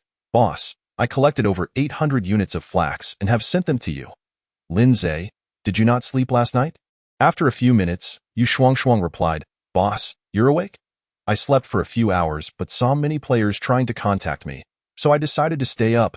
Lin Zhe swiftly assumed the role of a considerate employer, gently reminding Yu Shuangshuang to take care of herself and rest. Yu Shuangshuang replied with a playful chuckle, Don't worry, boss, I'm perfectly fine. There are plenty of players who are working much harder than I am. Lin Zhe deftly shifted the conversation, inquiring, Have you upgraded your workbench to a higher level yet? Yu Shuangshuang responded, Not yet. I'm still short of some quality refined iron and over 100 units of high-grade timber. The high-grade timber is relatively easy to acquire. It's readily available in the trading channel, all listed by those highly talented crafting players. However, quality refined iron is a bit more challenging to obtain. After all, while iron ore has been appearing, much of what has been mined so far is merely ordinary refined iron. Lin Zhe expressed his confusion. How does one mine quality refined iron? I've mined quite a bit of refined iron myself lately, yet not a single piece has reached the quality level. Yu Shuangshuang explained, It's quite normal for you as a combat class player not to be able to extract it. This task is best left to specialized crafting players, and it also depends on their professional talents. I know a lumberjack with an S-grade talent. He can generally obtain 1 or 2 units of high-grade timber from every tree he fells. That fellow is quite clever. He hoards all the high-grade timber he collects, waiting for the perfect time to sell it. Currently, players have little demand for high-grade timber. Once the level of player shelters rises universally, he will surely make a fortune. Lin Zhe pondered to himself, realizing that indeed, there are many clever individuals. He then asked, Is there any other method to extract quality refined iron? Yu Shuangshuang replied, I don't know yet. But I'm going to start with a pickaxe and see if I can craft a perfect grade 1. Such a pickaxe might possess the equipment effects necessary for mining quality refined iron. Lindsay encouraged, then go ahead and give it a try. All right. Yu Shuangshuang understood that Lindsay was eager to assist her in upgrading the workbench. With a high-grade workbench, she would not only be able to craft more items, but also earn a greater amount of merit points. She had also noticed the fluctuations in the leaderboard. It wasn't that Lindsay had surpassed her to claim the top position. Rather, it was the combat class players whose rankings were rapidly ascending. This signified a crucial development. Combat players were finally stepping up, accumulating merit points at a pace that outstripped that of crafting class players. Today marked the third day of the Polar Night survival mode. With 4 days remaining, and she dared not assume she could maintain her current ranking until the mode concluded. Therefore, upgrading the workbench was of utmost necessity. After concluding her conversation with Yu Shuangshuang, Lindsay rose, washed up, and while enjoying his breakfast, he checked the fully automated tissue paper manufacturing machine. He had just discovered that the output of tissue paper was not as plentiful as he had anticipated. Based on the materials he had input last night, the machine should have produced over 900 packs of tissue paper, yet only about 600 had emerged. No wonder the quantity was insufficient. It turned out the machine had run out of power. This fully automated tissue paper maker required energy to operate and could either be charged or plugged in directly. He promptly connected the machine's power plug to a hand crank generator. With this setup, the generator would continuously supply power to the machine in less than half a minute. The machine resumed its operation, churning out pack after pack of tissue paper. Seeing this, Lindsay purchased some bamboo and vines from the trading channel and combined them in a 1:1:1 ratio with the linen that Yu Shuangshuang had sent, placing them into the machine. Once all these materials were consumed, he would have over 2,000 packs of tissue paper on hand. Currently, Lindsay possessed just over 1,000 packs of tissue paper. He did not intend to sell them immediately, preferring to first observe Yu Shuangshuang's linen procurement situation for the day. He then stepped outside the wooden house, where Xiongda, the Persian monkey, the 3 little ones, as well as Desheng and Ersheng were all waiting for him. He retrieved a substantial amount of food from his backpack and fed his various pets. Nearby, a significant number of monster corpses lay piled up. In addition, there were a considerable number of blood cores of various levels, all brought back by Xiongda and the Persian monkey from their exploits last night. It must be said that both Xiongda and the Persian monkey were quite responsible, knowing to bring back their spoils. Lindsay systematically dismantled the monster corpses, yielding over 5,000 units of meat and various attribute crystals.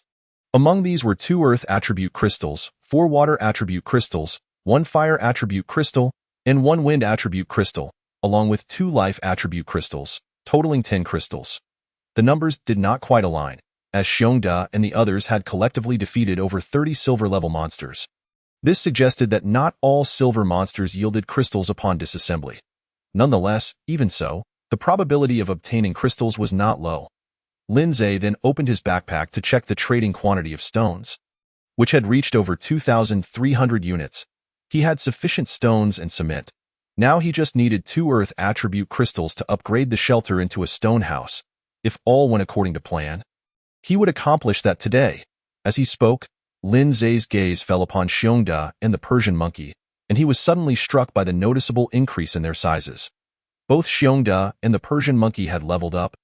Reaching silver rank, Chapter 59. The importance of growth potential. Previously, both Xiongda and the Persian monkey were at the bronze level, by defeating monsters. They had gained a wealth of experience. Last night, they had jointly taken down over 30 silver-level monsters, resulting in an enormous experience haul. Consequently, even the Persian monkey, which had originally been only bronze level 6, had rapidly advanced several levels to reach the silver tier. Lindsay promptly checked the information on Xiongda and the Persian monkey. Both pets had experienced significant enhancements to their attributes. Notably, the Persian monkey's attribute surged, boasting an attack of 510, defense of 570, speed of 600, and a health pool of 45,000. Xiongda's attack was 540, defense 600, speed 480, and health reached an impressive 66,000. Such attributes were truly astounding. Even with Lindsay's advancement to silver rank 2 and equipped with gear, he still fell far short in comparison. The attributes of these boss-level pets were simply extraordinary. Of course, this was largely due to the enhancement of his own talents. Otherwise, their attributes would not have reached such heights. For instance, without Lindsay's talent enhancement, Xiongda's attack would only be 180, and the Persian monkey's attack would be 170, which seemed much more reasonable. Just then, Lindsay noticed a special notification appearing beneath Xiongda's information panel. Your pet Xiongda has advanced to silver rank, officially embarking on the path of growth. The star rating of growth potential directly correlates with the future achievements of the pet. Your pet Xiongda growth potential is rated at 2 stars, with a maximum possible advancement to gold rank 9. Upon checking the Persian monkey's information panel, he found a similar special notification. That was the case. With a growth potential of 2 stars, the maximum achievement could reach gold rank 9. Looking further down, he realized that for those with only 1 star of potential, like Xiaoqing and the Bee Queen, their maximum rank could only be silver 9. Lindsay felt a pang of melancholy. As for the Bee Queen, that was one thing, but Xiaoqing was his first pet and his favorite, so he naturally hoped she could accompany him on a journey of growth rather than stagnate at silver rank 9. Lindsay called all his pets closer and explained to them about growth potential and their future achievements. Finally, his gaze settled on Xiaoqing as he said, "From now on, both you and the Bee Queen must strive even harder. Growth potential does not determine your ultimate achievements, as long as you put in the effort.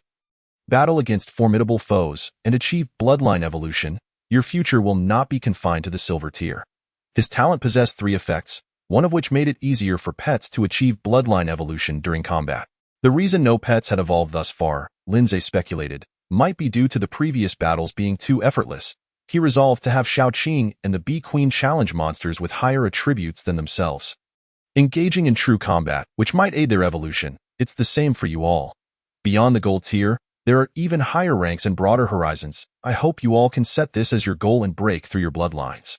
Lindsay earnestly conveyed this to Xiongda, the Persian monkey, and Dahong. Even a growth potential of 2 stars was not something to be overly proud of. The road to survival had only just begun. In the future, they would undoubtedly encounter monsters with even higher star ratings and face even greater challenges. He longed to see all his pets surpass their limits and achieve greater accomplishments. "Rest assured, Master, we will strive diligently and not let you down," his pets solemnly declared. Even the most lethargic Xiongda became earnest in his demeanor. Lindsay then proceeded to the pig pen. Inside the modest enclosure were over 60 wild boars of various sizes, nearly all of which had reached monster level. One particularly impressive wild boar had even attained bronze rank 7.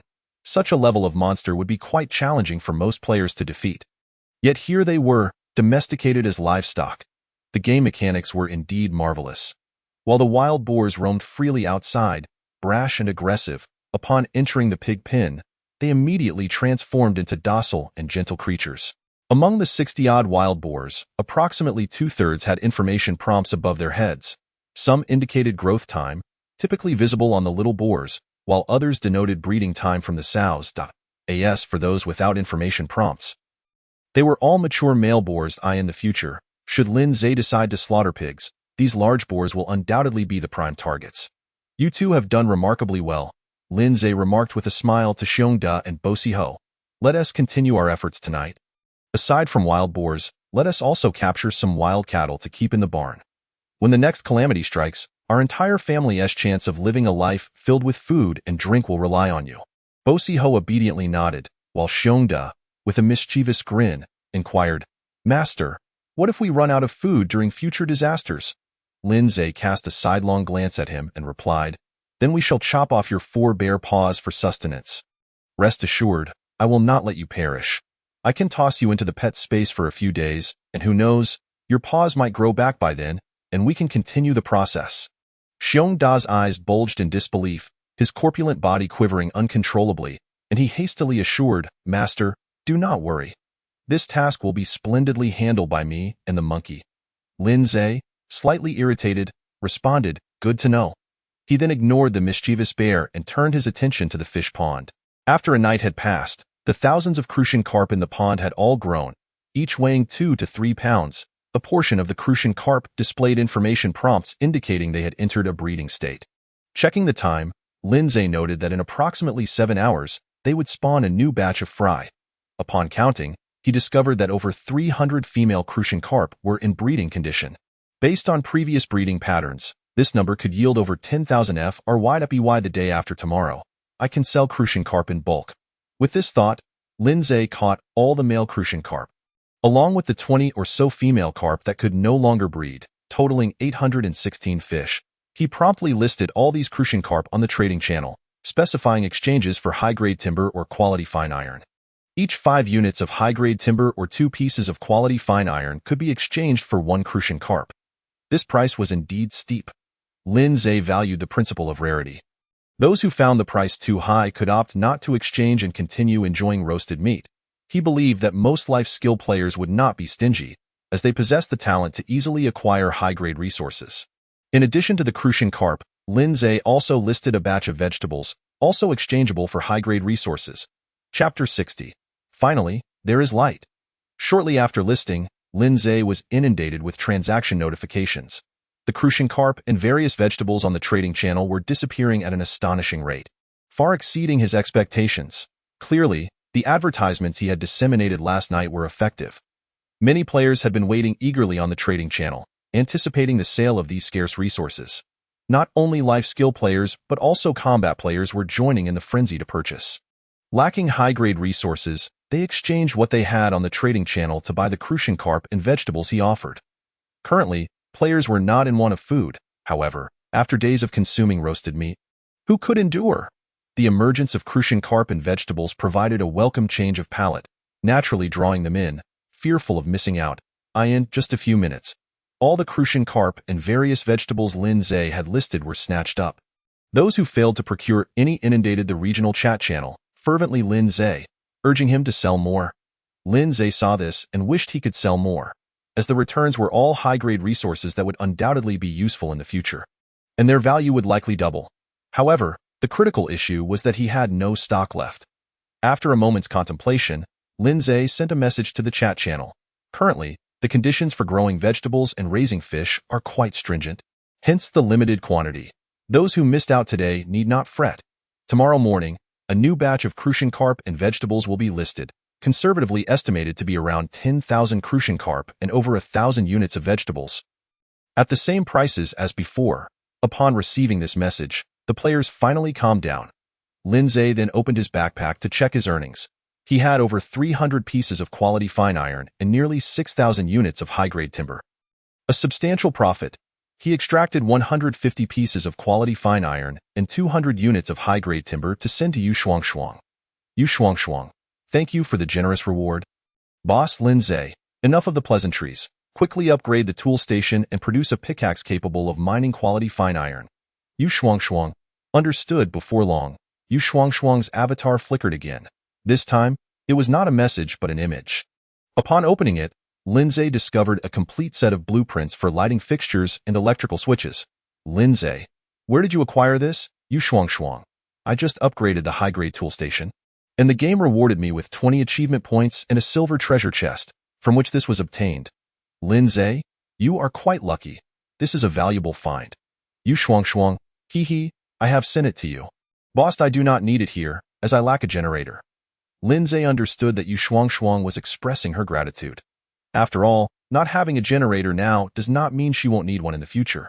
If she didn't want to give it, she could simply hold onto the blueprints until she acquired a generator. Very well, I shall accept it. Lin Zhe did not hesitate to take it at this point. They were in the same boat. He retrieved the blueprints from his backpack and, upon returning to the wooden house, used them immediately in an instant. A set of lighting fixtures, wires, switches, and plugs appeared and were fully installed within his wooden house. Additionally, a storage battery was placed in the corner, connecting to all the circuits. Lin Zhe linked the storage battery to the generator. Soon, the storage battery began operating normally. Upon flipping the switch, the chandelier hanging in the center of the wooden house illuminated instantly, brightening the entire room. In that moment, Lin Zhe felt as though he had opened the door to a new world. A beautiful and happy life had taken another step forward. Lin Zhe summoned the queen bee and instructed, have your worker bees work diligently. Generating power is crucial, and we must avoid any mistakes. The queen bee assured, rest easy, master.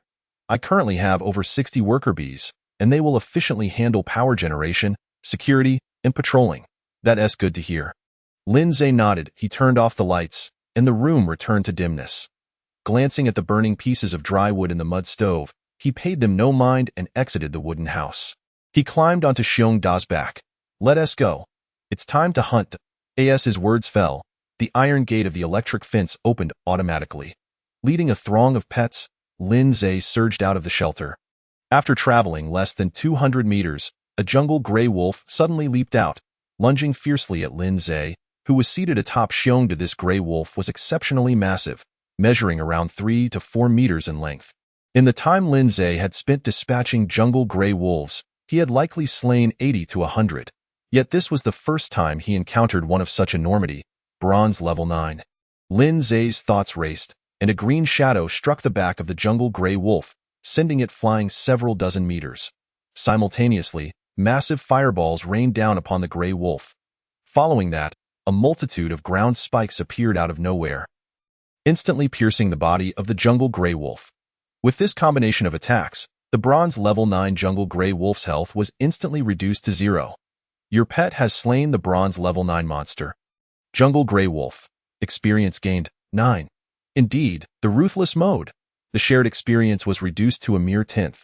When Lin Zhe was still at the bronze tier, he could earn 180 experience points from single-handedly defeating a bronze level 9 monster. When his pet defeated it, he would share 90 experience points. Yet now, he only received 9 points. The disparity was staggering.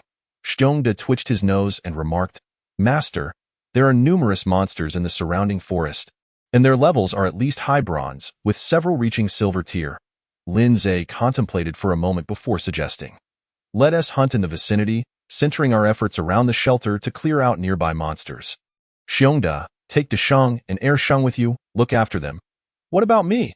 Bo Siho hastily inquired. Lin Zhe did not respond immediately but turned to the queen bee, asking, "How did the mineral resource investigation go that I requested last night?" The queen bee replied, "Master, I have searched within a few kilometers and found only one mine." "Only one?" Lin Zhe's disappointment was palpable. The game indicated that there would be 1 to 3 mineral resources refreshing near his shelter. Yet only one had appeared. His luck seemed abysmal. Not to mention 3, even 2 would have sufficed. It felt akin to rolling dice. He rolled a 1, and his spirits plummeted. Lin Zhe inquired, "What type of mine is it? And what is the strength of the monsters guarding it?" The queen bee answered, "It is a salt mine, guarded by over 200 monsters. Their strength is formidable, all at least of silver tier." Upon hearing this, Lin Zhe felt as though a wave of excitement had crashed over him. His earlier disappointment dissipated in an instant. A salt mine. It was nothing short of a money tree. A treasure trove. Should he seize control of the salt mine and produce salt, players would undoubtedly go wild over it, even more so than for vegetables. Salt is not merely a seasoning. It is vital for human health. Prolonged salt deprivation can lead to low sodium levels, resulting in symptoms such as low blood pressure, decreased muscle tension, and cerebral edema. While players generally boast better physical attributes than average individuals, such symptoms might be less pronounced or even non-existent. However, setting that aside, the mere mention of essential seasonings is sufficient to incite a frenzy among the players. Lin Zhe inquired, "Where is the location of the salt mine?" The queen bee replied, "Southwest, approximately 800 meters away." The human shelter is also in that direction, but it lies 3 kilometers distant. The human referred to by the queen bee is none other than Wen Ling. "All right, I understand," Lin Zhe said. "You all go hunting. If you encounter a monarch-level monster, notify me at once." Today marks a new beginning. He is once again able to contract a pet, making it the 6th thus far. Chapter 61. Snow Mountain in the Forest with Lin Zhe's orders given. The pets sprang into action immediately. The weaker ones, the Great Sage and the Second Sage, were entrusted to Xiong Da. With Xiong Da providing protection, their levels would surely rise swiftly. Lin Zhe did not anticipate their strength to reach great heights. As long as they grew in size and could wield a supersized pickaxe like the Persian monkey, that would suffice. Once the issue of the salt mine is resolved, he would send the Great Sage and the Second Sage to mine. Perhaps one would extract salt while the other would collect iron ore. At that point, the Persian monkey could also be liberated. The Persian monkey withdrew its gaze from the Great Sage and the Second Sage and inquired of Lin Zhe, "Master, are we heading to the valley?" Lin Zhe responded, "Let us first investigate the salt mine as mentioned by the queen bee and ascertain the nature of those monsters." "Understood." The Persian monkey nodded, then strode ahead. Observing the Persian monkey walking upright like a human, Lindsay was suddenly struck by an idea and retrieved the oversized pickaxe from his backpack. Here, take this pickaxe, use it as a weapon for the time being. I'll forge something even more formidable for you later. What type of weapon do you prefer? As the Persian monkey accepted the pickaxe, it replied, Master, I'm not certain what weapon I favor, but I feel I would be suited to wielding a staff. In the past, when I encountered foes, I triumphed using a makeshift wooden stick. Lindsay fell silent for a moment before responding.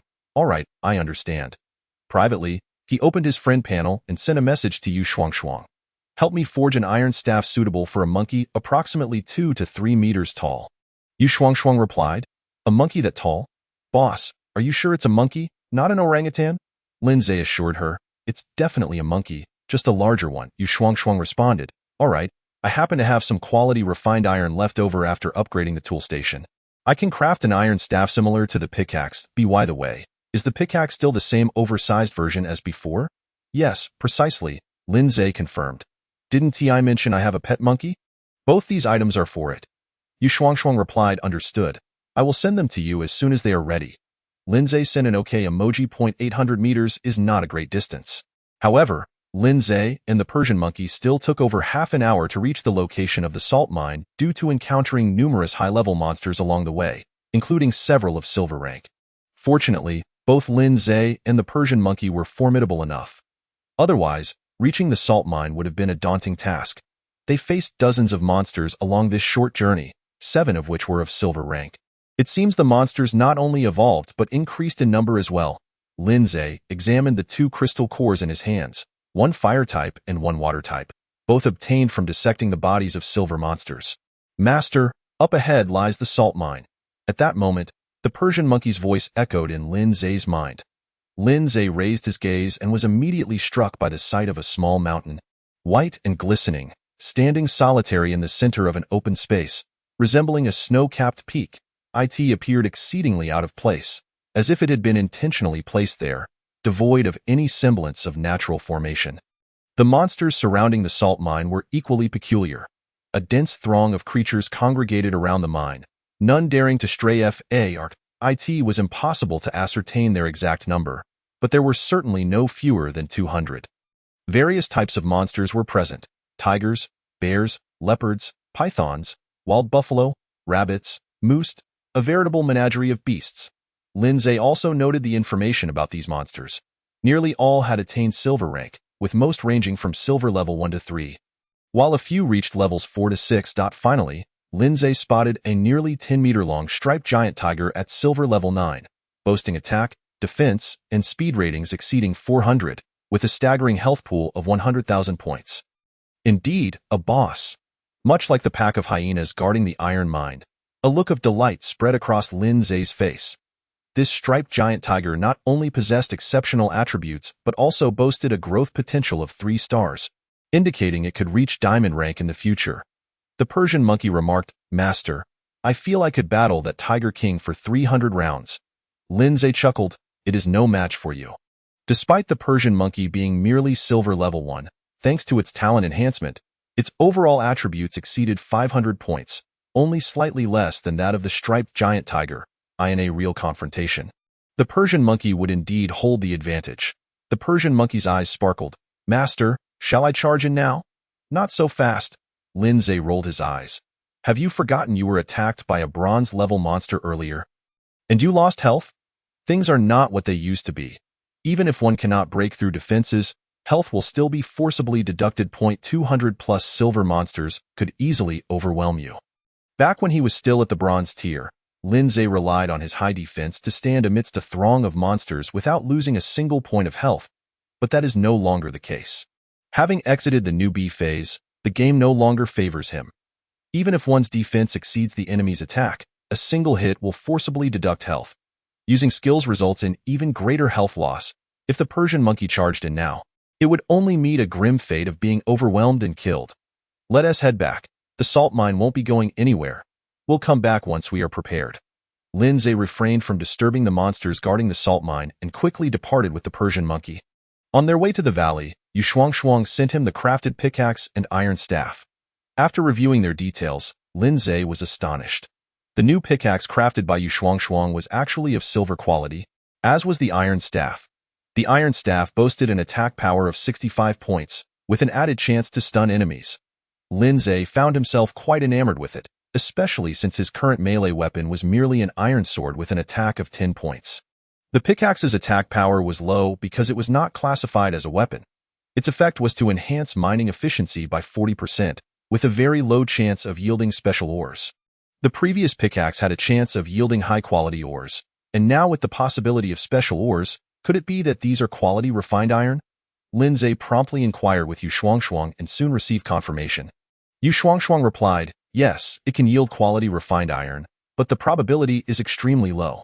You might not find even 1 in 100 pieces of refined iron, Lindsay said, as long as it's usable. By the way, didn't you mention that the tool station can only craft silver equipment once it reaches the top tier? Yu Shuangshuang explained, I use quality refined iron, so the advanced tool station can also craft it. However, the consumption is quite high, making it not very cost-effective. Lindsay sent her the blueprint for the Gale Armor set. Could you check if the components of this set can be crafted? Chapter 62. Wen Ling. Why am I so unlucky? Before long, Yu Shuangshuang replied, Boss, the set is significantly better than ordinary silver equipment I just tried.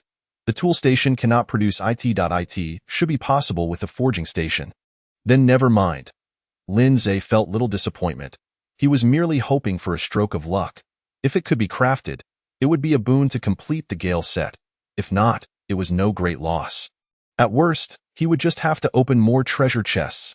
Even if he ultimately could not gather the entire Gale set, it wouldn't matter, as it was merely a silver set. Yu Shuangshuang teased. No wonder the boss is so powerful. It turns out you even have components of a silver set.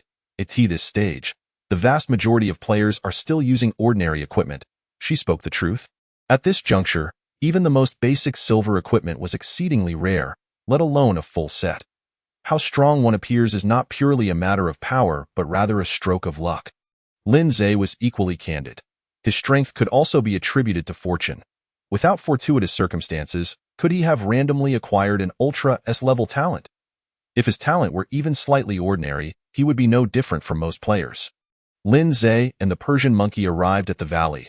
Just as they entered, several shadowy figures lunged toward them. The man and monkey seemed well prepared, immediately brandishing their weapons to retaliate. The Persian monkey was the swiftest, wielding the nearly 3-meter-long iron staff with vigor, quickly toppling one shadowy figure to the ground.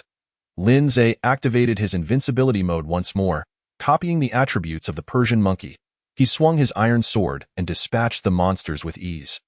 In no time, the shadowy figures lay defeated in pools of blood. They were all bronze-level lynxes, resembling leopards. As Lindsay dismembered the corpses, he tossed the new pickaxe to the Persian monkey. You go mine and see how efficient it is. Understood, master, the Persian monkey replied, adeptly hoisting the oversized pickaxe. After Lindsay finished dissecting the corpse, he made his way to the mining area in just a few minutes. A pile of over 100 iron ores had accumulated beside the Persian monkey, including several pieces of fine iron. Lindsay inquired, how do you feel? If it's too much, I can't have Xiong to come over. The Persian monkey replied, Master, my strength is quite substantial now. Mining is effortless, and the use of the earth spike technique does not affect me in the slightest. Very well then, Lindsay said, choosing not to elaborate further. He promptly retrieved a pickaxe from his backpack and began to excavate iron ore in another area. He had no intention of hunting today, planning instead to mine while awaiting good news from Xiongda and the 3 little ones. Lindsay found his mining work to be quite easy. Compared to his first experience, his strength had increased manifold, allowing him to extract an iron ore with just a few strikes. Of course, he could not compare to the Persian monkey, who was a natural miner, while he merely dabbled in it. Meanwhile, as Lindsay toiled away, a figure was sprinting rapidly 2 to 3 kilometers away in the forest, clutching a burning blood candle that could extinguish at any moment. The figure possessed a delicate, snow-white visage, but her complexion was far from healthy. What on earth? How could so many high-level monsters appear overnight, even silver-tier monsters? Wen Ling's face turned pale as she ran desperately. Behind her followed a throng of monsters, their roars and growls shaking the entire forest. Although her strength was formidable, placing her among the top players in combat, being pursued by a horde of high-level monsters rendered her helpless. If surrounded, her demise would be inevitable. She could not fathom it. Everything had seemed normal just yesterday, yet she awoke to find silver-level monsters lurking nearby. Just moments ago, she had encountered a silver-tier giant python, and had she not noticed it early and retreated in time, she would have been doomed. After narrowly escaping the python's jaws, she collided with a pack of wild wolves. These wolves, though not silver level, were all above bronze level 6, with several at bronze level 9. Were it not for her immediate ignition of a high-grade blood candle, she would likely have been reduced to mere bones. However, despite the deterrent of the high-grade blood candle, the bloodthirsty wolves pursued her relentlessly, evidently waiting for the candle to extinguish before launching their attack. Wen Ling's heart sank as she glanced back at the pack of wolves trailing her. I'm almost at my shelter. If I lead them there, my troubles will only multiply. Besides, I have few high-grade blood candles left. Once they are exhausted, my shelter will certainly be attacked. Her shelter, a top-tier wooden cabin, was not guaranteed to withstand an assault from a group of high-level monsters. She contemplated fleeing in another direction to shake off the wolves, but quickly dismissed the thought.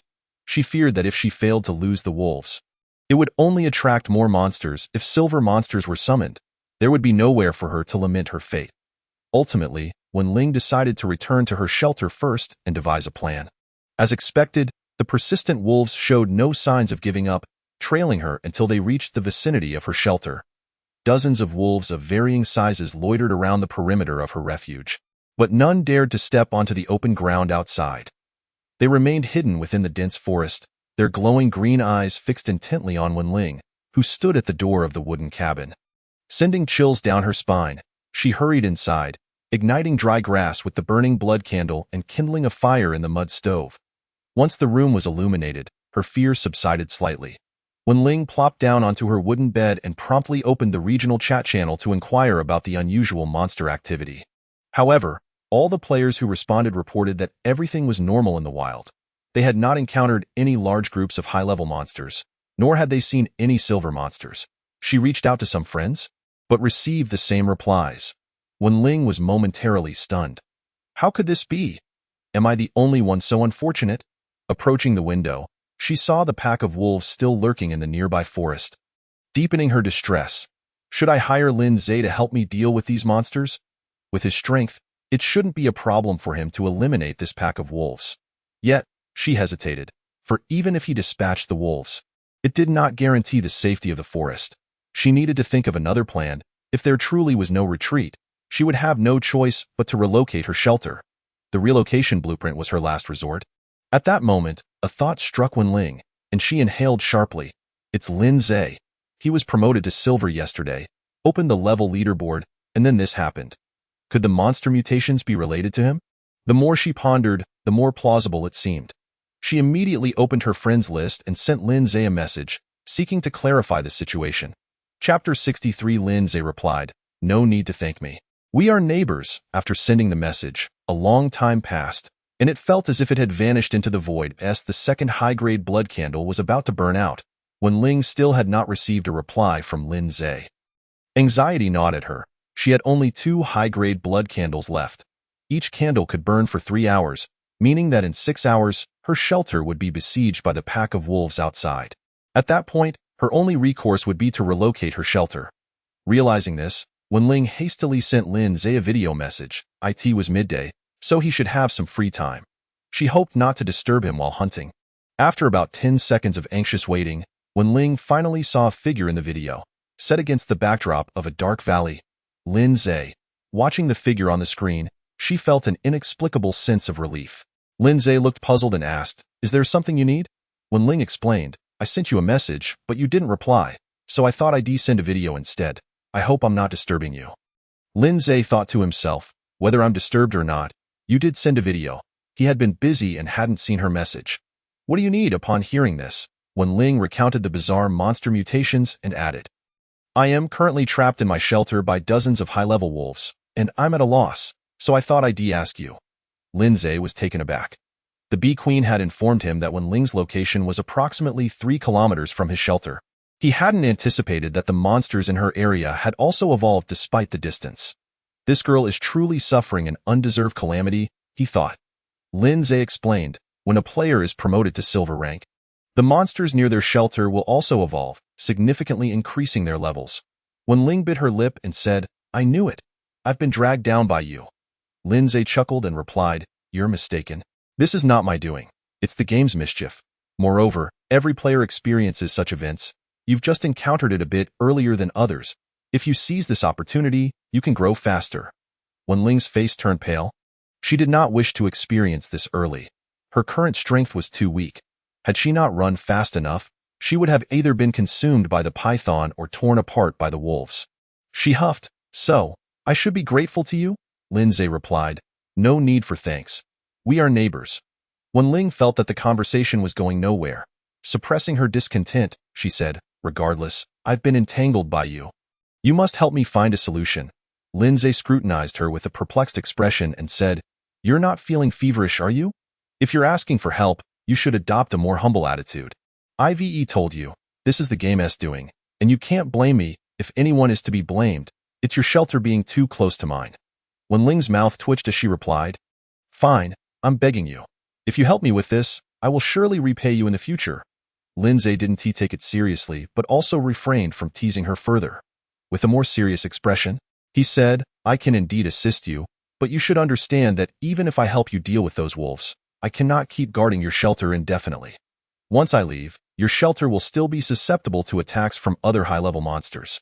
Furthermore, your current strength is too weak, making it difficult to ensure your safety while hunting. Once I depart, what can you do besides staying in your shelter and passing the time? Wen Ling felt disheartened. Are you saying that my only option now is to relocate my shelter? Pretty much, Lindsay nodded. I'll give you a piece of advice. If you have a way to relocate your shelter, head south. You shouldn't need to go too far to find a safe area. Once your strength increases, you can return to hunt those high-level monsters. This is indeed an opportunity for you. Wen Ling fell silent. She found Lindsay's words to hold merit. After a moment, she looked up at Lindsay and said, I don't want to leave, but I do have a method for relocating my shelter. If you help me with a small favor, I'll tell you how to do it. Lindsay regarded her and asked, Do you want me to help you level up? Yes, Wen Ling nodded. You can help me reach silver rank. It should be easy for you. Lindsay replied, It's indeed not difficult, but I want to help you. I have no reason to relocate my shelter. Wen Ling. Lindsay replied with a smile. In truth, even if you were to remain silent, I would still be able to surmise a few things. It must pertain to your destruction of that person's sanctuary, from which you acquired the blueprints, or perhaps the tools necessary to relocate the shelter. Wen Ling's eyes widened in astonishment as she gazed at Lindsay, incredulous at how accurately he had deduced her situation. Almost as if he had witnessed it firsthand, as a thought crossed her mind, she blurted out, You sent someone to follow me. Was it your plump honeybee? Only that particular honeybee could silently trail her without a sound. Lindsay made no attempt to refute her accusation, stating, I've said all that needs to be said. What you choose to do is entirely up to you. Wait, Wen Ling hastily interjected. Let us make a deal. Take me to the silver rank, and I shall give you the blueprints. Relocating the shelter also required the consumption of blueprints. She figured it would be more advantageous to hand over the blueprints to Lindsay and have him elevate her rank, thereby saving her a considerable amount of time. Lindsay cast her a sidelong glance and replied, But I have no intention of relocating the shelter. What use do I have for the blueprints? While that was true, Lindsay's mind began to churn with ideas. He may not need to relocate the shelter himself, but Yu Shuangshuang certainly did. He wondered if he could borrow the blueprints to aid Yu Shuangshuang in her relocation. After all, she was one of his own. A future team member at IT would be advantageous to facilitate her move early. Wen Ling continued, In addition to the blueprints, I can offer some resources. For instance, food, timber. Lindsay retorted, I'm not interested in those resources. Just give me a gold thunderfruit. Wen Ling shook her head, saying, I only have 2 gold thunderfruits, and I've already given them to you. I don't have a single one left now. Observing the expression on her exquisite face, Lindsay surmised that she was not lying. He then proposed, Then give me the gold thunderfruit tree. Wen Ling's expression shifted slightly as she responded, I told you last time that the tree withers the moment I pick the gold thunderfruit from it. Then you might as well relocate the shelter, she added, and without waiting for Wen Ling to respond, Lindsay abruptly ended the video call. While enjoying his hot pot, he opened his friends list and sent a message to Yu Shuangshuang. I have a way to relocate the shelter. Are you willing to move over?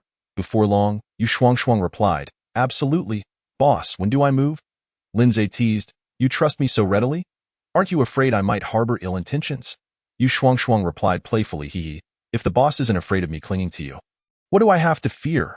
Besides, now that you've spoken, even women 10 times more beautiful than me are eager to throw themselves into your arms. That girl certainly had a way with words.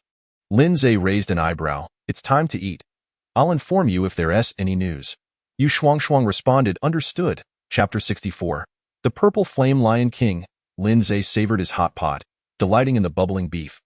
Venison, potatoes, tomatoes, and cucumbers, the steam rising and the aroma wafting through the air, enticing even the Persian monkey beside him, who was munching on an apple. This portable hot pot was exceptionally convenient, equipped with a battery and capable of charging, making it ideal for outdoor use. In stark contrast to Lin Zhe's enjoyment, Wen Ling felt quite the opposite. This man was far too clever. He could deduce everything, especially his certainty regarding the gold thunderfruit tree's survival. Using this as leverage to demand more from her, Wen Ling was adamant about not wanting to part with it. The gold thunderfruit was a rare spiritual fruit. Consuming one could grant a full 100 points of attack. Such a spiritual fruit was incredibly valuable. Once the gold thunderfruit tree matured and bore new fruits, she could leverage it to exchange for high-grade resources with other players. However, the pressing issue was that it seemed she had no choice but to comply. Since he could ascertain the gold thunderfruit tree had not withered, he would not easily relent. If he discovered the location of the gold thunderfruit tree, she doubted she could protect it. If Lin Zhe were a lone wolf like her, she wouldn't be overly concerned. But the key factor was that Lin Zhe had several pets at his disposal, especially that rotund honeybee, which could traverse mountains and valleys with ease. Should Lin Zhe dispatch that honeybee, it would inevitably locate the gold thunderfruit tree sooner or later. If she refused, she would have no option but to dig up the gold thunderfruit tree, yet her shelter lacked an orchard for planting. Even if she could plant it, she would be powerless to stop him from seizing it. Wen Ling rubbed her temples. Back on Earth, she had always stood out due to her family background and personal capabilities, thriving in her career. Yet in this world, faced with Lin Zhe, she found herself repeatedly at a disadvantage. It was incredibly frustrating. She now had two choices. Either uproot the gold thunderfruit tree and relocate her shelter, randomly landing in an entirely new forest area, completely distancing herself from him, or obediently capitulate, surrendering both the blueprints and the gold thunderfruit tree. Wen Ling furrowed her delicate brows, contemplating for a long while. Randomly relocating to another forest area might not guarantee safety either. Her best option was to negotiate with him, allowing him to assist her in leveling up. Just as that fellow suggested, a splendid opportunity lay before her. If she seized it, her level would soar, far surpassing other players, and she would rocket up the merit leaderboard. Wen Ling rose and approached the window. Her gaze drifted through the darkness, fixating on the pairs of green eyes still lurking in the dense forest. Quick steps, ever quicker. The jungle world was not merely about survival. It was a fierce competition. The gold thunderfruit tree could only hinder her growth. After comforting herself, she sent a message to Lin Zhe. I agree. When will you come? This time, Lin Zhe responded swiftly. How long can your advanced blood candle last? Wen Ling replied, 6 hours. Lin Zhe continued, I'll come by in the evening. I'm still mining. All right, I'll wait for you. She responded. Closing the chat channel, Wen Ling took a deep breath. I really am too honest. I should have said I couldn't wait even a moment. It wasn't that she lamented the loss of a few advanced blood candles, but the hours ahead would be sheer torment for her. She could only hope that no silver-tier monsters would come to attack her shelter. Wen Ling wearily lay down on her bed. Time swiftly passed into the afternoon. Several times, Wen Ling stood at the window to assess the situation outside. The pack of wild wolves seemed to have latched onto her like a stubborn adhesive, remaining vigilant outside without a moment's reprieve. They were determined to devour her. Fuming, Wen Ling stepped outside the wooden house and hurled several large thunderballs into the dense forest. The sound of thunder erupted, followed by 2 anguished howls as the wolf pack scattered in panic. However, it wasn't long before a resounding wolf howl echoed through the woods. Soon after, dozens of wild wolves converged from various directions. Damn it, there's a leader among them.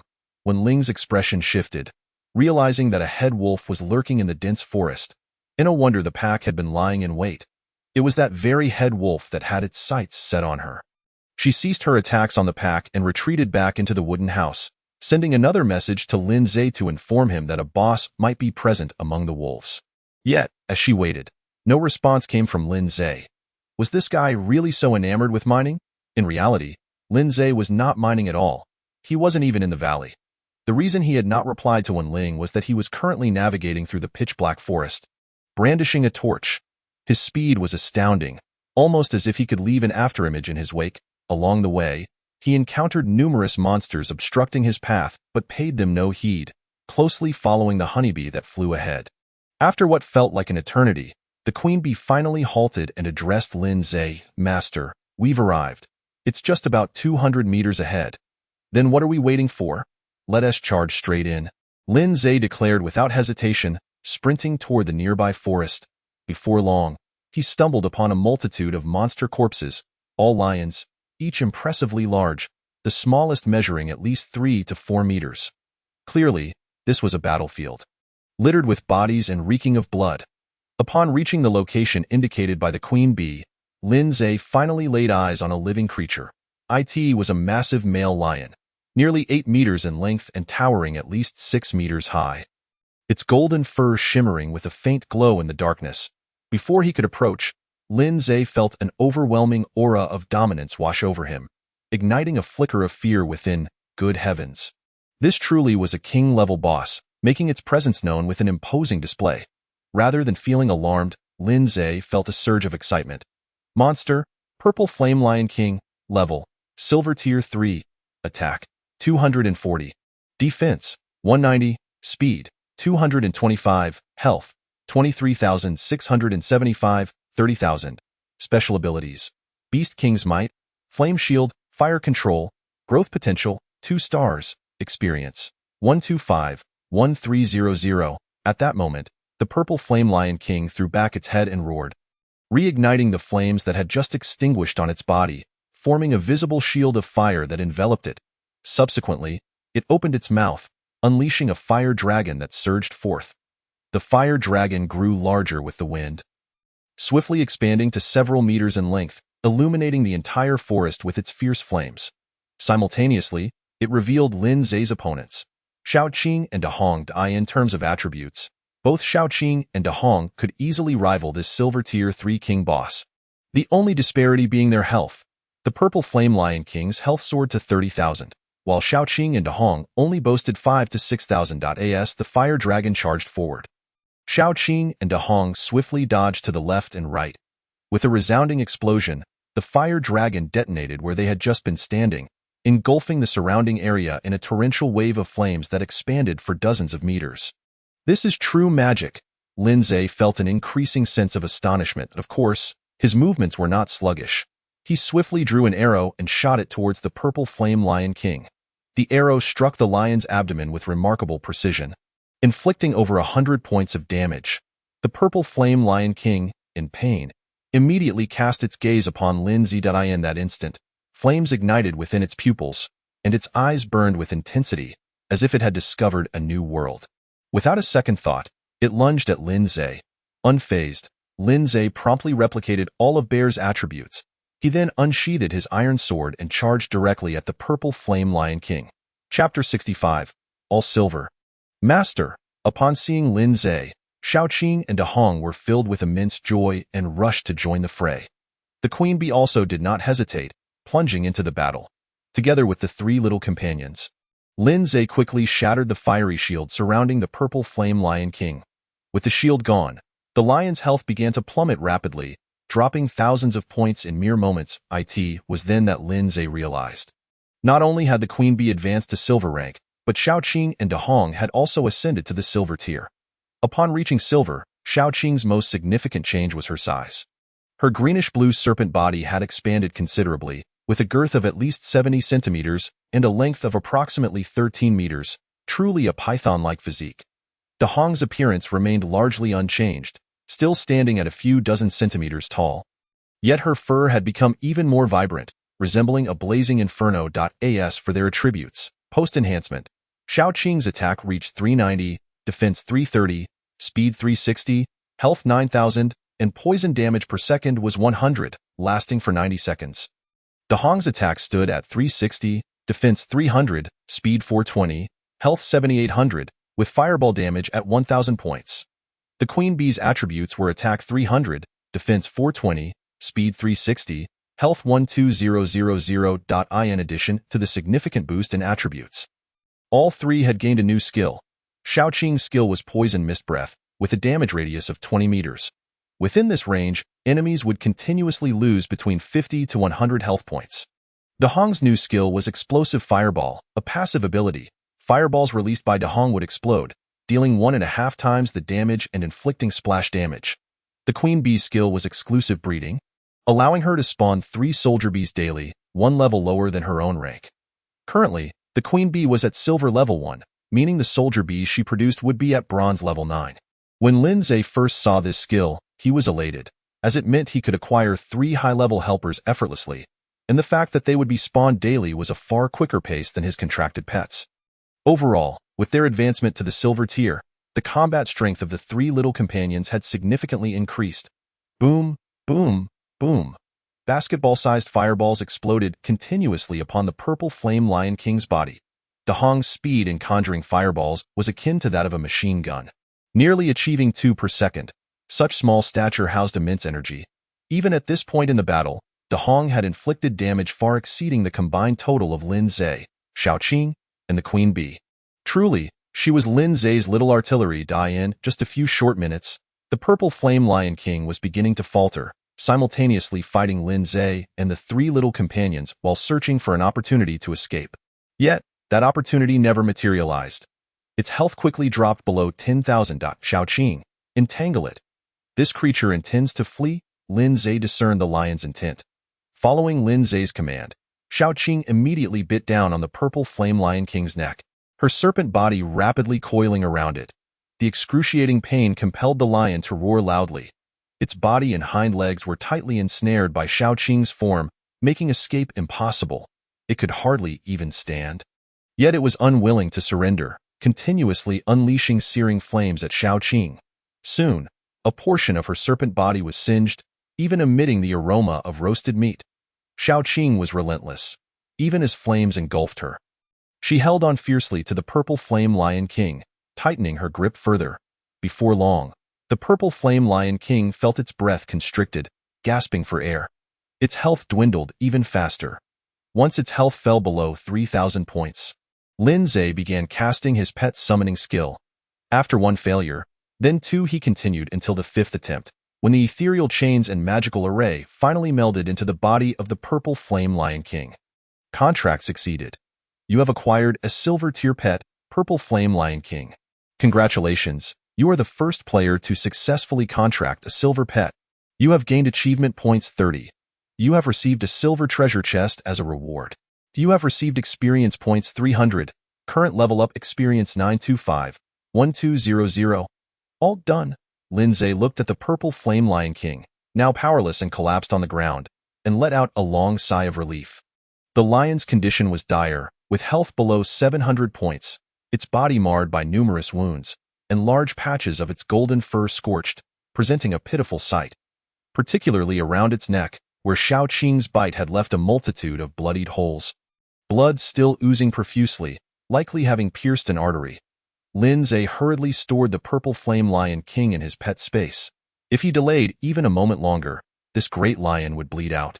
Next, Lin Zhe approached Xiaoqing and retrieved a long-stored universal bandage from his backpack. As he whispered the incantation, snow-white bandages materialized and wrapped around Xiaoqing's injured areas. In no time, the charred regions returned to normal. Master, I'm fine. Xiaoqing quickly reassured him. A couple of hours in the pet space will suffice for recovery. Lin Zhe said nothing further, merely reaching out to stroke Xiaoqing's head. He could not bear to let her endure prolonged pain. It was a different matter for the resilient bear. You did well, Lin Zhe said with a smile. We owe our success against the purple flame Lion King to you. Xiaoqing replied, Master, let us not forget Dahong and the Queen Bee. Especially Dahong. Her contributions were the greatest at that moment. Dahong and the Queen Bee also gathered around. Yes, and you two performed admirably as well, Lin Zhe chuckled, embracing the 2 little creatures, who nuzzled affectionately against him. This scene made Xiaoqing quite envious. Alas, she was no longer the little snake of merely 2 or 3 meters in length. All right, You all go to the pet space to recuperate. I will let you out again shortly. After the three little ones entered the pet space, Lindsay began to clean the battlefield alone, dismantling the corpses of the monsters. All the bodies on the battlefield belonged to the minions of the Purple Flame Lion King, a uniform collection of lions, over a dozen in total. Once he had finished dismantling them all, Lindsay harvested a staggering 5,000 units of lion meat, along with 2 fire attribute crystal cores and over 30 high-grade blood candles. Subsequently, Lindsay used his connection with his pets to locate Bear. Upon his arrival, he found Bear scratching its back against a large tree, wiggling its rear in sheer delight. Upon seeing Lindsay, Bear immediately explained, "Master, I wasn't slacking off. I just had a bit of an itch on my back, so I found a tree to scratch against." Lindsay shot at an exasperated glare. "And where are Deshang and Ershang?" "They're up ahead, fighting monsters. Don't worry, Master. I've cleared this surrounding forest area. The remaining monsters are of low level and pose no threat to them." "That's good to hear," Lindsay replied. "If anything happens to those two, just wait and see if the Persian monkey doesn't knock your head off." Bear chuckled, saying, "That monkey can't defeat me." Lindsay didn't waste further words. "Take me to the battlefield. We have things to do." Chapter 66. Upgrading the Stone House. Bear may have been a bit lazy, but he was reliable when it came to business. He had gathered the corpses of the hunted monsters together, making it easy for Lindsay to dismantle them without searching all over. Before long, all the bodies were processed, yielding over 10,000 units of meat, as well as more than 20 crystal cores of various attributes. Lindsay inspected them and selected several Earth attribute crystal cores. With these few additional cores, his total of Earth attribute crystal cores reached 7, fully meeting the requirements to upgrade the stone house. Lindsay felt an intense urge to return home. He wanted to upgrade the stone house as soon as possible, when Ling should still be able to hold on for another hour or two, so he could return to upgrade the stone house in time. Lindsay was also concerned about other players potentially seizing the upgrade rewards. Although the probability was low, if a hidden player were to snatch the rewards before him, he would incur a great loss.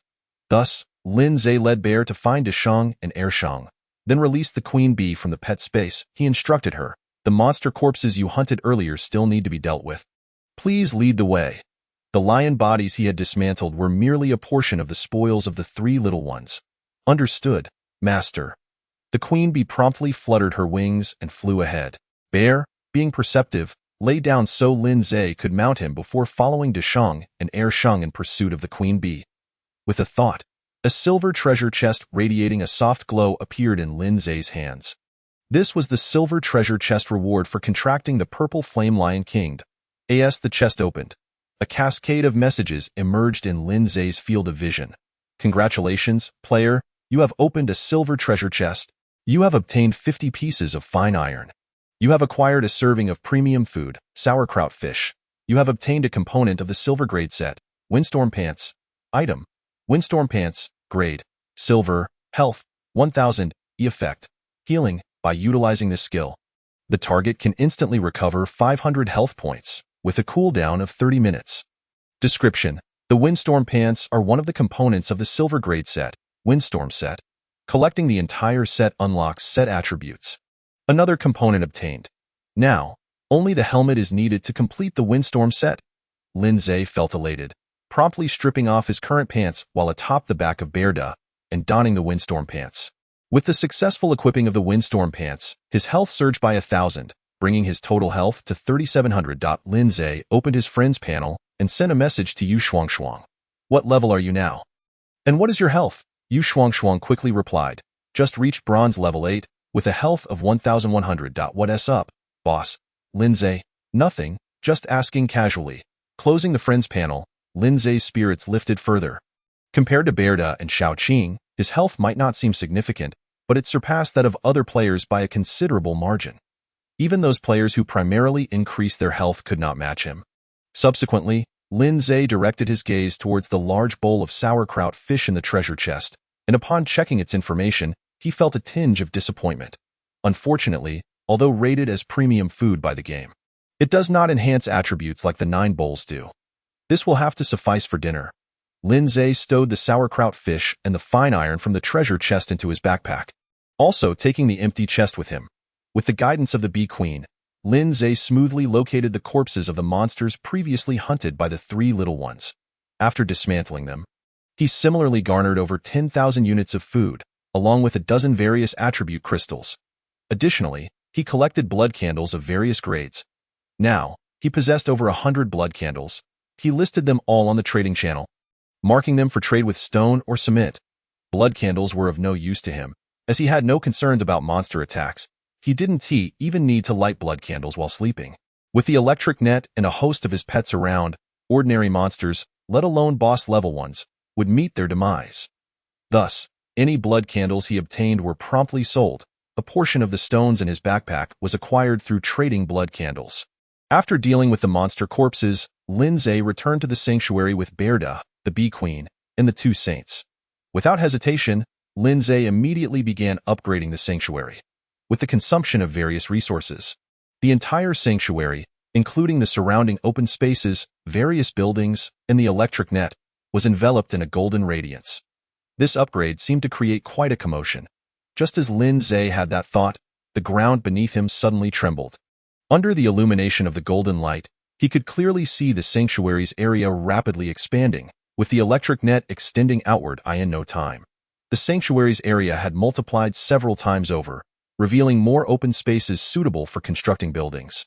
The areas invaded by the sanctuary were filled with large trees and even bluestones, all of which vanished into thin air. Truly wondrous. Lin Zhe sighed in amazement. Once the golden light dissipated, the sanctuary upgrade came to a close. The wooden house he resided in transformed into a gray-blue stone house, constructed entirely of marble. It appeared much sturdier than the wooden house. The layout was also more aesthetically pleasing, occupying a larger area. If this trend of upgrading continued, would there eventually be buildings or even villas? Lin Zhe grinned. Living in a villa in this jungle world would undoubtedly be quite delightful. That moment, the game's notification promptly appeared. Congratulations, player! Your sanctuary has successfully upgraded to a stone house. You are the first player to upgrade to a stone house, earning you achievement points 30. You have received a silver treasure chest. You have gained experience 500. In an instant, a surge of intense energy flooded through Lin Zhe's body, quickly enveloping every part of him. He could distinctly feel his body being fortified, akin to having consumed a miraculous elixir. Regrettably, the sensation was fleeting. Before long, it vanished.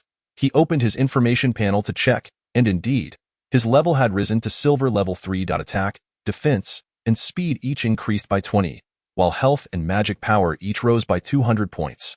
Additionally, he had 20 free attribute points, which he allocated entirely to speed. Lin Zhe glanced at his experience, which stood at 225 1300. Fortunately, he had continuously received various experience rewards. Otherwise, leveling up would have been impossible at this pace. He then checked the leaderboard. It still displayed only him, isolated and solitary. This meant that up to this point, aside from him, no other player had advanced to the silver rank. All were still bronze newcomers. While others lingered in the bronze ranks, he had already ascended to silver level 3. In comparison, it was likely that many would accuse him of cheating. Lin Zhe chuckled softly. After reviewing the information on the stone house, he departed the sanctuary with Bearda, the Bee Queen, and the two saints. The Bee Queen led the way to Wenling. Understood, Master. Chapter 67. Wenling. One is too lonely. Inside the flickering wooden house, a striking figure stood by the window. Wenling gazed through the clearing outside the sanctuary, observing the dozens of eerie green eyes lurking within the dense forest. She could sense that the owners of those eerie green eyes were also watching her. The moment the blood candle extinguished, the wolf pack would rush towards her wooden house without hesitation. Lin Zhe should be arriving soon. Wenling glanced at the remaining half of the blood candle. After resting for an afternoon, her anxiety gradually subsided, no longer as worried as she had been initially. Of course, this was primarily because she had managed to snatch 3 high-grade blood candles from the trading channel. Even if Lin Zhe delayed, she could still hold out.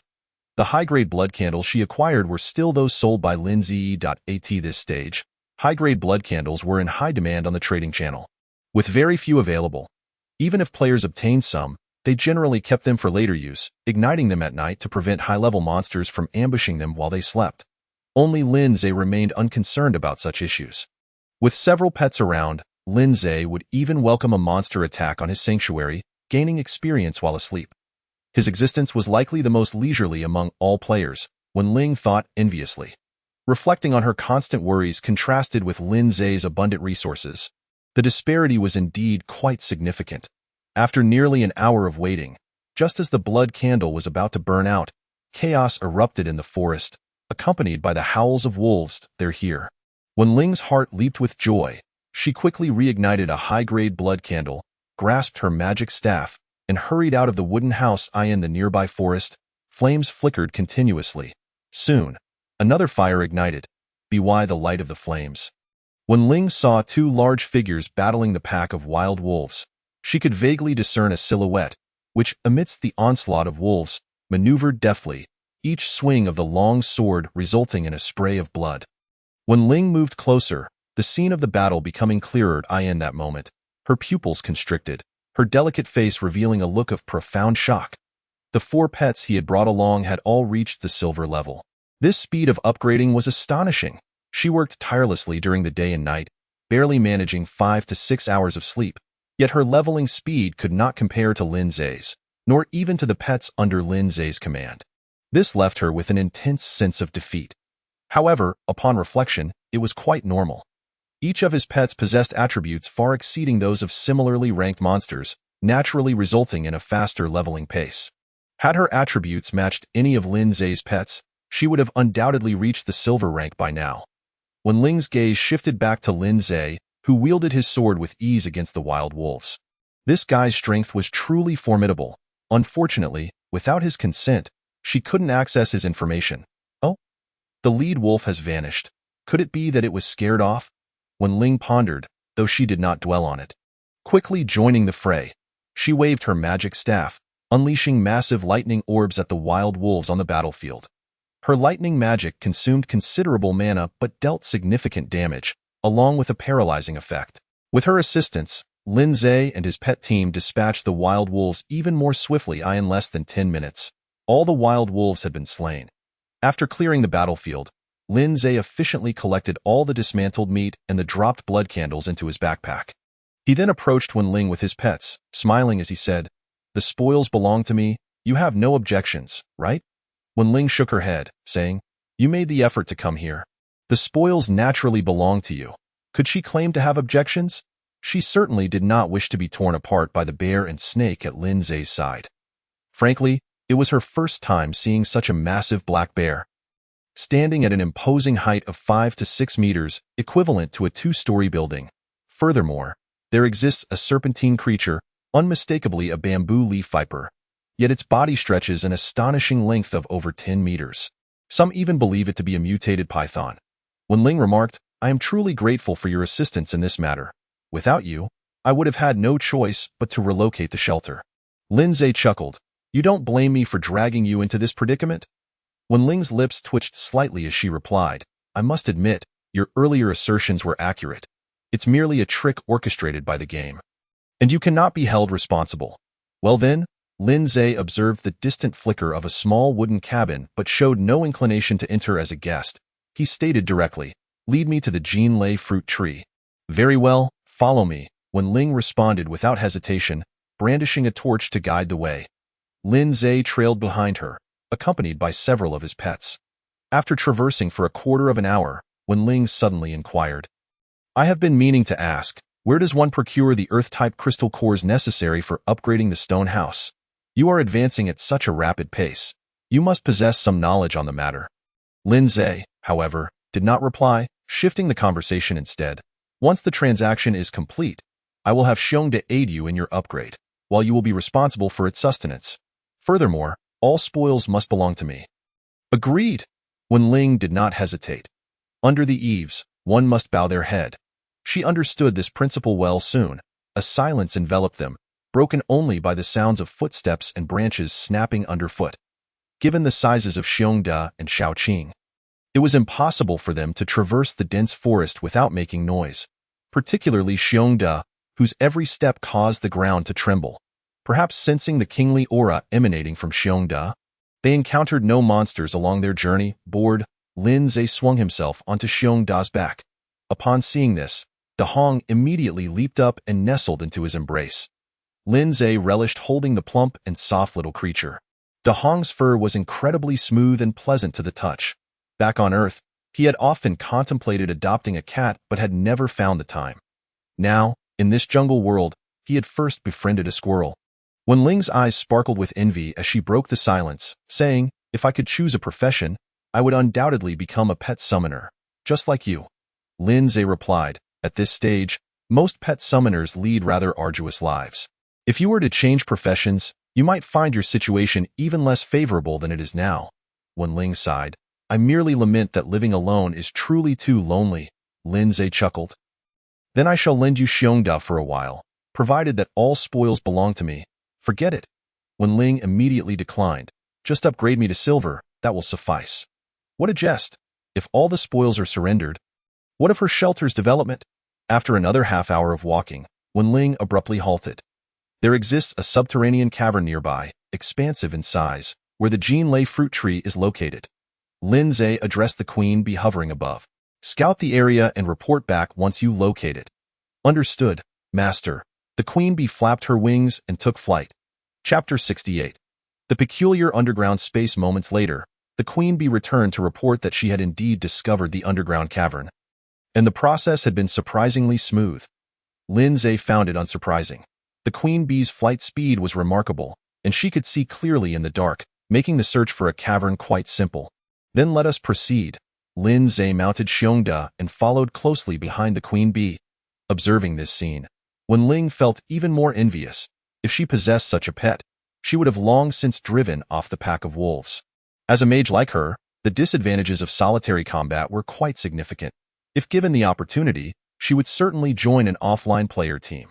With a team to support her, she could collaborate on hunts. Allowing her abilities to flourish before long, they arrived at the entrance of the underground cavern. The cavern's diameter was approximately 3 meters. It did not descend vertically but sloped at a 40-degree angle into the depths.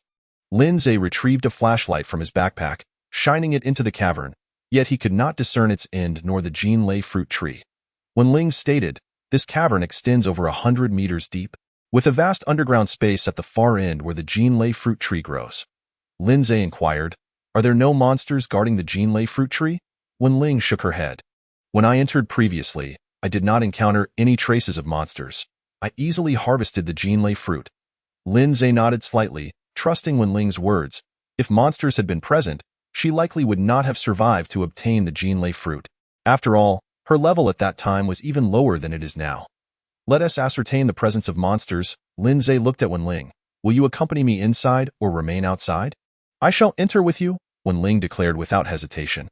Remaining outside posed the risk of being snatched away by a silver-grade monster. Staying by Lin Zhe's side was undoubtedly the safest choice. "Then let us proceed." Lin Zhe activated a skill to store Xiongda in the pet space, as his massive size could not fit through the 3-meter-wide cavern. Subsequently, Lin Zhe ventured into the cavern with his flashlight. Closely followed by De Hong and the queen bee, with Xiao Qing trailing closely behind as they walked, Wen Ling suddenly let out a soft exclamation. Lin Zhe immediately turned to look, asking, "What is it? Is there something amiss?" Wen Ling pointed at the area illuminated by the flashlight, incredulously stating, "Look at that."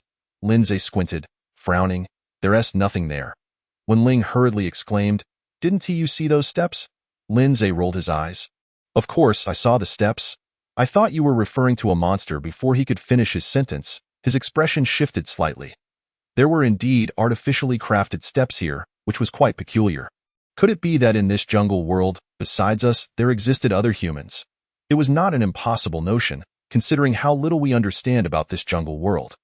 Pausing momentarily, Wen Ling added, "However, what surprises me is that when I entered previously, this passageway had no steps at all. It was entirely flat." She was quite certain of this, having entered the cavern multiple times to observe the growth of the Jinlei fruit tree and to see when it would bear new fruit. Lin Zhe's expression grew serious. "Are you suggesting that these steps were recently carved by someone?" Wen Ling nodded, stating, "I visited here the day before the extreme night mode appeared, and there were no steps then. This must have occurred within the last 2 to 3 days." Lin Zhe turned to De Hong. "Go investigate the situation ahead. If there's danger, return immediately and do not take unnecessary risks." "Understood, master." De Hong promptly transformed into a streak of fiery red and dashed into the depths of the cavern. The reason he chose Da Hong for the reconnaissance was due to her speed surpassing that of Shao Qing and the Queen Bee, along with her agility that if danger arose, she had the highest chance of escaping. When Ling anxiously asked, "Will Da Hong be all right?" Among Lin Zai's pets, she was particularly fond of Da Hong. The little squirrel was simply too adorable. Lin Zai glanced at Wen Ling beside him and blurted out, "How many days has it been since you last bathed?" Wen Ling's concerned expression froze on her face, her cheeks flushing with embarrassment. This insufferable man, was he implying that she smelled bad? Furiously, Wen Ling retorted, "Do you think everyone has access to a water source like you do near the shelter?" "That may be true," Lin Zai chuckled. "I'll bring you a bucket of water tonight. Make sure to wash yourself properly." Wen Ling's irritation dissipated immediately as she eagerly replied, "Thank you. I'll owe you some resources for now and repay you once I upgrade to silver." Lin Zai generously responded, "No need. You don't have to pay me back." Wen Ling looked at him in astonishment. Lin Zai earnestly added, "It's my bathing water as well. I wouldn't sell it. If you don't want it, I'll just throw it away." Hearing this, Wen Ling was left utterly speechless. "I truly appreciate your kindness." Lin Zai waved his hand dismissively. "No need to be so formal. Just remember to return the bucket after you're done." Wen Ling. Not before long, a fiery red figure emerged from the depths of the passageway. "Master!" Da Hong exclaimed, gesturing excitedly as she reported, "I discovered an underground space within. Not only is there a Jinlei fruit tree, but there are also numerous monsters present." Lin Zai immediately queried, "What levels are those monsters?" Da Hong replied, "Most are between bronze level 7 and 9, with only a few reaching silver level. Additionally, I observed something very peculiar. Those monsters are gathered in the underground space, completely motionless, as if they have turned into statues. I even attacked them with fireballs. Yet they did not react at all." After hearing Da Hong's account, Lin Zai fell into a contemplative silence, unable to comprehend the peculiar situation. Meanwhile, Wen Ling instinctively stepped back a few paces, asking, "Did Da Hong say there are monsters inside?" The communication from pets is conveyed through mental consciousness to the pet summoner, so she could not hear what Da Hong had said. She merely caught the word monsters from Lin Zai's mouth. Lin Zai pondered for a moment and said, "Indeed, there are monsters, but the situation is rather peculiar. I intend to venture inside and take a look." Before Wen Ling could interject, Lin Zai stepped forward towards the depths of the passage. Wen Ling hurriedly followed suit. Soon, the group traversed the passage and entered a vast underground chamber, measuring at least 300 to 400 meters in diameter. The space was illuminated by countless glowing stones. While it did not shine as brightly as day, visibility was easily sufficient. At the center of the underground space stood a majestic tree radiating a faint purple light, known as the Golden Thunder Fruit Tree. Surrounding the tree were hundreds of monsters of varying sizes, all serpentine in nature. Just as Da Hong had described, these creatures were completely motionless, resembling sculptures. "What is happening?" Wen Ling exclaimed, her eyes wide with astonishment. "Why are those monsters not moving at all?" Lin Zai shook his head in uncertainty. "I do not know." Wen Ling lowered her voice, expressing her apprehension. "I have a bad feeling about this. Perhaps we should abandon our quest for the Golden Thunder Fruit. After all, it may yield no results. We can return once the fruit is ripened." Lin Zai reassured her, "No need for concern. These monsters pose no threat to me. You stay here and do not move. I shall proceed alone." With that, he led a group of pets towards the Golden Thunder Fruit Tree. Chapter 69. The Awakening of the Serpent Monsters. Realizing that visibility was good in the underground space, Lin Zai stowed away his flashlight and retrieved his iron sword from his backpack. Upon approaching one of the monsters, he attempted to strike it with his sword. This particular creature was a 3-meter-long silver ring snake. Its head raised high, its tongue flickering in the air. Lin Zai noticed its level. Bronze level 7. However, with a resounding clang, his iron sword was instantly deflected, sparks flying from the point of contact. Just as Da Hong had mentioned, his attack failed to inflict any harm upon them. Were it not for the monster information display, they would have appeared to be mere statues. As Lin Zai contemplated the situation, an information prompt suddenly appeared before his eyes. Monsters in special scenes cannot be attacked. Staring at this notification, Lin Zai's expression momentarily faltered. Then, as a thought occurred to him, a hint of intrigue spread across his face. He proceeded to attack other monsters, receiving the same message. Quickly, he brought a few pets to the center of the underground space, drew out a pickaxe from his backpack, and began to excavate the towering golden thunder fruit tree. To his surprise, nothing adverse occurred. The pickaxe penetrated the soil with ease.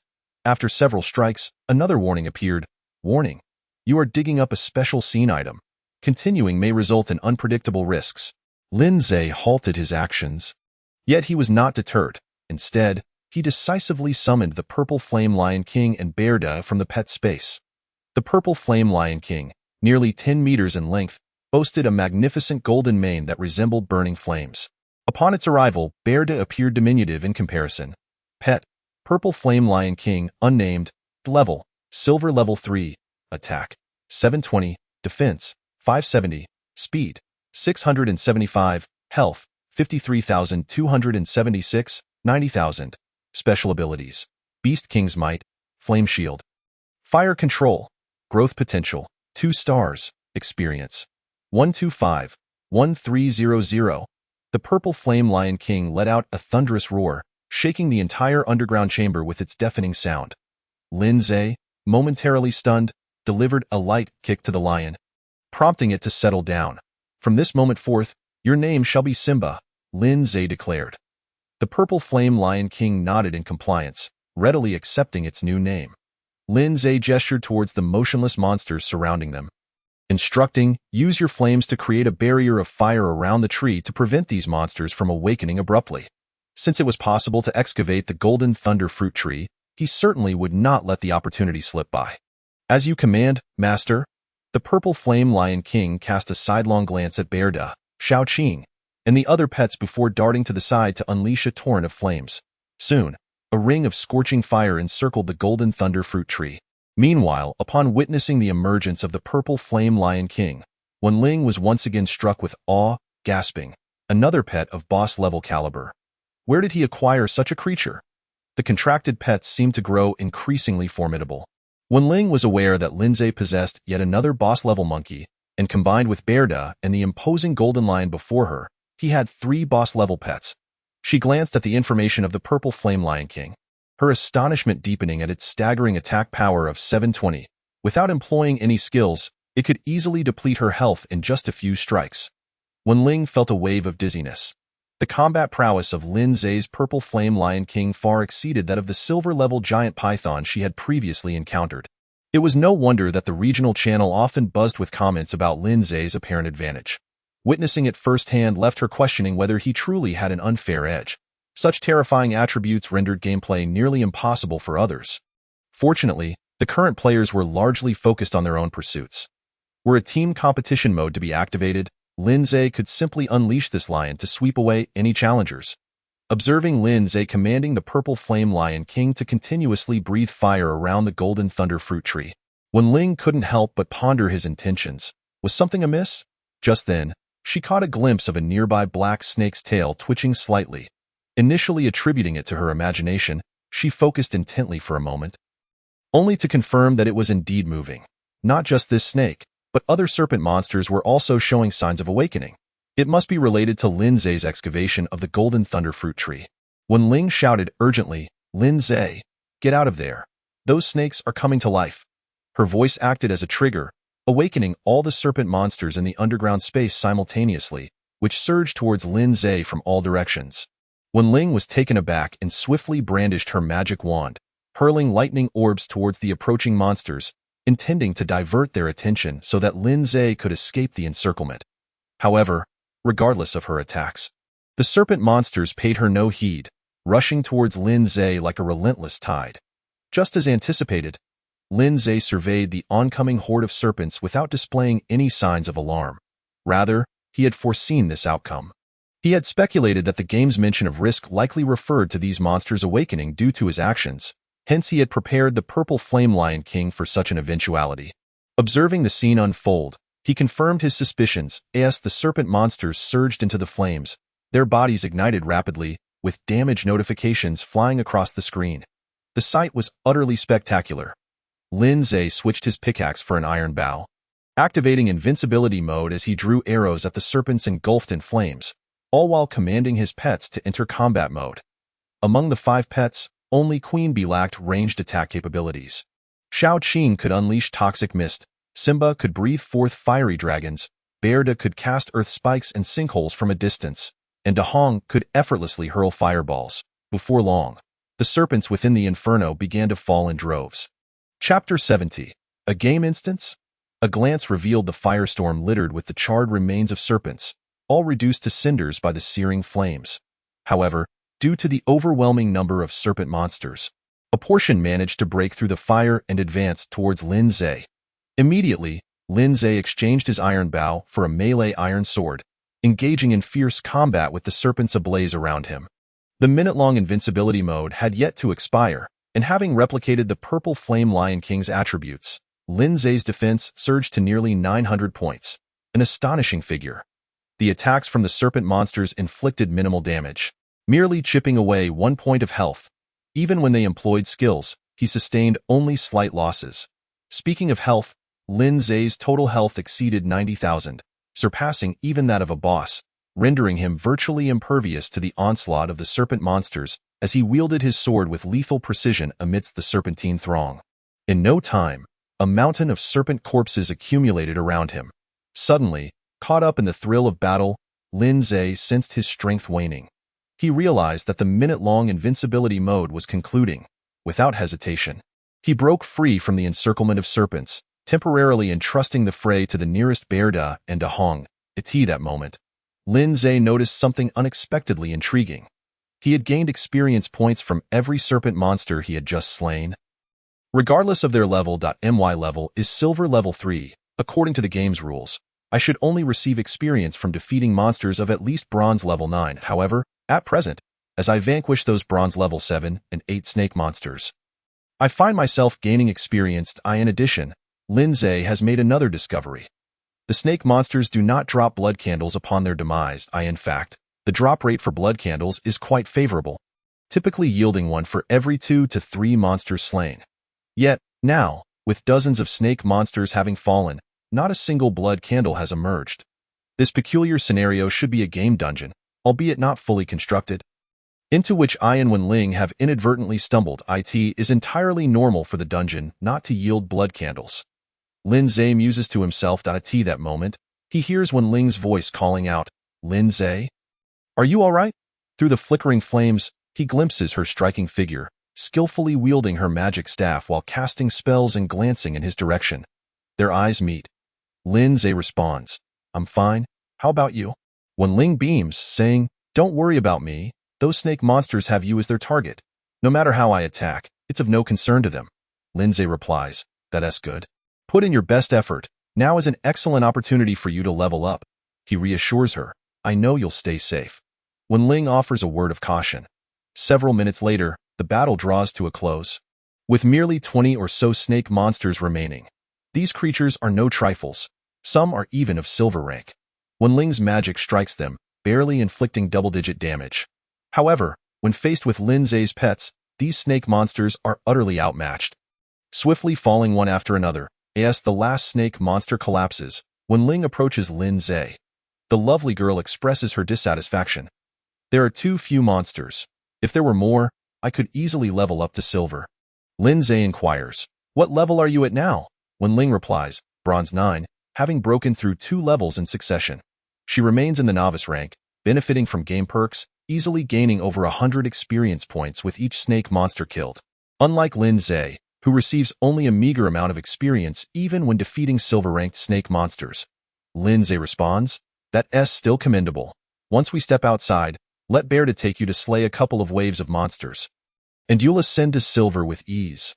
Wenling's smile radiates. "Following you to level up is indeed swift. I've been in this jungle world for days, yet have never experienced such exhilaration." She recalls the previous warrior player, whose combat prowess was commendable, but when faced with over 100 high-level monsters, he suffered no harm. A stark contrast to Lin Zhe. In that moment, she even contemplates the idea of sticking with Lin Zhe. Lin Zhe remarks, "A fair exchange. Your rapid leveling means our transaction can conclude sooner." Upon hearing this, Wenling's smile falters momentarily. She changes the subject, asking, "Do you know what's going on? Why did all the snake monsters revive after you dug up the gold thunderfruit tree?" Lin Zhe explains, "I suspect this is a game dungeon." Dungeon? Wenling displays her surprise. Lin Zhe nods, "Initially." When I attacked those snake monsters, I received a prompt indicating that I was in a special scenario. And then there's that gold thunderfruit tree. He shares the information he has gathered. When Ling states, if this is indeed a dungeon, shouldn't we have cleared it? Why haven't we received any rewards? Having played many games back on Earth, she understands the mechanics of dungeons. Lindsay responds, this dungeon likely isn't fully constructed yet, and we stumbled in prematurely. Upon hearing this, when Ling recalls the sudden steps that appeared in the passage, she chuckles. This game is rather negligent, allowing players access to an incomplete dungeon. Lindsay suggests, perhaps the game intends to provide players with an opportunity to treasure hunt. The treasures are those few gold thunderfruits, which you prematurely harvested. When Ling queries, now that you've dug up the gold thunderfruit tree and eliminated these snake monsters, does this dungeon cease to exist? Lindsay shakes his head. I'm unsure. We can return in a couple of days to check. For now, let us first decompose the snake corpses on the ground. As soon as he finishes speaking, the multitude of snake corpses begins to dissolve into nothingness. Moments later, a plethora of snake monster apparitions materialize in the underground space, their numbers having multiplied several times over. Lindsay, behind you. Hearing when Ling's alarm, Lindsay swiftly turns, only to see the gold thunderfruit tree he had just uprooted reappear. However, much like the snake monsters, the tree is also an apparition. Lindsay chuckles. It seems the dungeon does not disappear. When Ling promptly suggests, how about we return tomorrow and grind through this semi-completed dungeon a few more times? Though there are no rewards, the experience from slaying monsters is substantial, and you could harvest another gold thunderfruit tree. Lindsay feels tempted. One must seize opportunities in the game. Let us reassess tomorrow. For now, we should head out. He then stores the purple flame Lion King and Bearda back into the pet space, leading Wen Ling and the three small ones outside the cave. Almost simultaneously, a golden light descends from the heavens, plunging into the pitch-black underground cavern. Soon after, the cave entrance is enveloped by a barrier. Lindsay remarks with a smile. It appears the game does not wish for us to exploit its resources. When Ling expresses her disappointment, what a shame, Lindsay retorts. There's no need to lament. Once the dungeon is fully formed, we may reap even greater benefits, perhaps even treasure chest rewards. Upon hearing this, when Ling's disappointment dissipates, replaced by anticipation. Are you heading back now? She gazes at Lindsay, her eyes sparkling in the firelight. Chapter 71. Wen Ling. Is there another woman? Lindsay nods. The time is approximately 6 or 7 in the evening. He still needs to visit the valley to collect the Persian monkeys and the iron ore they mined. Additionally, he intends to check by the pond. The water he has listed on the trading channel is nearly sold out, so he needs to replenish his stock. Previously, while browsing the trading channel, he noticed other players, like himself, selling water resources in bulk. This indicates that others have also found a water source. Naturally, this is not surprising. After such a long time, it is quite normal for players to discover water sources. He does not mind the competition for business. After all, he cannot monopolize all the good fortune. Seeing Lindsay nod, Wen Ling feels an inexplicable sense of reluctance. Primarily, leveling up alongside Lindsay has been extraordinarily swift in less than an hour. She has risen 2 levels, and should Lindsay guide her through another wave, she could immediately ascend to silver. Observing her expression, Lindsay teasingly asks, what are you planning to treat me to dinner before I leave? Wen Ling laughs, I may not have as many food resources as you, but if you don't mind, I'd be delighted to prepare a meal for you. Lindsay replies, perhaps next time. That's fine. Wen Ling retrieves the relocation blueprint for the shelter from her backpack and hands it to Lindsay. Here's the blueprint you requested. Lindsay glances at the blueprint information, a look of joy spreading across his face. This blueprint allows for both targeted and random relocation of the shelter. If all goes as planned, Yu Shuang can move in tonight. Wen Ling inquires, you seem quite interested in this blueprint. Are you planning to relocate the shelter elsewhere? She speculates that Lindsay intends to move the shelter closer to the iron mine, making extraction more convenient. Lindsay, while stowing the blueprint into his backpack, states, I don't plan on relocating the shelter just yet. This blueprint is intended for a friend of mine. A friend? Male or female? Wen Ling asks in astonishment. Realizing her slip, she feels embarrassed. Lindsay does not conceal the truth, saying, female, she's a business partner. Wen Ling recalls the information she has received and asks, is it that Yu Shuang? I've heard your relationship is quite close, with all the iron ore you've extracted going to her. This is no secret.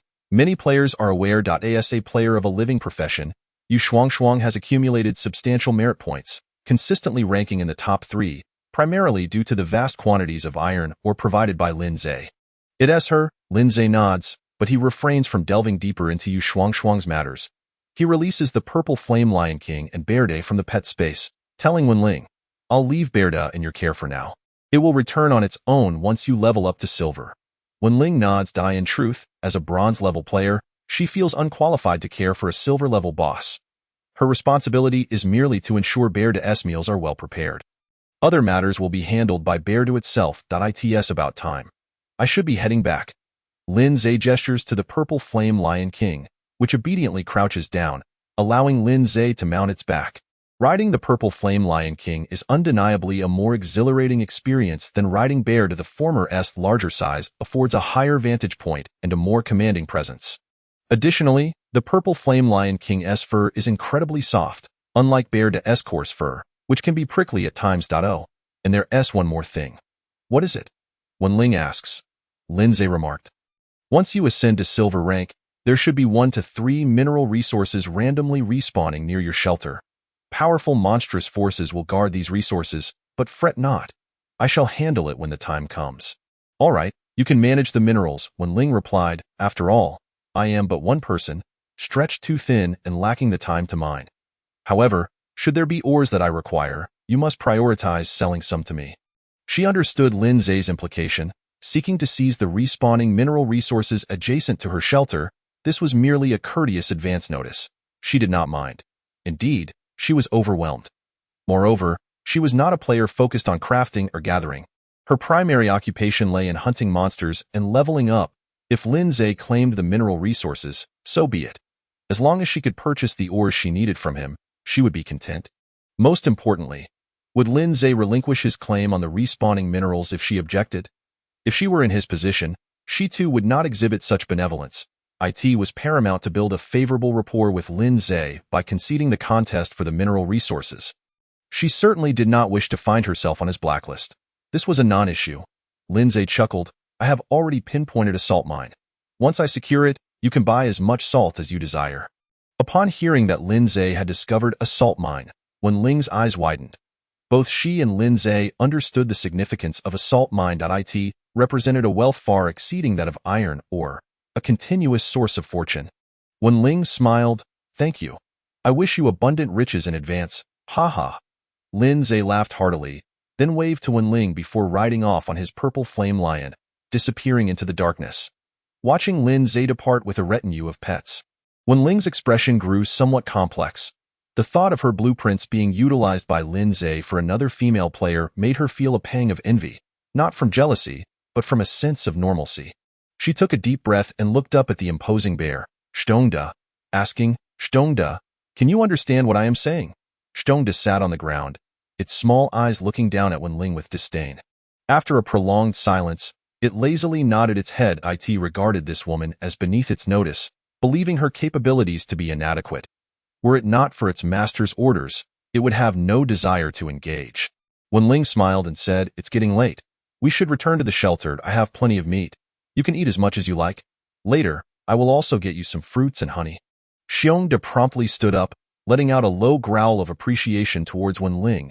As they journeyed back, Wenling lavished praise upon the bear, delighting it immensely. Ultimately, she even managed to ride on its back. If Lin Zhe were to witness such a scene, he might very well kick Xiongda for being so easily swayed by mere flattery. Meanwhile, after resolving matters concerning the valley and pond, Lin Zhe returned to the shelter. Upon his arrival, he contacted Yu Shuangshuang and sent over the blueprints. Chapter 72. Yu Shuangshuang arrives in the Friends chat channel. Lin Zhe conveyed, I have sent you the blueprints. Please give it a try, and if it doesn't work, we shall devise another plan. Yu Shuangshuang replied, Understood, boss, I will give it a shot. After a few minutes, Lin Zhe suddenly received a notification. Player Yu Shuangshuang is using the shelter relocation blueprint. Relocating to a location near your shelter. Please prepare accordingly. Upon seeing this notification, Lin Zhe's expression changed. Prepare? What was he meant to prepare for? He realized this was the game's way of alerting him. He gleaned much from it. Yu Shuangshuang had succeeded. Furthermore, the targeted player's shelter could be relocated without interference from others. If a friendly player was relocating, that was one matter. However, if it were an enemy. In an instant, Lin Zhe's mind raced with possibilities. Should conflicts arise between players in the future, they could utilize the shelter relocation blueprints to directly move and confront each other. The war between player factions could similarly be executed this way. Moreover, aside from warfare, players could leverage such blueprints to congregate their shelters, forming a united offline player faction. Lin Zhe thought of Yin Haoyang's elite tribunal. This alliance boasted a substantial player count of over 1,000. If they possessed a sufficient number of relocation blueprints, these players could unite rather than struggle alone, facilitating collective growth. He had previously pondered how players could organize offline. Little did he know the solution lay in these blueprints. He was uncertain whether such relocation blueprints could only be obtained by destroying other shelters. If that were the case, establishing an offline power base would not be an easy feat for players.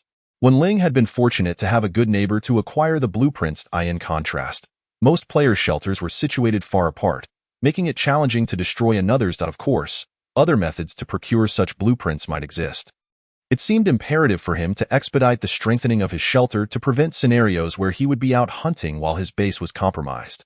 For instance, if over 1,000 players from the elite tribunal were to relocate while he was away hunting, combining their strength to assault his shelter, not to mention whether his shelter could withstand such an attack, it would certainly present a considerable nuisance.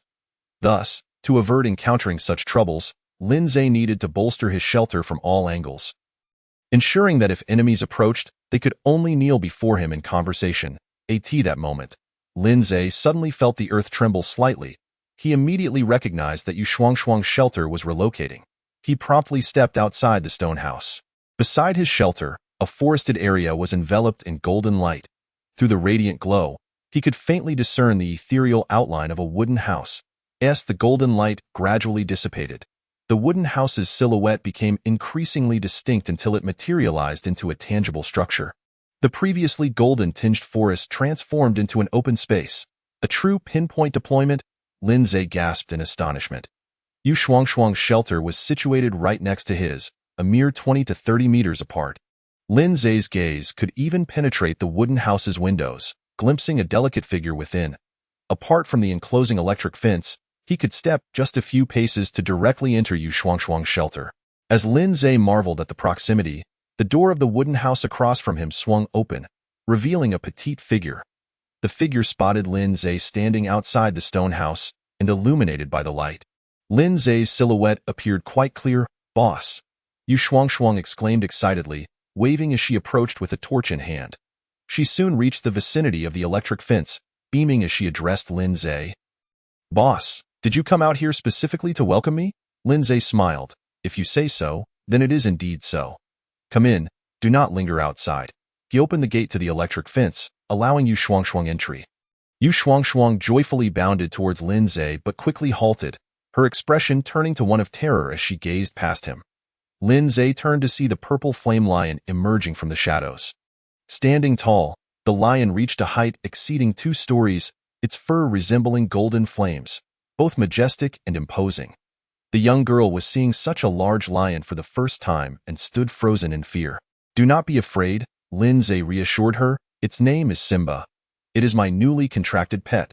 He gestured to the darkness once more, and little Qing, a serpent with a body spanning over 10 meters, slithered into view before Yu Shuangshuang. Lin Zhe continued, "This is little Qing. You have seen it before." Following that, Da Hong, the bee queen, and the Persian monkey emerged from the stone house. Lin Zhe introduced each of them. "I also have a pet named Xiongda, but it has some matters to tend to. You will meet it tomorrow." Yu Shuangshuang was awestruck by Lin Zhe's collection of pets. She was aware that Lin Zhe could contract more than one pet, but had not anticipated the sheer number, 6 in total, each with formidable attributes. The golden lion named Simba had an attack power of 720 and a health pool of a staggering 90,000. Is the boss cheating in such an outrageous manner? After a considerable time, Yu Shuangshuang's excitement settled. With a timid glance at little Qing, she cautiously approached Lin Zhe. Lin Zhe chuckled. "What is there to fear? It won't eat you." As he spoke, his gaze appraised Yu Shuangshuang. The young girl was remarkably beautiful, clad in a casual t-shirt and denim shorts, her slender legs on display. Her figure was commendable, proportioned where it mattered, exuding both sensuality and youthful vitality. She was, however, somewhat short, appearing to stand around 1.5 meters tall, a quintessential southern petite, in contrast. When Ling exuded a goddess-like aura, Yu Shuangshuang hesitated, her voice trembling as she confessed, "Boss, you have no idea. I am most afraid of snakes." Lin Zhe replied, "With more time spent together, you will grow accustomed to it. Come, let us go inside and talk." He turned and walked toward the stone house, with Yu Shuangshuang hastily jogging to keep up. As if fearing that Xiaoqing would swallow her whole from behind, she hurriedly grasped Lin Zhe's arm, resembling a startled little girl. Chapter 73. Exaggerated. It's not as grand as you say. Once they entered the room, Yu Shuangshuang finally let out a sigh of relief, patting her bulging chest. Lin Zhe pretended not to notice the lively little rabbit and spoke to Yu Shuangshuang. "Haven't you eaten yet? Sit down for a moment, and I'll prepare something to eat." Yu Shuangshuang responded with a couple of affirmations, her eyes scanning Lin Zhe's room before she exclaimed in astonishment, "Boss, you've acquired so much furniture and appliances." To her surprise, there was even a mattress. Yu Shuangshuang excitedly rushed over and reached out to touch it. Lin Zhe's refuge was indeed well furnished, boasting an array of items including a mattress, a water dispenser, a portable barbecue grill, a refrigerator, a water purifier, a generator, and even a fully automatic toilet paper manufacturing machine. Additionally, his backpack contained a blueprint for an air conditioner. Given the current pleasant temperature, he had not yet needed the air conditioner. If this were on Earth, such furniture and appliances would be commonplace. However, in this jungle world, it could truly be considered the dwelling of a wealthy family. Yu Shuangshuang sighed with envy, "Compared to you, my refuge could easily be described as destitute." Lin Zhe chuckled, "I was able to obtain these items largely due to your efforts." Saying this, he picked up a wooden cup from the table and filled it with warm water from the water dispenser before handing it to Yu Shuangshuang. Ever since he acquired the generator, the water dispenser had been functioning properly. Nonetheless, as it was merely a simple hand-crank generator with limited output, Lin Zhe seldom used it to heat water. Most of the electricity generated was allocated to the power grid, with a small portion going to the toilet paper manufacturing machine. With the advent of electric lights, conserving electricity had become even more imperative. "Thank you, boss," Yu Shuangshuang said with a playful smile as she accepted the cup. After taking a sip, she turned her gaze toward the generator in the corner of the room, where two worker bees were diligently turning the crank. "How adorable! They even know how to generate electricity." "Boss, are these two bees your pets?" "Not quite," Lin Zhe replied. "They are worker bees birthed by the queen, so they aren't technically my pets, as there's no contract. However, they do work for me. I currently have over 60 worker bees. They take turns generating power and spend the rest of their time patrolling the refuge." The little girl's eyes sparkled with admiration as she looked at Lin Zhe. "Boss, you're truly amazing." "All right, no need to flatter me," Lin Zhe said as he retrieved a crucian carp from his backpack along with some potatoes, tomatoes, cucumbers, and other vegetables, adding, "Wash these, and we'll have sauerkraut fish hot pot for dinner." Yu Shuangshuang gasped in surprise. "Boss, you have sauerkraut here?" Lin Zhe laughed. "I don't have that. I opened a treasure chest today and obtained a portion of sauerkraut fish. Since there are two of us, I am preparing a bit more food to ensure there's enough. Then I'm in for a treat today." Yu Shuangshuang beamed, her eyes crescent-shaped with joy. The saying goes, "Teamwork makes the dream work." With Yu Shuangshuang's assistance, Lin Zhe worked much faster on the ingredients. Before long, all the vegetables were sliced, and the crucian carp was cleaned and plated. Lin Zhe then took out the portable hot pot from his backpack and poured the sauerkraut fish from the treasure chest into the pot. Once the power was connected, the water boiled in no time, releasing an enticing aroma of delicious food. "How fragrant!" The little girl nearly drooled, her bright eyes fixated on the sauerkraut fish in the pot. Unblinking, the sauerkraut fish provided by the game was already a high-quality dish, exceptionally delicious. Coupled with the special table and chairs that enhanced the food's flavor, the richness of the aroma and taste was elevated even further. Lin Zhe handed her a set of chopsticks, saying, "If it's delicious, don't hesitate to eat more. There's no need for formality here." Yu Shuangshuang giggled. "I know. I want to be polite with the boss." Thus, the two began to feast heartily. Before long, they had devoured all the exquisite fish meat in the pot. Lin Zhe added the cleaned crucian carp and vegetables to the mix. Once everything was cooked, they embarked on round two. The meal lasted over an hour, and both were thoroughly satisfied.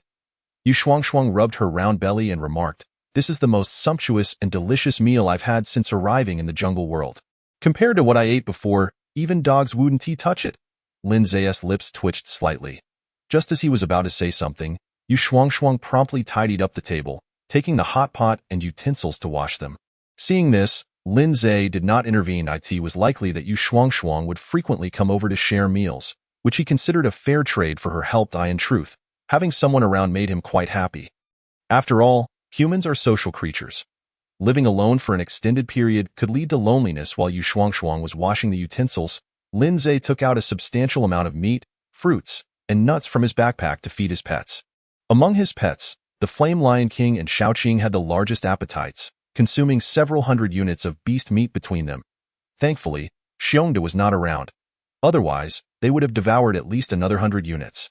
After feeding the pets, Lin Zai returned to the room, where Yu Shuangshuang was organizing the neatly packaged tissue produced by the toilet paper manufacturing machine, arranging them in a corner of the room. Lin Zai casually inquired, "Shuangshuang, how old are you?" Upon hearing this, Yu Shuangshuang chuckled, "Boss, are you asking about my measurements or my age? If it's about measurements, I'm about a D if it's age. Ive just turned 18 this year." Lin Zai regarded her with an appreciative glance. "Exaggerated, it's not as grand as you say." "Not at all." Yu Shuangshuang quickly defended herself, "I always buy this size for my underwear. If you don't believe me, I can show you." As she spoke, she prepared to lift her t-shirt. Lin Zai made no move to stop her, smiling as he watched. However, Yu Shuangshuang's actions quickly froze, her cheeks flushing as she shot Lin Zai a glance. Lin Zai then asked, "How much flax did you collect today?" Yu Shuangshuang replied, "Approximately 26,000 units. Most of the iron nails crafted today were used to procure flax." Lin Zai nodded, "I still have about 7,000 iron ore. You can take it all later." During the midday, Lin Zai had given Yu Shuangshuang a batch of iron ore, totaling nearly 12,000 units when combined with what he had. This batch of iron ore was the fruit of a day's hard work for him and the Persian monkey, although the latter had contributed the majority. Afterward, the two completed a transaction, with Lin Zai acquiring 26,000 units of flax. "Join me on the trading channel to procure bamboo and vines. Gather as much as you can." "Understood, boss." Yu Shuangshuang nodded. Immediately, the two began their shopping spree. Chapter 74. Upon closer inspection, the boss is quite handsome. After nearly an hour, Lin Zai and Yu Shuangshuang had purchased over 50,000 bamboo shoots and more than 30,000 vines on the trading channel, consuming a total of 11,000 units of meat. A few days prior, it would have been difficult to procure such quantities of bamboo and vines even with double the amount of meat. As players were primarily focused on upgrading their grass huts, the demand for bamboo and vines was exceedingly high at that time. Now, however, nearly all players were upgrading to wooden houses, which primarily consumed wood, iron nails, and refined iron. The remaining bamboo and vines had essentially ceased to be available, resulting in a significant drop in prices. Yu Shuangshuang remarked, "Boss, we basically bought out all the bamboo and vines on the trading channel.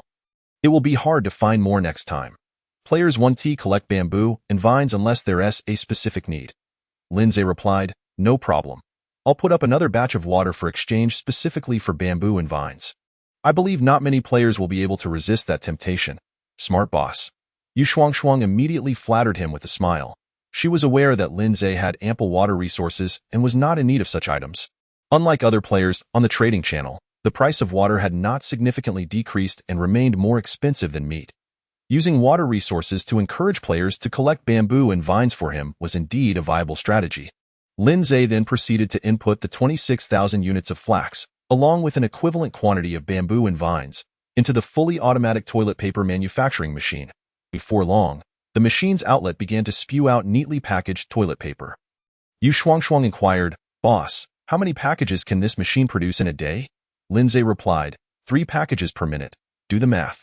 Yu Shuangshuang tilted her head in thought and responded, "If the machine runs continuously, it can produce 4,320 packages a day." "Good job on the math." Lin Zai chuckled, ruffling Yu Shuangshuang's hair. Yu Shuangshuang pouted, "Boss, where do you see me as small? I have the stature of AD." Lin Zai did not engage with her banter and continued, "After this material input, we just need to wait for the goods to arrive over the next few days. Come by tomorrow morning. Remove the produced sanitary tissues and place them on the trading channel." Yu Shuangshuang exclaimed in surprise. Boss, are you asking me to sell them? No, what I mean is, are you instructing me to sell these tissues? Lin Zhe shot her a sidelong glance. Do you really expect me, the boss, to handle such trivial matters personally? Yu Shuangshuang chuckled and replied, I just thought this could be another opportunity to enhance your reputation. Lin Zhe responded, my notoriety is already sufficiently established. That is indeed true. Yu Shuangshuang nodded in agreement. Lin Zhe's announcement had been pinned at the top of the regional chat channel for an entire day before being recently removed. Every player in this region was well acquainted with Lin Zhe. He certainly did not need to bolster his fame further. Additionally, having her sell the sanitary tissues would facilitate future acquisitions of linen, especially since the elite tribunal would not pose any obstacles. Yu Shuangshuang remarked, knowing I possess sanitary tissues, Yin Haoyang's attitude towards me will surely improve, and it may even elevate my standing within the elite tribunal. Lin Zhe stated, that is indeed a positive development. You can seize this opportunity to gain further benefits. If Yin Haoyang is willing to provide blueprints, you could sell him a portion of the tissues. Understood. Yu Shuangshuang nodded and inquired, Boss, what materials do you intend to trade for the sanitary tissues on the trading channel? Lin Zhe replied, primarily stone and cement. It would be ideal if someone is willing to trade blueprints. All right, I comprehend. Yu Shuangshuang nodded again. After chatting for a while longer, Lin Zhe retrieved a large bucket of water from his backpack and said to Yu Shuangshuang, take this bucket of water with you. You can use it for bathing or drinking. Yu Shuangshuang feigned reluctance and said, Boss, are you really sending me away? Lin Zhe chuckled. If you wish to stay here, you are welcome to. Yu Shuangshuang blinked her large eyes at Lin Zhe. Lin Zhe asked, what kind of look is that? Yu Shuangshuang laughed and said, upon closer inspection, the boss is rather handsome. Lin Zhe waved his hand dismissively, go on. I will have Simba accompany you to guard your shelter. So you need not worry about monsters attacking. With Simba's formidable prowess, even golden tier monsters would think twice. However, Yu Shuangshuang did not leave. Instead, she gazed fixedly at Lin Zhe. Is what the boss said true? Of course it is, Lin Zhe assured her. With Simba around, your safety is absolutely guaranteed. If a truly powerful monster were to attack, you could always retreat here immediately. Yu Shuangshuang countered, I meant, is it true that I am welcome to stay here? Lin Zhe. Inside the room, the stove began to blaze. After the shelter upgraded to a stone house, the original mud stove underwent significant transformation, now constructed entirely from blue stone bricks, resembling a cooking platform. After adding firewood, Lin Zhe placed a large iron pot on top and filled it with water. Then he turned his attention to the petite girl sitting awkwardly by the bed, smiling as he said, weren't you quite bold just now? Why so subdued now? Yu Shuangshuang whispered, I wasn't. I just thought of going back to grab something. Lin Zhe replied, then go ahead. The water will take a while to boil. Then I'll head over first. Yu Shuangshuang hurriedly stood up and dashed out of the room. Lin Zhe shook his head, not giving it much thought, and instructed Simba to accompany Yu Shuangshuang for her safety. Once she left, Lin Zhe returned to his tasks. He stepped outside the stone house to harvest the recently matured potatoes, cucumbers, and tomatoes. Afterwards, he visited the fish pond, where over 300 female crucian carp had completed their breeding cycle. It was evident that the pond was now teeming with a dark mass of crucian carp fry, numbering around 16 to 17,000 in 30 hours. These fry would grow up, which meant it would happen the day after tomorrow. Lin Zhe also checked on the pig pen, noting that the number of wild boars had significantly increased. The newcomers were piglets just born from the sows. He would keep these wild boars for now, planning to deal with them when the next wave of calamity arrived. Lin Zhe was curious about what the next disaster might entail, if it aligned with his predictions of a food crisis. These wild boars could fetch a handsome price. Upon returning to the room, the water in the large iron pot had nearly boiled. Lin Zhe took out a bathing tub from his backpack, filling it with half hot water and half cold. Just as he finished undressing and was about to step in for a soak, there was a soft knock on the stone house door. Boss, I came to check if the water is boiling. Chapter 75. If pregnant, then give birth. Hearing the voice from outside the door, Lin Zhe paused for a moment. He glanced at himself, clad only in a pair of shorts, and quickly dressed. Opening the door, he found Yu Shuangshuang standing outside. The light illuminated her delicate cheeks, casting a beautiful glow. Her expression was noticeably tense, and upon seeing Lin Zhe in just shorts, her eyes widened in surprise. Lin Zhe chuckled. I thought you weren't coming. I was just about to bathe. I don't believe you. Yu Shuangshuang muttered softly, her face flushing as she furtively eyed Lin Zhe up and down, giggling. I didn't expect the boss to have such a good physique. With the enhancement of his profession, Lin Zhe's physical fitness had indeed transformed remarkably. The abs he previously lacked had now developed, and his skin appeared fairer. Overall, he looked quite spirited and could certainly be deemed handsome. Come in, Lin Zhe said, stepping aside with a smile. You're just in time to join me for a wash. Yu Shuangshuang hesitated for half a second before stepping into the room. Both were adults, and given their shared experience in this strange and perilous world, there was no reason to hold back on the warmth of companionship. Before relocating the shelter, Yu Shuangshuang had already mentally prepared herself. Although the speed of events had indeed accelerated slightly, as the door closed. Not long after, the room was filled with the sound of rustling, followed by the splash of water. Help me scrub my back. You heartless boss, still exploiting my labor at this time. Later, I'll help you wash. That sounds fair. Outside the shelter, darkness enveloped the entire jungle. The queen bee was diligently nurturing her offspring within the hive. A large red ball was sleeping in Shao Qing's embrace. The Persian monkey and the great sage nestled close together. Simba stood vigilantly outside Yu Shuangshuang's wooden house. Everything appeared tranquil. Through the window, one could see shadows moving within the stone house, accompanied by discordant sounds that intermittently echoed. This continued until around 2 or 3 in the morning when the lights in the room were finally extinguished. I seem to have forgotten something. What is it? I owe someone a bucket of bathing water. Time passed swiftly, and soon it was the next day. When Lin Zhe awoke, he found the battlefield from the previous night meticulously cleaned. Under the glow of the lights, a petite figure was preparing breakfast. Lin Zhe tossed aside his thin blanket. Revealing his well-toned physique, he asked, "What time is it?" As they were in extreme night mode. It remained pitch black outside.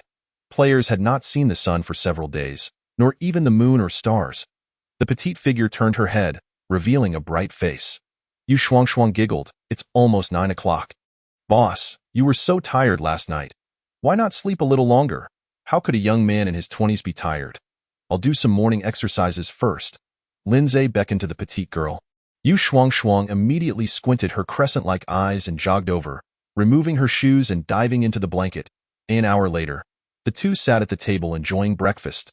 Lin Zhe's gaze fell upon the petite girl as he remarked, "Being a professional truly makes a difference. Recovery is so swift. That's only one aspect." Yu Shuangshuang responded seriously. Every person's physique is different. Some women experience excruciating pain during their first time, but I consider myself relatively mild. Just as she finished speaking, Yu Shuangshuang seemed to recall something and hurriedly asked, "Boss, what if I accidentally get pregnant?" The thought troubled her. Lin Zhe replied, "If you're pregnant, then give birth. You are a lifestyle profession player. There's no need to hunt outside, so you can stay home and raise the child." "That makes sense." Yu Shuangshuang nodded in agreement. Lin Zhe chuckled, "Hurry up and eat. It's not that easy to get pregnant. Otherwise, everyone would be imported products. This." Yu Shuangshuang feigned disgust and made a couple of sounds. After finishing their meal, Yu Shuangshuang went to tidy up the scattered sanitary tissues and said to Lin Zhe, "Boss, I'll craft a wooden box later so that the produced tissues won't be scattered all over the floor." "Sounds good," Lin Zhe nodded. He opened his backpack and took out a portion of the vegetables he harvested last night to put up on the trading channel. The more than 300 female crucian carp that could no longer breed were also caught and placed on the market. Players had been waiting for quite some time. The vegetables and crucian carp he listed were sold out in less than 10 seconds. Lin Zhe also accumulated a substantial amount of stone and dozens of units of cement. Stone resources could sometimes be found while exploring the wilderness, while cement could only be obtained from treasure chests, making it quite rare that I currently possess over 2,500 units of stone and 480 units of cement, yet I still fall short of the requirements to upgrade the stone house. To elevate the stone house to an intermediate level, it necessitates the consumption of 5,000 units of stone, 500 units of cement, along with 10 earth-type crystal cores and 3 fire-type crystal cores. Let us set aside the issue of the crystal cores for now. I only require 20 more units of cement to meet the upgrade criteria for the stone house. This is primarily due to the fact that, during a previous opening of a golden treasure chest, I acquired 500 units of cement in one go, consuming 100 units to upgrade the wooden house to a stone house, leaving me with 400 units. Were it not for the treasure chest, I would be considerably short on cement. Today, I will first resolve the matter of the crystal cores. The stone and cement can be traded using sanitary paper with other players. If fortune smiles upon me, I shall return this evening to elevate the stone house to the next level. Lin Zhe said to Yu Shuangshuang. Please pay close attention to the blueprints while at home. And if the opportunity arises, make the exchange.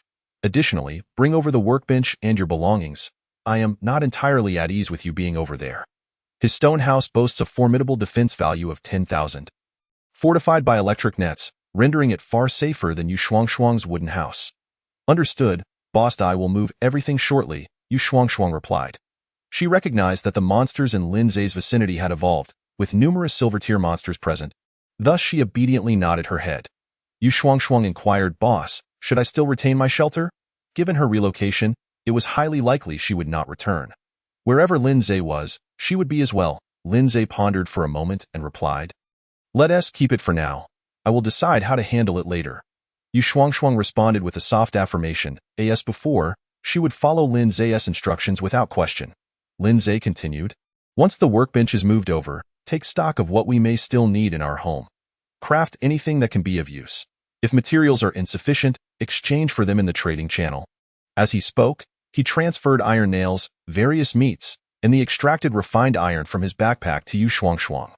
With this abundance of refined iron and quality refined iron, I can forge numerous high-grade items. Boss, our household will soon flourish, Yu Shuangshuang exclaimed, her large eyes squinting into delightful crescents. The man manages external affairs while the woman oversees domestic matters.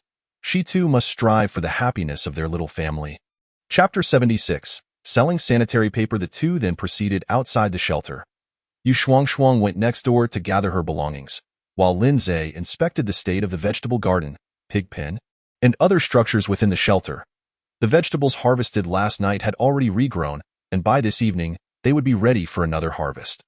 The number of wild boars in the pig pen had increased, and the cattle shed was no longer empty, housing dozens of wild bulls. Most of the extra wild boars and bulls were captured by the Persian monkeys, including Shaoqing, during their outing last night.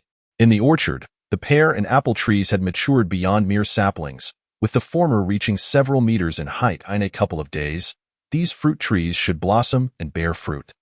It was at this moment that Lin Zhe suddenly recalled that he had forgotten to plant the golden thunder fruit tree seedling last night, along with neglecting to wash his bathing water. This confirmed the saying, when a man is without a woman, he wields his sword with ease. With a woman by his side, he forgets vital tasks. Lin Zhe promptly retrieved the seedling of the golden thunder fruit tree from his backpack and planted it in the orchard. Before long, Yu Shuangshuang had packed her belongings for the move. Lin Zhe stated, You can handle your own lunch. I will return only in the evening. Should anything arise, send me a message. All right, boss, Yu Shuangshuang obediently nodded. At that moment, she pulled out an iron sword from her backpack and handed it to Lin Zhe, saying, This is what I forged yesterday using several pieces of quality refined iron. It has reached silver tier, and it should be useful to you. Lin Zhe accepted it without hesitation. Item, Azure Steel Sword, Level, Silver, Attack, 70. Effect, Armor Piercing, ignores 100 points of defense. If the enemy's defense is below 100 points, damage is increased by 50%. Excellent, Lin Zhe exclaimed in surprise. This Azure Steel Sword significantly outclassed his previous iron sword, boasting an attack increase of a staggering 60 points. Lin Zhe inquired, Does upgrading your workbench to the highest tier enable the crafting of golden equipment? Yu Shuangshuang nodded, explaining, The highest tier workbench produces standard equipment at the silver tier. However, if advanced materials are utilized, there is indeed the possibility of crafting golden equipment. Lin Zhe asked, What is required for the upgrade? Yu Shuangshuang replied, It requires 5,000 iron ore, 1,000 refined iron, 100 quality refined iron, plus 30 gold-type crystal cores. Lin Zhe remarked, That is quite a tall order. Yu Shuangshuang added, Iron ore and refined iron can be gradually accumulated, but I have no idea where to obtain those gold-type crystal cores. Lin Zhe remembered that he had yet to inform Yu Shuangshuang about the crystal cores. The crystal cores drop from silver-tier monsters. I will handle that issue. Furthermore, I suspect that Yin Hao Yang is also just a few earth-type crystal cores away from upgrading his stone house. Upon hearing this, the little girl immediately understood her boss's intentions. With a playful smile, she said, Don't worry, boss. I will ensure to obtain the blueprints from Yin Hao Yang. Lin Zhe corrected her, You mean for us? Yes, The little girl nodded vigorously, her bright eyes filled with the image of Lin Zhe. All right, I'm off now. Lin Zhe leaped onto Simba's back, leading a throng of pets out of the shelter. It was only after Lin Zhe's figure completely vanished into the darkness that Yu Shuangshuang returned to the stone house.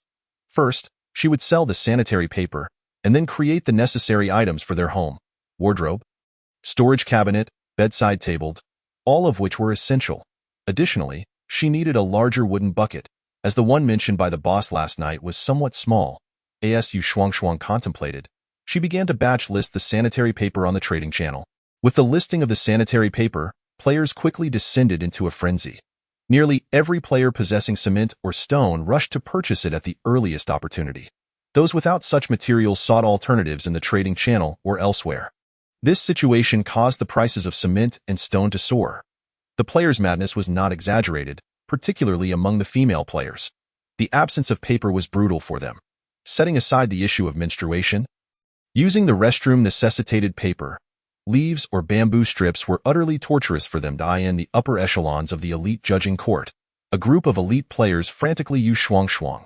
Even Li Yushi, who had previously clashed with Yu Shuangshuang, could no longer contain herself and sought the sanitary paper in her possession. I always wondered why Shuangshuang was acquiring flax. It turns out it was for making paper. Shuangshuang quietly planted a money tree, and in no time, she is bound to become wealthy.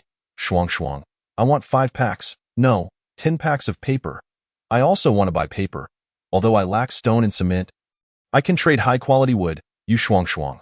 Before long, the league leader, Yin Haoyang, also stepped forward. Shuangshuang, you are an elder of our alliance. Please look after your own people. We don't need too much, just 10 packs for each of the few dozen accounts in our group. Upon seeing this message, Yu Shuangshuang decided not to remain silent any longer. Leader, I don't have much paper left, but I can distribute some to our brothers and sisters in the group, though a maximum of 5 packs each. Yin Haoyang replied, 5 packs each is fine. Just send them to me, and I will distribute them. Yu Shuangshuang added, I know the leader is preparing to upgrade the stone house. So the stone and cement in your possession must be insufficient. Let us trade for high-quality wood. Li Yushi interjected, Shuangshuang, since we are all in the same alliance, shouldn't we avoid charging each other? Yu Shuangshuang retorted, I heard you have a blueprint for a solar charging panel. Could you possibly gift it to me? Li Yushi fell silent. Yin Haoyang chimed in again, Shuangshuang is correct. While we are indeed one alliance, we cannot take advantage of our allies. Shuangshuang, how do you propose we trade? Yu Shuangshuang replied, high-quality wood is of little use. The leader can exchange 30 units of high-quality wood for 1 pack of paper. Yin Haoyang nearly choked in anger upon reading this message. High-quality wood was useless. That was merely because it had no immediate application. As players gradually developed their shelters, there would come a day when high-quality wood would be invaluable, potentially skyrocketing in price, rivaling even refined iron in quality. Refined iron.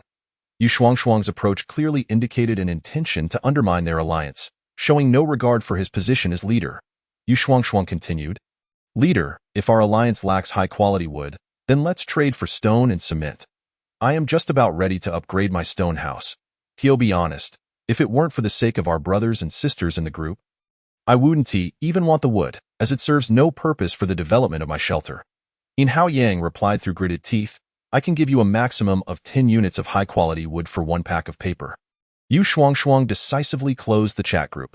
She intended to let Yin Haoyang stew for a while. 10 units of high-quality wood for a pack of paper, while acceptable, was not enough. She sought to gain more, if only to give her boss an advantage over the surname Yin. Chapter 77. Indeed, all men are the same. In this moment, Lin Zhe also received a message from Yu Shuangshuang, detailing the events that transpired in the alliance group. After recounting everything, Yu Shuangshuang continued, exchanging 30 units of high-grade timber for a pack of sanitary tissue is certainly something Yin Haoyang would never agree to, unless he has lost his senses. However, to consolidate people's loyalty, he might accept a price of 15 to 20 units. That would still be quite favorable.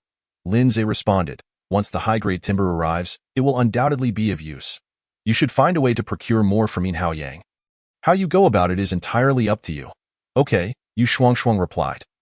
Once the tissue is sorted, I will bring up the matter of the crystal cores with him. Li Yushi has a blueprint for a solar charging panel, and I plan to seize this opportunity to acquire it as well. However, there is one issue. If I exploit them like this, they will surely suspect that I am in cahoots with the boss. After all, you are the only one in possession of information regarding the crystal cores. Lindsay pondered for a moment before replying, then let us postpone discussing this matter. Keep an eye on the level rankings. It won't be long before a player named Wenling ascends. At that point, you can say it was Wenling who informed you. Yu Shuangshuang queried, how does the boss know that Wenling will rise in the rankings? Lindsay was forthright, stating, Wenling's sanctuary is located just a few kilometers to our south. I have met with her before. The relocation blueprint was also obtained from her, and as part of our transaction, I had shown to assist her in leveling up. Yu Shuangshuang immediately understood. I didn't realize the boss had a female neighbor. Should I add her as a friend and bring her over? Lindsay replied, let us hold off on forming alliances for now. You can get to know her first. She has a dungeon nearby, and we will meet when it opens. A game dungeon?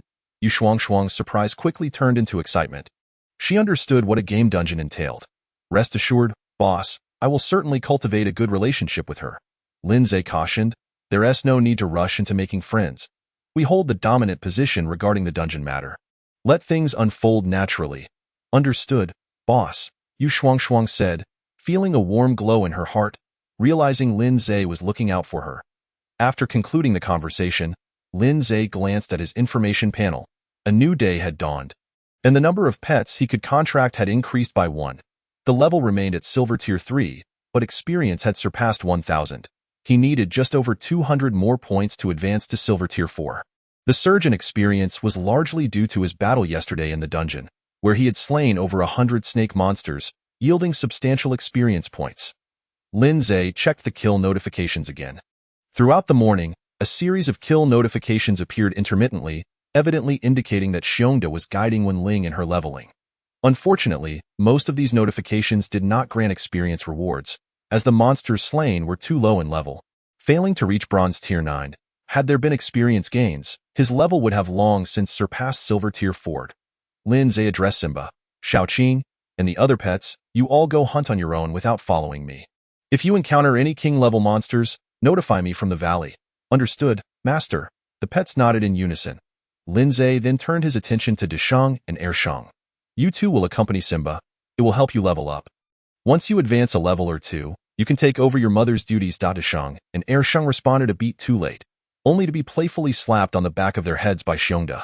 The two monkeys looked at Lindsay with a mix of grievance and innocence. Lindsay chuckled, ignoring them, and addressed the 3 little ones. Your levels have also risen to silver rank. You possess considerable strength. Whether to hunt alone or in a team is your decision. Understood, master, the trio acknowledged. Following behind the queen bee were 3 significantly larger bees, each over half a meter long. These were the military bees birthed by the queen the previous night, each having attained Bronze Tier 9. Their combat prowess far surpassed that of the worker bees, allowing the queen to assert herself on the battlefield. All right, off you go. Lindsay waved his hand, and the swarm of pets dispersed. He, along with Xiongda, proceeded to the valley. His task for the day remained the excavation of iron ore. For a prosperous life, mining work could not be neglected, especially as players were currently in urgent need of iron nails and refined iron. The more they mined, the greater their profits. As for leveling, he would leave that to the capable hands of his pets. With so many pets assisting him in hunting and gaining experience, his own level would inevitably rise swiftly. Before long, Lindsay and Xiongda arrived at the valley. After distributing iron picks, they commenced their day's labor. It was unexpected that after entering this jungle world, he had ultimately become a daily laborer. The only silver lining was that he had a wife now, and there was no longer a need to repay the loan. He wondered how his parents were faring. Were they saddened by the fact that their son had crossed into another world? As time passed, afternoon arrived, and Lindsay received a message from Wenling, informing him that she had successfully leveled up to silver rank.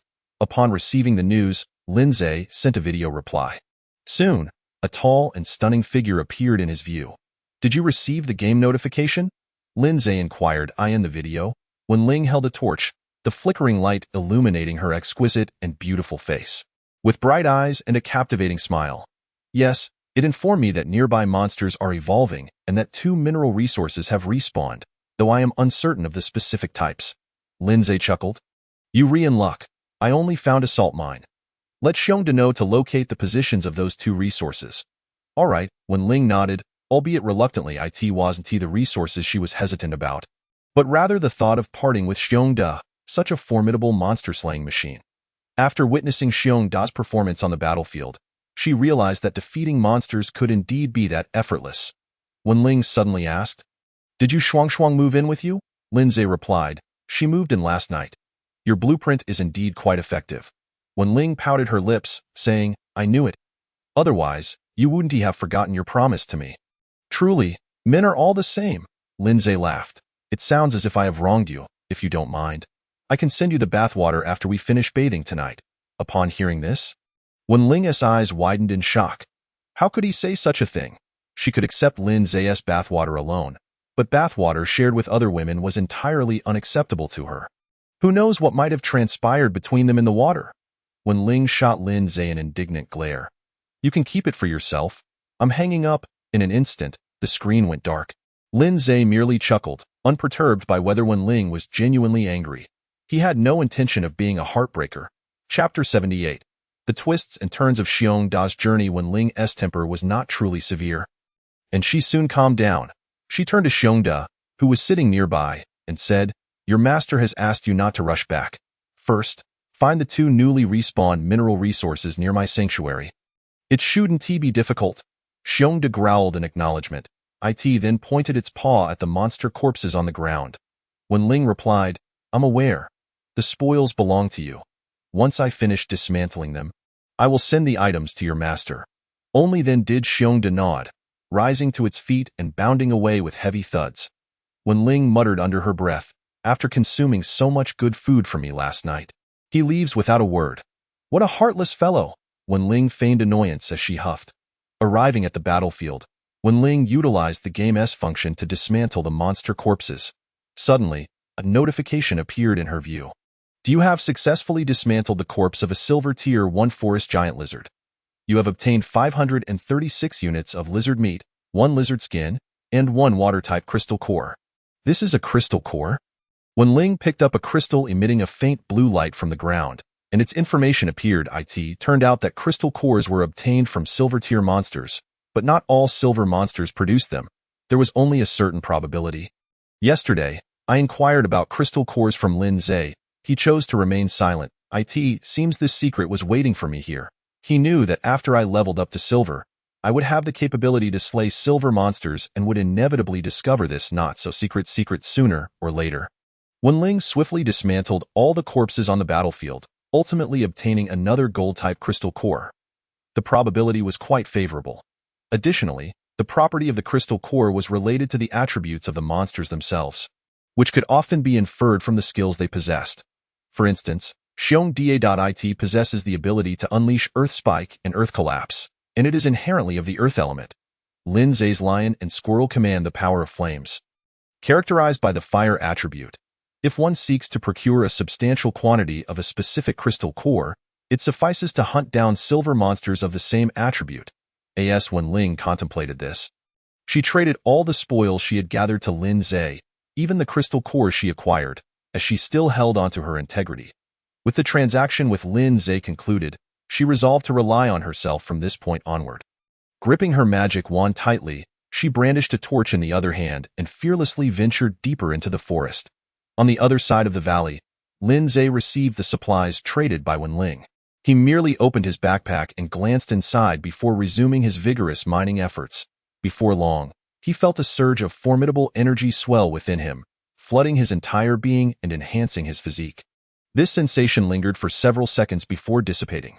He had leveled up. Lindsay accessed his information panel, allocating the newly acquired 20 attribute points entirely to his speed. Player: Lindsay. Level: Silver level 4. Class: Pet Summoner, can possess up to 7 pets.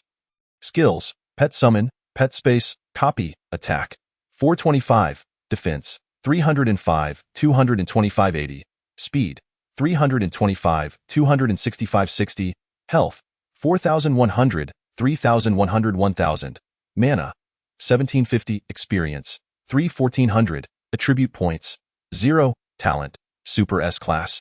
My base attack has reached 425 points. Should I equip the Qing Steel Sword bestowed by the little lowly, I would immediately approach 500. a figure that far surpasses that of the three small ones. Lin Zhe was elated. Beyond his attack, his other attributes were commendable as well. Now, even without activating invincibility mode, he would no longer be a hindrance to his pets. This was indeed a cause for celebration. Moments later, Lin Zhe set aside his joy, continuing to mine while inquiring of the diligently working Persian monkey nearby. Persian monkey, do you have any sisters or younger siblings? What? The Persian monkey turned its head, gazing at its master with confusion. Lin Zhe explained, soon, we will be acquiring several more mines. The great sage and the second sage alone will not suffice. The Persian monkey instantly grasped Lin Zhe's intention. His master was seeking additional monkey miners. Master, about 10 kilometers to the southeast lies Monkey Mountain, which is my home. My family is quite large, consisting of several hundred kin. Upon hearing this, Lin Zhe was somewhat taken aback. He had merely asked out of idle curiosity, not expecting to stumble upon such a fortuitous discovery. Lin Zhe inquired, what led you to leave Monkey Mountain and come here? The Persian monkey explained, my mate died while gathering food with the clan, and some within the tribe sought to forcefully claim my body. I, being pregnant, refused, and thus fled with my 2 children. I sustained injuries during my escape. I intended to recuperate in this valley, but unexpectedly encountered a pack of hyenas, worsening my condition. If it weren't for your rescue, I and my children would have perished. Lin Zhe had not anticipated that the Persian monkey had such a convoluted backstory. He smiled reassuringly, saying, do not be disheartened. I shall find you a strong male monkey in due course. The Persian monkey immediately brightened. Thank you, master. Lin Zhe then asked, what is the strength of your clan? Are there any king-level monkeys among them? The Persian monkey replied, our clan leader is at the king level, having reached silver level 6, while other clan members possess ordinary talents. With a dozen at silver level, I gained my king level status because I consumed a rare fruit while fleeing, which enabled the evolution of my bloodline. Lin Zhe's breath quickened. A fruit capable of aiding bloodline evolution was precisely what he sought. He eagerly asked, is there any more of that fruit? The Persian monkey shook its head. At that time, there was only one on the tree, which I consumed. Lin Zhe, however, was not disheartened and continued, do you recall the location of the fruit tree? The Persian monkey pondered briefly before responding. I know the general direction, but the exact location will require some searching. Upon hearing this, Lin Zhe lost interest in mining. He utilized his mental prowess to signal the purple flame Lion King, Simba, for a summon. Half an hour later, Simba arrived in the valley, accompanied by the great sage and the second sage. Lin Zhe observed the towering figures of the great sage and the second sage. Realizing it was time for them to undertake this sacred task, he handed each of them an iron pickaxe, instructing, you shall mine here. I will return to fetch you by nightfall. Squeak. The 2 monkeys nodded obediently under the stern gaze of their mother. The great sage wielded the oversized pickaxe while the second sage took Lin Zhe's iron pickaxe, both ill-fitting, prompting Lin Zhe to consider having Yu Shuangshuang forge new ones later. For now, they would have to suffice. Let us be off. We must locate that rare fruit tree. Lin Zhe mounted the back of the purple flame Lion King. At his invitation, the Persian monkey also climbed aboard. Soon, the purple flame Lion King surged forth from the valley at an impressive speed. Chapter 79. When luck arrives, it cannot be stopped. Under the cloak of night, the purple flame Lion King dashed swiftly through the jungle. Lin Zhe wielded a flashlight, not to guide Simba, but to illuminate his own path. Monsters differ from players. In extreme night mode, monsters are unaffected by visibility, while players find themselves in utter darkness. Even as a silver level 4 practitioner, Lin Zhe's vision remained obscured without illumination. He could distinctly sense that his eyesight had been enhanced. Yet the issue stemmed from the game's suppression of players. Lin Zhe was convinced that if he were to enter extreme heat or extreme cold modes, without special items, even the most powerful players could perish from the elements. To survive in this jungle world, leveling up was only one aspect. More importantly, adherence to the game's rules was paramount. Lin Zhe's eagerness to collect blueprints stemmed from his awareness that seemingly useless blueprints could prove invaluable at critical moments. Even life-saving as they sped along, the trio encountered numerous monsters, some familiar and others new, such as swarms of ant monsters and towering mantises reaching 2 to 3 meters in height. Lin Zhe paid them no mind. His foremost priority was to locate that rare fruit tree. After traversing several kilometers, Lin Zhe suddenly noticed that the nearby monsters had significantly lower levels, most being below bronze level 6. High-level bronze monsters were a rarity, and silver monsters were entirely absent. I am approximately 5 kilometers from the sanctuary. This indicates that the monsters within a 5-kilometer radius of my sanctuary have undergone evolution. Beyond that range, their levels return to normal. This information proved useful to Lin Zhe, as it delineated the hunting grounds. Venturing beyond this range to hunt low-level monsters would yield little more than some meat, rendering it futile. After proceeding another 2 to 3 kilometers, the Persian monkey suddenly exclaimed, "Simba, to the northeast?" The purple flame lion king complied, racing toward the northeast. Lin Zhe inquired, "Have we arrived?" The Persian monkey shook its head, "Master, I spotted a treasure chest just over 200 meters ahead." In no time, the purple flame lion king came to a halt. This time, no reminder was necessary from the Persian monkey, for it had also spotted the chest, inexplicably perched in the crook of a large tree. The purple flame lion king leaped gracefully, seizing the chest in its jaws before landing steadily. Watching Simba with the chest brought Lin Zhe an exhilarating sense akin to finding money while walking. This marked his first encounter with such a treasure chest. Previously discovered ones were always guarded by monsters. A treasure chest like this, without a guardian, felt like a stroke of serendipity. Since entering extreme night mode, numerous players had boasted in the chat channel about the treasure chests they found and their good fortune. Lin Zhe observed with envy, questioning whether his Super S-class talent had depleted his luck, as he had never encountered such a fortuitous event. Was it possible that the feng shui of my area was unfavorable, preventing the emergence of these unguarded treasure chests? Lin Zhe mused over this as he took the chest from the jaws of the purple flame lion king. Though its quality was modest, merely bronze level, Lin Zhe felt a surge of joy, for it was an unexpected boon. Upon opening the chest, a flurry of notifications appeared before him. "Congratulations, player, you have opened a bronze treasure chest. You have obtained 30 pieces of refined iron and 5 bottles of mineral water. You have acquired 6 steamed hairy crabs, complete with a dipping sauce packet. You have received a warehouse building blueprint." The bronze chest yielded rewards on par with those of a silver chest. This stroke of luck was indeed unstoppable. Lin Zhe's face radiated with delight. The warehouse blueprint was one of the essential building plans he urgently needed. His sanctuary's warehouse was still in its infancy, merely slowing the passage of time by 30%. He felt this was far from adequate, thus seeking more blueprints to enhance its level. This was a serendipitous windfall. Moreover, with 6 hairy crabs, he could indulge in a change of flavor come evening. Elated, Lin Zhe stowed the items in his backpack. "Let us continue on our journey. Persian monkey, your keen eyes should scan the surroundings for any additional treasure chests." "Yes, master." An hour later, Lin Zhe turned to the Persian monkey. "Are you certain that the exotic fruit tree is nearby?" The Persian monkey nodded with conviction. "Although I was fleeing at the time, I distinctly remember the location of the exotic fruit tree. I am eagerly awaiting its next harvest to feed my 2 little ones." "Then let us search more thoroughly," Lin Zhe replied. "If we cannot find it, it only means someone has arrived before us and taken the exotic fruit tree." "Master, I recall there is a large bird's nest near the exotic fruit tree." Minutes later, Lin Zhe spotted the bird's nest described by the Persian monkey, perched atop a towering tree. The nest contained fresh droppings, but the owner was absent, presumably out foraging for food. The trio searched the vicinity several times, yet the elusive exotic fruit tree remained hidden. Just then, the purple flame lion king abruptly halted and said to Lin Zhe, "Master, there is a pit here." Lin Zhe bent down to examine it. Indeed, he discovered a pit roughly 2 meters square. Upon closer inspection, he noticed the soil within was not particularly fresh and bore the marks of a pickaxe. It had clearly been excavated days prior. This was the work of a player.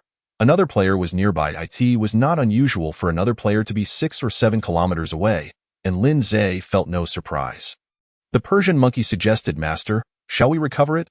That player's shelter must be in the vicinity." Lin Zhe cautioned, "Let us not be rash. The exotic fruit tree is an unclaimed object. If they found it, it is merely their luck. We will seek out that player, employing courtesy before force. We shall not resort to theft." The Persian monkey grinned mischievously. Master is wise. For the trio, finding someone was not a daunting task. After all, if they could locate the pit left behind by the excavated exotic fruit tree, how much easier would it be to find a living person? A simple and effective method would be to track the source of light. If the player was a combat-oriented type, they would undoubtedly carry a torch while hunting in the wild. Conversely, if they belonged to a crafting profession, their shelter would surely not be shrouded in darkness. They would light blood candles to ward off monsters. Furthermore, even without a light source, the purple flame lion king could track the person by scent. Indeed, within half an hour, the trio found their target. It was a wooden cabin standing amidst dense foliage. Through the window, they could see the dim glow of firelight and vaguely discern a figure busily engaged in some task. The open space outside the cabin was devoid of anything except a rudimentary wooden fence. This was the common state of development for players at this stage. In contrast, Lin Zay's shelter boasted a fish pond, a vegetable garden, an orchard, as well as pigsties and cowsheds. It would not be an exaggeration to say it was unique within the entire region. Chapter 80. I swear, I did not. Master, there is someone inside the cabin, the Persian monkey exclaimed. Lin Zay nodded and instructed, exercise restraint. Do not startle them. Both the Persian monkey and the purple flame lion king acknowledged their understanding. As the master had stated, courtesy should precede force. The purple flame lion king raised a paw and leaped over the fence into the clearing. Almost simultaneously, the figure inside the cabin received a notification that their shelter was under siege. They quickly grabbed a torch and a longbow, rushing to the window. Illuminated by the torchlight, they peered outside. Soon, their expression froze in shock. What a colossal creature it was, towering 2 stories high, each step causing the ground to tremble. The beast's fur glimmered golden, reflecting a faint golden light in the fire's glow. The figure's face turned pale. Such a massive lion, its size dwarfing the very cabin in which he resided. He could not help but envision the scene of being devoured in one gulp by that monstrous maw. The purple flame lion king, a level 3 silver boss. How could such a terrifying creature appear here? As the giant lion approached, the figure nearly fainted from fear, trembling violently, hardly daring to breathe. Like a character in a horror film faced with zombies. He held his breath, terrified of detection. Suddenly, the golden lion halted. Then a voice rang out, "Friend, we have a guest. Come out and meet us, a monster." The figure inside the cabin gasped. A creature that could speak was undoubtedly a monster. Gritting his teeth, he reluctantly opened the door and stepped outside. He had no choice. He feared that the monster would crush his little cabin with a single swipe. As the saying goes, those who know how to adapt are wise. Upon stepping outside, the figure's expression dulled once more, for he realized that atop the golden lion's back sat both a person and a monkey. He suddenly understood. He had misjudged the situation. The one speaking was not the lion but the armored human riding upon it, the player. The figure cautiously gazed at Lin Zay. Lin Zay's gaze fell upon him as well. He was a somewhat plump man. Likely over 30. Lin Zay nodded slightly and said, "A player." Upon hearing this, the figure exhaled a long breath, his fear dissipating substantially. He hurriedly introduced himself. "My name is Zhou Cheng. May I know your surname?" "Brother, Lin." With a single character, Zay, Lin Zay replied. "Lin Zay?" Zhou Cheng was momentarily taken aback, then exclaimed, "You are that Lin Zay?" "Oh, the esteemed Lin Zay?" Lin Zay replied, "We are not online. Calling me esteemed feels awkward." "Then I shall call you Brother Lin." Zhou Cheng said as he climbed the proverbial ladder. He appeared exceedingly excited, his smile radiant. "I never expected to encounter Brother Lin offline. I am truly fortunate. I hope to rely on you for guidance in the future." He began to comprehend why Lin Zay had developed so rapidly. With such powerful pets, 2 of them, how could he not progress swiftly? If he were in Lin Zay's position, he too would be formidable. With that thought, he cast a jealous glance at Lin Zay atop the golden lion, wishing it were himself instead. "We are both players. It is only right to assist one another," Lin Zay stated. Zhou Cheng chuckled. "Who would have thought we would have such a connection, Brother Lin? Let us add each other as friends."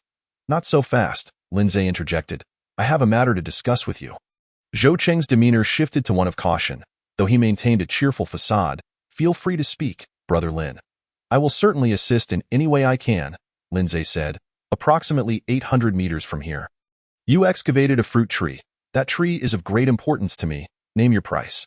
Zhou Cheng's expression changed abruptly but quickly returned to normal. He replied, "Trust me, Brother Lin. I have never seen any fruit tree. If there was one, it must have been taken by someone else." Lin Zay remained silent, watching Zhou Cheng intently. Zhou Cheng felt an inexplicable weight upon him and hurriedly declared, "I swear, if I did take Brother Lin's fruit tree. I would meet a terrible fate. Lindsay corrected him. That tree does not belong to me. I wish to conduct business with you, to trade resources. Zhou Cheng smiled and said, I understand, Brother Lin, but I truly do not have it. If I did, I would simply give it to you without asking. Lindsay replied evenly, I have searched the surrounding kilometers, and you are the only player here. That tree is very important to me. Name your price. Zhou Cheng, looking helpless, said, Brother Lin, I genuinely do not have it. How can I convince you?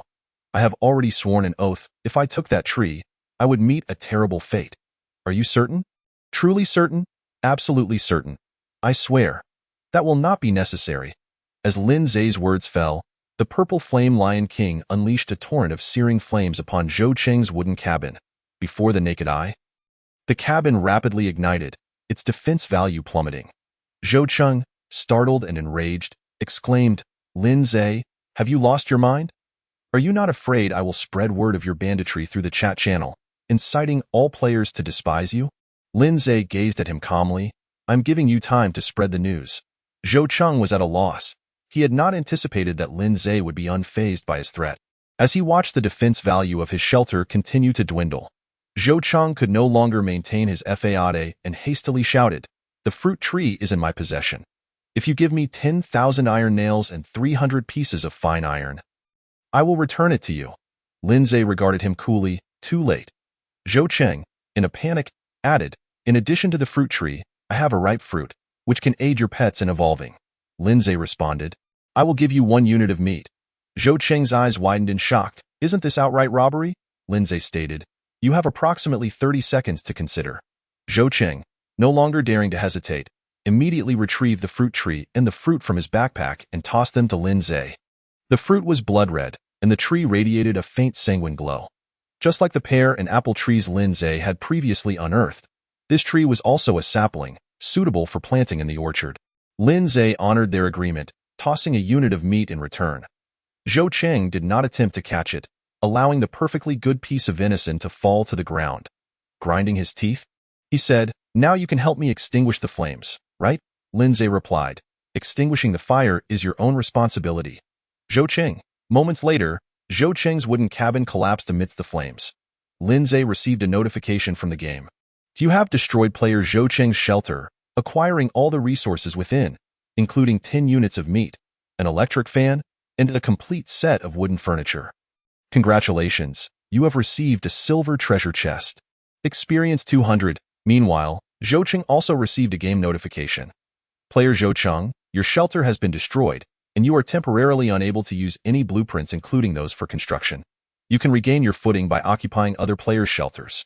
Zhou Cheng suppressed the rage boiling within him as he glared at Lin Zai. Are you satisfied now? Having lost my shelter, I fear I may not survive the night.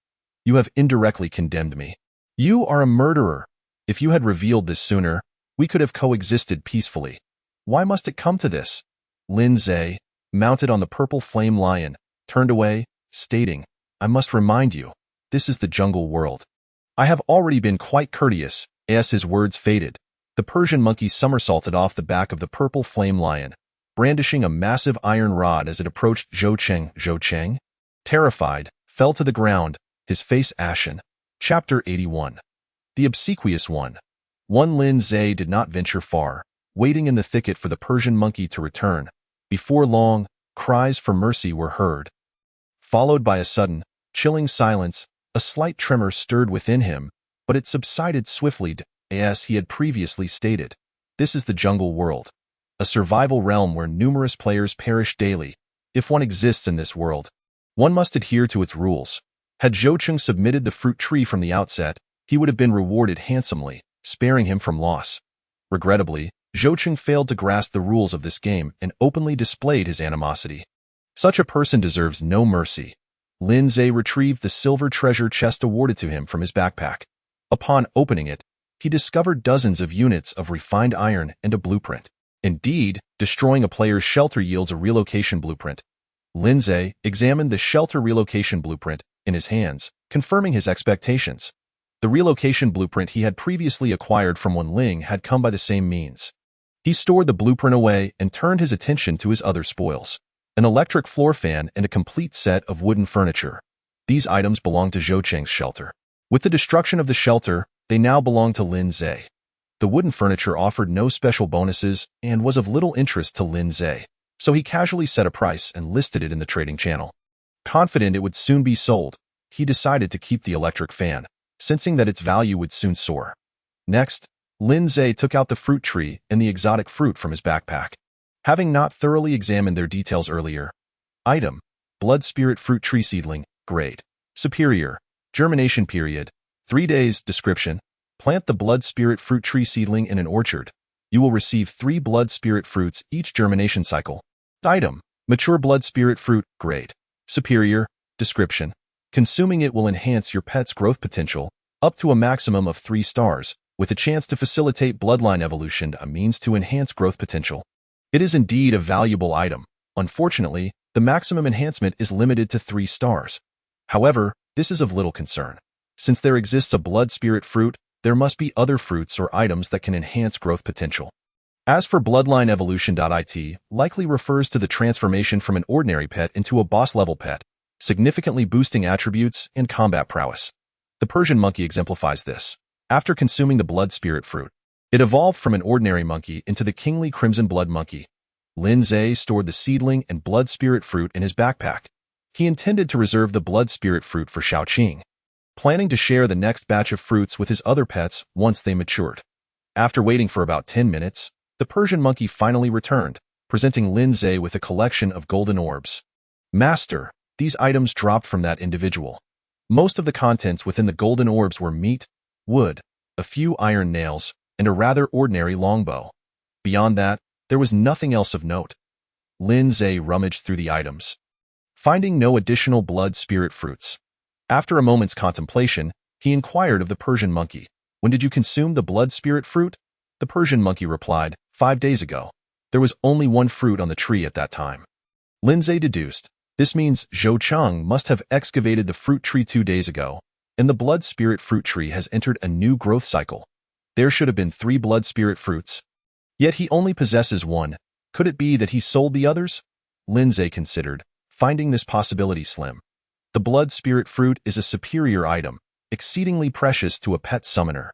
If Zhou Cheng had sold it, he would have surely procured something of great value. It was unlikely he would be in such dire straits, possessing only an electric fan of modest worth. Perhaps it had been consumed by other creatures. Lin Zhe dismissed further speculation, for the fruit tree was now in his possession, and he could cultivate it himself. He placed the items back in his backpack and turned to the Persian monkey. All done? The Persian monkey nodded. Rest assured, Master, I disposed of the body in the fire and returned only after ensuring it was completely incinerated. Excellent. Lin Zhe commended. Let us proceed. Wander nearby and see if we can locate any boss-level creatures. Thus, the trio set forth once more, their figures swiftly vanishing into the shadows. Over 100 kilometers away, within a shelter resembling a wooden cabin, a scantily clad female player reclined on her bed, engaged in a video chat with a friend. Suddenly, she seemed to notice something, her body jerking upright.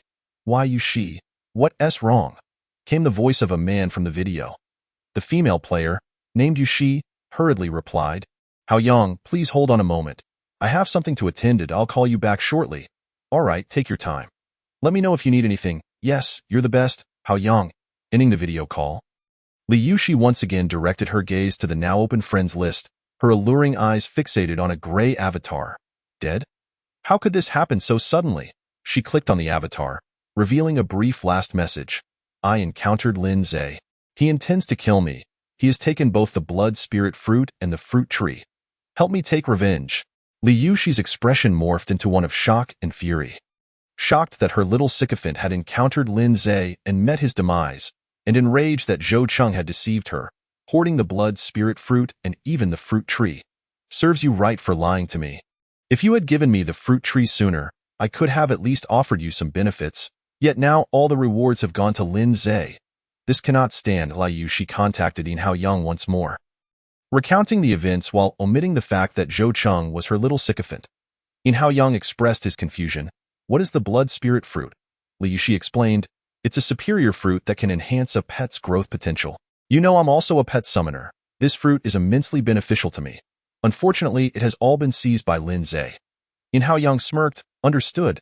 I'll gather a few members from the alliance and spread the word in the chat channel.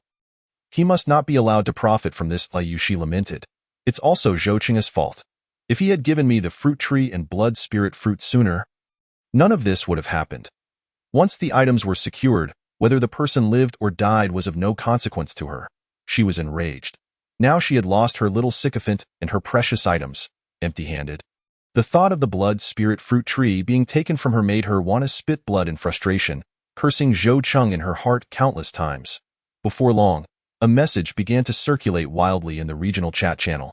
The essence was that Lin Zhe had ruthlessly harmed player Zhou Qing in pursuit of treasure, urging players to boycott Lin Zhe and refrain from purchasing his goods. The message concluded with a screenshot of Zhou Qing's last words to enhance its credibility. Chapter 82. Two adorable ones in the regional chat channel. The topic of Lin Zhe's alleged murder of player Zhou Qing for treasure rapidly gained traction. Numerous players engaged in discussion within the channel. Did Lin Zhe really kill someone? Certainly. There's even a last message, and that Zhou Qing's avatar is gray. This game has no image editing function. I never imagined Lin Zhe was such a person. I even bought plenty of water from him to support him. Lin Zhe has developed so quickly. It's likely due to killing players and seizing resources. That's quite an exaggeration. Players rarely encounter each other offline. One could say Zhou Qing simply had bad luck falling into Lin Zhe's hands. I wonder what the blood spirit fruit truly is, to provoke such violence from Lin Zhe. I just inquired. The blood spirit fruit enhances a pet's growth potential. Lin Zhe, being a pet summoner, values it more than golden equipment. That explains why Lin Zhe would resort to murder. Regardless, Lin Zhe's actions are indefensible. We must unite to suppress him, lest he continue to pose a threat to us players. I concur. I too agree, and I hereby pledge never to purchase anything from Lin Zhe again, be it meat, water, or iron nails. None shall be bought. Isn't he a combat profession player, developing his shelter so rapidly, mainly relying on resources traded from us?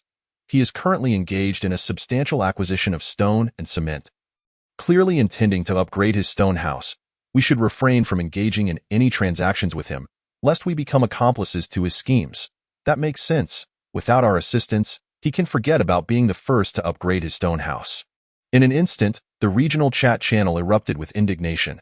Meanwhile, the two charming individuals, Li Yushi and Yin Haoyang, met once again. Yin Haoyang chuckled. Yushi, has your anger dissipated now? Li Yushi replied in a sweet voice. Brother Haoyang, you're truly remarkable. With just a little maneuvering, you've completely obliterated the reputation that Lin Zhe worked so hard to establish. Yin Haoyang boasted.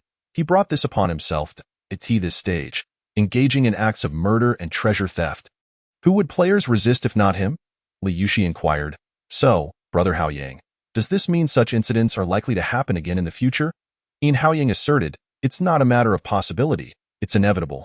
The players still have a moral compass for now, but that will change down the line.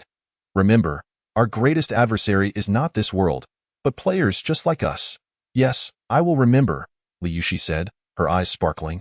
Brother Haoyang, you truly are impressive, considering such long-term matters. That Lin Zhe pales in comparison to you. Yin Haoyang's heart swelled with pride at her praise, especially as he beheld Li Yushi's flirtatious demeanor. Wishing he could instantly appear before her and sweep her off her feet, Li Yushi also noticed the desire in Yin Haoyang's gaze, and she felt equally pleased. Brother Haoyang, have you given the blueprint to Yu Shuangshuang? Yin Haoyang nodded. I have, and I've also discovered a method to obtain crystal cores. Rest assured, I will compensate you generously in the future. Li Yushi felt a pang of heartache, but replied, I seek no compensation. Just being able to assist you, Brother Haoyang, brings me immense satisfaction. Yin Haoyang was deeply moved and vowed to think of this wonderful sister first when he acquired something valuable. But enough of this. I must hasten my hunting to be the first to upgrade the stone house before Lin Zhe. Li Yushi encouraged. Go for it, Brother Haoyang. I believe you can trample Lin Zhe underfoot. Upon hearing her words, Yin Haoyang's confidence surged. Lin Zhe remained oblivious to the machinations of Yin Haoyang and Li Yushi, unaware that his reputation had already crumbled. At that moment, he was occupied with resolving an unexpected incident. The situation was not complicated. While one person and two pets were searching for a king-level monster in the dense forest, they inadvertently encountered an attack from a large and a small golden eagle while passing through a pit. Lin Zhe marveled at himself. Faced with the two flying golden eagles, he raised his hand and shot an arrow, hoping for a stroke of luck. To his surprise, it struck the small golden eagle's wing. What followed was Lin Zhe capturing the small eagle while the large one relentlessly attacked him and his pets, particularly focusing on Lin Zhe. Suddenly, a flurry of golden feathers descended from the sky like a multitude of arrows, engulfing an area of several dozen meters around Lin Zhe. With such an extensive attack range, evasion was impossible. He decisively activated invincibility mode, replicating the full attributes of the Purple Flame Lion King. Simba's defense reached an astounding 600, and combined with Lin Zhe's own defense, their total defense approached an astonishing 900 points. In invincibility mode, Lin Zhe feared nothing. He allowed countless feathered arrows to rain down upon him. In the next instant, all the arrows were deflected, and numerous -1 damage notifications floated above Lin Zhe's head. He paid no mind to it. After replicating Simba's attributes, his health soared to over 90,000. Not only could he withstand a volley of arrows, but even if the large eagle exhausted itself and bled, it would barely scratch him. "Master, that creature is airborne. We cannot reach it," the Purple Flame Lion King remarked. Its flames could target foes from dozens of meters away, but the large golden eagle's speed was astonishing, soaring to 100 meters high in an instant, rendering it untouchable. As for the Persian monkey, it was even more helpless. Lin Zhe sheathed his iron bow. His earlier strike on the small golden eagle had been mere luck. He did not believe his mediocre archery skills could threaten the already wary large golden eagle. "Bring that small golden eagle over here." Upon hearing this, the Persian monkey promptly brought the small eagle before Lin Zhe. This small golden eagle was a level 9 bronze monster, not insignificant in size, with a wingspan exceeding 1 meter. However, the Persian monkey carried it as if it were a mere chick. Wah wah wah! The small golden eagle flapped its wings, incessantly squawking. Lin Zhe seized it, pinning it to the ground, and unleashed a flurry of punches. In no time, the small golden eagle was left gasping for breath, its health plummeting below 1,000 points. After accomplishing this, Lin Zhe finally glanced up at the sky. "Come down and apologize to me, or I shall not hesitate to slay it." He felt quite unfortunate, having been ambushed by 2 golden eagles while riding Simba through the dense forest. Did monsters dare to be so audacious? Lin Zhe speculated that the empty nest he had discovered while searching for the blood spirit fruit tree likely belonged to the 2 golden eagles, meaning he had intruded upon their territory. Wah!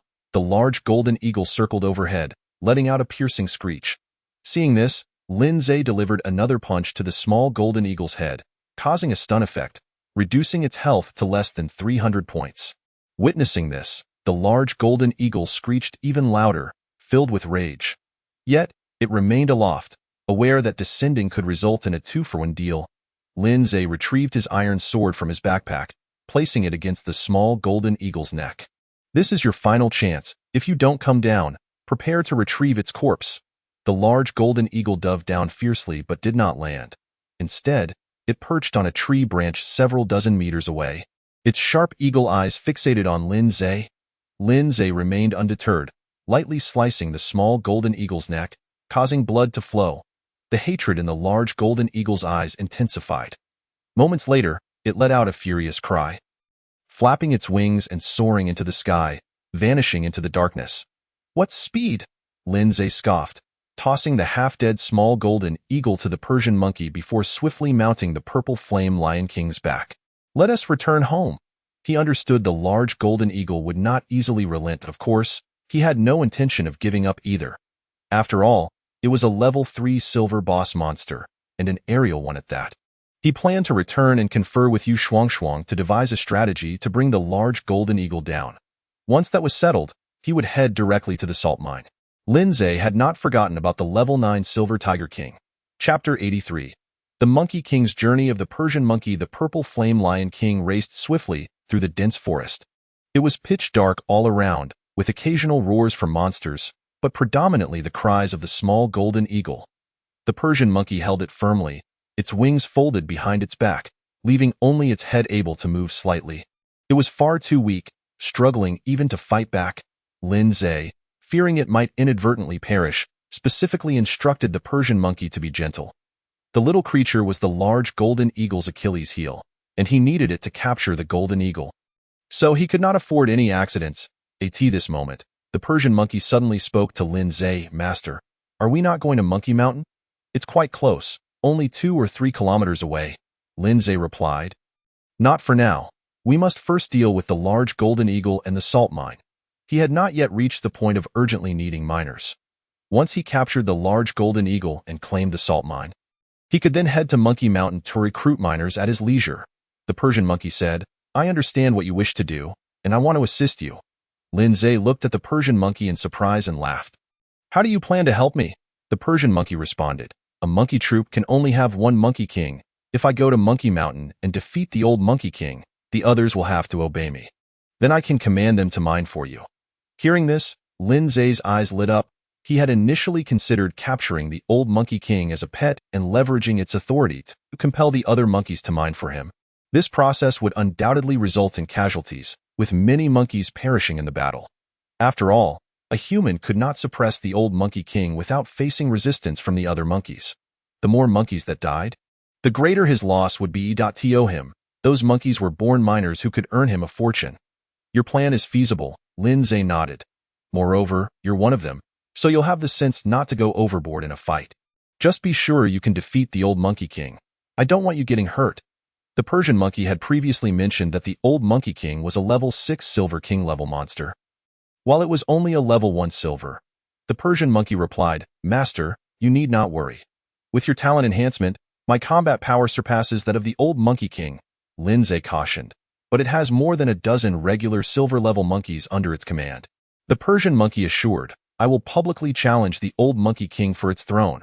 The other monkeys won't dare to interfere. If I succeed, I will become the new monkey king, and they will all have to obey me. This is the rule of our monkey troop. Very well, then you shall make the trip to Monkey Mountain, Lin Zhe said. But do be cautious. If you can't win, retreat. I will stand by you. Understood, Master. The Persian monkey nodded vigorously. It handed the half-dead small golden eagle to Lin Zhe, then performed a somersault from the back of the purple flame lion king, proudly striding into the darkness with a hefty iron rod. Lin Zhe glanced once more at the Persian monkey's attributes. Attack 510, Defense 570, Speed 600, Health 45,000. The 3 fundamental attributes of the Persian monkey surpass those of the Silver Tier 9 Tiger King. Albeit it falls slightly short in terms of health, in a confrontation with the Silver Tier 6 Old Monkey King, victory should be assured. Even if the Old Monkey King disregards the rules of combat and summons hundreds of monkeys to besiege the Persian monkey, given its formidable combat prowess, it could either triumph or escape unscathed. In such a scenario, it could return with its loyal pet squad to reclaim its honor. With this thought, Lin Zhe felt a sense of relief wash over him. Before long, Lin Zhe rode back to the valley atop the purple flame lion king. The great sage and the second sage were diligently mining, unaware that their mother had returned to Monkey Mountain to vie for the position of Monkey King.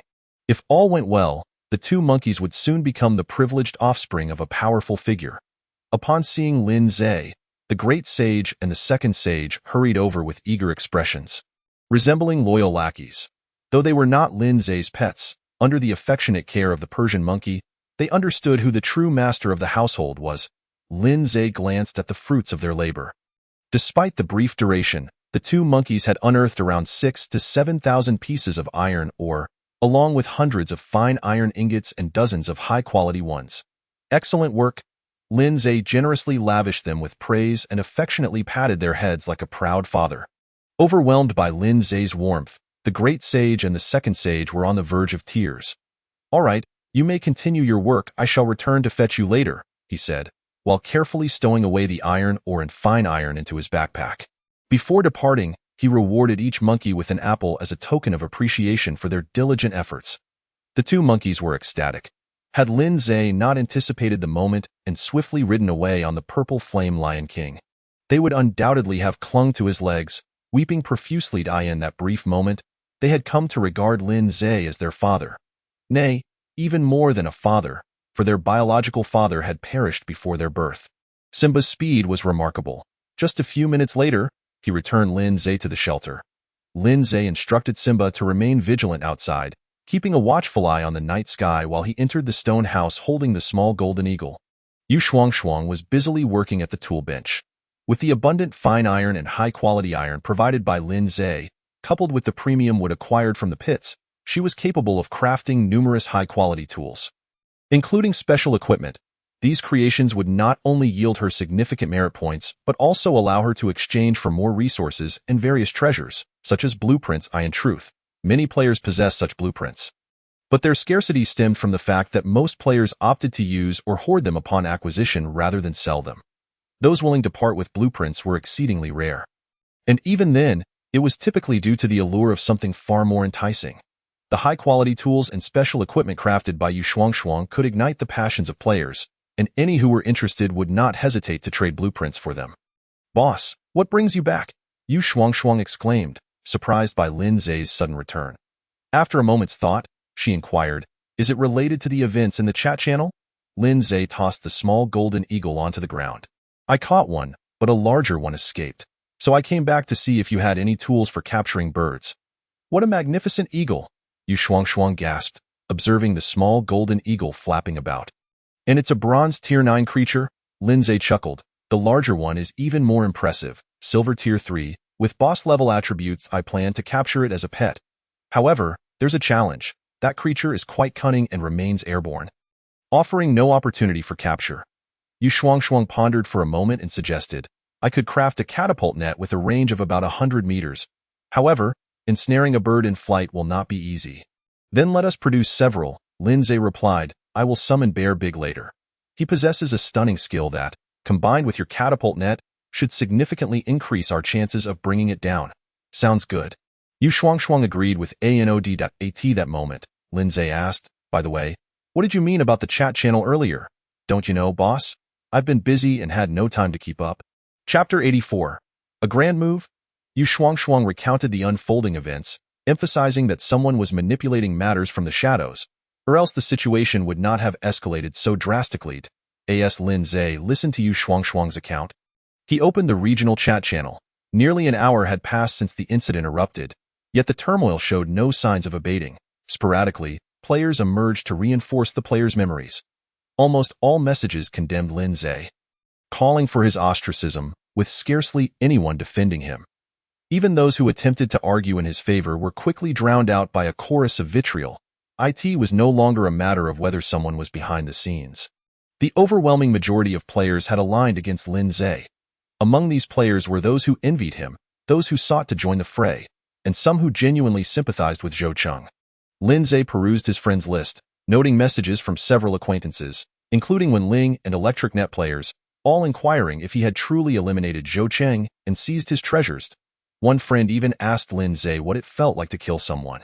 Only Wen Ling's message differed, asking what Lin Zhe was doing.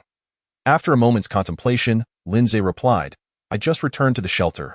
Soon, Wen Ling responded, "I've done some digging, and it appears a faction called the Elite Judiciary is orchestrating events behind the scenes." "Thank you. Don't mention it. You needn't pay too much heed to the chatter in the channel. People have short memories. In a few days, it will all blow over." Lin Zhe fell silent for a moment before responding. "Zhou Cheng ultimately surrendered his possessions. You think I should let him off the hook? When I dealt with that person, I showed no mercy. If you don't strike hard, you only invite trouble. I believe if Zhou Cheng had yielded his belongings from the start, you would have spared him, perhaps even rewarded him handsomely. His demise was ultimately of his own making." "How well you understand me?" Lin Zhe inquired. "You give off the impression of someone who wouldn't resort to indiscriminate killing. Otherwise, I wouldn't still be here." Lin Zhe chuckled. "All right, we'll discuss this later. By the way, Yu Shuangshuang added me as a friend. We've exchanged many thoughts and seem to get along quite well. That's your affair. I won't meddle. Indeed, boss, that's roughly the situation." Yu Shuangshuang observed Lin Zhe's silence and continued, "This entire mess was orchestrated by Yin Haoyang. I've checked the initial players who stirred the pot. They are all members of the Elite Judiciary. I understand." Lin Zhe nodded. Yu Shuangshuang asked, "Boss, what do you plan to do?" With a smile, Lin Zhe replied, "I am contemplating whether to directly eliminate that Yin." Yu Shuangshuang quickly interjected, "Boss, did you uncover the blueprint for shelter relocation?" "Just one," Lin Zhe stated. As I anticipated, such blueprints can be obtained by dismantling players' shelters. Yu Shuangshuang expressed her excitement. "Then we must eliminate him. That Yin has stabbed you in the back. Such a person should not be allowed to live. The sooner we resolve this, the better." Lin Zhe regarded Yu Shuangshuang with a peculiar expression. This young girl harbored greater bloodlust than he did. Was it the case that all the women around him possessed such tendencies? Eliminating Yin Haoyang is straightforward, but I worry that if the relocation blueprint does not guarantee a 100% drop rate, I may not return. Yu Shuangshuang tilted her head in thought, then suggested, why not have my shelter destroyed? If I managed to obtain another relocation blueprint, it would resolve the issue. Lin Zhe gently tapped her forehead with his finger. Foolish girl, if your shelter is destroyed, how will I locate it to bring it back? Well, you have a point. Yu Shuangshuang replied, her expression filled with dismay. Shall we then spare Yin? You have no idea how arrogant he is in the alliance group. And that Li Yushi that I suspect she was involved in this incident as well. It's possible that the deceased Zhou Cheng was her friend, and that the screenshot of his last words was provided by her. Rest assured, I will soon settle this matter with Yin Haoyang. But before that, let us address the immediate issue. Yu Shuangshuang questioned, how do we resolve it? Lin Zhe remained silent as he reopened the regional chat channel and posted a message, willing to purchase the shelter relocation blueprint at a high price. This blueprint can be obtained by destroying players' shelters, among other means. Click to view blueprint catalog. One blueprint can be exchanged for all resources required to upgrade a stone house. Yin Haoyang, despite being blacklisted by me, still stirs trouble. Let us meet and have a chat. As soon as the message was posted, the regional chat channel erupted in fervor. Finally, after all this time, Lin Zhe has stepped forward. Wow, a shelter relocation blueprint? I had no idea such a thing existed in the game. Does this not imply that we players finally have the opportunity to gather together and develop? Exchanging a blueprint for resources to upgrade to a stone shelter may not be worthwhile in the later stages, but at this current juncture, it is certainly a high price.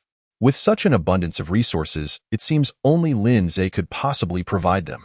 Since Lin Zhe can offer resources for trade, it is evident that his shelter must have advanced to the stone shelter level. Such rapid development is astonishing. My own shelter is still merely a straw hut, not even a wooden house. Dear fellow, you ought to reflect on your own actions. Consider what you have been doing these past few days and whether you have been diligent enough in your efforts. By the way, has no one noticed the crux of the matter? What is the background of that Yin Haoyang, who has been incessantly named by Lin Zhe? Could it be that the murder and treasure theft incident was fabricated by Yin Haoyang? Whether fabricated or not remains unclear, but I am aware that Yin Haoyang is the leader of the elite judging court. Is he the one who claims to be the strongest leader? Who else could it be? What nonsense about being the strongest leader? He hasn't even made it onto the ranking board. How can he boast so shamelessly? If Lin Zhe suggests an alliance, what concern is it of Yin Haoyang's? To offend Lin Zhe would undoubtedly bring trouble to Yin Haoyang. Lin Zhe's acquisition of the shelter relocation blueprint is surely aimed at taking down Yin Haoyang. If I were Yin Haoyang, I would be terrified right now. Point 1 is at the bronze level, while the other has already ascended to silver tier 4. The disparity is immense. Yin Haoyang must be out of his mind to provoke Lin Zhe. Just as the players anticipated, Yin Haoyang was indeed frightened. Being directly named by Lin Zhe did not bother him. After all, the heavens are high and the emperor is far away. What could Lin Zhe do to him with his formidable strength? However, upon seeing the information regarding the shelter relocation blueprint, especially the fixed-point relocation details, he suddenly felt a chill run down his spine, leaving him utterly bewildered. He had provoked Lin Zhe, not only for Li Yushi but also to vent his own frustrations. Yet he had never envisioned engaging Lin Zhe in a direct confrontation. What sort of person is this, to escalate a trivial matter into something so monumental? Does he not understand the value of harmony? Yin Haoyang was anxious and restless, akin to an ant on a hot pan. Chapter 85. The base plan in the elite judging court's alliance group, the players were filled with indignation. Leader, that Lin fellow is too arrogant, showing you no respect whatsoever. You need not worry. Once we acquire the blueprint, we will relocate to your side to assist you in dealing with him. As long as Lin Zhe dares to come, let him return empty-handed. Let other players understand the consequences of offending our elite judging court. Rest assured, leader, we stand with you. Observing the chat messages within the group, Yin Haoyang felt immensely moved. Suddenly, a light flickered in his eyes. The players in the alliance were correct. If Lin Zhe could leverage the blueprint to launch a surprise attack, why could he not use it to gather the alliance players to his side? One-on-one, he lacked confidence against Lin Zhe, but a group versus one. Surely they would prevail. With this thought, Yin Haoyang promptly sent a message to the group. Thank you, brothers, for your concern. I have not taken Lin Zhe seriously at all. In fact, I owe him gratitude. His revelation of the shelter relocation blueprint has provided me with a fresh perspective. It is well known that surviving in this world is incredibly challenging for us players. Even with our advanced abilities, living steadily is no simple feat, and a single misstep could lead to death. However, if we unite, any difficulty can be effortlessly overcome. I propose we massively acquire the shelter relocation blueprints. Utilizing these blueprints, we can migrate our shelters together, forming a vast alliance base. As the saying goes, many hands make light work. At that time, whether for gathering resources or hunting monsters, we can work in unison, allowing our alliance to develop and grow at an accelerated pace. Yin Haoyang's words were immediately met with unanimous agreement from the players in the group. Setting aside Lin Zhe's influence, consolidating the shelters to create an alliance base would indeed facilitate rapid growth. Looking ahead, with an increasing number of alliance members joining their base, they could even establish a city. Wouldn't collective development be superior to solitary struggle? Li Yushi.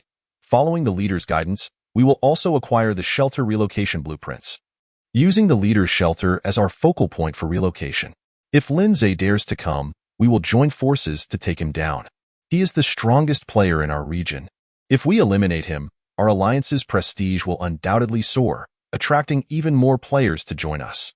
Accomplishing this, we will be the undisputed strongest alliance in the region, and who would dare to provoke us again? This speech stirred excitement among the group members. Should this plan come to fruition, they would essentially be able to dominate the region, with a bright future ahead. We will certainly support the leader. But there is one issue. Acquiring the relocation blueprints is not an easy task.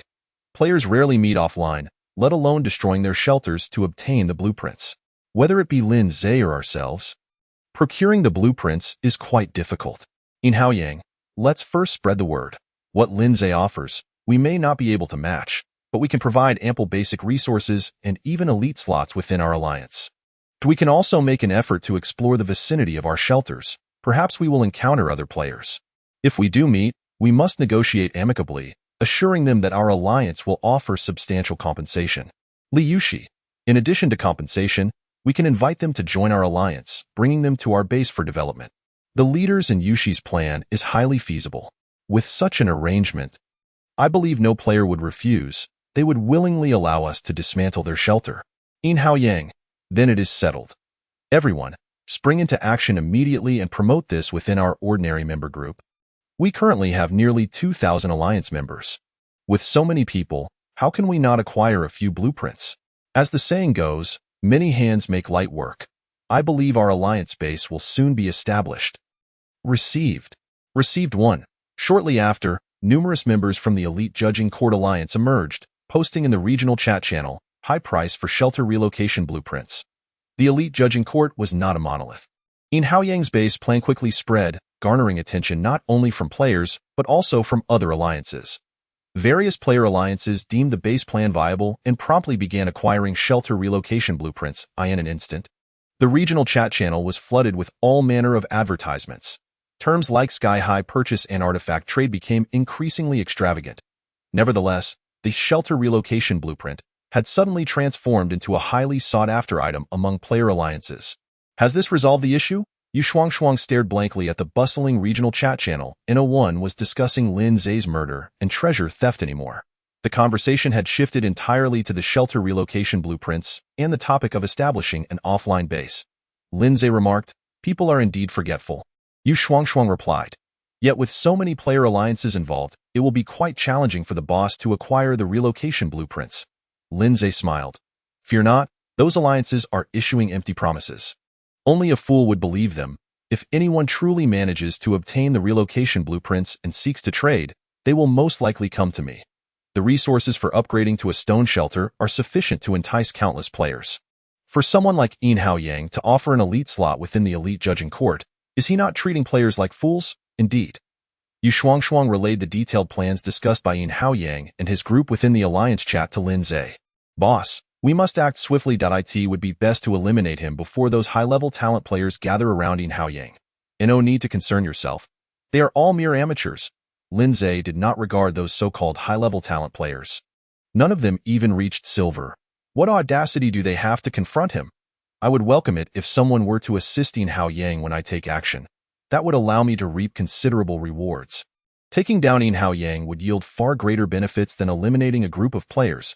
As long as those fellows dare to intervene, I would not hesitate to eradicate them all. Do they truly think I lack resolve? Destiny is a matter of choice. If they wish to oppose him, he shall show no mercy. Yu Shuangshuang stated. That is true. Given the combat prowess of the boss's pets, the combined strength of the elite judging court's high-level players would not stand a chance against them. A single Simba would be sufficient to sweep through the entire elite judging court. Lin Zhe nodded in agreement, then shifted the topic. How are things progressing? Yu Shuangshuang chuckled. I sold a total of 200 packs of sanitary paper in the elite judging court and acquired a full 4,000 units of high-grade wood. Additionally, I successfully exchanged information regarding crystal cores with Yin Hao Yang and Li Yuxi for the blueprint of a solar charging panel. Yin Hao Yang's information exchange was aimed at being the first to upgrade to a stone shelter. Now that he has learned that the boss has upgraded the shelter to a stone house, one cannot help but wonder if it would infuriate him to the point of bleeding. Chapter 86. My head was rammed by a pig. At this moment, Yin Hao Yang is indeed very angry. Initially, he was startled by Lin Zhe's audacious attack, preoccupied with thoughts of how to evade disaster. Once the base plan was unveiled, his mood began to ease. His mind also cleared considerably. Reflecting on the message sent by Lin Zhe, he quickly realized that Lin Zhe had elevated the shelter to the stonehouse level, thereby usurping his reward. Enraged, he roared within the confines of the shelter. Damn you, Shuangshuang! A single piece of news has cost me a blueprint. Yin Hao Yang felt a pang of heartache, thinking that he had suffered a significant loss. Although the blueprint for the solar charging panel originated from Li Yuxi, in his mind, Li Yuxi was his ally, and her possessions were inherently his. When he first received the information from Yu Shuangshuang, he felt it was of little value. After all, with his capabilities, he would soon encounter silver-tier monsters, at which point he could uncover the secrets of crystal cores. Whether Yu Shuangshuang disclosed this information or not was of little consequence. Now, with the reward snatched away by Lin Zhe, the information had become even less valuable. Essentially, he had incurred a loss of a blueprint for no reason. Naturally, he was filled with both rage and frustration. Akin to suffering a billion in losses, 80 times, he even questioned whether Yu Shuangshuang had colluded with Lin Zhe to deceive him, as it seemed that misfortune seemed to befall him alone. In his fury, Yin Hao Yang sought out Li Yuxi to vent his frustrations. Li Yuxi was an exceptionally competent confidant. With just a few utterances of good brother, she managed to soothe all of Yin Hao Yang's anger away. Yin Hao Yang remarked, Yuxi, I suspect that the information provided by Yu Shuangshuang did not originate from Wen Ling, but rather from Lin Zhe. That woman is clearly siding with him, Li Yuxi responded. Brother Hao Yang, do not be angry. Like you, I have only just realized Yu Shuangshuang's true nature. Brother Hao Yang, why not simply expel Yu Shuangshuang from our alliance? Allowing her to remain could potentially bring great loss and harm to us. This? Yin Hao Yang hesitated momentarily. Let me think it over. For now, Yu Shuangshuang's abilities are still quite beneficial to our alliance's development. Not only has her workbench reached a high level, but her talent as a blacksmith is also remarkable. Moreover, our assumptions about her relationship with Lin Zhe are merely conjecture. I will first seek out Wen Ling to clarify matters, lest we misunderstand Yu Shuangshuang. Li Yuxi's brows twitched. At this moment, it was she who was becoming upset. Nevertheless, she managed to muster a sweet smile and said in a charming tone, Brother Hao Yang, your considerations are thorough, unlike me, who lacks any sense of the bigger picture. Yin Hao Yang chuckled. No hurry. As long as you stay by my side, you will quickly grow as well. Brother Hao Yang is truly impressive. Li Yuxi gazed at him with admiration, showering him with compliments as if they were free. Yet in her heart, she wished to strangle the surname Yin. That Yu Shuangshuang was clearly in cahoots with Lin Zhe. How could he still entertain the notion of misunderstanding? Had his head been rammed by a pig? Meanwhile, Lin Zhe stowed away the blueprint for the solar charging panel handed over by Yu Shuangshuang into his backpack. He had already examined the blueprint's details and recognized it as a valuable asset. As soon as the polar night mode concluded, this blueprint would prove its worth.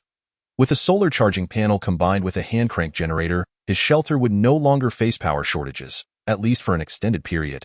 Yu Shuangshuang inquired, Boss, are you heading out again? Lin Zhe nodded, saying, Yes, I will be exploring this vicinity and won't stray too far. You should begin crafting the catapult net immediately. My instincts tell me that it will be needed soon. Also, create an iron cage to confine the little golden eagle. Understood. Yu Shuangshuang nodded. She turned and approached the workbench, hammering away for a good 10 minutes before crafting a cube-shaped iron cage over a meter in size. The entire process appeared quite magical. As Lin Zhe secured the little golden eagle inside the iron cage, he remarked, "Continue your work. I will return shortly." With that, he exited the stone house and mounted the purple flame Lion King. Venturing deep into the forest, Lin Zhe first returned to the spot where the purple flame Lion King had hunted earlier, dismantling the bodies of the monsters he had collected, before heading to meet up with the three little ones for monster hunting. Soon, it was 7 o'clock in the evening. Just as Lin Zhe planned to wrap up for the day, Simba suddenly alerted him that the large golden eagle had appeared, accompanied by reinforcements. Lin Zhe asked, "What kind of reinforcements?" The purple flame Lion King replied, "A second king-level golden eagle, which is even stronger than the previous one, having reached silver level 9. Upon hearing this, Lin Zhe inhaled deeply. He lifted his gaze to the pitch-black night sky. Though he could see nothing, he felt as though two pairs of eyes were intently watching him from the darkness. "Let us go. Let us head home." Lin Zhe swiftly prepared the battlefield, racing towards the shelter alongside Simba and the three little ones. The sudden turn of events left him no time to return to the valley to recover the iron ore mined by Desheng and Ersheng. He could attend to that after dealing with the two large golden eagles. Suddenly, two sharp eagle calls pierced the night. The sounds were quite jarring. Lin Zhe glanced around the surrounding forest, unperturbed by the potential ambush from the two large golden eagles, and continued leading his pet team back to the shelter. Before long, he successfully returned. His first sight was of Bear Da, sprawled on the ground, sound asleep. He approached and kicked Bear Da, rousing the sluggard from its sweet dreams. "Master." Upon seeing Lin Zhe, Bear Da displayed a remarkably human-like expression of flattery, saying, "Master, I found those two mineral deposits and noted their locations." Lin Zhe, somewhat annoyed, replied, "You spent the entire afternoon on just this one task? Master, you do not understand. Those two mineral deposits were hidden quite secretly, and it took me a great deal of effort to locate them. I even had a skirmish with one of the guarding monsters and barely made it back," Bear Da hurriedly explained. Defending itself, noticing the small segment missing from Bear Da's health bar, Lin Zhe decided not to doubt its words this time. "All right, I'll let it slide this time." Lin Zhe leaned closer and whispered, "There are two large golden eagles in the sky. When the fight breaks out, use your barbaric roar to stun them. I want to capture them as pets, so don't mess it up, or you'll regret it." "Don't worry, I've got this," Bear Da assured him, fearless of anything but its master at that moment. Yu Shuangshuang also emerged from the door, and upon seeing Lin Zhe, she asked, "Boss, I just heard a very sharp call. Did the large golden eagles arrive?" "Yes," Lin Zhe confirmed. "Two large golden eagles have arrived, right behind me. Prepare the catapult net immediately and bring out the little golden eagle as bait." Lin Zhe elaborated on his plan in detail. Yu Shuangshuang did not hesitate and quickly returned indoors to prepare. Chapter 87. With a cloth over my head, I am the richest in the district. Moments later, Yu Shuangshuang emerged from her room carrying several spear-like objects. There were 5 in total. She handed one to Lin Zhe, setting the other 3 aside. Yu Shuangshuang explained, "Boss, the usage of this catapult net is very simple. Aim the spearhead at the target and press the button at the back. The diameter of the catapult net spans 10 meters, crafted entirely from high-quality refined iron, making it exceptionally resilient. Even a silver tier level 9 monster would be ensnared for at least 30 seconds. "Excellent!" Lin Zhe praised. 30 seconds may seem brief, but it would be ample time for his pets to severely injure the large golden eagles. Indeed, behind every successful man stands a woman, or perhaps a group of women. Without Yu Shuangshuang, capturing the large golden eagles would have been nearly impossible. Subsequently, Yu Shuangshuang returned to her room to retrieve the iron cage containing the little golden eagle, placing it in an open area nearby as instructed by Lin Zhe. "Boss, monsters possess intelligence. Those two large golden eagles will surely recognize this as a trap. Will they really come to rescue the little one?" "They certainly will," Lin Zhe asserted. "This is an overt strategy. The large golden eagle has sought help to rescue the little golden eagle. Even if it knows we are waiting here, it will still take the risk." Yu Shuangshuang immediately found this reasoning convincing. The two fell silent, patiently awaiting the arrival of the two large golden eagles. The purple flame Lion King, Bear Da, and the 3 little ones spread out around them. The the darkness did not hinder the vision of the large golden eagles. And Lin Zhe was not worried about them discerning his setup, as he had stated. The two large golden eagles, in their quest to rescue the little golden eagle, would undoubtedly venture into the jaws of danger. Fully aware of the risks involved, now, it remained to be seen who would emerge as the ultimate victor. Time ticked by, yet the two large golden eagles had yet to appear. Lin Zhe remained unperturbed, casually engaging Bearda in conversation. "Are those two mineral deposits far from our shelter?" Bearda replied, "Not far. The furthest one is just over 4 kilometers away." Lin Zhe further inquired, "What specific minerals are they? And what is the situation with the guarding monsters?" Bearda responded, "One is a stone quarry, and the other is an iron mine. The guarding monsters number around 200 each, all at the silver level, with the strongest among them reaching silver level 9, just like that Tiger King." Lin Zhe smiled and remarked, "It seems we need to search for bosses for the next few days." The emergence of the stone quarry brought great joy to Lin Zhe. Stone, as a vital resource, served as the primary material for players to upgrade their stone houses. The stones in Lin Zhe's possession were all acquired through trade, gathered by players in small quantities, with some obtained from treasure chests. Once he occupied the stone quarry, he would no longer need to spend money to purchase stones. Instead, he could amass a significant amount of essential resources by selling them. With the stone quarry, iron mine, and salt mine under his control, he would possess 4 sources of mineral wealth. At that point, he would truly be the wealthiest in the entire region. Just as Lin Zhe envisioned this splendid future, a piercing eagle cry echoed from afar. Yu Shuangshuang remarked, "Boss, the sound seems to be growing fainter. Those 2 golden eagles might have discovered the trap and fled." Lin Zhe replied, "They have certainly discovered it. But whether they ran away is another matter.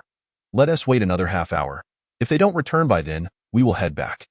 Yu Shuangshuang gave a soft acknowledgement. The petite girl stood beside Lin Zhe, her bright eyes fixed intently on the darkened sky. Time passed, and without warning, a sudden whoosh broke the silence. Immediately, a massive shadow descended from the heavens. The shadow moved with incredible speed. One moment there was the sound of rushing air, and the next, 2 sharp claws lunged toward the iron cage placed on the ground. The speed was astonishing, so swift that Lin Zhe and Yu Shuangshuang were caught completely off guard in that critical moment. A deafening roar reverberated through the darkness. It was the furious growl of Xiongda. As a boss-level silver creature, it was far quicker than either of them. Instantly unleashing its skill, Barbaric roared. A visible shockwave surged toward the shadow. The shadow, already in a dive, had no chance to evade and was struck directly. This shadow was one of the golden eagles. As the sound wave passed, the golden eagle's body stiffened midair before it plummeted straight toward the iron cage. With a tremendous crash, the golden eagle collided with the cage, sending it rolling several times on the ground. The young golden eagle inside was thrown into disarray, crying out in distress. "Shuang Shuang," Lin Zhe called softly, simultaneously aiming at the target and pressing the button. Instantly, a massive iron net sprang forth, enveloping the dazed golden eagle. In the next moment, another iron net appeared. The 2 nets covered the golden eagle completely, trapping it securely. "Success!" Lin Zhe rejoiced. "Xiongda, go hammer it. Just beat it to near death." Before he could finish, another whoosh echoed from above, accompanied by furious cries. The sound was painfully piercing, as if it could rupture eardrums. Lin Zhe instinctively threw himself to the side, pulling Yu Shuangshuang with him. Whoosh, a gale swept in, the air torn apart by the claws aimed directly at Lin Zhe and Yu Shuangshuang. Fortunately, he managed to dodge just in time. Otherwise, they would have been struck. He had ample health and high defense, so he would be fine, but the petite girl would suffer greatly. "Grab it!" Lin Zhe shouted. In truth, there was no need for him to remind them. The purple flame Lion King and the 3 little ones, already prepared, lunged at the attacking golden eagle. Lin Zhe quickly pulled Yu Shuangshuang up. "You go hide in the room." Without hesitation, she returned to the stone house. As she closed the door, she sighed with relief, her heart still racing with anxiety. Outside, Lin Zhe picked up a spear from the ground, aimed carefully, and shot it at the second golden eagle. Unexpectedly, the golden eagle was incredibly fierce. With a flap of its wings, it stirred up a tempest, blowing the approaching iron net aside, along with extinguishing the flames emitted by the purple flame Lion King. The 3 little ones were tossed about, especially the queen bee and Dahong, who were blown several dozen meters away. Only the purple flame lion king managed to stabilize itself, continuing its battle with the golden eagle. Lin Zhe swiftly picked up 2 more spears. Meanwhile, the golden eagle seemed to sense something, once again unleashing a whirlwind that freed itself from the purple flame lion king, then soaring into the sky. Lin Zhe quickly launched both iron nets, but not a single feather was ensnared. Witnessing this, he felt a twinge of disappointment. However, upon seeing the other golden eagle, battered and on the verge of death from Xiong Da's assault, his disappointment evaporated. "I've captured your mate and offspring.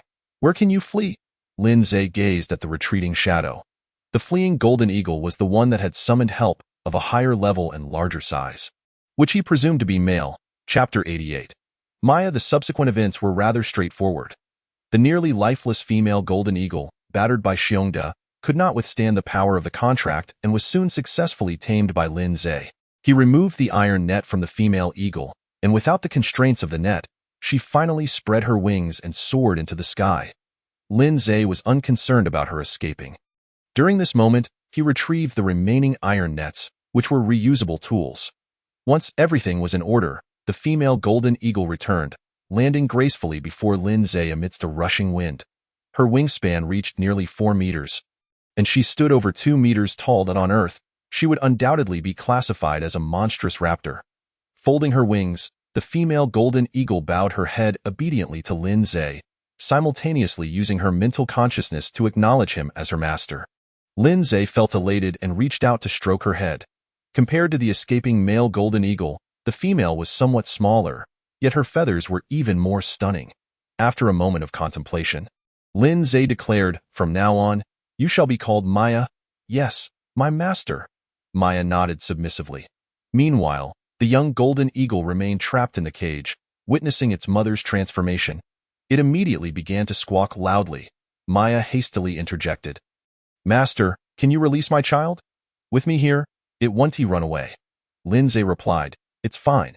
If it wants to flee, there's no need to stop it with that." He opened the iron cage. The young golden eagle, regaining its freedom, immediately soared into the sky, squawking at Lin Zhe from midair. Lacking a contract, Lin Zhe could not comprehend its words, but it was clear that they were not filled with praise. Just as Lin Zhe was about to speak, Maya launched herself into the sky, delivering a thorough beating to the young golden eagle, whose cries persisted for several minutes. Eventually, the young golden eagle returned to Lin Zhe. Appearing dejected and listless, he no longer dared to squawk at Lin Zhe, nor could it even bear to glance in his direction.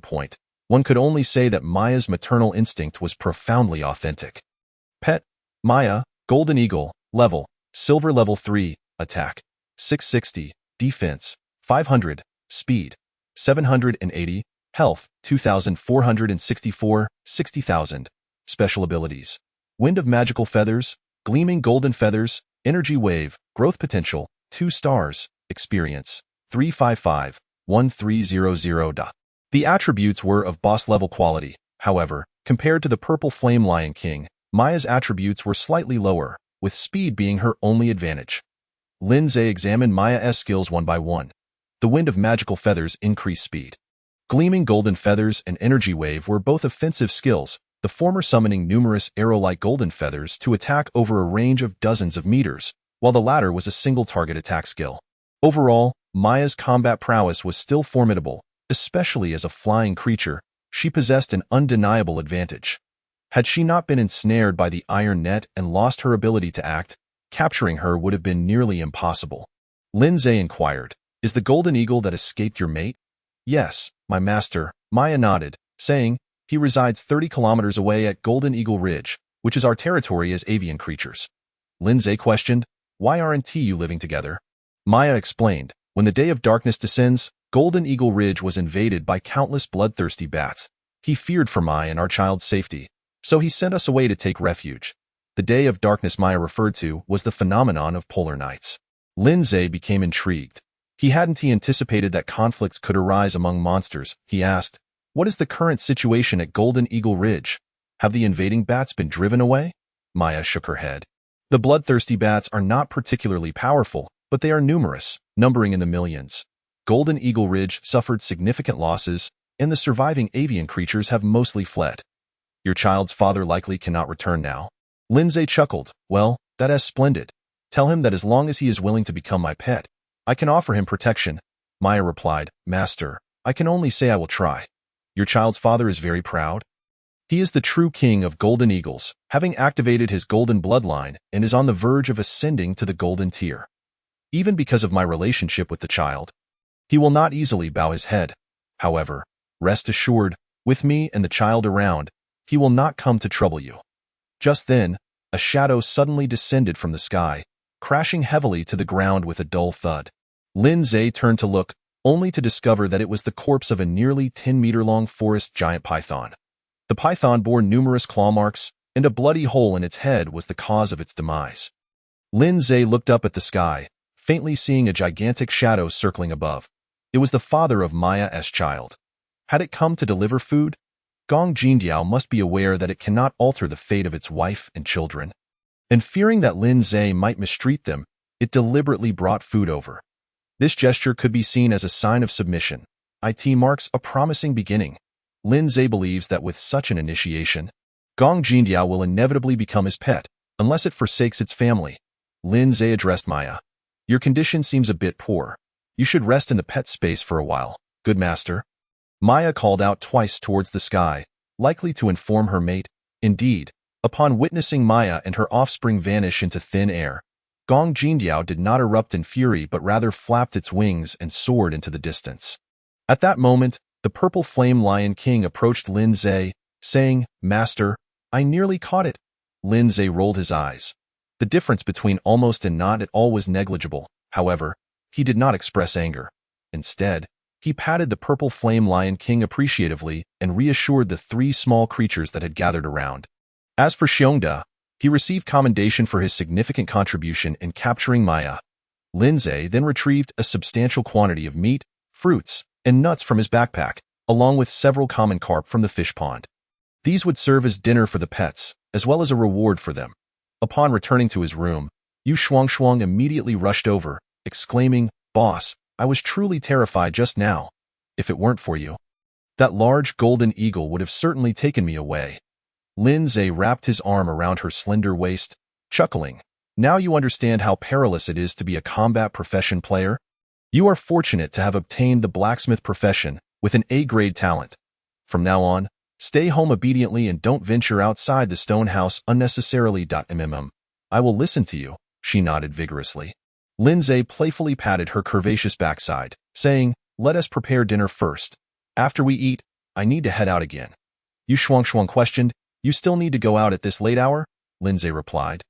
Great Sage and Second Sage are still in the valley mining. I need to bring them back. Yu Shuangshuang thought to herself, no wonder she hadn't seen those two monkeys.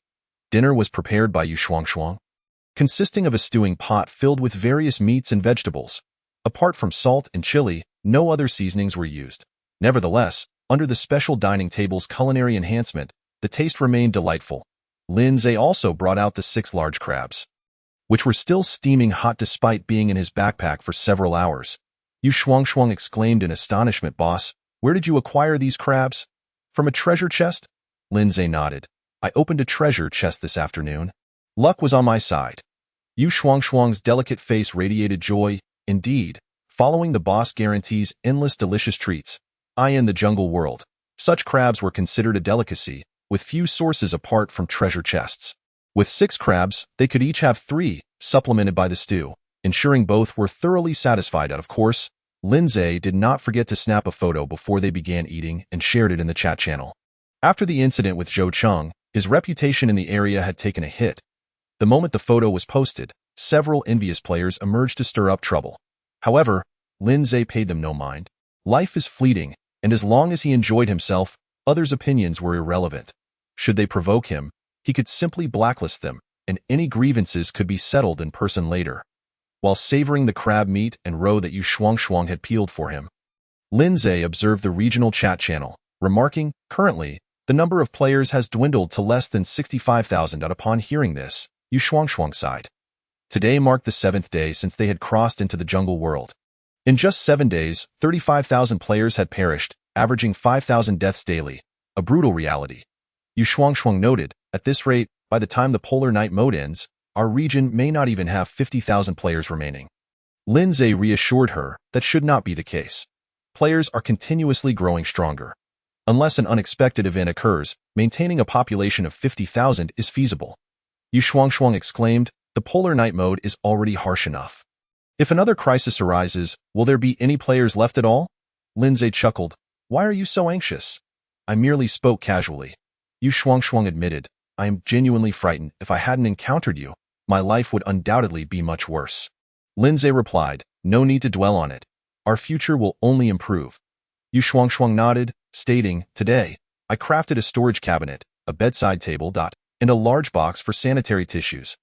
Boss, please let me know if we need anything else. Lindsay surveyed the room's furnishings. Compared to before, it now boasted a plethora of furniture. He had to admit that although Yu Shuangshuang was young, she had organized their small home meticulously. Many details Lindsay had overlooked. She had considered. After her efforts, the room no longer felt empty. It exuded a warmth reminiscent of a cozy couple's home. Lindsay smiled. You've done exceptionally well. With you around, I'm at ease regarding household matters. Upon hearing this, Yu Shuangshuang beamed, her bright eyes narrowing into lovely crescents. Crafting tools was merely her profession. What she truly desired was Lindsay's recognition in their daily lives. Thus, even if Lindsay were to stray, it would not deeply affect her. Yu Shuangshuang continued, I spoke with Sister Wanling today. She knows so much more than I do. Moreover, she's quite formidable, daring to hunt alone and has slain numerous silver-grade monsters. Before Lindsay could respond, she added, if we have Sister Wanling's assistance, the boss's sanctuary will undoubtedly develop more rapidly. Didn't you mention before about forming a team in the future? I believe Sister Wanling would be a perfect fit. Lindsay had indeed mentioned to Yu Shuangshuang the potential of forming a team to face greater and more brutal survival crises that could arise. However, he had only spoken of it in passing and had yet to put that plan into action. He hadn't anticipated that Yu Shuangshuang would start scouting candidates for him so soon. Lindsay chuckled, little girl, do you think I'm oblivious to your intentions? Are you feeling overwhelmed on your own and seeking a trio? Yu Shuangshuang's cheeks flushed. That's not what I meant. Lindsay replied, all right, let us finish our meal first. We can discuss this matter later, Dinamim. She nodded in agreement. After dinner, Lindsay mounted the purple flame Lion King and headed toward the valley. Upon seeing Lindsay, Great Sage and Second Sage nearly burst into tears. They had been told he would come to fetch them later, but this was far too late. After a full day of labor, they were on the verge of starving. Lindsay felt a pang of guilt at the sight of the two forlorn monkeys. He hastily retrieved a dozen apples from his backpack to fill their bellies before assessing the mined ores. They had collected over 4,000 iron ores, more than 300 pieces of refined iron, and around 20 high-quality refined iron pieces. Adding what he had previously taken, today's yield was quite substantial. He wondered how the situation was with the Persian monkey. It should have reached Monkey Mountain by now. Lindsay had not received any notifications regarding the Persian monkey's defeat, indicating that it had not faced an attack from the monkey horde upon entering the mountain. Yet, the specifics remained unclear. Wait, I have Maya. Lindsay slapped his forehead. He promptly summoned Maya from the pet space. After resting for over an hour within the pet space, Maya's health had nearly restored to 30,000. With Lindsay's rising level, the healing effect of the pet space had significantly improved. Master, Maya affectionately called out, bowing her head for Lindsay to stroke. Lindsay mused that if Gong Jindiao witnessed this scene, it might become jealous. Lindsay said, I summoned you for a reason. I need you to go to Monkey Mountain, which is 10 kilometers away in the southeast direction. I have a pet named Persian Monkey, whom you have seen before. It is there challenging the old Monkey King. Please check on its situation. If the Persian monkey encounters danger, remember to lend a hand. Understood, Master. Maya nodded, then flapped her wings, creating a gust of wind as she soared into the sky. Shortly thereafter, two eagle cries echoed from afar, one resonant and the other slightly shrill. Although Lindsay could not see, he knew it was Maya reuniting with her mate. Gong Jindiao had been waiting all along. Was it worried that I might abduct its wife and children, depriving it of their presence? Lindsay thought, truly a monogamous raptor.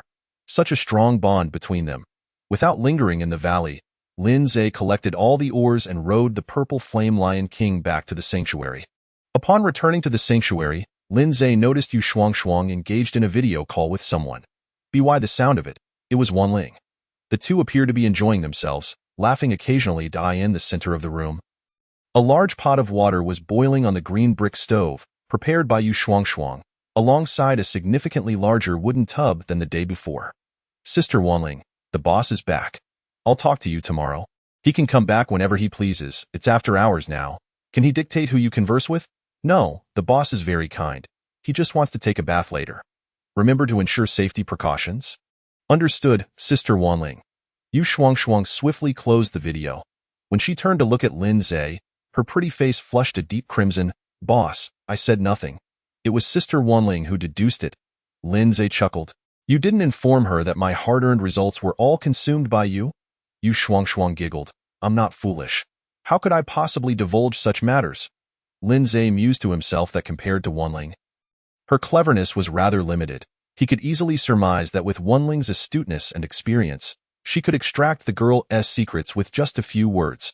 Wanling embodied the archetype of an urban powerhouse.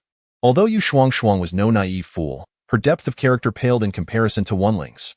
This was evident from the remarks Yu Shuangshuang made during dinner, where she spoke favorably of Wanling and seemed eager for her to move in.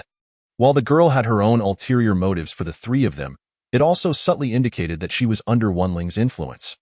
All right, you prepare the bath water. I'll step out to gather the vegetables. Lin Zhe said as he turned and exited the room.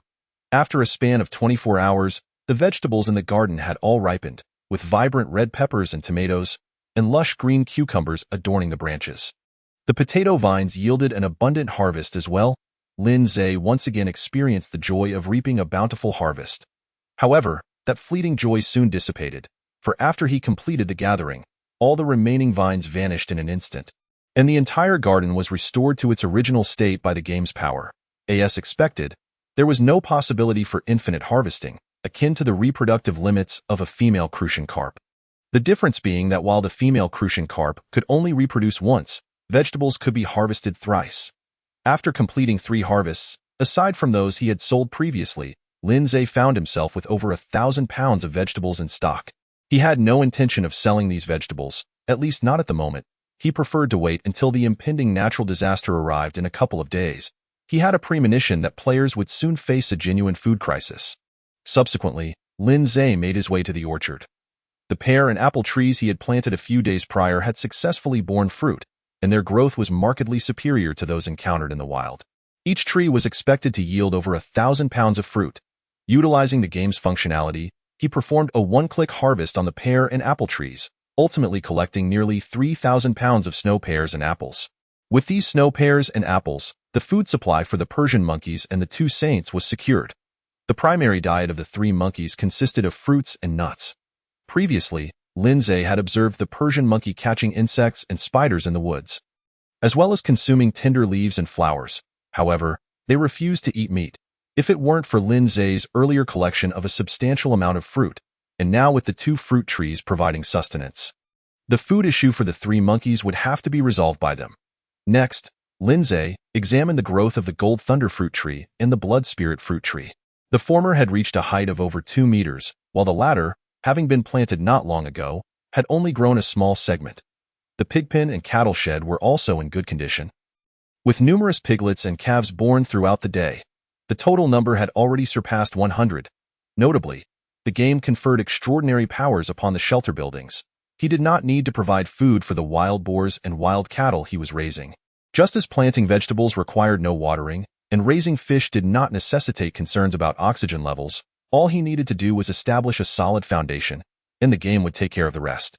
This method of raising animals provided players with immense convenience, sparing them from the daily toil of cutting grass for the cattle or preparing feed for the pigs. If players were to engage in such labor, they would surely lose all their hair. Upon returning to the room, Lin Zhe found a hazy mist had already enveloped the space. He exchanged a glance with Yu Shuangshuang, and they simultaneously shed their clothing.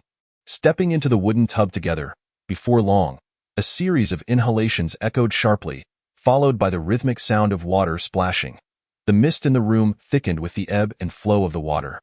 After quite some time, the sound of the bed creaking began, continuing until deep into the night. With heavy breaths, Yu Shuangshuang remarked, "Boss, you must seriously consider what we discussed earlier. Sister Wanling is so beautiful, and her figure is exceptional. Moreover, I heard from her that she practices yoga, holding a high rank of 9 Dan, and knows 180 poses. Lin Zhe inhaled sharply and replied, "The poses you mentioned are surely not the same as what I am thinking?" Yu Shuangshuang giggled. "With 180 yoga poses, there must be one that the boss would find appealing. I knew that woman was not simple." Lin Zhe laughed in response. He then rose from the bed, went to the water dispenser, filled 2 cups with water, handed one to Yu Shuangshuang, and drank the other himself. As Yu Shuangshuang took the cup, she began to rinse her mouth. Finally, as she returned the cup to Lin Zhe, she said, "Boss, you are truly kind to me. Just handing you a cup of water is enough to call it kindness." Lin Zhe chuckled. "Did you not also repay me with gratitude?" Yu Shuangshuang's lovely face instantly turned beet red. In the late hours of the night, the Elite Judge Alliance group was abuzz with celebration. The reason being that the alliance leader, Yin Haoyang, had finally advanced to silver rank, his name appearing on the ranking leaderboard. However, he did not secure the 3rd position but rather the 8th. Prior to Yin Haoyang, several players had already ascended to silver rank. Nonetheless, it was undeniable that Yin Haoyang's rise among over 60,000 players was remarkably swift. "Yin Haoyang, brothers, great news. While I was advancing to silver, the game refreshed a mineral resource around my shelter," I inquired, "and all players who advanced to silver receive this treatment. I have a plan. That is, everyone should try to suppress their levels. Once we relocate the shelter to my place, we can level up, and our base will be rich in minerals." This proposal garnered both support and hesitation within the group. After all, not leveling up would hinder their combat strength and impede the development speed of the shelter. Rest assured, the Alliance will provide compensation to everyone. No one will suffer losses. Upon hearing this, all members of the group expressed their agreement. The urgent matter at hand is to acquire the relocation blueprint. We must expedite this, as it concerns the future of our alliance and is of utmost importance. Understood. A1. Chapter 91. Is it too early? I see you are unconvinced. Privately, Yin Haoyang found Li Yushi. The two were engaged in a video chat. Yin Haoyang appeared quite excited, stating, "Yushi, I have good news. I received a relocation blueprint today." Li Yushi exclaimed in surprise. "So soon?" Yin Haoyang immediately recounted the origins of the relocation blueprint. After the task was issued, an alliance member indeed found other players nearby. After friendly negotiations, that player agreed to join our alliance. After destroying their shelter, we successfully obtained the relocation blueprint. Yushi, I plan to give this blueprint to you for use. You will be the first to relocate to my place. Upon hearing this, Li Yushi's eyes flickered, and she replied, "Brother Haoyang, I know your heart is with me, but let us not. Such an important blueprint should naturally be given to a member with greater strength. Right now, Lin Zhe has his sights set on you. He could appear at any moment. You know my combat strength. I can't be of any help. Your safety is the most important thing." Hearing this, Yin Haoyang was deeply touched. "Yushi, just knowing your feelings is enough. Once I deal with Lin Zhe, I will prioritize your relocation. Once our alliance base is established, I will also give you a vice leader position. The two of us will jointly lead the alliance," Li Yushi replied sweetly. "As long as I can be with Brother Haoyang, whether I am vice leader or not is unimportant to me." Yin Haoyang felt increasingly moved, silently vowing to treat this devoted woman well in the future. Li Yushi then found an excuse to end the video call. Privately, while playing word games with other friends, she inwardly cursed, "What a foolish person. If I move over now and happen to run into Lin Zhe, wouldn't I be dragging myself into trouble?" She was acutely aware of Yin Haoyang's thoughts. As a skilled angler, even without Lin Zhe's influence, she would not easily present herself. Before crossing over, she could easily toy with the men around her. Now, in this jungle world, she could do the same. Furthermore, what was a mere vice leader position? If she were to take on a role, she would aim for the leader. The night swiftly passed. As Lin Zhe awoke, he heard the faint sound of chattering outside, a sound small in volume, yet unmistakably that of monkeys. The Persian monkeys had returned. Lin Zhe immediately prepared to rise. At that moment, he noticed that the young girl sleeping beside him was nowhere to be found. Just as he pondered this, a petite figure pushed open the door and entered. It was the increasingly enchanting Yu Shuangshuang. "Boss, you're awake?" "MHM?" Lin Zhe nodded. While dressing, he inquired, "What time is it?" Yu Shuangshuang replied with a smile, "Just past 7. "It's still early." Lin Zhe halted his actions momentarily, chuckling, "Still early? I believe you are simply unconvinced." As he spoke, He beckoned to you Shuang with a finger.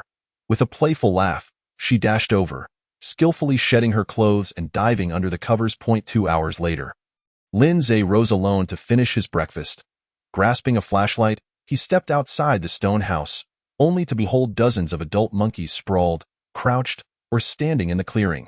Each was over 2 meters tall and robust. Resembling chimpanzees, these monkeys, akin to the Persian monkeys, belonged to the ferocious blood monkey clan. They shared a unique ability. When their blood levels were critically low, they could enter a frenzied state, significantly enhancing their combat prowess. The Persian monkey was also present. Though it bore no visible injuries, its blood level had decreased by about a third. Master. Upon seeing Lin Zhe, the Persian monkey hurried over. The group of adult monkeys promptly stood to attention, their eyes fixed intently on Lin Zhe, reflecting both fear and confusion. When they had accompanied the new king, they had discreetly speculated about their master. However, upon entering the sanctuary and witnessing the imposing figures of the Flame Lion King and the Great Bear, as well as the formidable pets, they had instantly transformed into docile creatures. Not only had their gossip ceased, but their usual exuberance had vanished as they obediently gathered in the clearing, refraining from any erratic movements. Lin Zhe turned to the Persian monkey and inquired with a smile, "Have you become the new Monkey King?" The Persian monkey nodded and replied, "Everything went smoothly. Upon returning to Monkey Mountain, I publicly challenged the old Monkey King and ultimately defeated him. According to the clan's customs, I am now the new Monkey King. Well done.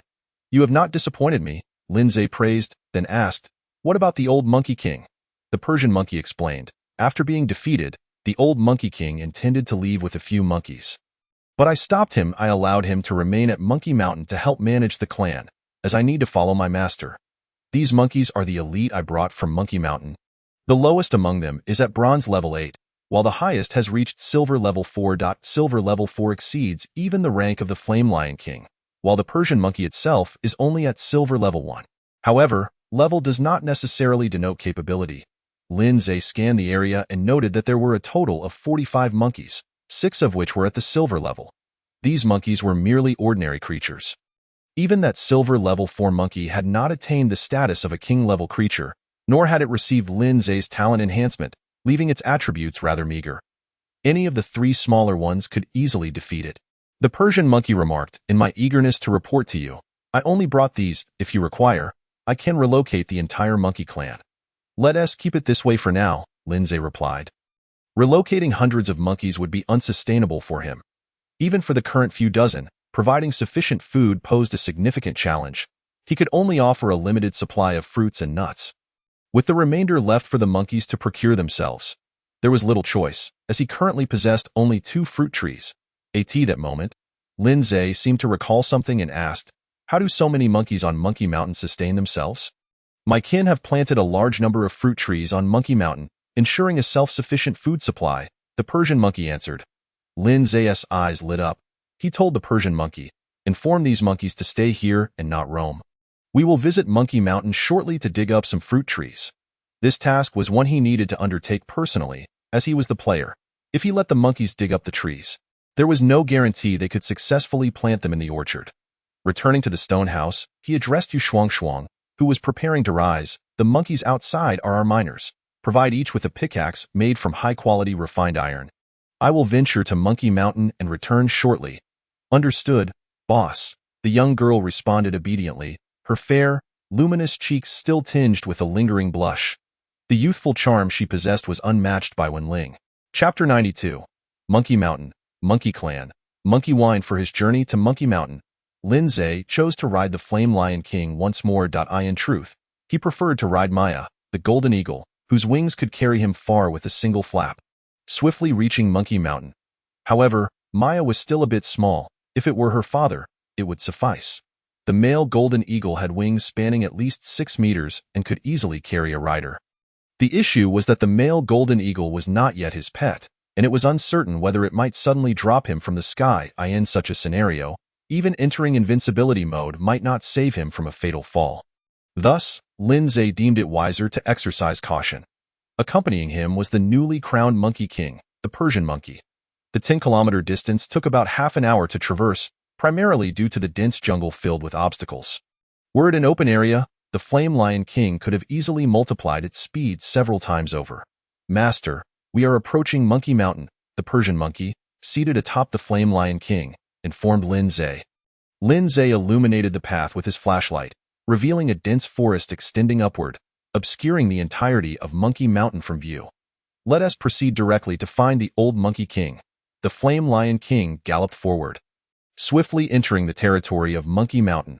Upon crossing into its domain, the surrounding forest erupted with the sounds of chattering, and monkeys could be seen leaping from tree to tree. Thankfully, there were no incidents of being struck, stripped, or pulled by hair. All the monkeys they encountered were quite docile. Some even approached Lin Zhe, offering fruits with both hands, clearly a gesture of respect toward their new king, the Persian monkey.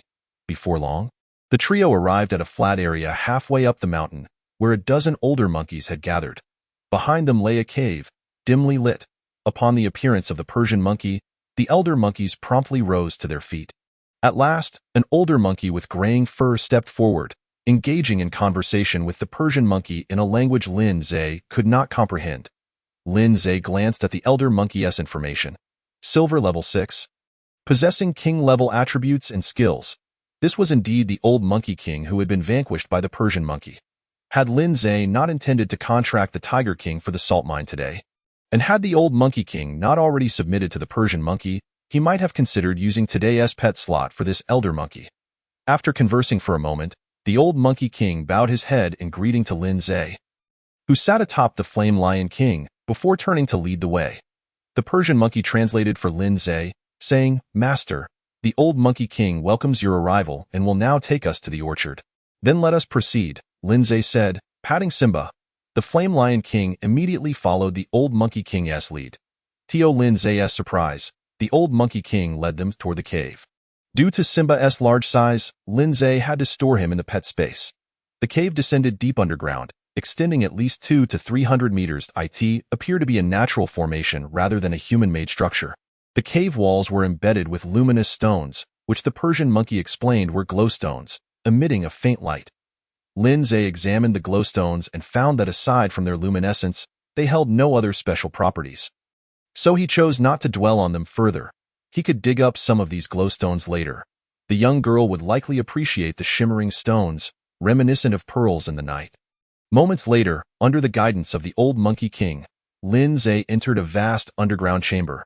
Here, the quantity of glowstones was even greater, densely embedded around the space and on the ground, resembling stars in the night sky, creating a breathtaking sight. Thanks to these glowstones, the underground space possessed a degree of visibility. To Lin Zhe's astonishment, there were over 100 fruit trees of various sizes planted throughout the underground space, predominantly peach trees, followed by apple and banana trees. Good heavens! This bizarre place could sustain banana trees, which thrived abundantly, with dozens of bunches hanging from each vine. Lin Zhe was taken aback at that moment. The old Monkey King turned to Lin Zhe, chattering and gesturing with his hands. The Persian monkey translated, "Master, the old Monkey King says that these fruit trees were specially cultivated by the Monkey Clan. There are some on the outside Monkey Mountain, but not as many as here." The old Monkey King requested that half of the fruit trees be left for the Monkey Clan, lest they face a food crisis. Lin Zhe estimated the total number of fruit trees to be around 140. Half of that would be over 70 trees, which exceeded his expectations. Whether his orchard could accommodate such a quantity was still uncertain. He thought to himself, if a pig pen of such modest size could accommodate nearly 100 wild boars, it indicated that the sanctuary's structures possessed spatial properties, much like a warehouse.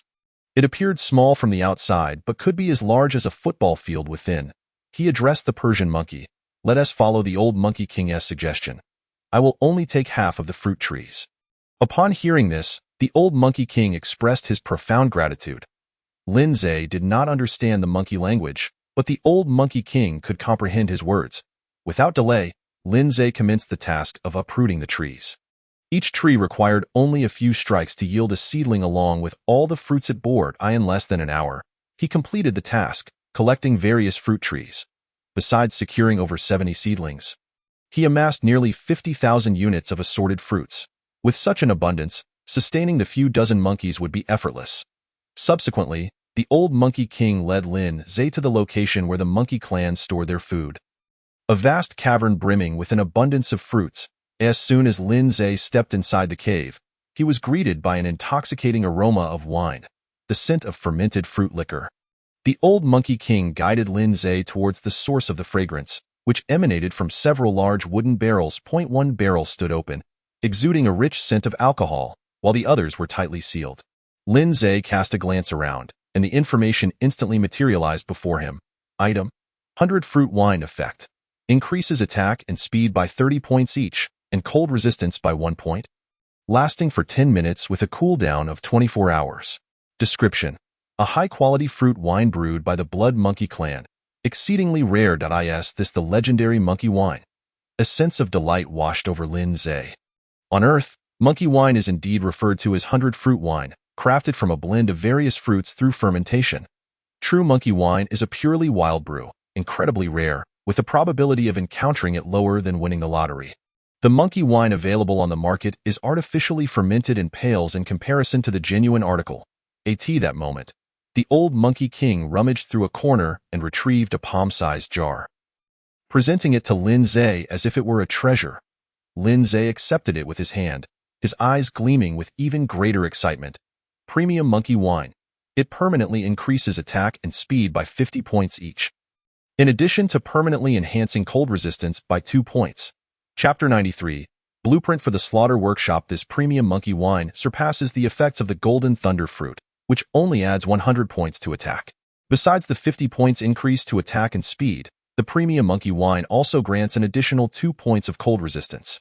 However, Lin Zhe wondered how potent the effect of those 2 points of cold resistance would be. He was eager to test it out, but unfortunately, the conditions were not conducive. The temperature in the jungle world was pleasantly mild. Even in the early hours of the morning, it hovered around 27 or 28 degrees. Lacking any chill, should he return home, power the refrigerator, and lock himself inside to give it a try? While contemplating this, the old Monkey King chattered excitedly, gesturing animatedly to Lin Zhe. The Persian monkey translated, saying that the old Monkey King claimed this was its treasured premium 100 fruit wine, the only jar of its kind on the entire Monkey Mountain, and it was willing to present it as a gift to its master. Upon hearing this, Lin Zhe immediately expressed his gratitude. He opened the jar, and a wave of rich aroma enveloped him. He took a small sip, and the taste was a delightful blend of sweet and sour. Imbued with a strong fruit essence, the alcohol was potent yet smooth, far surpassing any fruit wine Lin Zhe had ever tasted on Earth. Simultaneously, he received a notification from the game, indicating that his attack and speed had each increased by 11 points.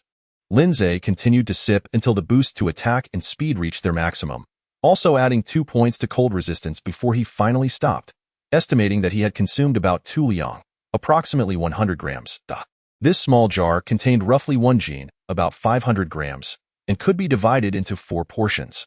Lin Zhe pondered for a moment and sent a picture of the wine to Wenling. Soon, Wenling replied, "A good item, no less than the Golden Thunder fruit. What is the price? I'd like to buy a portion." Lin Zhe responded, "Blueprint trade." Wenling continued, "I happen to have a blueprint for a slaughter workshop. Would you like it?" Lin Zhe's eyes lit up immediately. He had wanted to establish a slaughter workshop for some time, but had yet to encounter any relevant building blueprints, as mentioned in Chapter 5. The game had previously stated that the one-click decomposition function was a rough decomposition, yielding only a certain amount of meat without obtaining materials like monster hides, claws, or scales. Fine decomposition required operation through a slaughter workshop. With this in mind, Lin Zhe decisively replied to Wenling, "Sure, let us trade." He divided the premium monkey wine into 4 equal portions. During this process, Wenling sent the blueprint over without fear of Lin Zhe defaulting. Lin Zhe had no intention of defaulting either. After portioning it out, he sent one to Wenling. Wenling responded, "Thanks. Remember to contact me if you find any good items in the future." Lin Zhe replied with an OK emoji. Building blueprint, slaughter workshop, information. Upon using this blueprint, you will acquire a workshop capable of decomposing monster corpses. Special note: materials obtained from high-level monster corpses are highly valuable, such as for crafting advanced equipment. Lin Zhe cheerfully stowed the blueprint and the remaining 3 portions of premium monkey wine into his backpack. He addressed the old Monkey King, "Please give me a barrel of the regular 100 fruit wine, and you may keep the rest for your clan." The Monkey Clan had 3 large barrels of regular 100 fruit wine, each containing over 100 gene, which could be divided into several hundred portions for sale, allowing them to exchange for the resources he needed. Its effect was to increase attack and speed by 30 points each, along with 1 point of cold resistance for 10 minutes, for players. This could prove life-saving in critical moments. Naturally, the price must not be low. He would have to ponder this thoroughly upon his return. The old Monkey King nodded vigorously. Lin Zhe was now the new master of their monkey clan, accompanied by a powerful pet, and it was clear that they could not afford to offend him. It even brought over 2 barrels, leaving only one for the monkey clan. Lin Zhe accepted this graciously. He stored the 2 large barrels of 100 fruit wine in his backpack and inquired, "How long does it take to brew premium 100 fruit wine?" The old Monkey King extended a finger covered in monkey fur. 1 day? 1 week? Or perhaps a month? Lin Zhe rattled off several time frames, but the old Monkey King shook his head each time, then chirped twice at the Persian monkey. The Persian monkey translated, "Master, the old Monkey King says it takes at least a year." Lin Zhe rolled his eyes internally. He would no longer mention the brewing of premium 100 fruit wine. A year was far too long. Even a month would bring about tremendous changes in the jungle world and among the players. The time span was excessively long, and it was unnecessary to focus his thoughts on it. "All right, we should be heading back soon," Lin Zhe told the old Monkey King. "Have someone dig up some luminous stones. I'll be taking them with me." The old Monkey King nodded. Half an hour later, Lin Zhe and the Persian monkey rode the purple flame lion king away from Monkey Mountain. Before departing, he reminded the old Monkey King to manage the monkey clan well, assuring him that if they faced any crises, they could come to seek his assistance. The old Monkey King expressed immense gratitude. Although the Persian monkey had usurped its position as king, the Persian monkey had entrusted the management of the monkey clan back to it. And it did not remain on Monkey Mountain. It was not the king, yet it continued to wield the authority of one, making little difference from before. Moreover, with the addition of a powerful ally, what more could it desire? The old Monkey King felt sufficiently grateful that the Persian monkey had defeated it, but chose not to expel it, allowing it to remain on Monkey Mountain. Thus, it was willing to present the premium 100 fruit wine to Lin Zhe. This treasure was known only to it. If the old Monkey King had harbored any resentment, this treasure would never have reached Lin Zhe's hands. Before long, Lin Zhe returned to the shelter. Yu Shuangshuang was crafting iron picks for the monkeys at the workbench. Upon seeing Lin Zhe return, she asked, "Boss, how was your haul?" Lin Zhe smiled and replied, "Quite splendid." He shared his experiences on Monkey Mountain with Yu Shuangshuang, including the transaction of the premium monkey wine for the slaughter workshop blueprint. Afterward, he took out a large bag of luminous stones. "This is a gift for you. See if you like it." Yu Shuangshuang opened the bag and her bright eyes instantly sparkled. "Boss, are these night pearls? They're so beautiful." Luminous stones, aside from their ability to glow, had little other use. "Thank you, boss. I really like them." The young girl gleefully leaped into Lin Zhe's embrace and planted a hard kiss on his lips. She cherished the bag of luminous stones, and then curiously asked, "Boss, do those monkeys really know how to brew wine?" Lin Zhe nodded, explaining, "They just stack various fruits together, isolating the air and waiting for fermentation, which ultimately results in 100 fruit wine." The monkeys on Monkey Mountain are creatures of high intelligence, so it's relatively simple for them. On Earth, getting monkeys to brew monkey wine was left to chance. He retrieved a portion of premium 100 fruit wine from his backpack and handed it to Yu Shuangshuang. "This wine is also for you. I still have 2 portions to trade for blueprints." Yu Shuangshuang glanced at the information for the premium monkey wine and immediately shook her head, saying, "To give me such a good thing would be a waste. I am not going out hunting monsters and don't need the attribute boost." Lin Zhe responded, "This is something rare and hard to come by. I feel it would be a loss to trade it for blueprints. So I must prioritize my own people first." Upon hearing this, Yu Shuangshuang no longer declined. She joyfully accepted the fruit wine and took a sip in front of Lin Zhe. "This wine tastes really good. Sweet and tangy. If you want more, I have it here, but it's all regular 100 fruit wine, so the flavor might not compare. Forget it." Yu Shuangshuang shook her head. The remaining 100 fruit wine should be used to exchange for resources. "You keep the good stuff for yourself. Don't worry about me." Lin Zhe said nothing more. Since the young girl had chosen to follow him, he naturally wouldn't shortchange her. He asked, "How many iron picks have you crafted so far?" Chapter 94, The Monkey Miners. "Currently, I've crafted nearly 30, Yu Shuangshuang replied. "In half an hour at most. All the required iron picks will be completed." "Good. Then carry on, Lindsay said. I'll go ahead and build the slaughter workshop. Upon hearing this, Yu Shuangshuang gave a soft hum and resumed her work at the tool bench, humming a tune. Lindsay stepped outside the room and sought a vacant space to construct a slaughterhouse. Building, slaughterhouse, information. A structure capable of dismembering monster corpses. Current capacity, 1. Slaughter efficiency. Capable of processing 3,000 units of meat and related monster materials per hour. Special effects, none. Tip. Upgrading the slaughterhouse will allow for more staff and enhance slaughter efficiency. An output of 3,000 units of meat per hour is indeed a commendable pace. Subsequently, Lindsay proceeded to the warehouse and utilized the previously acquired warehouse blueprints. Similar to the fish pond, upgrading the warehouse did not necessitate the consumption of materials such as wood, stone, or fine iron. Merely the corresponding blueprints sufficed. Moreover, there were no explicit level indicators. In other words, as long as one possesses ample blueprints, players can continuously upgrade these structures. Amidst a soft golden glow, the warehouse level was successfully elevated. Externally, there was no discernible change. Its footprint remained the same. Upon entering the warehouse, Lindsay discovered that what was once a storage space equivalent to a football field had now expanded several times over. Additionally, the slowed passage of time had increased from 30% to 50%. Furthermore, there was an added special storage cabinet, approximately 3 times the size of a refrigeration unit. Upon inspecting the information regarding the special storage cabinet, Lindsay found it possessed a unique effect, time stasis, similar to his current backpack, allowing food stored within to remain unspoiled. This was quite advantageous, even if the outside world were to undergo drastic changes. This special storage cabinet would preserve his last morsels of sustenance. However, its limited space restricted the quantity of food it could accommodate. If the shelter were to consist solely of Lindsay and Yu Shuangshuang, he would have no concerns regarding food sufficiency. The space equivalent to 3 refrigeration units would provide ample provisions for both him and Yu Shuangshuang for an extended period. The challenge lay in the fact that he also had a host of pets to care for. Xian Ba, Xiaoqing, Xiong to each one a voracious eater. Only Dahong and Feng Ho were somewhat manageable. Particularly Feng Ho, with its beehive, could sustain itself while also producing substantial amounts of honey and bee pupae for Lindsay. Truly a diligent little bee. It was imperative to acquire more warehouse blueprints to elevate the warehouse to a higher level. As he pondered, Lindsay exited the warehouse and made his way to the orchard. He planted the fruit trees he had procured from Monkey Mountain. Upon reaching the 46th tree, Lindsay suddenly received a notification from the game. Your orchard space is insufficient to continue planting fruit trees.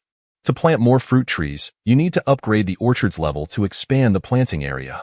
As expected, there are limitations. It seems the cowshed, pig pen, fish pond, and vegetable garden also cannot endlessly support the raising of cattle, pigs, and fish. Lindsay had anticipated this, thus he was not taken aback.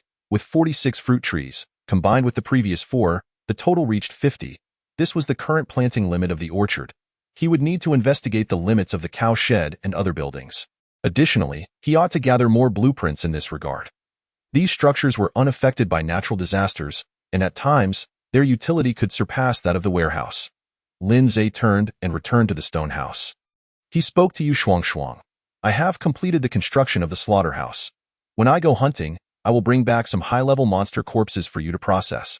Understood, boss. Yu Shuangshuang nodded. As a player specializing in life skills, such tasks naturally fell to her, allowing her to gain experience and merit points. Lindsay, however, could not partake in such benefits.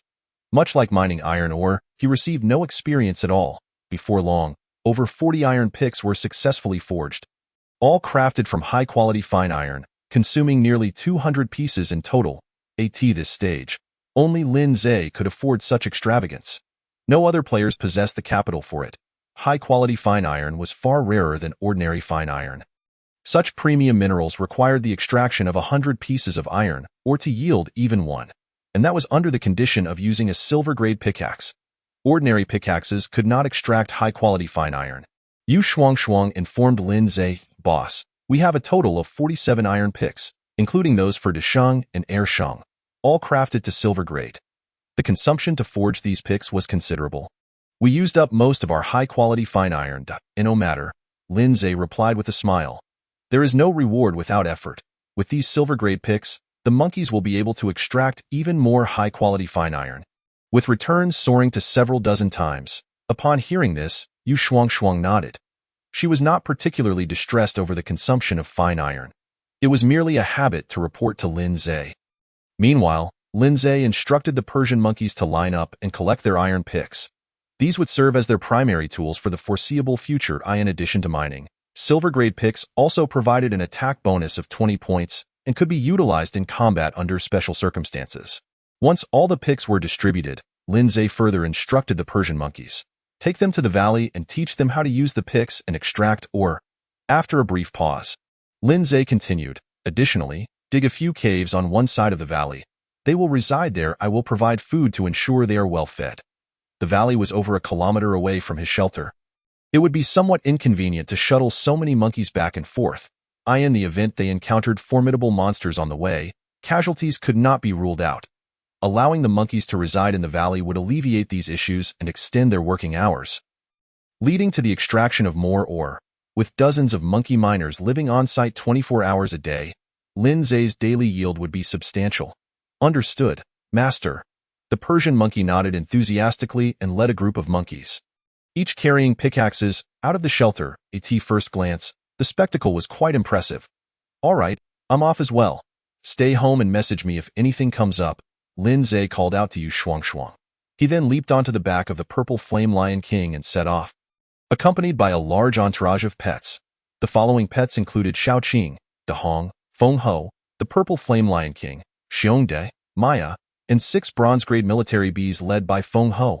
Among them, Maya and the Purple Flame Lion King were at silver-grade level 3, while Xiaoqing, Dahong, Feng Ho, and Xiongde had all recently ascended to silver-grade level 2. Lin Zhe was nearing his own promotion to silver-grade level 5. This time, he intended to exert his utmost effort, aiming to seize the salt mine and the silver-grade level 9 striped Tiger King in one fell swoop. Chapter 95. Xiaoqing evolves in the darkness. Several colossal figures swiftly dashed through the dense forest. Wherever they passed, nothing could impede their advance. Even when confronted by obstructive monsters, they were swiftly dispatched. These figures were Lin Zhe's pets, the Purple Flame Lion King, measuring over 10 meters in length, the massive Xiongde, and Xiaoqing, whose serpentine body reached a staggering 15 meters. In midair, the plump Feng Ho flapped its diminutive wings, trailed by 6 military bees the size of millstones. Above, 3 shadowy forms circled, occasionally emitting piercing cries. Only Dahong seemed most at ease, nestled in Lin Zhe's embrace like a fiery red fluffball, allowing Lin Zhe to stroke its tail at will. Shortly thereafter, Lin Zhe and his entourage successfully arrived near the salt mine. Through the dense foliage, the salt mine loomed like a snow-capped mountain, isolated in the center of a clearing. The striped Tiger King, resembling a supreme ruler, stood atop the salt mine, while around it swarmed over 200 monsters of various types, all of silver grade. The highest among them reached silver level 8. Such a formidable assembly of monsters was something no player other than Lin Zhe would dare to challenge at this stage. Even those coveting the salt mine would be compelled to steer clear. Master, shall we charge in directly? Xiongde inquired, excitement coursing through him. Eager for battle, Lin Zhe replied. We will lure them in while taking them down. With that, he gently patted Dahong, who promptly leaped to the ground and sprinted toward the clearing ahead. Upon entering the open space, it rubbed its small hands together, and in an instant, a massive fireball materialized, soaring into the monster horde with intense heat. Before the monsters could react, Dahong unleashed several more fireballs in quick succession. Boom, boom, boom. The fireballs detonated within the throng of monsters, producing deafening explosions. Numerous monsters were sent flying by the shockwaves, some igniting in flames. Visible damage numbers, all in the 4-digit range, floated above the monsters' heads, exceeding 1,000 points. Following this, a continuous barrage of 3-digit burning damage ensued. The attacked monsters were indeed enraged, roaring as they charged toward Dahong. Observing this, Dahong turned tail and fled, not forgetting to make a face at the monsters and taunt them with chirps. The monsters, infuriated, accelerated in their pursuit of Dahong. Some even unleashed ranged attacks, such as wind blades, fireballs, and wooden spikes, all of which Dahong adeptly evaded in the blink of an eye. Over 30 silver-grade monsters were in hot pursuit of Dahong into the dense forest. The prepared pets immediately surged forward. The Purple Flame Lion King and Xiongda were particularly valiant, crashing into the monster horde like bulldozers, toppling any monsters in their path. Subsequently, a searing wave of fire erupted from the mouth of the Purple Flame Lion King. A conflagration swiftly erupted within a radius of several dozen meters. All the monsters ensnared by the inferno emitted piercing cries of despair, while substantial damage indicators floated upwards from their heads. In response, Xiongda promptly unleashed his ground-sinking and ground-spike techniques.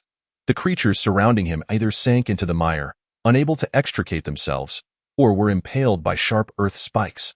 Meanwhile, the queen bee led her swarm of soldier bees into battle. Although their damage output paled in comparison to that of boss-level entities like Xian Ba and Xiongda, their imposing presence was nonetheless formidable. Concurrently, a flurry of golden feathers descended from the sky. As Maya and her family executed aerial strikes against the horde of monsters, initially, the male golden eagle had no intention of joining the fray, but after Maya's furious screeches, he reluctantly acknowledged the reality of the situation. It must be said that although Maya was a golden eagle, she had truly grasped the essence of "I am the master of this domain."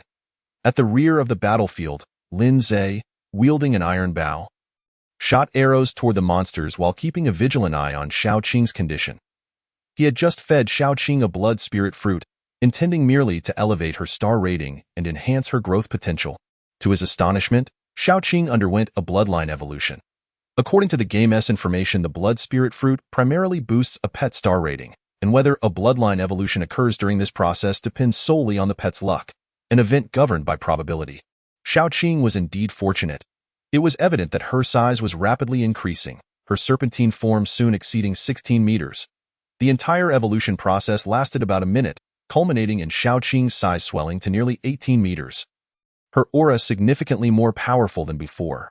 Beside her lay a complete shed skin, over 10 meters long. Upon inspecting it, Lin Zhe discovered it was excellent material for crafting defensive gear, prompting him to collect it without hesitation.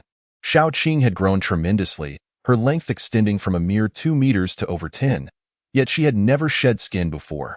Could it be that the serpents of the jungle world only shed during evolution? Pondering this, Lin Zhe opened Shao Qing's information panel. Pet. Shao Qing. Species. Serpent. Level. Silver level 2 attack. 630, 210 420. Defense. 540, 183 60. Speed. 600, 200 400. Health. 39,000, 13. 000 26,000. Special ability. Attack inflicts toxin, causing 300 health points of damage per second for 1 minute. Special ability 2. Toxic Mist Breath, damage of 100 to 200 points per second, with a range of 50 meters. Special ability 3. Venomous Attack, 800 points of damage, effectively corroding the enemy's scales or armor, reducing their defense. Experience, 235, 1200. Growth potential, 2 stars. The enhancement in attributes following this bloodline evolution was nothing short of terrifying.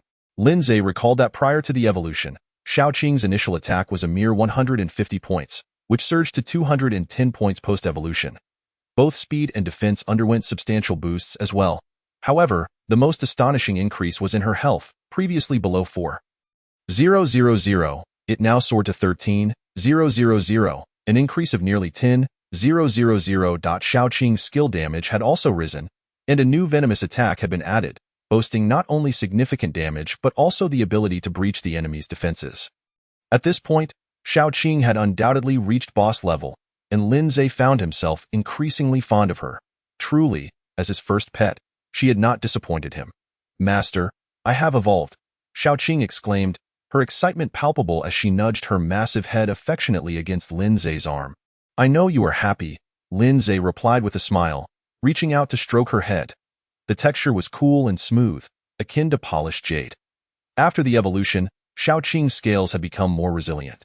Their vibrant green hue gleaming brilliantly, each scale resembling a finely crafted piece of exquisite jade, appearing stunningly beautiful. To go forth and fight alongside your companions, at your command, Master. Chapter 96.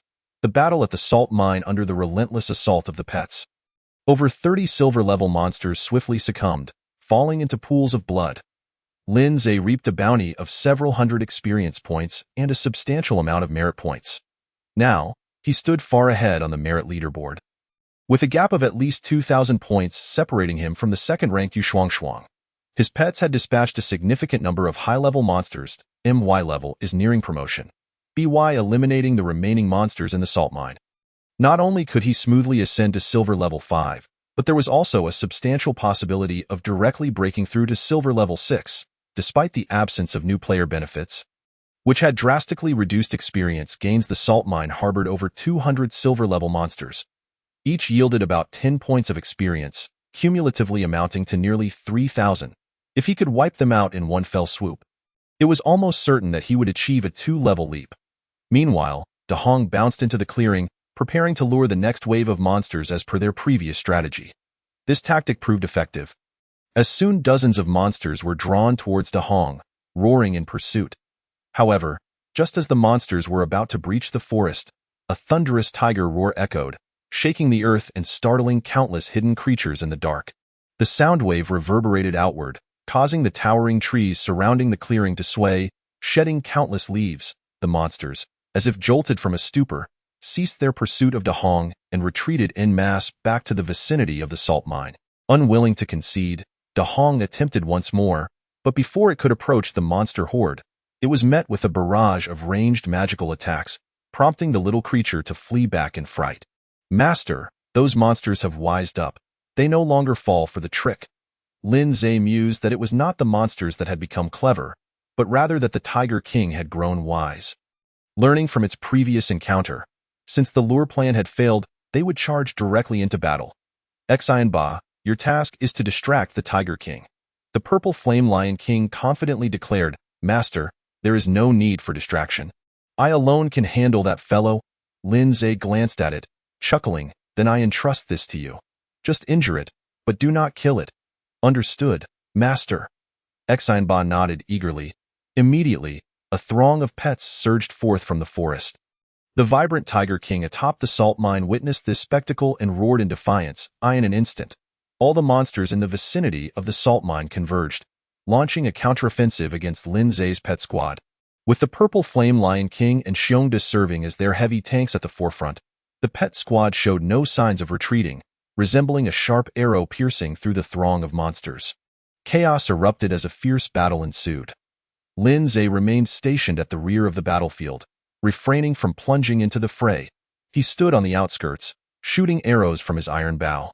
Given the overwhelming number of monsters, he hardly needed to aim. Each shot inevitably found its mark. Equipped with a high-quality iron bow, his attack power had surpassed 500 points, even without activating invincibility mode. Consequently, the damage he inflicted upon the monsters was considerable, with each normal attack dealing 300 to 400 points. High above, a flurry of golden feathers rained down, and soon damage indicators began to proliferate above the monsters' heads. This was the skill-shining golden feathers, executed by Maya and her family, encompassing a vast area and lasting a significant duration. The only drawback was that the male golden eagle and the juvenile golden eagle's attacks could also harm the pet squad, as they were not Lin Zhe's pets and thus lacked the friendly damage immunity buff. Fortunately, both the male and juvenile golden eagles seemed aware of this, consciously avoiding the areas occupied by the pet squad while unleashing their skills. Otherwise, it would be a case of inflicting 1,000 points of damage on the enemy while self-inflicting 800. Moments later, the Purple Flame Lion King Xian Ba broke through the monster horde's blockade, charging directly to the summit of the salt mine, confronting the vibrant Tiger King in a fierce clash. This was a duel between the Lion King and the Tiger King, one at silver level 3, the other at silver level 9. While the level disparity appeared significant, the attributes of the Purple Flame Lion King were superior to those of the vibrant Tiger King. The only slight disadvantage lay in health points. Xian Ba, augmented by Lin Zhe's innate enhancements, boasted a health pool of only 90,000, whereas the vibrant Tiger King had a staggering 100,000 health.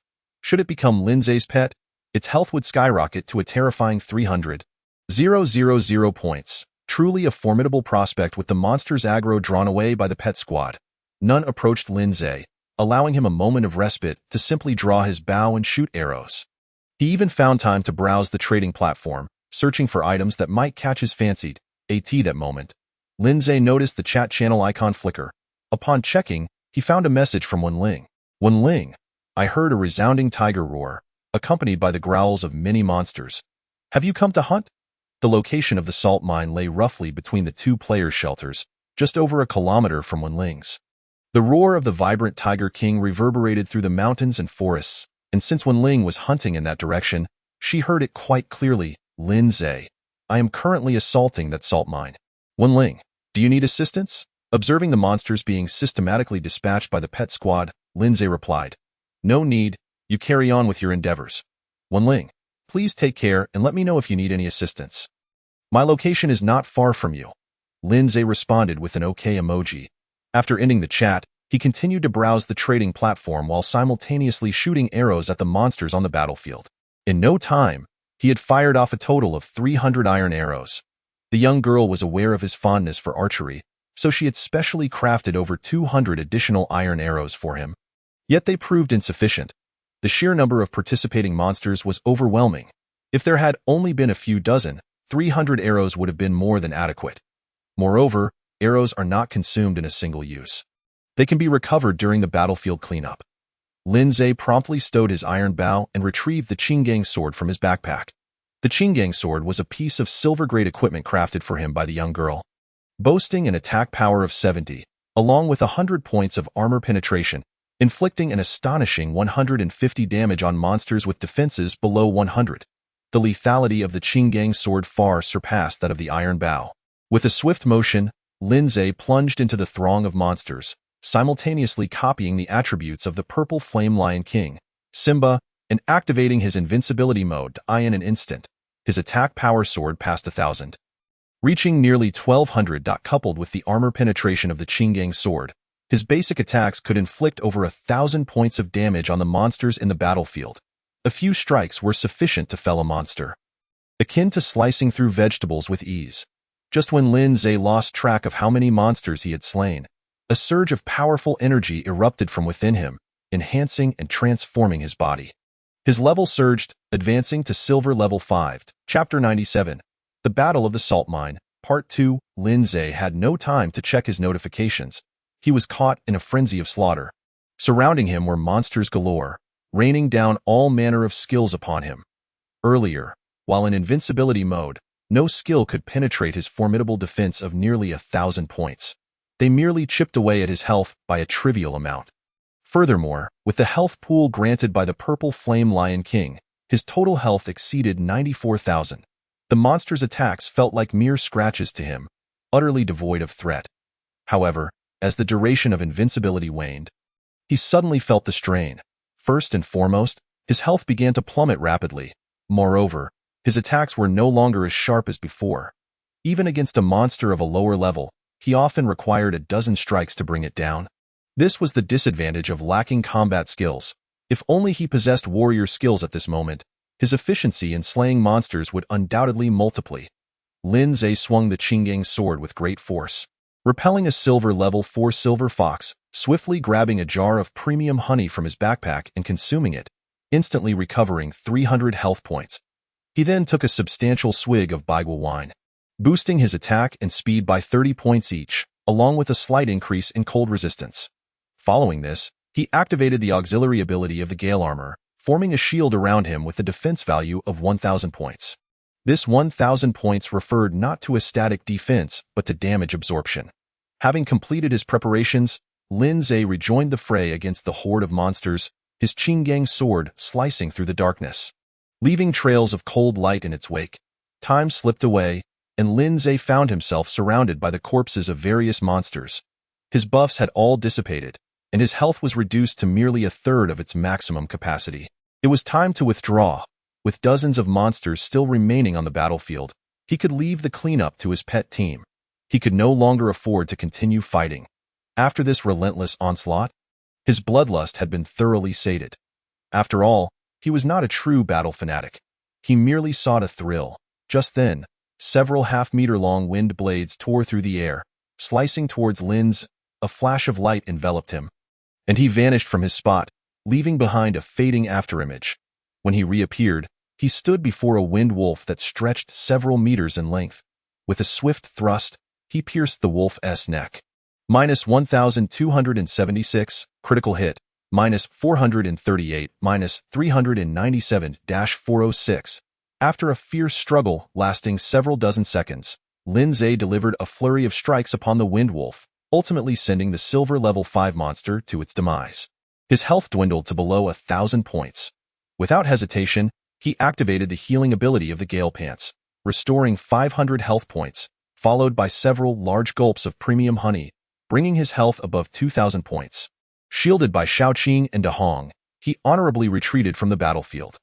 The Gale series of equipment proved to be quite useful, as Lin Zhe rested in a remote area away from the battlefield. He examined the pieces of Gale equipment he was wearing. The Gale armor increased his defense and provided a shield, the Gale Pants boosted his health and included a healing skill, and the Gale Boots enhanced his speed along with an acceleration skill. Just moments ago, he had effortlessly dodged several wind blade strikes thanks to the acceleration skill of the Gale Boots, which increased his speed by 30% for 30 seconds. Lin Zhe lamented the fact that he had not acquired the Gale Helmet, which would complete the Gale set and activate its set bonuses. The primary reason was that he had opened too few treasure chests in the past 2 days. He then opened his information panel, allocating the 20 free attribute points awarded for reaching silver level 5 into speed, propelling his base speed to an astonishing 400 points. When combined with the speed boost from the Gale Boots, it exceeded 400. Such speed far surpassed that of the Bee Queen and Dahong. Master, Master, as the battle concluded, his pets gathered around him. Lin Zhe offered them words of praise before enclosing the still-fighting Blazing Tiger King, who was engaged in a fierce melee with the Purple Flame Lion King. Upon seeing Lin Zhe and his pet team approach, the Blazing Tiger King's crimson eyes revealed a flicker of panic. Its battle with the Purple Flame Lion King had been evenly matched. Although the attributes of the lion were superior, slaying the tiger was no simple feat if the tiger wished to flee. The lion would find it impossible to intercept. However, at this moment, a horde of monsters, scarcely weaker than the Purple Flame Lion King, surrounded it, effectively eliminating any chance of escape. Were it not for the orders to guard this salt mine, this king would have fled long ago. The Striped Tiger King mused inwardly. Meanwhile, the Purple Flame Lion King suddenly roared, becoming even more frenzied, lunging at the Striped Tiger King with reckless abandon. Master, grant me just 2 more minutes. Within that time, I shall surely subdue this great striped cat. Sensing the mental waves transmitted by the Purple Flame Lion King, Lin Zhe gestured for his pet team to retreat. The pets promptly withdrew to a distance of several dozen meters, allowing ample space for the 2 forest kings to engage in battle. Witnessing this, the Striped Tiger King understood the intention of the Purple Flame Lion King. It aimed to suppress it single-handedly. A spirit unwilling to yield, it had fought fiercely against the Purple Flame Lion King until now. Entering a frenzied state, it unleashed all its might in combat in an instant. The roars of tigers and the roars of lions reverberated through the forest. As the battle raged into the wooded area, towering trees, some reaching heights of several dozen meters, were snapped in half by their collisions. The scene of the confrontation was primal and violent, yet remarkably grand. After all, these were 2 colossal beasts, each exceeding 10 meters in size, clashing. Such a sight was rare even in the current jungle world, let alone on Earth. Lin Zhe, witnessing it firsthand, was equally astonished in a moment of excitement. He sent a video to the little girl. Let me show you something you've never seen before. He shifted the perspective to the 2 titans engaged in battle. Under the glow of flames and flashlight beams, the combat between the beasts was quite visible. Indeed, the little girl was instantly captivated. Her delicate lips agape in awe. Boss, is that the Tiger King guarding the salt mine?